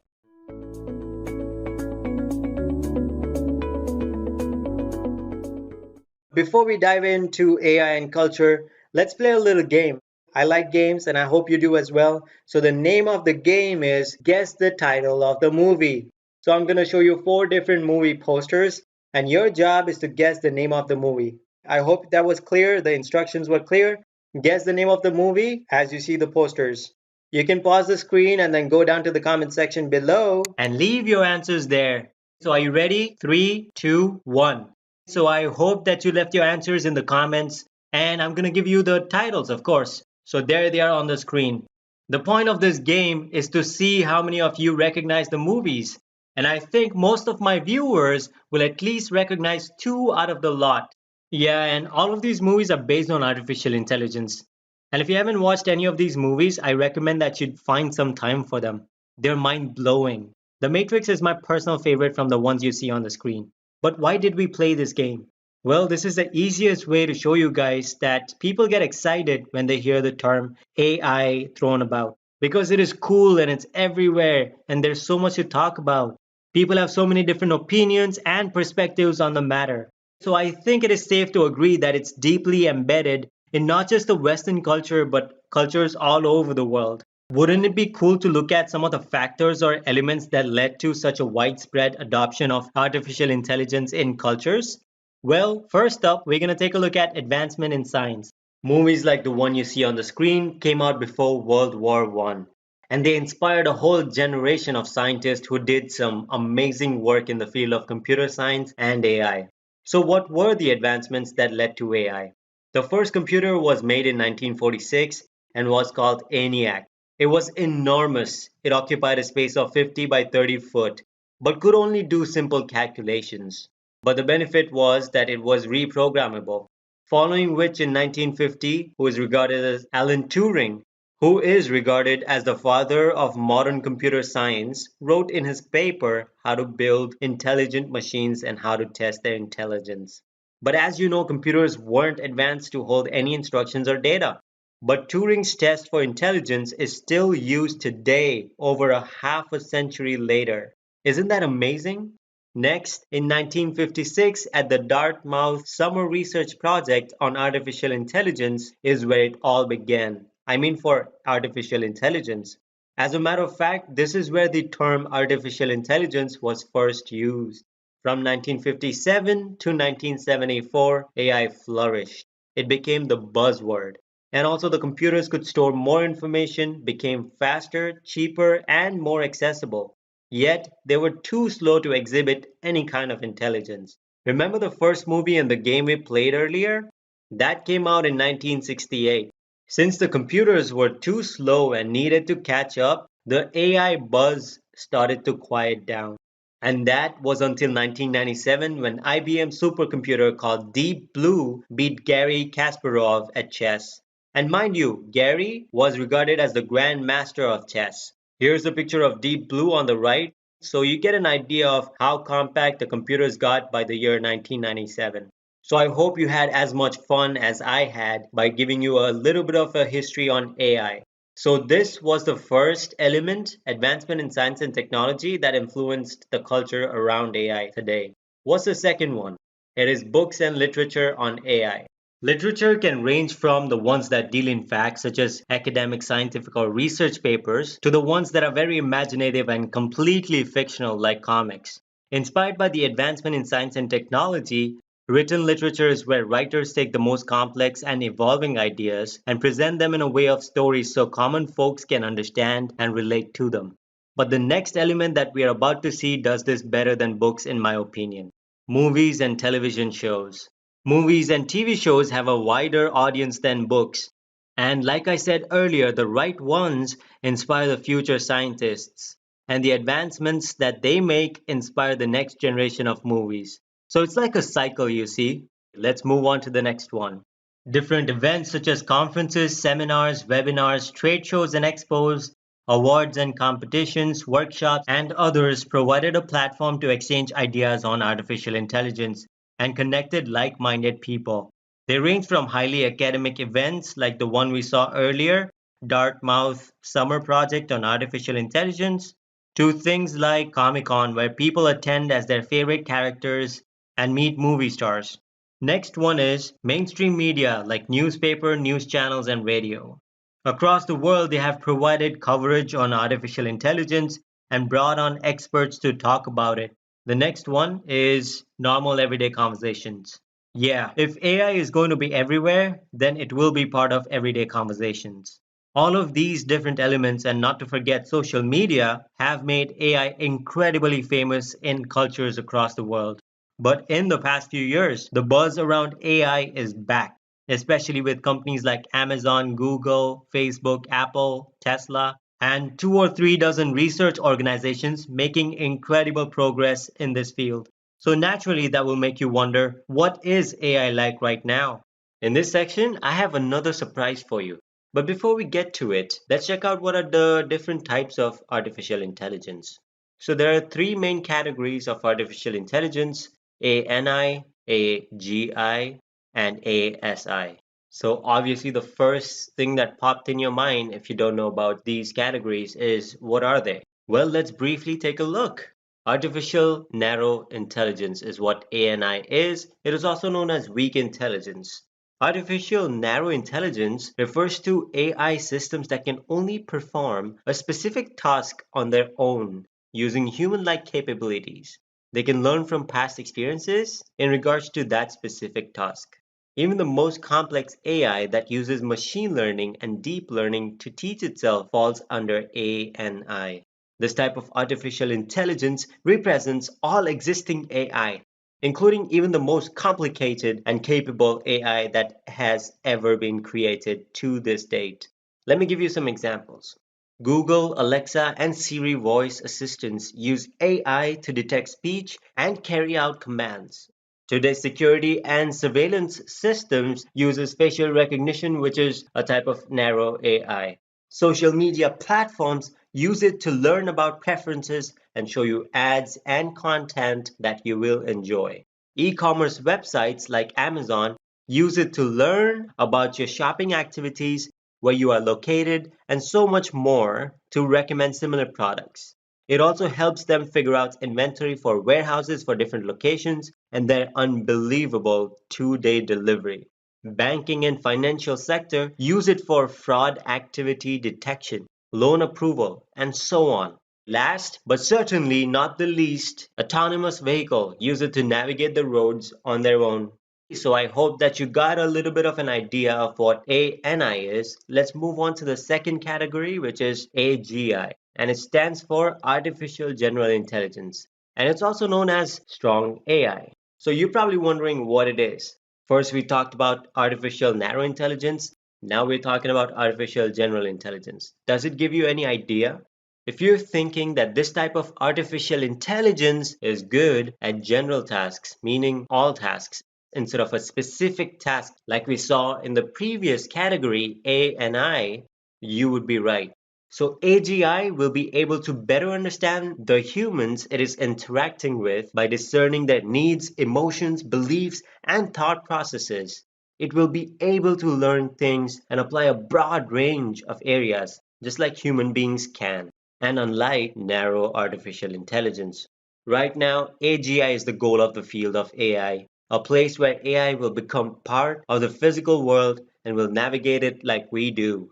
Quite a bit of leading AI researchers think we'll get there in a few decades. There's been a lot of research and development happening on AGI by organizations like OpenAI, DeepMind, Apprente, and many more. So I hope you got an idea about this one. Let's move on to the last type, which is ASI, and it stands for Artificial Super Intelligence. Judging by the name, super, you probably already got an idea that this will be the pinnacle of AI. ASI is where machines will become self-aware like us humans, and they will be overwhelmingly superior than humans at everything. That is, they will have greater memory, faster data processing and analysis, and decision-making capabilities. The potential of having such powerful machines at our disposal seems appealing, but these machines may also threaten our existence or at the very least our way of life. We don't have any examples of AI, thank God for that, because we aren't even ready for artificial general intelligence, the one before this one. Okay, let's switch gears and play a little game because the section after this is going to be a little tense. So let's disperse some tension before we get into dangers of AI. The name of the game is Guess the Type of AI. ANI, which is Artificial Narrow Intelligence, good at specific tasks. AGI is more like human capabilities, but it is not self-aware.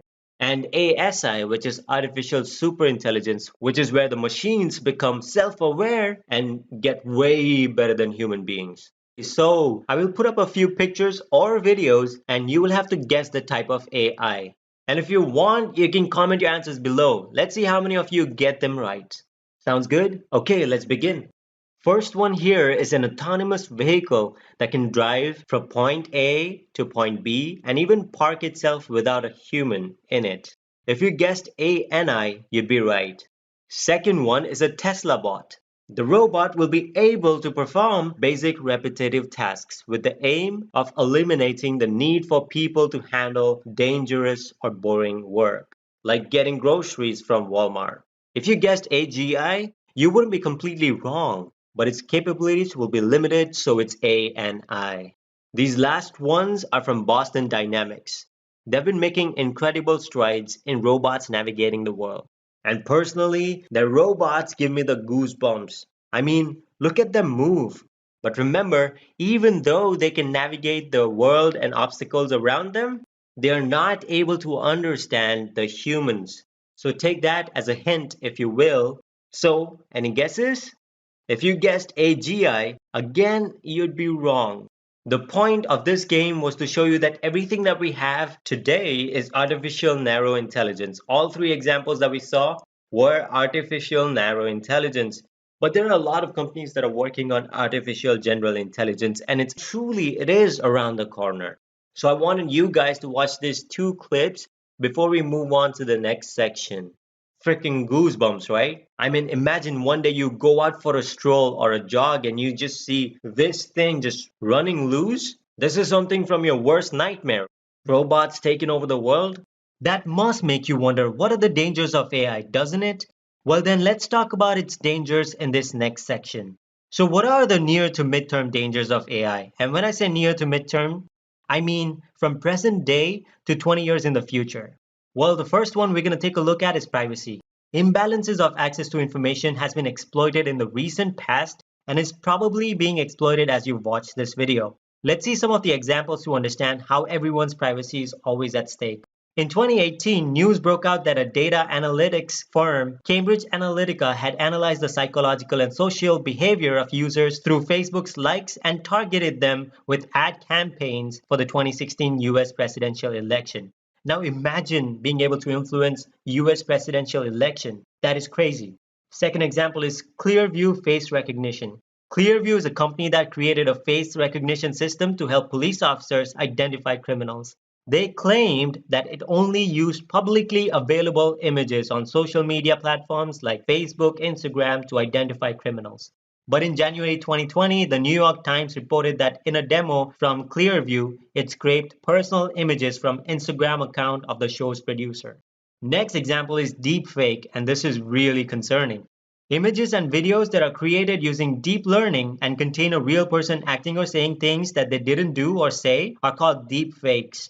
If you use it for entertainment purposes, deep fakes are fun. But people are creating deep fakes for fake news and information, and worse, deep fake porn. And the last example is mass surveillance in China. China uses over 200 million surveillance cameras and facial recognition to keep constant watch on their people and also mine their behavioral data captured on the cameras. China also implemented a social credit system to rate the trustworthiness of its citizens and give them ratings accordingly based on their surveillance. So on this system, if they rate higher, they get more benefits, and if they rate lower, well, you're out of luck. All of this was done without their knowledge or consent, and that is what is most concerning. As you can see, people's privacy is a big concern right now, and more so in the future years to come. Next one we are taking a look at is AI producing biases. Well, naturally you're going to say, Kevin, how does AI produce biases? Well, AI and machine learning models use parameters and the data it was trained with to make yes or no decisions. There have been many examples in which the parameters don't tell the full story, and the labeling of training data could be done with some sort of bias. So when AI is used for serious tasks like filtering job candidates, giving out loans, accepting or rejecting insurance requests, or even for medical diagnosis, it can have a tremendous impact on somebody's life. Here's just one for example. This image shows how one of these thermometer guns gets classified as a gun when it is held by a person of dark skin, and as a monocular when it is held by a person of salmon or white skin. This happened in 2015, where Google's image recognition software made this bias. Now imagine something like this being used by law enforcement in real life scenarios. Ooh, I don't even want to think about that. The next one is centralization of AI. This danger deals with the fact that what if all the AI technological advancements always end up in the hands of a few people or groups? So we are already seeing this now to a certain degree. The amount of time that people spend on platforms like Facebook, Instagram, Twitter, YouTube is so ridiculous. And we're constantly giving data to these companies with each interaction. They all have gigantic oceans of data on their users, which along with their AI enables them to keep making advancement in technology, staying ahead of the curve and always on the top. But it is a very likely scenario that some of these companies will advance to extremely high-tech machines and the rest of the world wouldn't be able to keep up. Will they then become all-powerful like United States with atomic bombs in World War II? Or even worse, because AI can unlock a whole bunch of threats to humanity? Of course, there's this problem of rich getting richer. And also there's this issue of transparency where we don't know how much these organizations know about us and what they can do. Here's another scenario. What if one of these companies, just like in the movie Iron Man, where Tony Stark has his fancy high-tech AI-powered suits, and there's people that are always trying to steal it so that they can reverse engineer. And then there's bad people who want to use this technology to bring mayhem and destruction to the world. So it may not end up being that extreme, but it is entirely possible that these companies may have good motive and good intentions towards the world, but an entity with a bad intention can steal it and use it to cause harm to humanity. So centralization of AI in the hands of few people or group is a real threat. And we need to make sure that we always keep these threats in check. So the next danger is loss in jobs. It's also called AI dislocation. Use of AI in the workplace is expected to result in the elimination of large number of jobs. Though AI is expected to create and make better jobs, education and training will have a crucial role in preventing long-term unemployment. But initially, it will lead to a lot of lost jobs. It is a common misbelief that AI dislocation will only hold true for labor to semi-skilled jobs, but the truth of the matter is that it has already started displacing even high-skilled jobs that require master's and PhD degree. Let me give an example. One such job is consultants for companies to help them make decisions. They are being replaced by AI and machine learning softwares. Let's now talk a little bit about the long-term dangers. And by long-term, I mean 20 to 50 years into the future. So what's the first danger? Well, the first danger that we will talk about is safety and security. AI applications that are in physical contact with humans or integrated into human body could pose safety risks as they may be poorly designed and misused or hacked. Poorly regulated use of AI in weapons could lead to loss of human control over dangerous weapons. So the first example is Neuralink brain implants, and the second one is autonomous weapon system. The second danger, which is very real and it could happen, and I think it is going to happen at a certain degree at least, is the transformation of society. Remember the times when 3-4 generations would live under the same roof? And since the Silicon Revolution of 20th and 21st century has broken down families into nuclear units of 2 to 4 people on an average. Today you look around and you'll see everyone with their heads down and eyes glued to their phones. Most of the people prefer to spend their time on their phone than the world around them. And if you want proof of this, you only need to look around. Go to a public space and just observe people. With the AI revolution that we are in, we will see entire realities unfold in real time in augmented reality, and we will be able to interact with an intelligent projection in them that behave like humans. Also, we will be surrounded by robots that human beings will have relations and feelings towards. It is quite possible that on this course, we might forget what it is to be a human. And that brings us to the last danger, that is AI rise to power. I know a lot of people think that singularity or AI rise to power or taking over the world is not a likely scenario, but super intelligent AIs with real world traction, such as an access to pervasive data centers and autonomous robots, could radically alter their environment. Example, harnessing all available solar, chemical, and nuclear energy. If such AIs found uses for free energy that better furthered their goals than supporting human life, human survival would become unlikely. So these were some of the scenarios and dangers that we need to avoid while we go forward with the AI revolution. So let's now find out in this last and final section, what does the future hold for us? An important challenge is to determine who is responsible for damages caused by an AI-operated device or service. In an accident involving a self-driving car, for example, should the damage be covered by the owner, the car manufacturer, the programmer, the person who trains the machines on data? It's really unclear right now. But with that being said, the future of AI is very promising, it's very bright, and it feels like a start of a revolution. World is also taking baby steps towards artificial general intelligence, and it is going to be really, really helpful for humankind. But that also means that we should tread really carefully. And we should take all the dangers as very real, because this isn't something that human beings could control once it gets out of hand, as opposed to every other technology that we had previously. Okay, so how should we prepare ourselves for the future? Educating ourselves about AI or other tech is going to be absolutely paramount if we are going to make this AI revolution a net positive effect for the whole world.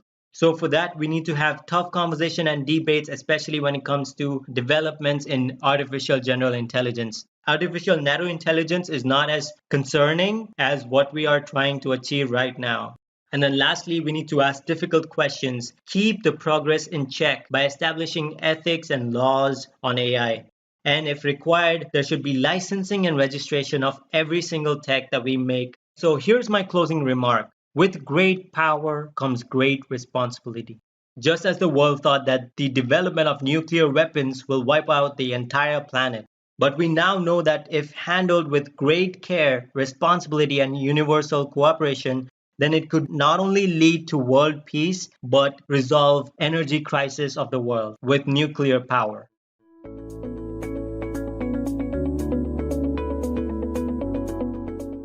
The first artificial intelligence project is Chatbot. Now, Chatbot is an AI software that can start a conversation or a chat with a user through messaging application, websites, mobile apps, or even through calls. Chatbots are increasingly becoming popular. Many companies' websites use chatbots to communicate with their customers. It's been used in almost all the fields, be it education, medical, IT, and even in banking websites, now they're using chatbots. For example, EVA by HDFC Bank. Now, if you're a beginner, then you can program a simple version of a chatbot. There are many chatbots available online. Just learn from the basic structure and then build your own chatbot. You can then enhance creator. So this was the first AI project. The next AI project idea is music recommendation app.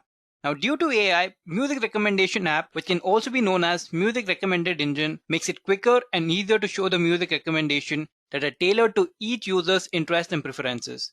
Now, how does this work? So first, it basically collects all the data, which is what the songs the user listens to the most, what is the genre of the song, which language that the user listens to, and so on. Next, it stores all this data and then analyzes it. It then recommends songs from the similar genres and the same language and the songs which have high ratings. You would have seen this in apps like Spotify or Wing, where they have the entire section of songs recommendation for you. So using artificial intelligence, online searching is improving as well, since it makes recommendation related to the user's visual preferences rather than a project description. You can program this music recommendation app by learning from some online blogs or watching some YouTube videos. The next project idea is stock prediction. Now, many people invest in stocks and they need a stock predictor in order for them to know when to buy the stock. Now, although it is impossible to predict the future, we can make an estimation or guesses and an informed forecast based on the data we have in the present and the past regarding the stocks. This is known as technical analysis, which is used to predict the stock's price direction. Will it increase or decrease after a particular time? So for your project, you can create an application that analyzes the trend of the stock market and offers data-driven insights. You can start off by keeping your stock prediction cycle small and then go on and try for higher values and insights. Also, if you design a good stock prediction application, there'll be a great value and demand for such system and it will make your career. Now moving on to a fourth AI project idea, which is social media suggestions. Now, artificial intelligence has been used in all popular social media networks that we use on a day-to-day basis. Like for example, Facebook uses AI and advanced machine learning to serve you all the content based on your preferences and to recognize people's faces in photos. So you can tag them basically. And also target users for the right advertisement. Also, Instagram, which is owned by Facebook, uses artificial intelligence to identify visuals. Next, LinkedIn uses artificial intelligence to offer job recommendation based on your qualification and interest. It also suggests people to connect with. This also happens in Facebook. So these were just some of the examples of how social media uses artificial intelligence. Now, AI-powered research platform analyze a variety of social media analytics to understand which accounts can provide the most engagement, reach, and influence for a specific industry. So for your project, you can do any of the following tasks, like suggest your users to connect with people they might know, or suggest them some content they might like to watch, or suggest some product they might be interested in, and so on. So this was the social media suggestion project. So now let us move on to the next project idea, which is to identify inappropriate language and hate speech. Now this project sounds easy, but it is quite hard to identify all the hate speeches and inappropriate language. There are many companies like Facebook, Twitter, and YouTube who are trying to create a system like this. So for your project, you can use detection techniques which identify the characters in a context and then compares it to the content that has already been removed as hate speech. Now usually this would be used for identifying any hate speech in any post, like Facebook or Twitter post. So design an artificial intelligence system that looks into things like the text in a post, the reaction and comment to the post, and how closely it matches the common phrases of a hate speech. Also, if it contains at least one appropriate word, then identify those words and report them. So this could be one of your AI project. Now let us move on to the next AI project, which is lane line detection. Now many of you know that self-driving cars are gaining a lot of popularity. Now as a beginner, it would be very hard to design this. but you can design a part of it which is lane line detection while driving. This lane line detection technique is used by many self-driving autonomous vehicles as well as line following robots. So you can use computer visual techniques and AI to teach the vehicle to go in a particular lane. You can use computer vision techniques such as color thresholding to detect the lane. So usually the lanes are colored in white color, and usually there are double lanes in the middle of the road which separates the direction the vehicle runs in. Then there is usually one white line at the end of the road, after which is the edge of the road. Using all this data, you can design an AI-powered system that detects the lane lines. Now let us move on to our next project idea, which is monitoring crop health. Artificial intelligence has been increasingly adopted as a part of agriculture industry evolution. Using AI, you can perform predictive analysis to determine what is the right date for sowing the seed to obtain maximum yield after the previous harvest. You can also get insights on the crop health, soil health, the fertilizer recommendation, and also the next 7 days weather forecast. So you can create a project which uses artificial intelligence to monitor the health of the crop and check for disease by using various images of the plant that has the same disease. So when a user collects the image of a plant, it will be matched with the images that has already been stored and then diagnose the particular disease, and then even maybe provide an intelligent spraying technique and treatment automatically. Our next project idea is using AI for medical diagnosis. AI has been used in medical industry for analyzing risk, identifying hotspot and chronic diseases, and accounting for social determinants of health. So for your project, you can use artificial intelligence to develop a software that can be programmed to accurately spot signs of a certain diseases in medical images such as MRI scans or X-rays and CT scans. For example, you can design a system that uses artificial intelligence for cancer diagnosis by processing photos of skin lesions. This project can be very helpful to diagnose patients more accurately and also prescribe the most suitable treatment. The next project idea is AI-powered search engine.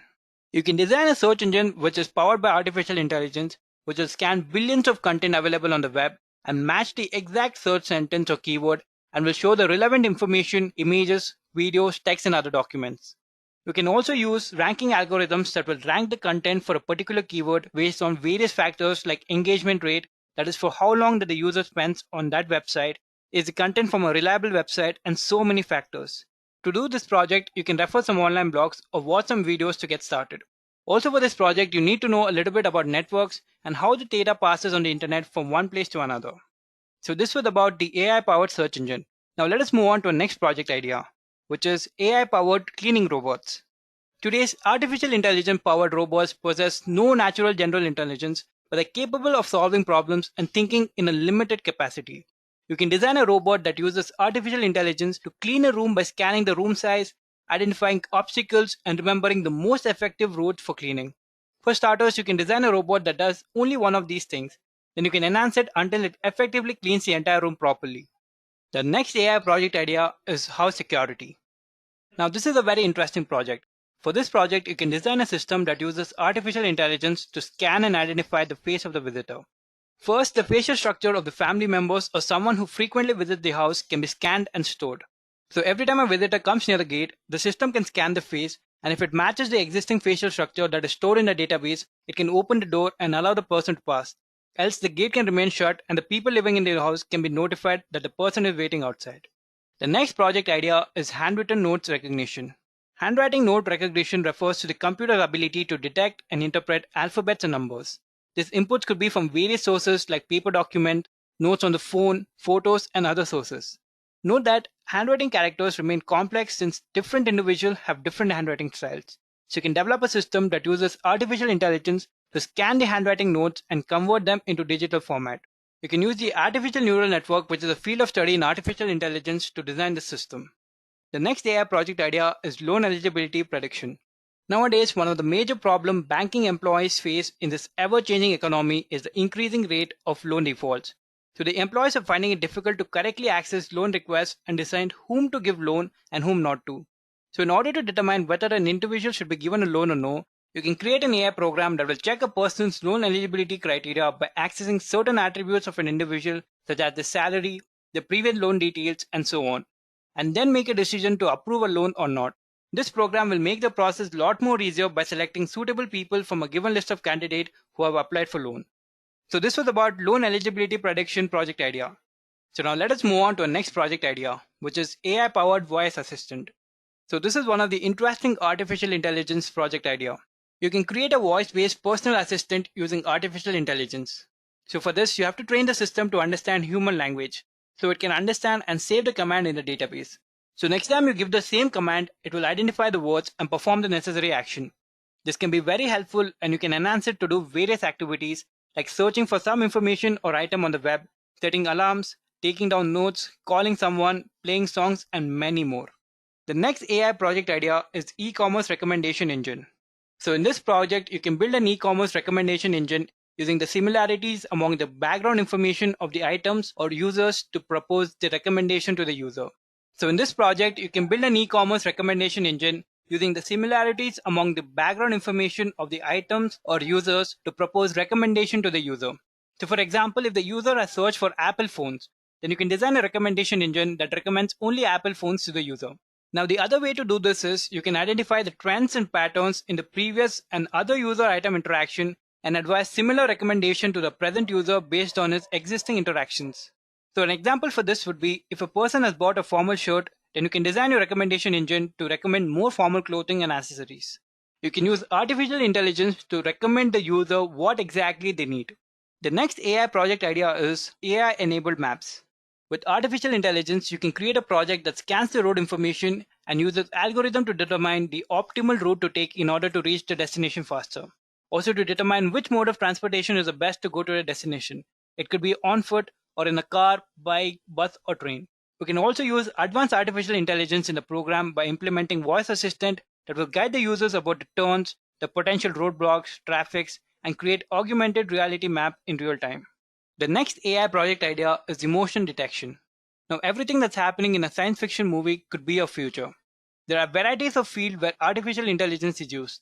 One such area of interest is detecting human emotions. There are many top companies investing a lot of money in doing this. So you can design a facial emotion detection and recognition system that can be used to identify human facial expressions. So for this, first the system would have to analyze the facial expression for some time and then perform facial feature extraction and classify the facial expression. For starters, you can design the system to identify only one expression, maybe just happy or normal. Then you can enhance it and try for different emotions. The next AI project idea is AI Health Engine. You can create a project that will use artificial intelligence to give personalized health guidance to a user. The user must provide all the medical reports, and based on that, the artificial intelligence system will check for any pre-existing condition, ongoing health concerns, and gaps in general health knowledge. Then the health engine could be programmed to combine both the personal data of the users and the external health data to provide informed advice to the user. It can also help the users with prescription support, vaccination advice, recommended doctor visits, and specific condition guidance. So this was about AI Health Engine project. Now let us move on to our next project idea, which is trying on online clothes and accessories. Now you would have already seen this feature if you ever visited the Lenskart app. For your project, you can design an artificial intelligence system that takes the input image and computes the person's body model, which would represent their posture and their shape. The segments can then be selected on which the dresses are going to be displayed on, like for example, shirt on the body, gloves for hands, and so on. And then when the user chooses a particular dress, the system can combine them with the body model and update the image's shape representation. Our 20th AI project idea is spam email detection. Spam email detection means detecting emails that are irrelevant to the user by understanding the text content of the email. You can create a project that uses artificial neural network to detect and block spam emails.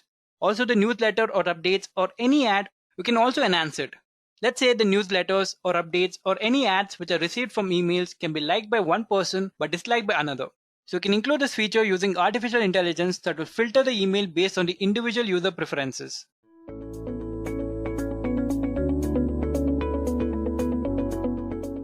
At number 1, we have increased automation. Artificial intelligence can be used to automate anything ranging from tasks that involve extreme labor to the process of recruitment. That's right, there are n number of AI-based applications that can be used to automate the hiring or the recruitment process. Such tools help to free the employees from tedious manual tasks and allow them to focus on complex tasks like strategizing and decision making. An example of this is a conversational artificial intelligence recruiter called MYA. This application focuses on automating tedious parts of the recruitment process, such as scheduling, screening, and sourcing. MYA is trained by using advanced machine learning algorithms, and it also uses natural language processing to pick up on details that come up in a conversation. It is also responsible for creating candidate profiles, performing analytics, and finally shortlisting applications. It is a known fact that automating the recruitment process reduces time to hire by 50% and helps in finding key hires that impact profitability and growth. Our next benefit is increased productivity. Artificial intelligence has become a necessity in the business world. It is being used to manage highly computational tasks that require maximum effort and time. Did you know that 64% of businesses depend on AI-based applications for their increased productivity and growth? An example of such an application is a legal robot. I call it the Harvey Specter of the virtual world. This bot uses machine learning techniques like deep learning and natural language processing to understand and analyze legal documents, find and fix costly legal errors, collaborate professions by AI to claim industry in order to make sure that yours is a standard document. Moving on to our next benefit, AI helps us in making smarter business decisions. One of the most important goals of artificial intelligence is to help in making smarter business decisions. Salesforce Einstein has managed to do that quite effectively. Following Albert Einstein's dictum that the definition of genius is taking the complex and making it simple, Salesforce Einstein is removing the complexity of artificial intelligence, enabling any company to deliver smarter, personalized, and more predictive customer experience. Salesforce Einstein is a comprehensive artificial intelligence for customer relationship management. Driven by advanced machine learning, deep learning, natural language processing, and predictive modeling, Einstein is implemented in large-scale businesses for discovering useful insights, focusing market behaviors, recommending the best possible solutions, and also automating tasks. Moving on to our next benefit, AI has been mainly used to solve complex problems that cannot be solved through other means. Throughout the years, artificial intelligence has progressed from simple machine learning algorithms to advanced machine learning concepts such as deep learning. This growth in AI has helped companies solve complex issues such as fraud detection, medical diagnosis, weather forecasting, and so on. Consider the use case of how PayPal uses artificial intelligence for fraud detection. Thanks to deep learning, PayPal is now able to identify possible fraudulent activities very precisely. The company processed over 235 billion in payments from 4 billion transactions by more than 170 million customers. Along with so much data, machine learning and deep learning algorithms were used to mine data from the customer's purchasing history in addition to reviewing patterns of likely fraud stored in databases. The derived insights and patterns were then used to predict whether a particular transaction is fraudulent or not. Coming to the next benefit of artificial intelligence, AI is used in strengthening the economy. Regardless of whether you think AI is a threat to the world, it is estimated to contribute over $15 trillion economy to 2030. According to a recent report by PwC, art will increase the global GDP by up to 14% between now and 2030. It is also said that the most significant economic gains from AI will be in China and North America. These two countries will account for almost 70% of the global economic impact. The same report also reveals that the greatest impact of artificial intelligence will be in the field of healthcare and robotics. The report also precisely states that approximately 6.6 trillion of the expected GDP growth will come from productivity gains, especially in the coming years. Major contributors to this growth include automation of routine tasks and development of intelligent bots and tools that can perform all human-level tasks. Presently, most of the tech giants are already in the process of using AI as a solution to laborious tasks. However, companies that are slow to adopt these AI-based solutions will find themselves at a serious competitive disadvantage. Moving on to our next benefit, which is AI in performing repetitive tasks. So we all know that performing repetitive tasks can become very monotonous and time-consuming. Not to forget, it's quite boring. So using artificial intelligence for tiresome and routine tasks can help us focus on the most important tasks in our to-do list. An example of such an AI is the virtual financial assistant used by the Bank of America called Edureka. Edureka implements artificial intelligence and machine learning techniques to cater the bank's customer service requirements. It does this by creating credit report updates, facilitating bill payments, and helping customers with simple transactions. Edureka's capabilities have recently been expanded to help clients make smarter financial decisions by providing them with personalized insights. As of 2019, Edureka has surpassed 6 million users and has serviced over 35 million customer service requests. Our next benefit of artificial intelligence lies in personalization. Research from McKinsey found that brands that excel at personalization deliver 5 to 8 times the marketing ROI and boost their sales by more than 10% over companies that don't personalize. Personalization can be an overwhelming and time consuming task, but it can be simplified with the help of artificial intelligence. In fact, it's never been easier to target customers with the right product. An example of this is a UK based fashion company called Thread that uses artificial intelligence to provide personalized clothing recommendations for each customer. Most customers would love a personal stylist, especially one that comes at no charge. But staffing enough stylists for 650,000 customers would be expensive. Now, instead, the UK-based fashion company Thread uses artificial intelligence to provide personalized clothing recommendations for each of its customers. Customers frequently take style quizzes to provide data about style. Each week, customers receive personalized recommendations that they can upvote or downvote. Thread uses a machine learning algorithm called Thimble that uses customer data to find patterns and understand the likes of the buyer. It then suggests clothes based on the customer's taste. This is how personalization is performed in Thread. Moving on to our next benefit, which is artificial intelligence in global defense. The most advanced robots in the world are being built with global defense applications in mind. This is no surprise since any cutting-edge technology first gets implemented in military applications. Though most of these applications don't see the light of day, one example that we know of is the Ant bot. The AI-based robot developed by the Chinese is an armed police robot designed by the country's National Defense University. Capable of reaching maximum speed of 11 miles per hour, the machine is intended to patrol areas and, in the case of danger, deploy an electrically charged riot control tool.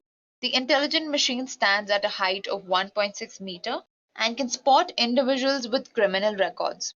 The Antbot has contributed in enhancing security by keeping a track of any suspicious activity happening around its vicinity. Moving on to the next benefit, we have artificial intelligence in disaster management.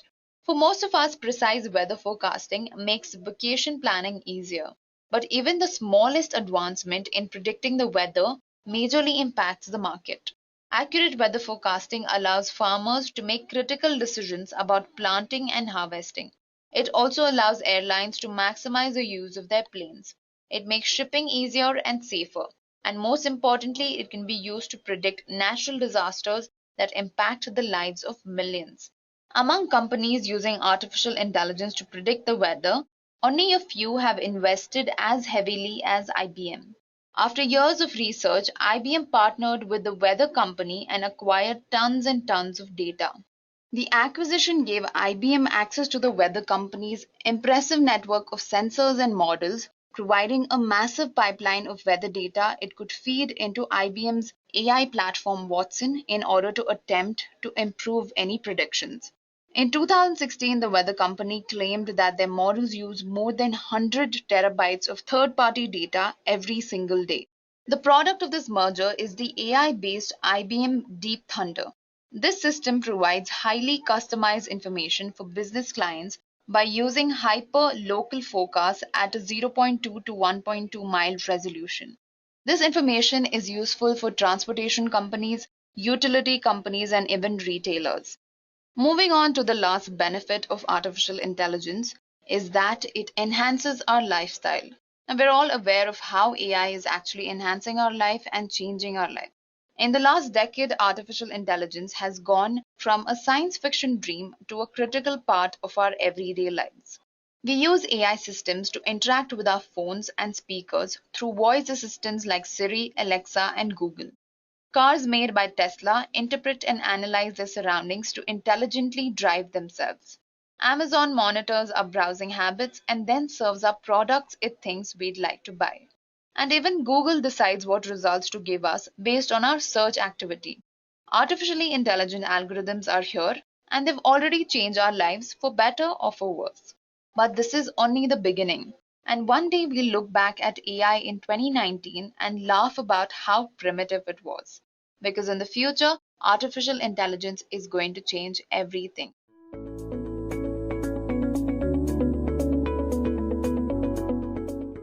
Generative AI is reshaping industries and economics at this staggering pace. Reports by Goldman Sachs and PwC Global highlights that AI has the potential to significantly boost global GDP and labor productivity while driving economic gains of up to 45% by 2030.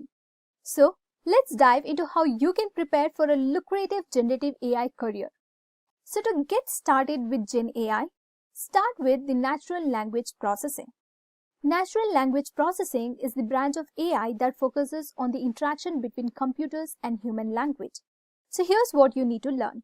First, start with the basics of NLP. Learn how machines understand and process language.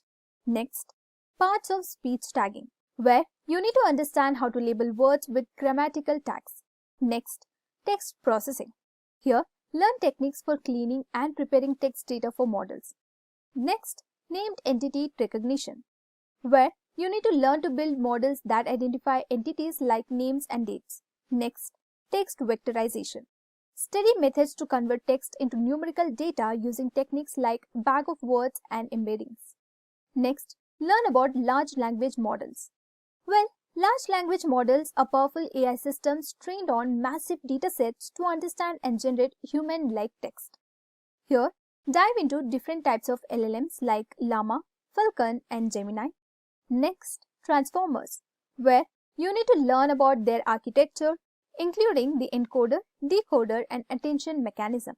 Next, read the seminal paper, Attention is All You Need for the In-Depth Understanding. In this paper, you can read about the transformers in depth. Next, working with APIs.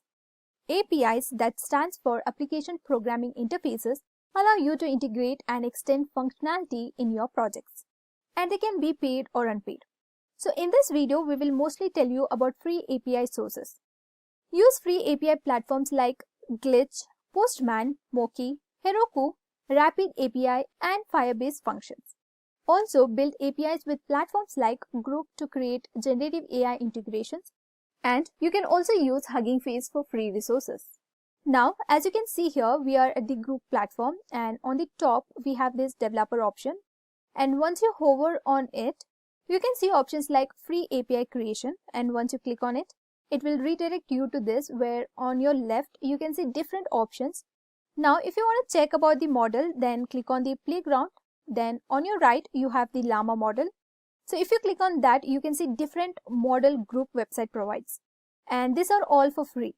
Next, click on create API key, and here give any name to your API key, and that's it. You have your own API key now. So from here you can copy it and use it. Also, you can create as many API keys as you want. You can explore Hugging Face for pre-trained models and datasets. So now we are at the site of Hugging Face. You can see options like models, datasets, space, post, docs, etc. Now suppose you want to code for your model, then click on model and it will redirect you here, where you can see options like libraries, datasets, language, or licensed models, etc. Now select the model according to your project. As you can see, we have different options here, so select your model and use this website as much as you want. Next, start building mini projects for practice.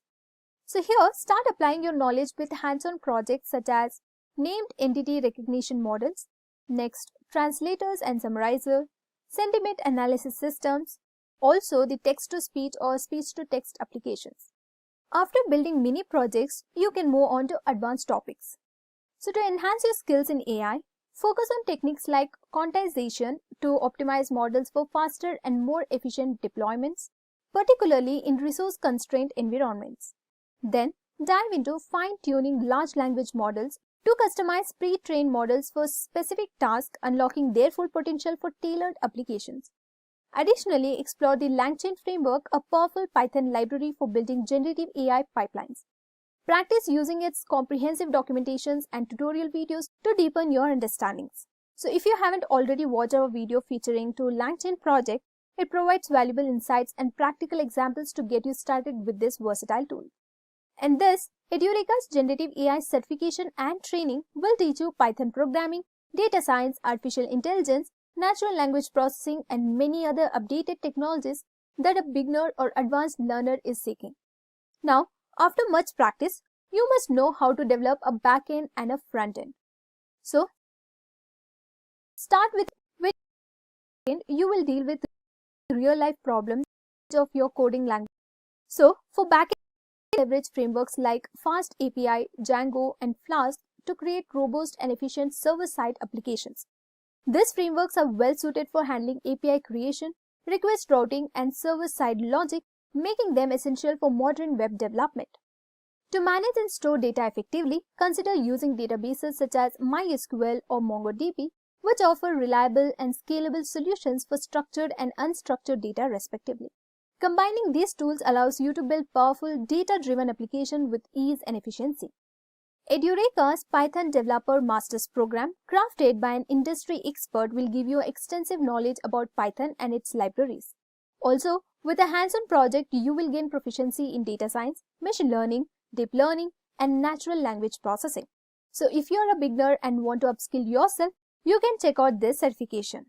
You can also consider a Django certification training course, where you will be guided by industry experts and gain insights into Django REST framework, Django models, Django Ajax, Django Query, and many other top technologies. Also, if you are looking for particular database certification courses, you can check out the MongoDB certification training course, which will give you deep insights into backend database technologies. When you are thorough with the backend, next, moving on to frontend.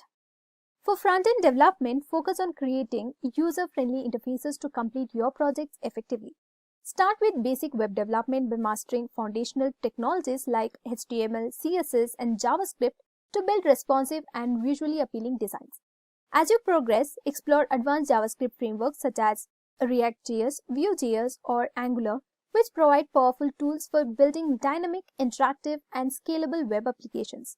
These frameworks streamline the development process and enhance the user experience, making them essential for modern front-end development. Edureka's Web Developer Master Program will give you insights into HTML, CSS, and other web development tools.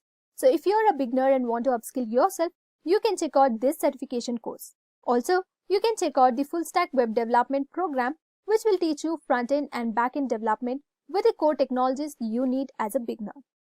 Now, having both front-end and back-end complete, you need one more thing for your journey, that is version control with Git and GitHub.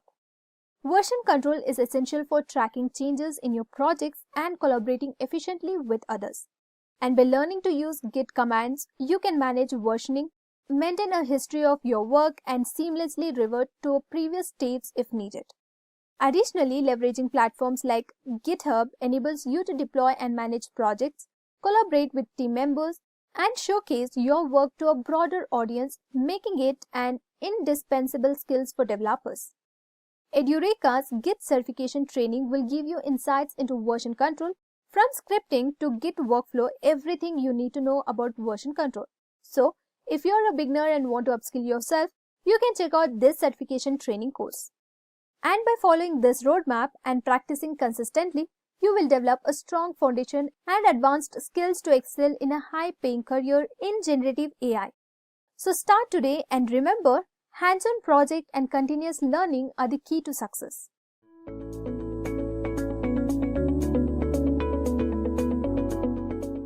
Let's first look at the GenAI impact on the market.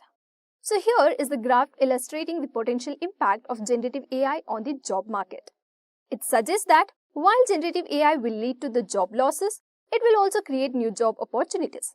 The number of jobs influenced by generative AI is projected to increase significantly over the next few years, far exceeding the number of jobs lost. This indicates that while some jobs may be automated, generative AI is expected to drive overall job growth and create new economic opportunities. Next, the graph median salary of GenAI professionals across years of experience in India. This shows a clear upward trend in salaries with increasing experience. Professionals with 0 to 3 years of experience earn a median salary of around 10 lakhs per annum. This figure steadily increases to 12 lakhs for 3 to 6 years of experience, 16 lakhs for 6 to 10 years, and 19 lakhs for 10 to 12 years. The highest median salary at 23 lakhs is observed for professionals with 12 plus years of experience in the GenAI field. This indicates a strong correlation between experience and earning potential in India's field of generative AI. And last but not least, the graph Generative AI Market Size 2023 to 2033. And this illustrates the projected growth of the generative AI market. It shows a significant upward trend, with the market size expected to increase from $17.65 billion in 2023 to a staggering $803.90 billion by 2033. The market is projected to grow at a rapid pace, with substantial increases anticipated each year. This indicates a strong demand for generative AI solutions and its potential to revolutionize various industries. Now, the era of generative AI is leading in a new wave of career opportunities. From crafting prompts to managing AI products and ensuring ethical development, the demand for skilled professionals is surging. As AI continues to evolve, roles like generative AI research scientists and synthetic data engineers are emerging, promising exciting career paths at the forefront of technological innovation. So, embrace the future and explore these top 5 career opportunities to unlock your potential in the world of generative AI. Now, the first one we have is AI prompt engineer. An AI prompt engineer focuses on designing prompts to optimize AI outputs, ensuring that models generate accurate, relevant, and high-quality responses. This role involves crafting prompts for tools like ChatGPT to effectively solve specific business problems or creative writing tasks. Now that you know about AI prompt engineer, now let us explore the skills and tools required for it. First, talking about skills, prompt engineering involves crafting effective instructions for AI models like ChatGPT. A strong understanding of natural language processing is very essential for this, as it helps in guiding models to process and comprehend human language accurately. Creativity plays a vital role, enabling the development of innovative and imaginative prompts that lead to unique and valuable outputs from AI models. Next, let us talk about tools.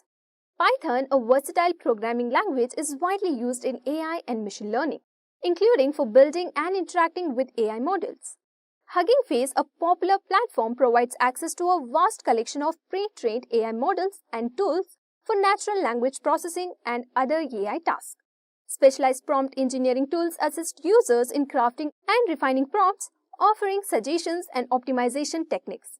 Additionally, LangChain can be used to integrate multiple AI models into more complex applications, further enhancing the capabilities of prompt engineering. Hence, by mastering these skills and utilizing these tools, AI prompt engineers can effectively harness the power of AI models to generate creative and valuable content. And with the rise of prompt-based AI tools, the demand for this role is rapidly growing across various industries.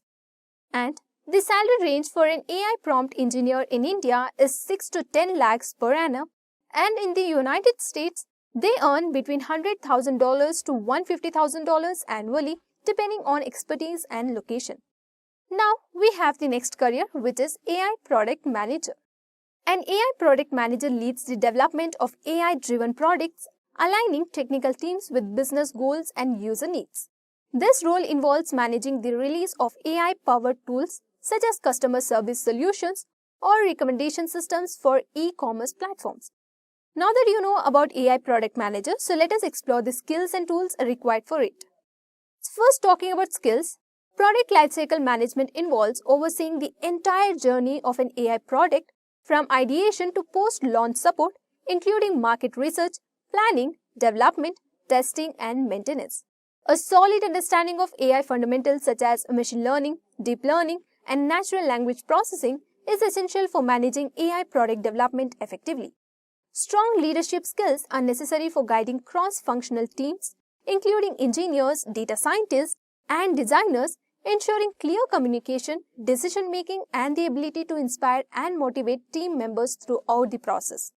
Next, talking about tools, Agile development is a methodology that encourages iterative development and collaboration, making it ideal for AI product development due to its flexibility and adaptability in response to the rapid evolution of AI technologies. Jira is a widely used project management tool for tracking tasks, bugs, and features throughout the development process. Miro, a collaborative whiteboard tool, helps teams brainstorm, visualize, and organize ideas, facilitating effective collaboration during the product development journey. Hence, by mastering these skills and utilizing these tools, AI product managers can effectively lead the development and launch of successful AI products.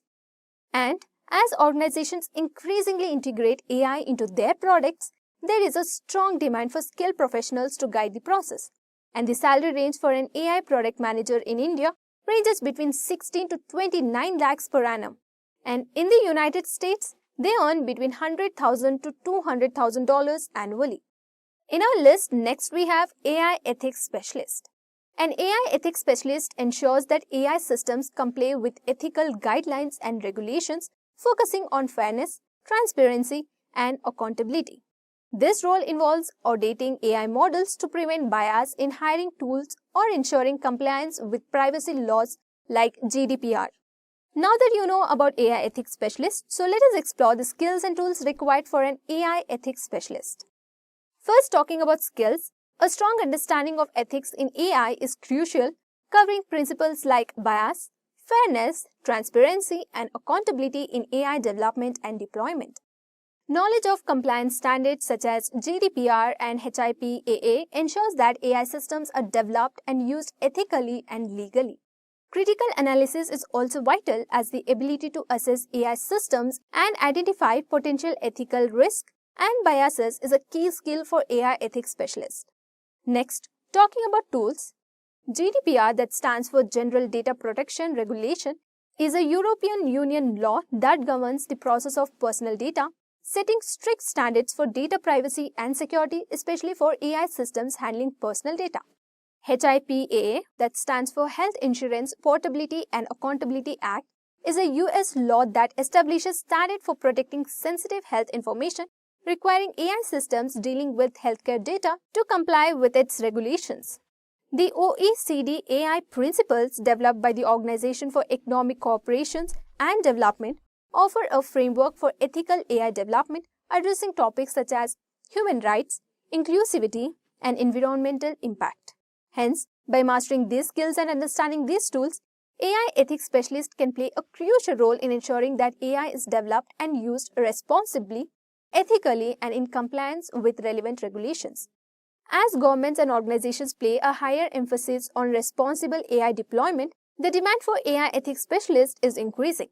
And the average salary in India for AI ethics specialists is 14,02,849 rupees annually. In the United States, for this role typically falls between $80,000 to $120,000 annually. Next on the list, we have Generative AI Research Scientist. AI Generative AI Research Scientist develops and fine-tunes new generative models like ChatGPT, Midjourney, or DALL-E to advance AI capabilities. And this role involves working on foundational models for text-to-image tools or improving large language models for tasks such as translation and summarization. Now that we know about Generative AI Research Scientist, so let us explore the skills and tools required to be a Generative AI Research Scientist. Well, first talking about skills, deep learning, a subset of machine learning, uses artificial neural networks to learn complex patterns from large datasets, and it's fundamental for developing generative AI models. Understanding neural networks, including their architecture and functioning, is crucial for designing and training these models. Additionally, a strong foundation in mathematics and statistics is essential for understanding and implementing the algorithms that power generative AI models. Now talking about tools, Python is a versatile programming language widely used in AI and machine learning, including for developing and training generative models. TensorFlow, an open source platform developed by Google, provides tools and libraries for building and training complex machine learning and deep learning models. PyTorch, another popular open source machine learning framework, is known for its flexibility and ease of use, making it a preferred choice for research and development. Hence, by mastering these skills and utilizing these tools, generative AI research scientists can push the boundaries of AI and develop innovative solutions for a wide range of applications. And due to the explosive growth of generative AI, there is a high demand for this role in tech companies and research institutions. The salary range for a generative AI research scientist in India is 19 to 30 lakhs per annum, and in the United States, they earn between $158,000 annually, with top companies offering even higher compensation. Finally, we have synthetic data engineer. A synthetic data engineer creates and manages synthetic data to train AI models when real-world data is unavailable, incomplete, or sensitive. This role involves generating synthetic data such as medical data to train healthcare diagnostic without risking patient.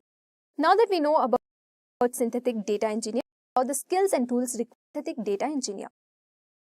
First, talking about skills, crucial for understanding data, its distribution, and the techniques required to generate synthetic data that closely resembles real-world data, and knowledge of various data generation techniques such as statistical modeling, machine learning, and generative models is essential for creating high-quality synthetic data sets.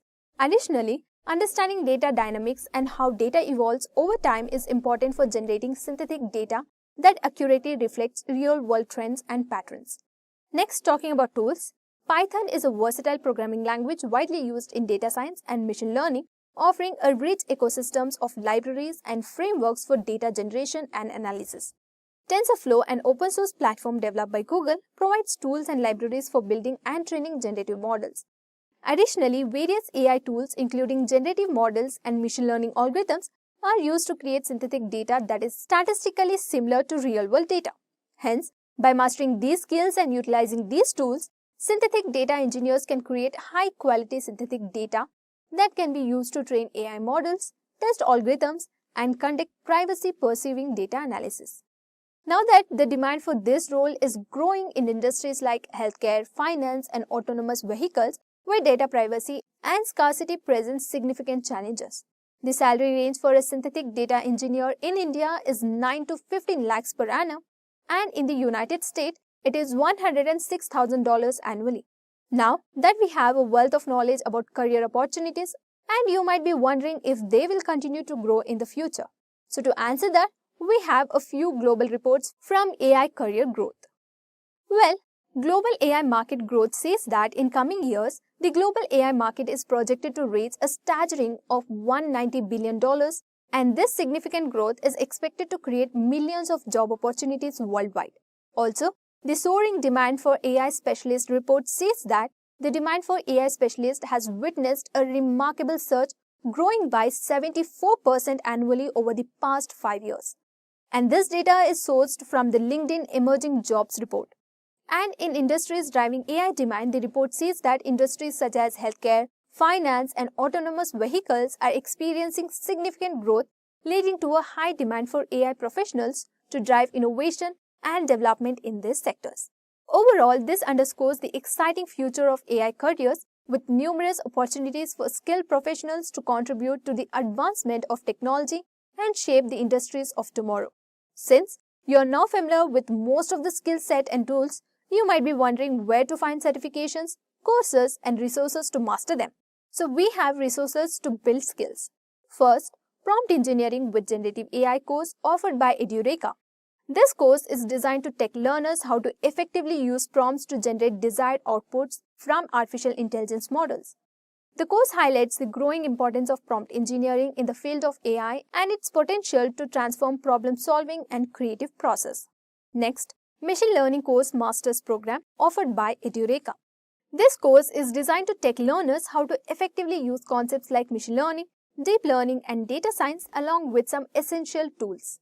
Next, Artificial Intelligence Course for Beginners offered by Edureka. The course is designed by industry experts and focuses on helping learners improve their AI and machine learning skills. It covers fundamental concepts like classification and regression algorithms and prepares learners for roles like AI solution consultant, technical support engineer for AI products, and AI research assistant.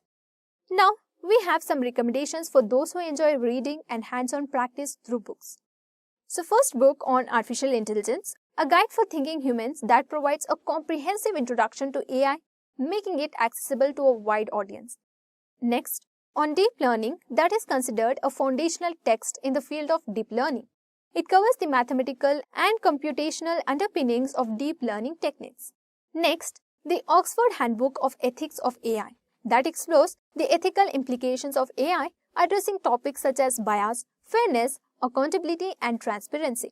It offers valuable insights into the societal and ethical challenges posed by AI.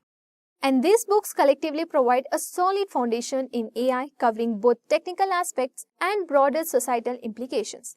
They are valuable resources for anyone interested in learning more about AI and its potential impact on the future.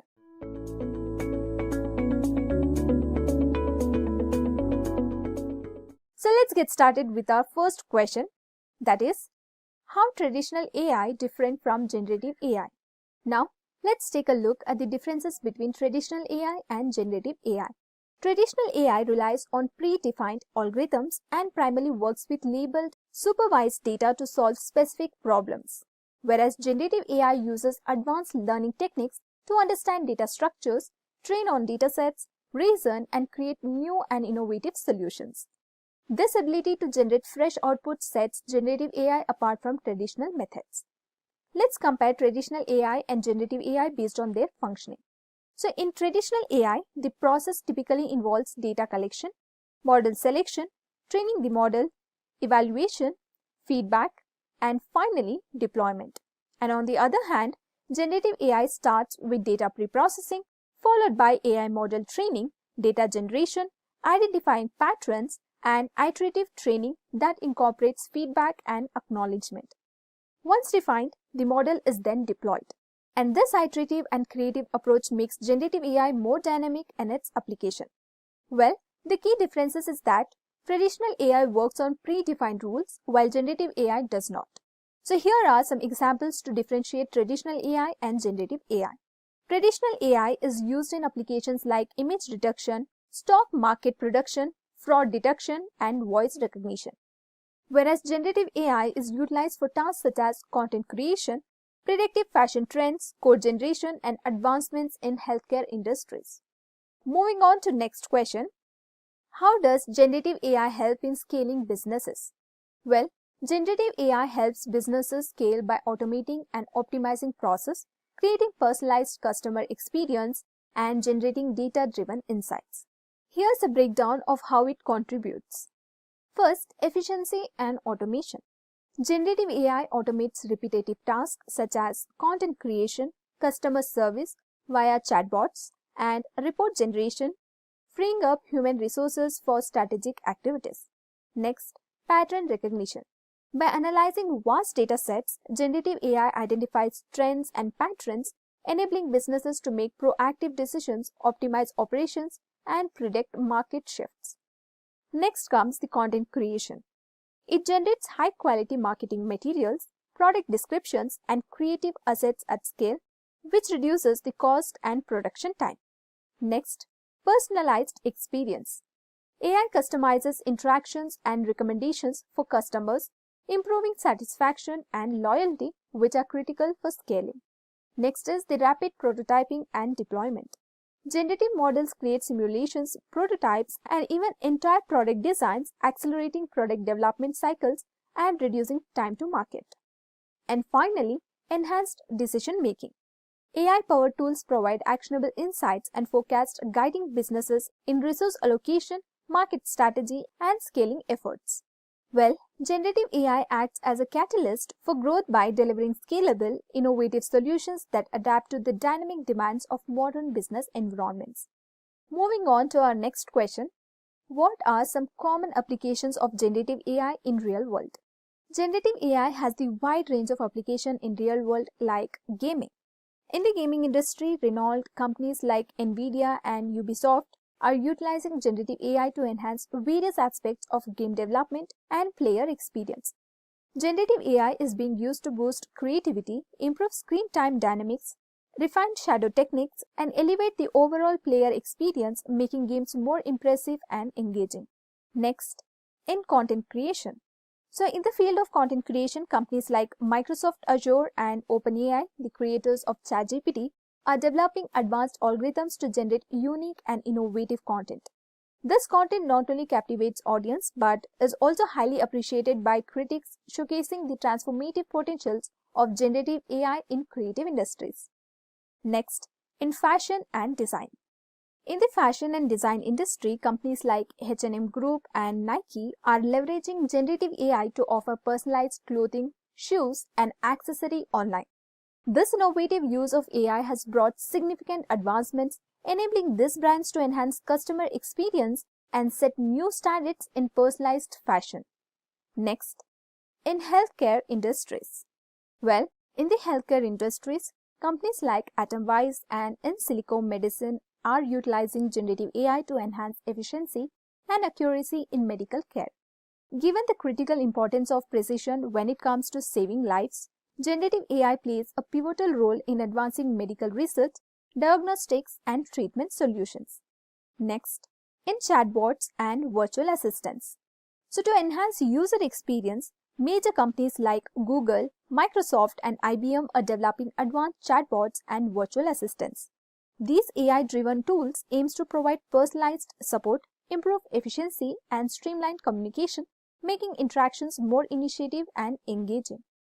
So, our next question is, what are some popular generative AI models you know? So, first one we have is GPT. GPT stands for Generative Pre-trained Transformer Series, a series of language models designed to generate human-like text based on pre-trained data, enabling tasks like text generation, translation, and even summarization. Next, we have BERT, Bidirectional Encoder Representations from Transformers, a language model that understands context in both directions like left to right and right to left to improve tasks like question answering and language understanding. The next generative AI model is DAL-E and DAL-E 2, AI models capable of generating images from textual descriptions, with DAL-E 2 offering enhanced image quality and more accurate interpretations of complex prompts. Now, moving on to our next question, what are some challenges associated with generative AI? Some key challenges associated with generative AI include data privacy and security. Large dataset used for training may compromise user privacy or include sensitive information, leading to regulatory and ethical concerns. Next, bias and fairness. Generative AI can amplify biases present in the training data, resulting in outputs that are unfair or discriminatory. Next is equality and accuracy. Ensuring the quality and factual accuracy of AI-generated content is difficult, especially with diverse and large datasets. And the next challenge is interpretability and transparency. Generated content can lack traceability, making it hard to explain or justify outputs. Potential for content to closely resemble on copyrighted material. And the next challenge is ethical concerns. Misuse of generative AI for malicious purpose, such as creating deepfakes, spreading misinformation, or automating spam. Next, resource intensity. Training generative models requires significant computational resources, leading to high cost and environmental concerns. And finally, deployment challenges. So ensuring robust, scalable, and safe deployment of generative AI models in real-world application is complex. And addressing these challenges requires a combination of technical solutions, ethical guidelines, and legal frameworks. Moving on to next question, what is the large language model and how is it used in generative AI? Well, a large language model is a type of artificial intelligence model that has been trained on vast amounts of text data to understand and generate human-like language. And these models are typically built using deep learning architectures such as transformer-based models like GPT, BERT, and T5, and contains billions to trillions of parameters that help them capture the details of natural language. And some of the key features of LLMs include the massive scale, LLMs are trained on extensive datasets that includes a variety of domains such as books, articles, websites, and more. The next feature is contextual understanding. LLMs can understand the context of words, phrases, and sentences by processing long-range dependencies, making them capable of generating coherent and contextually relevant text. Next, transfer learning. Pre-trained LLMs can be fine-tuned on specific tasks or datasets, allowing them to perform a wide range of language-related tasks with minimal task-specific data. But how LLMs are used in generative AI? Well, it is used in text generation. LLMs can generate coherent and human-like text based on the prompt. Like for example, GPT-3 can write articles, create dialogues, generate poetry, or even code. Example, given a prompt like write a story about a dragon and a wizard, the model generates a creative and coherent story. Next, it is used in text completion.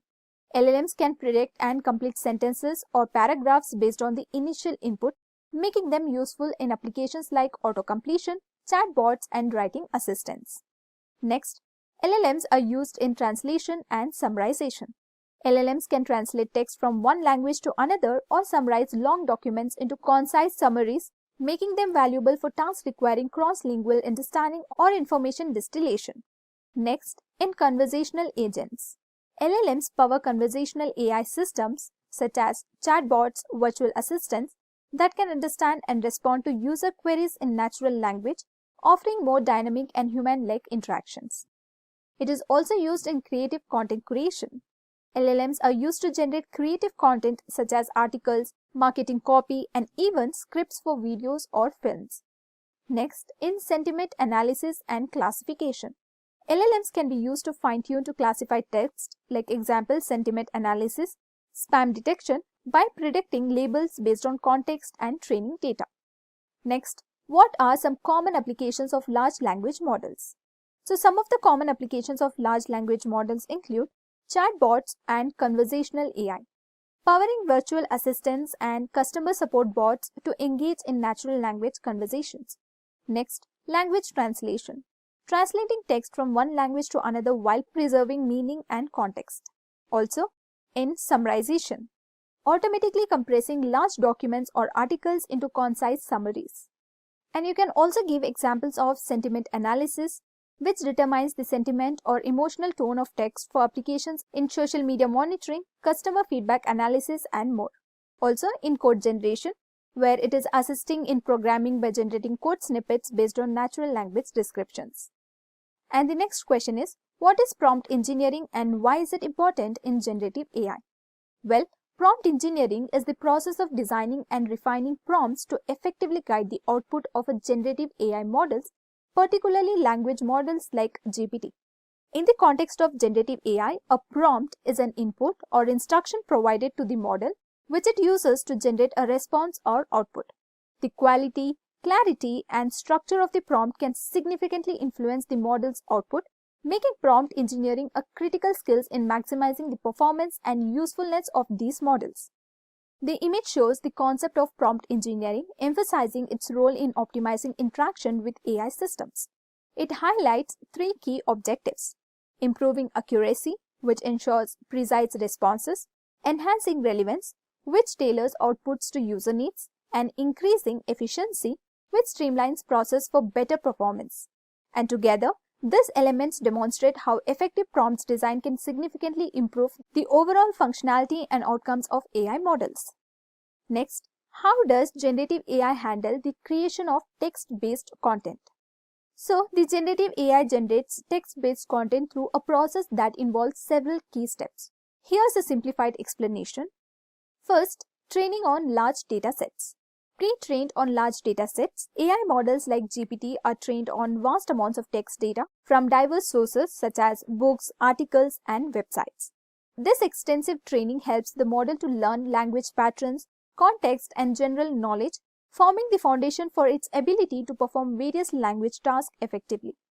Next, the architecture of the model. Generative AI models are built on the transformer architecture, a highly effective framework for processing sequential data. It leverages mechanisms like self-attentions to understand context and relationships within text, enabling text such as language generation and comprehension. Next, generating responses. The generation process involves multiple stages, including structuring ideas, connecting relevant information, analyzing data, writing coherent content, and finally deploying or delivering the output in a meaningful and usable form. Next, iterative process.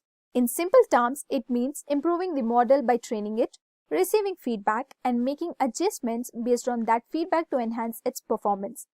So in summary, generative AI models like GPT generate text by predicting word sequence based on learned patterns from extensive training data, while understanding and maintaining context throughout the generation process.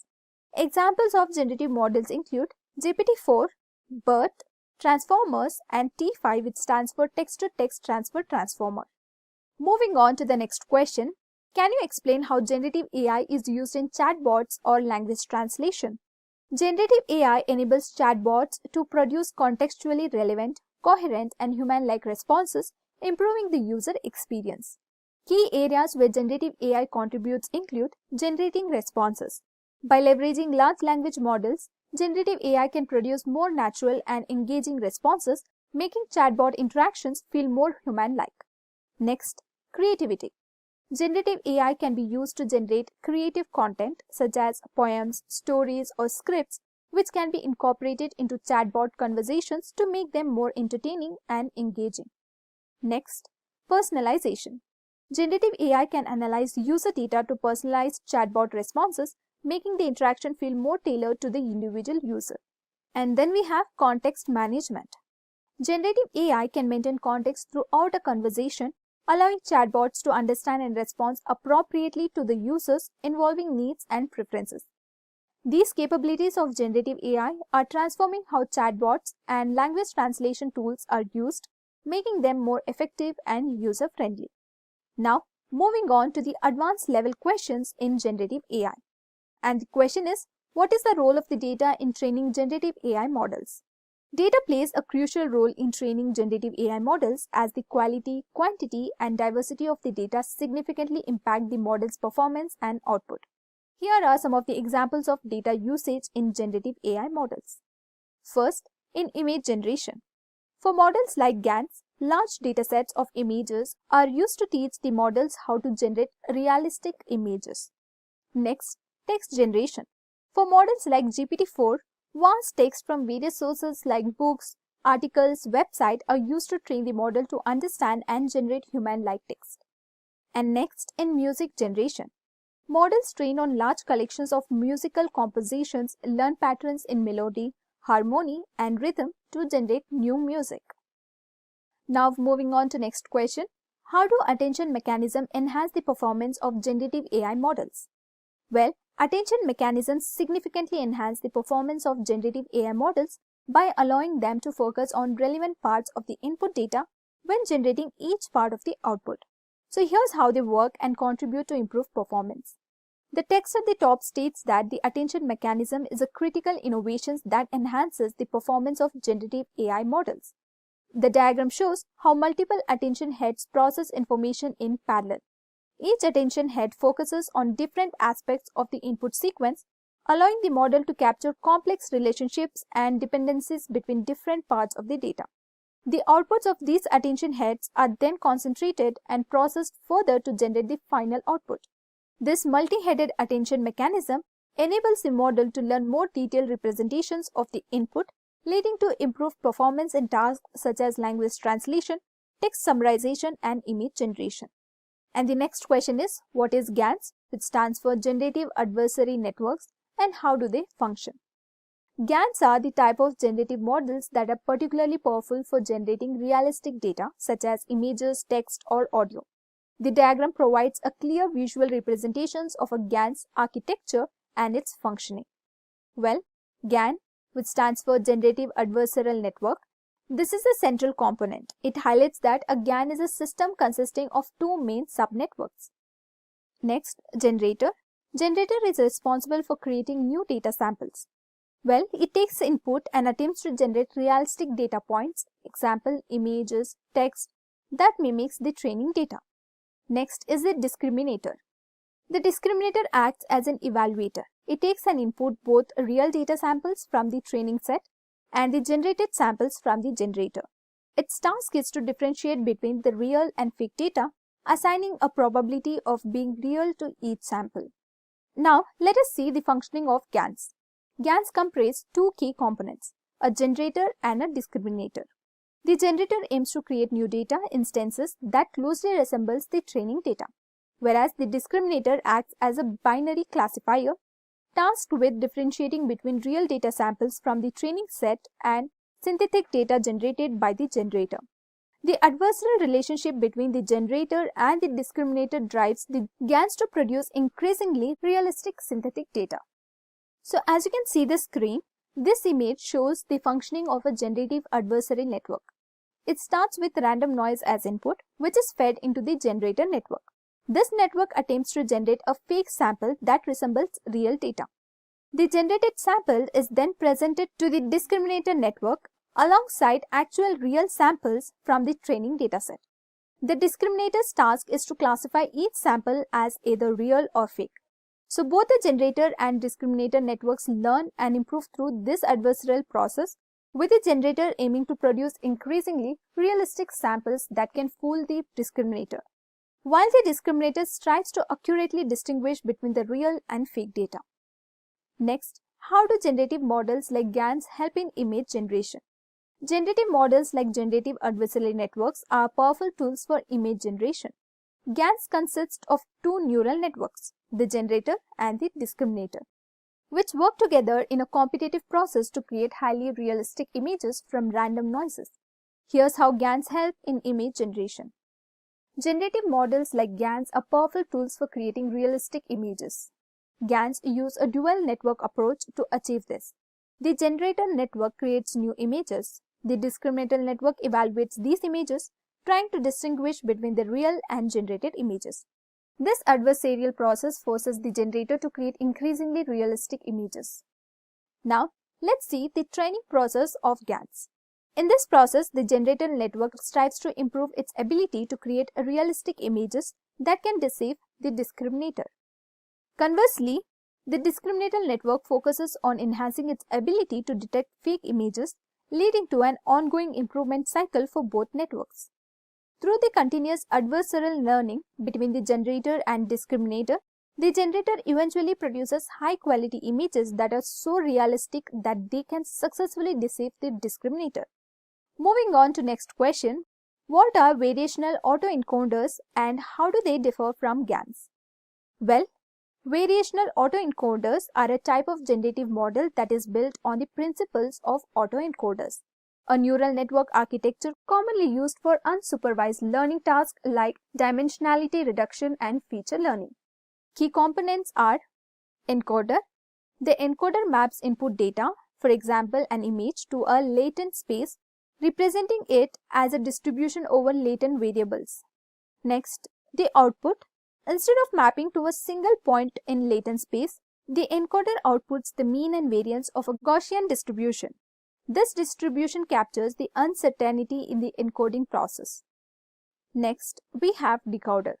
The purpose is the decoder takes the sample latent variables and maps it back to the data space, reconstructing the original input data or generating new data.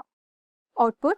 The decoder produces a reconstructions of an original input or a new data point that lies within the learned distribution.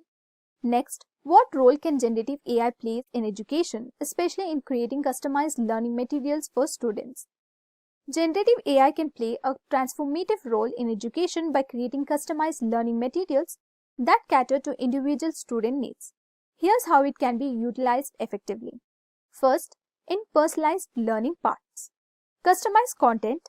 AI generates tailored content based on a student's learning pace, interest, and proficiency levels. For example, if a student struggles with a particular math concept, the AI can create additional exercise or explanations focused on that topic. Next, adaptive assessments. AI can design assessments that adapt in real time to a student's performance, offering more challenging problems as the student progresses or providing more foundational questions if they encounter difficulties. Next, interactive learning materials. It provides dynamic textbooks, AI can create interactive textbooks that update based on the latest research and educational trends. These materials could include simulations, quizzes, and other interactive elements that respond on how a student interacts with the content. Next, simulations and virtual labs. AI can generate virtual experiments and simulations, allowing students to explore complex scientific concepts in a safe, controlled environment. Next, language and writing support. In grammar and style suggestions, AI can assist students in improving their writing by providing real-time feedback on grammar, style, and clarity. It can also suggest alternative phrases or vocabulary based on the student's level. Next, essay generation assistance. For younger students or those learning new languages, AI can help generate essay outlines or suggest content structure, helping them organize their thoughts more effectively. Next, automated content creation. Lesson plans. AI assists teachers by generating lesson plans that align with curriculum standards, saving time and allowing teachers to focus more on student interaction. Next, practice problems and quizzes. AI can create endless variations of practice problems and quizzes, ensuring that students get the repetitions they need without encountering the same problem twice. Next, support for diverse learning styles. In visual and audio content, AI can generate visual ads like charts, graphs, and diagrams to produce audio explanations for students. Next, AI can also create games that are tailored to problems, making engaging and fun for students with the preferences for interactive learning. Well, generative AI in education has the potential to create more personalized, engaging, and effective learning experience for students while also supporting teachers with the tools they need to enhance their teaching. Next, what is the Gaussian mixture model and how is it used in generative AI? A Gaussian mixture model is a probabilistic model used in generative AI. It assumes that data points arises from a combination of multiple Gaussian distribution. The image visualizes the concept, and the first shows a single Gaussian distribution, the second shows a mixture of two Gaussian distributions, and the third row shows data points generated from various Gaussian mixture model configuration. Well, it is valuable in generative AI for tasks like clustering, density estimation, and generating synthetic data. The graph demonstrates data generation using a Gaussian mixture model. After training on a dataset, it can create a new data points by sampling from a learned Gaussian distribution. The graph compares a theoretical normal distribution to data points generated through Monte Carlo sampling from this distribution, showcasing the accuracy of the generated data in capturing the underlying distribution. This technique is crucial in generative AI for tasks like creating synthetic data that resembles real-world data. Next question is, can you describe the concept of a transformer model? The transformer model is a type of deep learning architecture that has transformed the field of natural language processing and more recently has been adapted to other domains like computer vision, introduced in the paper Attention is All You Need in 2017.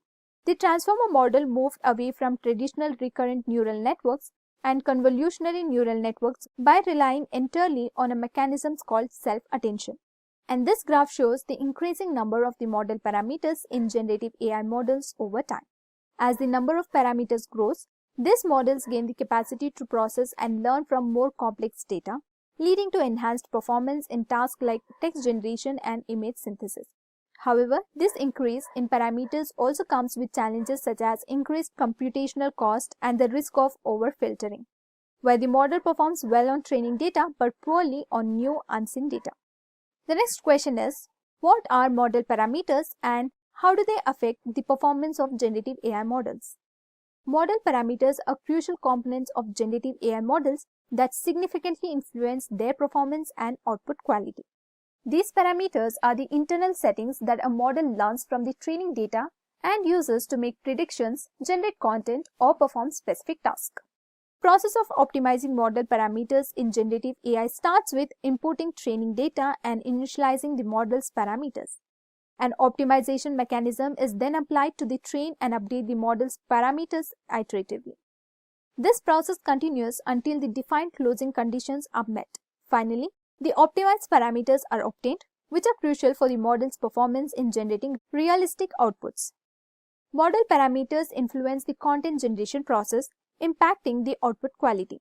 These parameters are crucial for feature learning, enabling the model to identify and utilize patterns in the data to generate realistic and meaningful outputs. And the next question is, how can generative AI be leveraged to create personalized experience for users in e-commerce? Generative AI can significantly enhance personalized experience in e-commerce by tailoring content, recommendations, and interactions to individual users. Here's how it can be leveraged.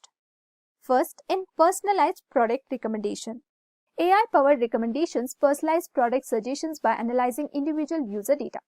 By understanding browsing history, purchase patterns, and preferences, AI algorithms recommend products aligned with user interests, enhancing the shopping experience and driving sales. Next, customized marketing campaigns.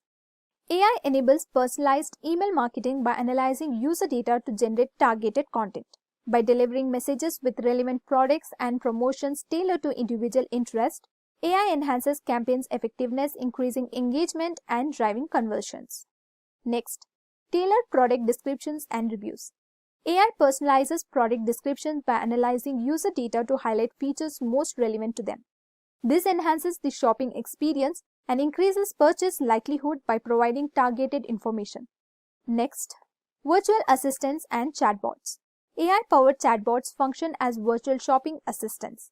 They provide personalized product recommendations, answer user queries, and guide them through their shopping journey based on individual preferences. Next, visual search and augmented reality. AI-driven visual search allows users to upload images of derived products. The AI then generates suggestions for similar items available in the e-commerce store, offering a highly personalized search experience. And by leveraging generative AI, e-commerce platforms can create a deeply personalized shopping experience that not only enhances customer satisfaction but also increases engagement, loyalty, and conversion rates. And with this, we have come to an end to this full course on GenAI. If you enjoyed listening to this full course, please be kind enough to like it, and you can comment on any of your doubts and queries. We will reply to them at the earliest. And do look up for more videos and playlists and subscribe to Edureka's YouTube channel to learn more. Thank you for watching and happy learning.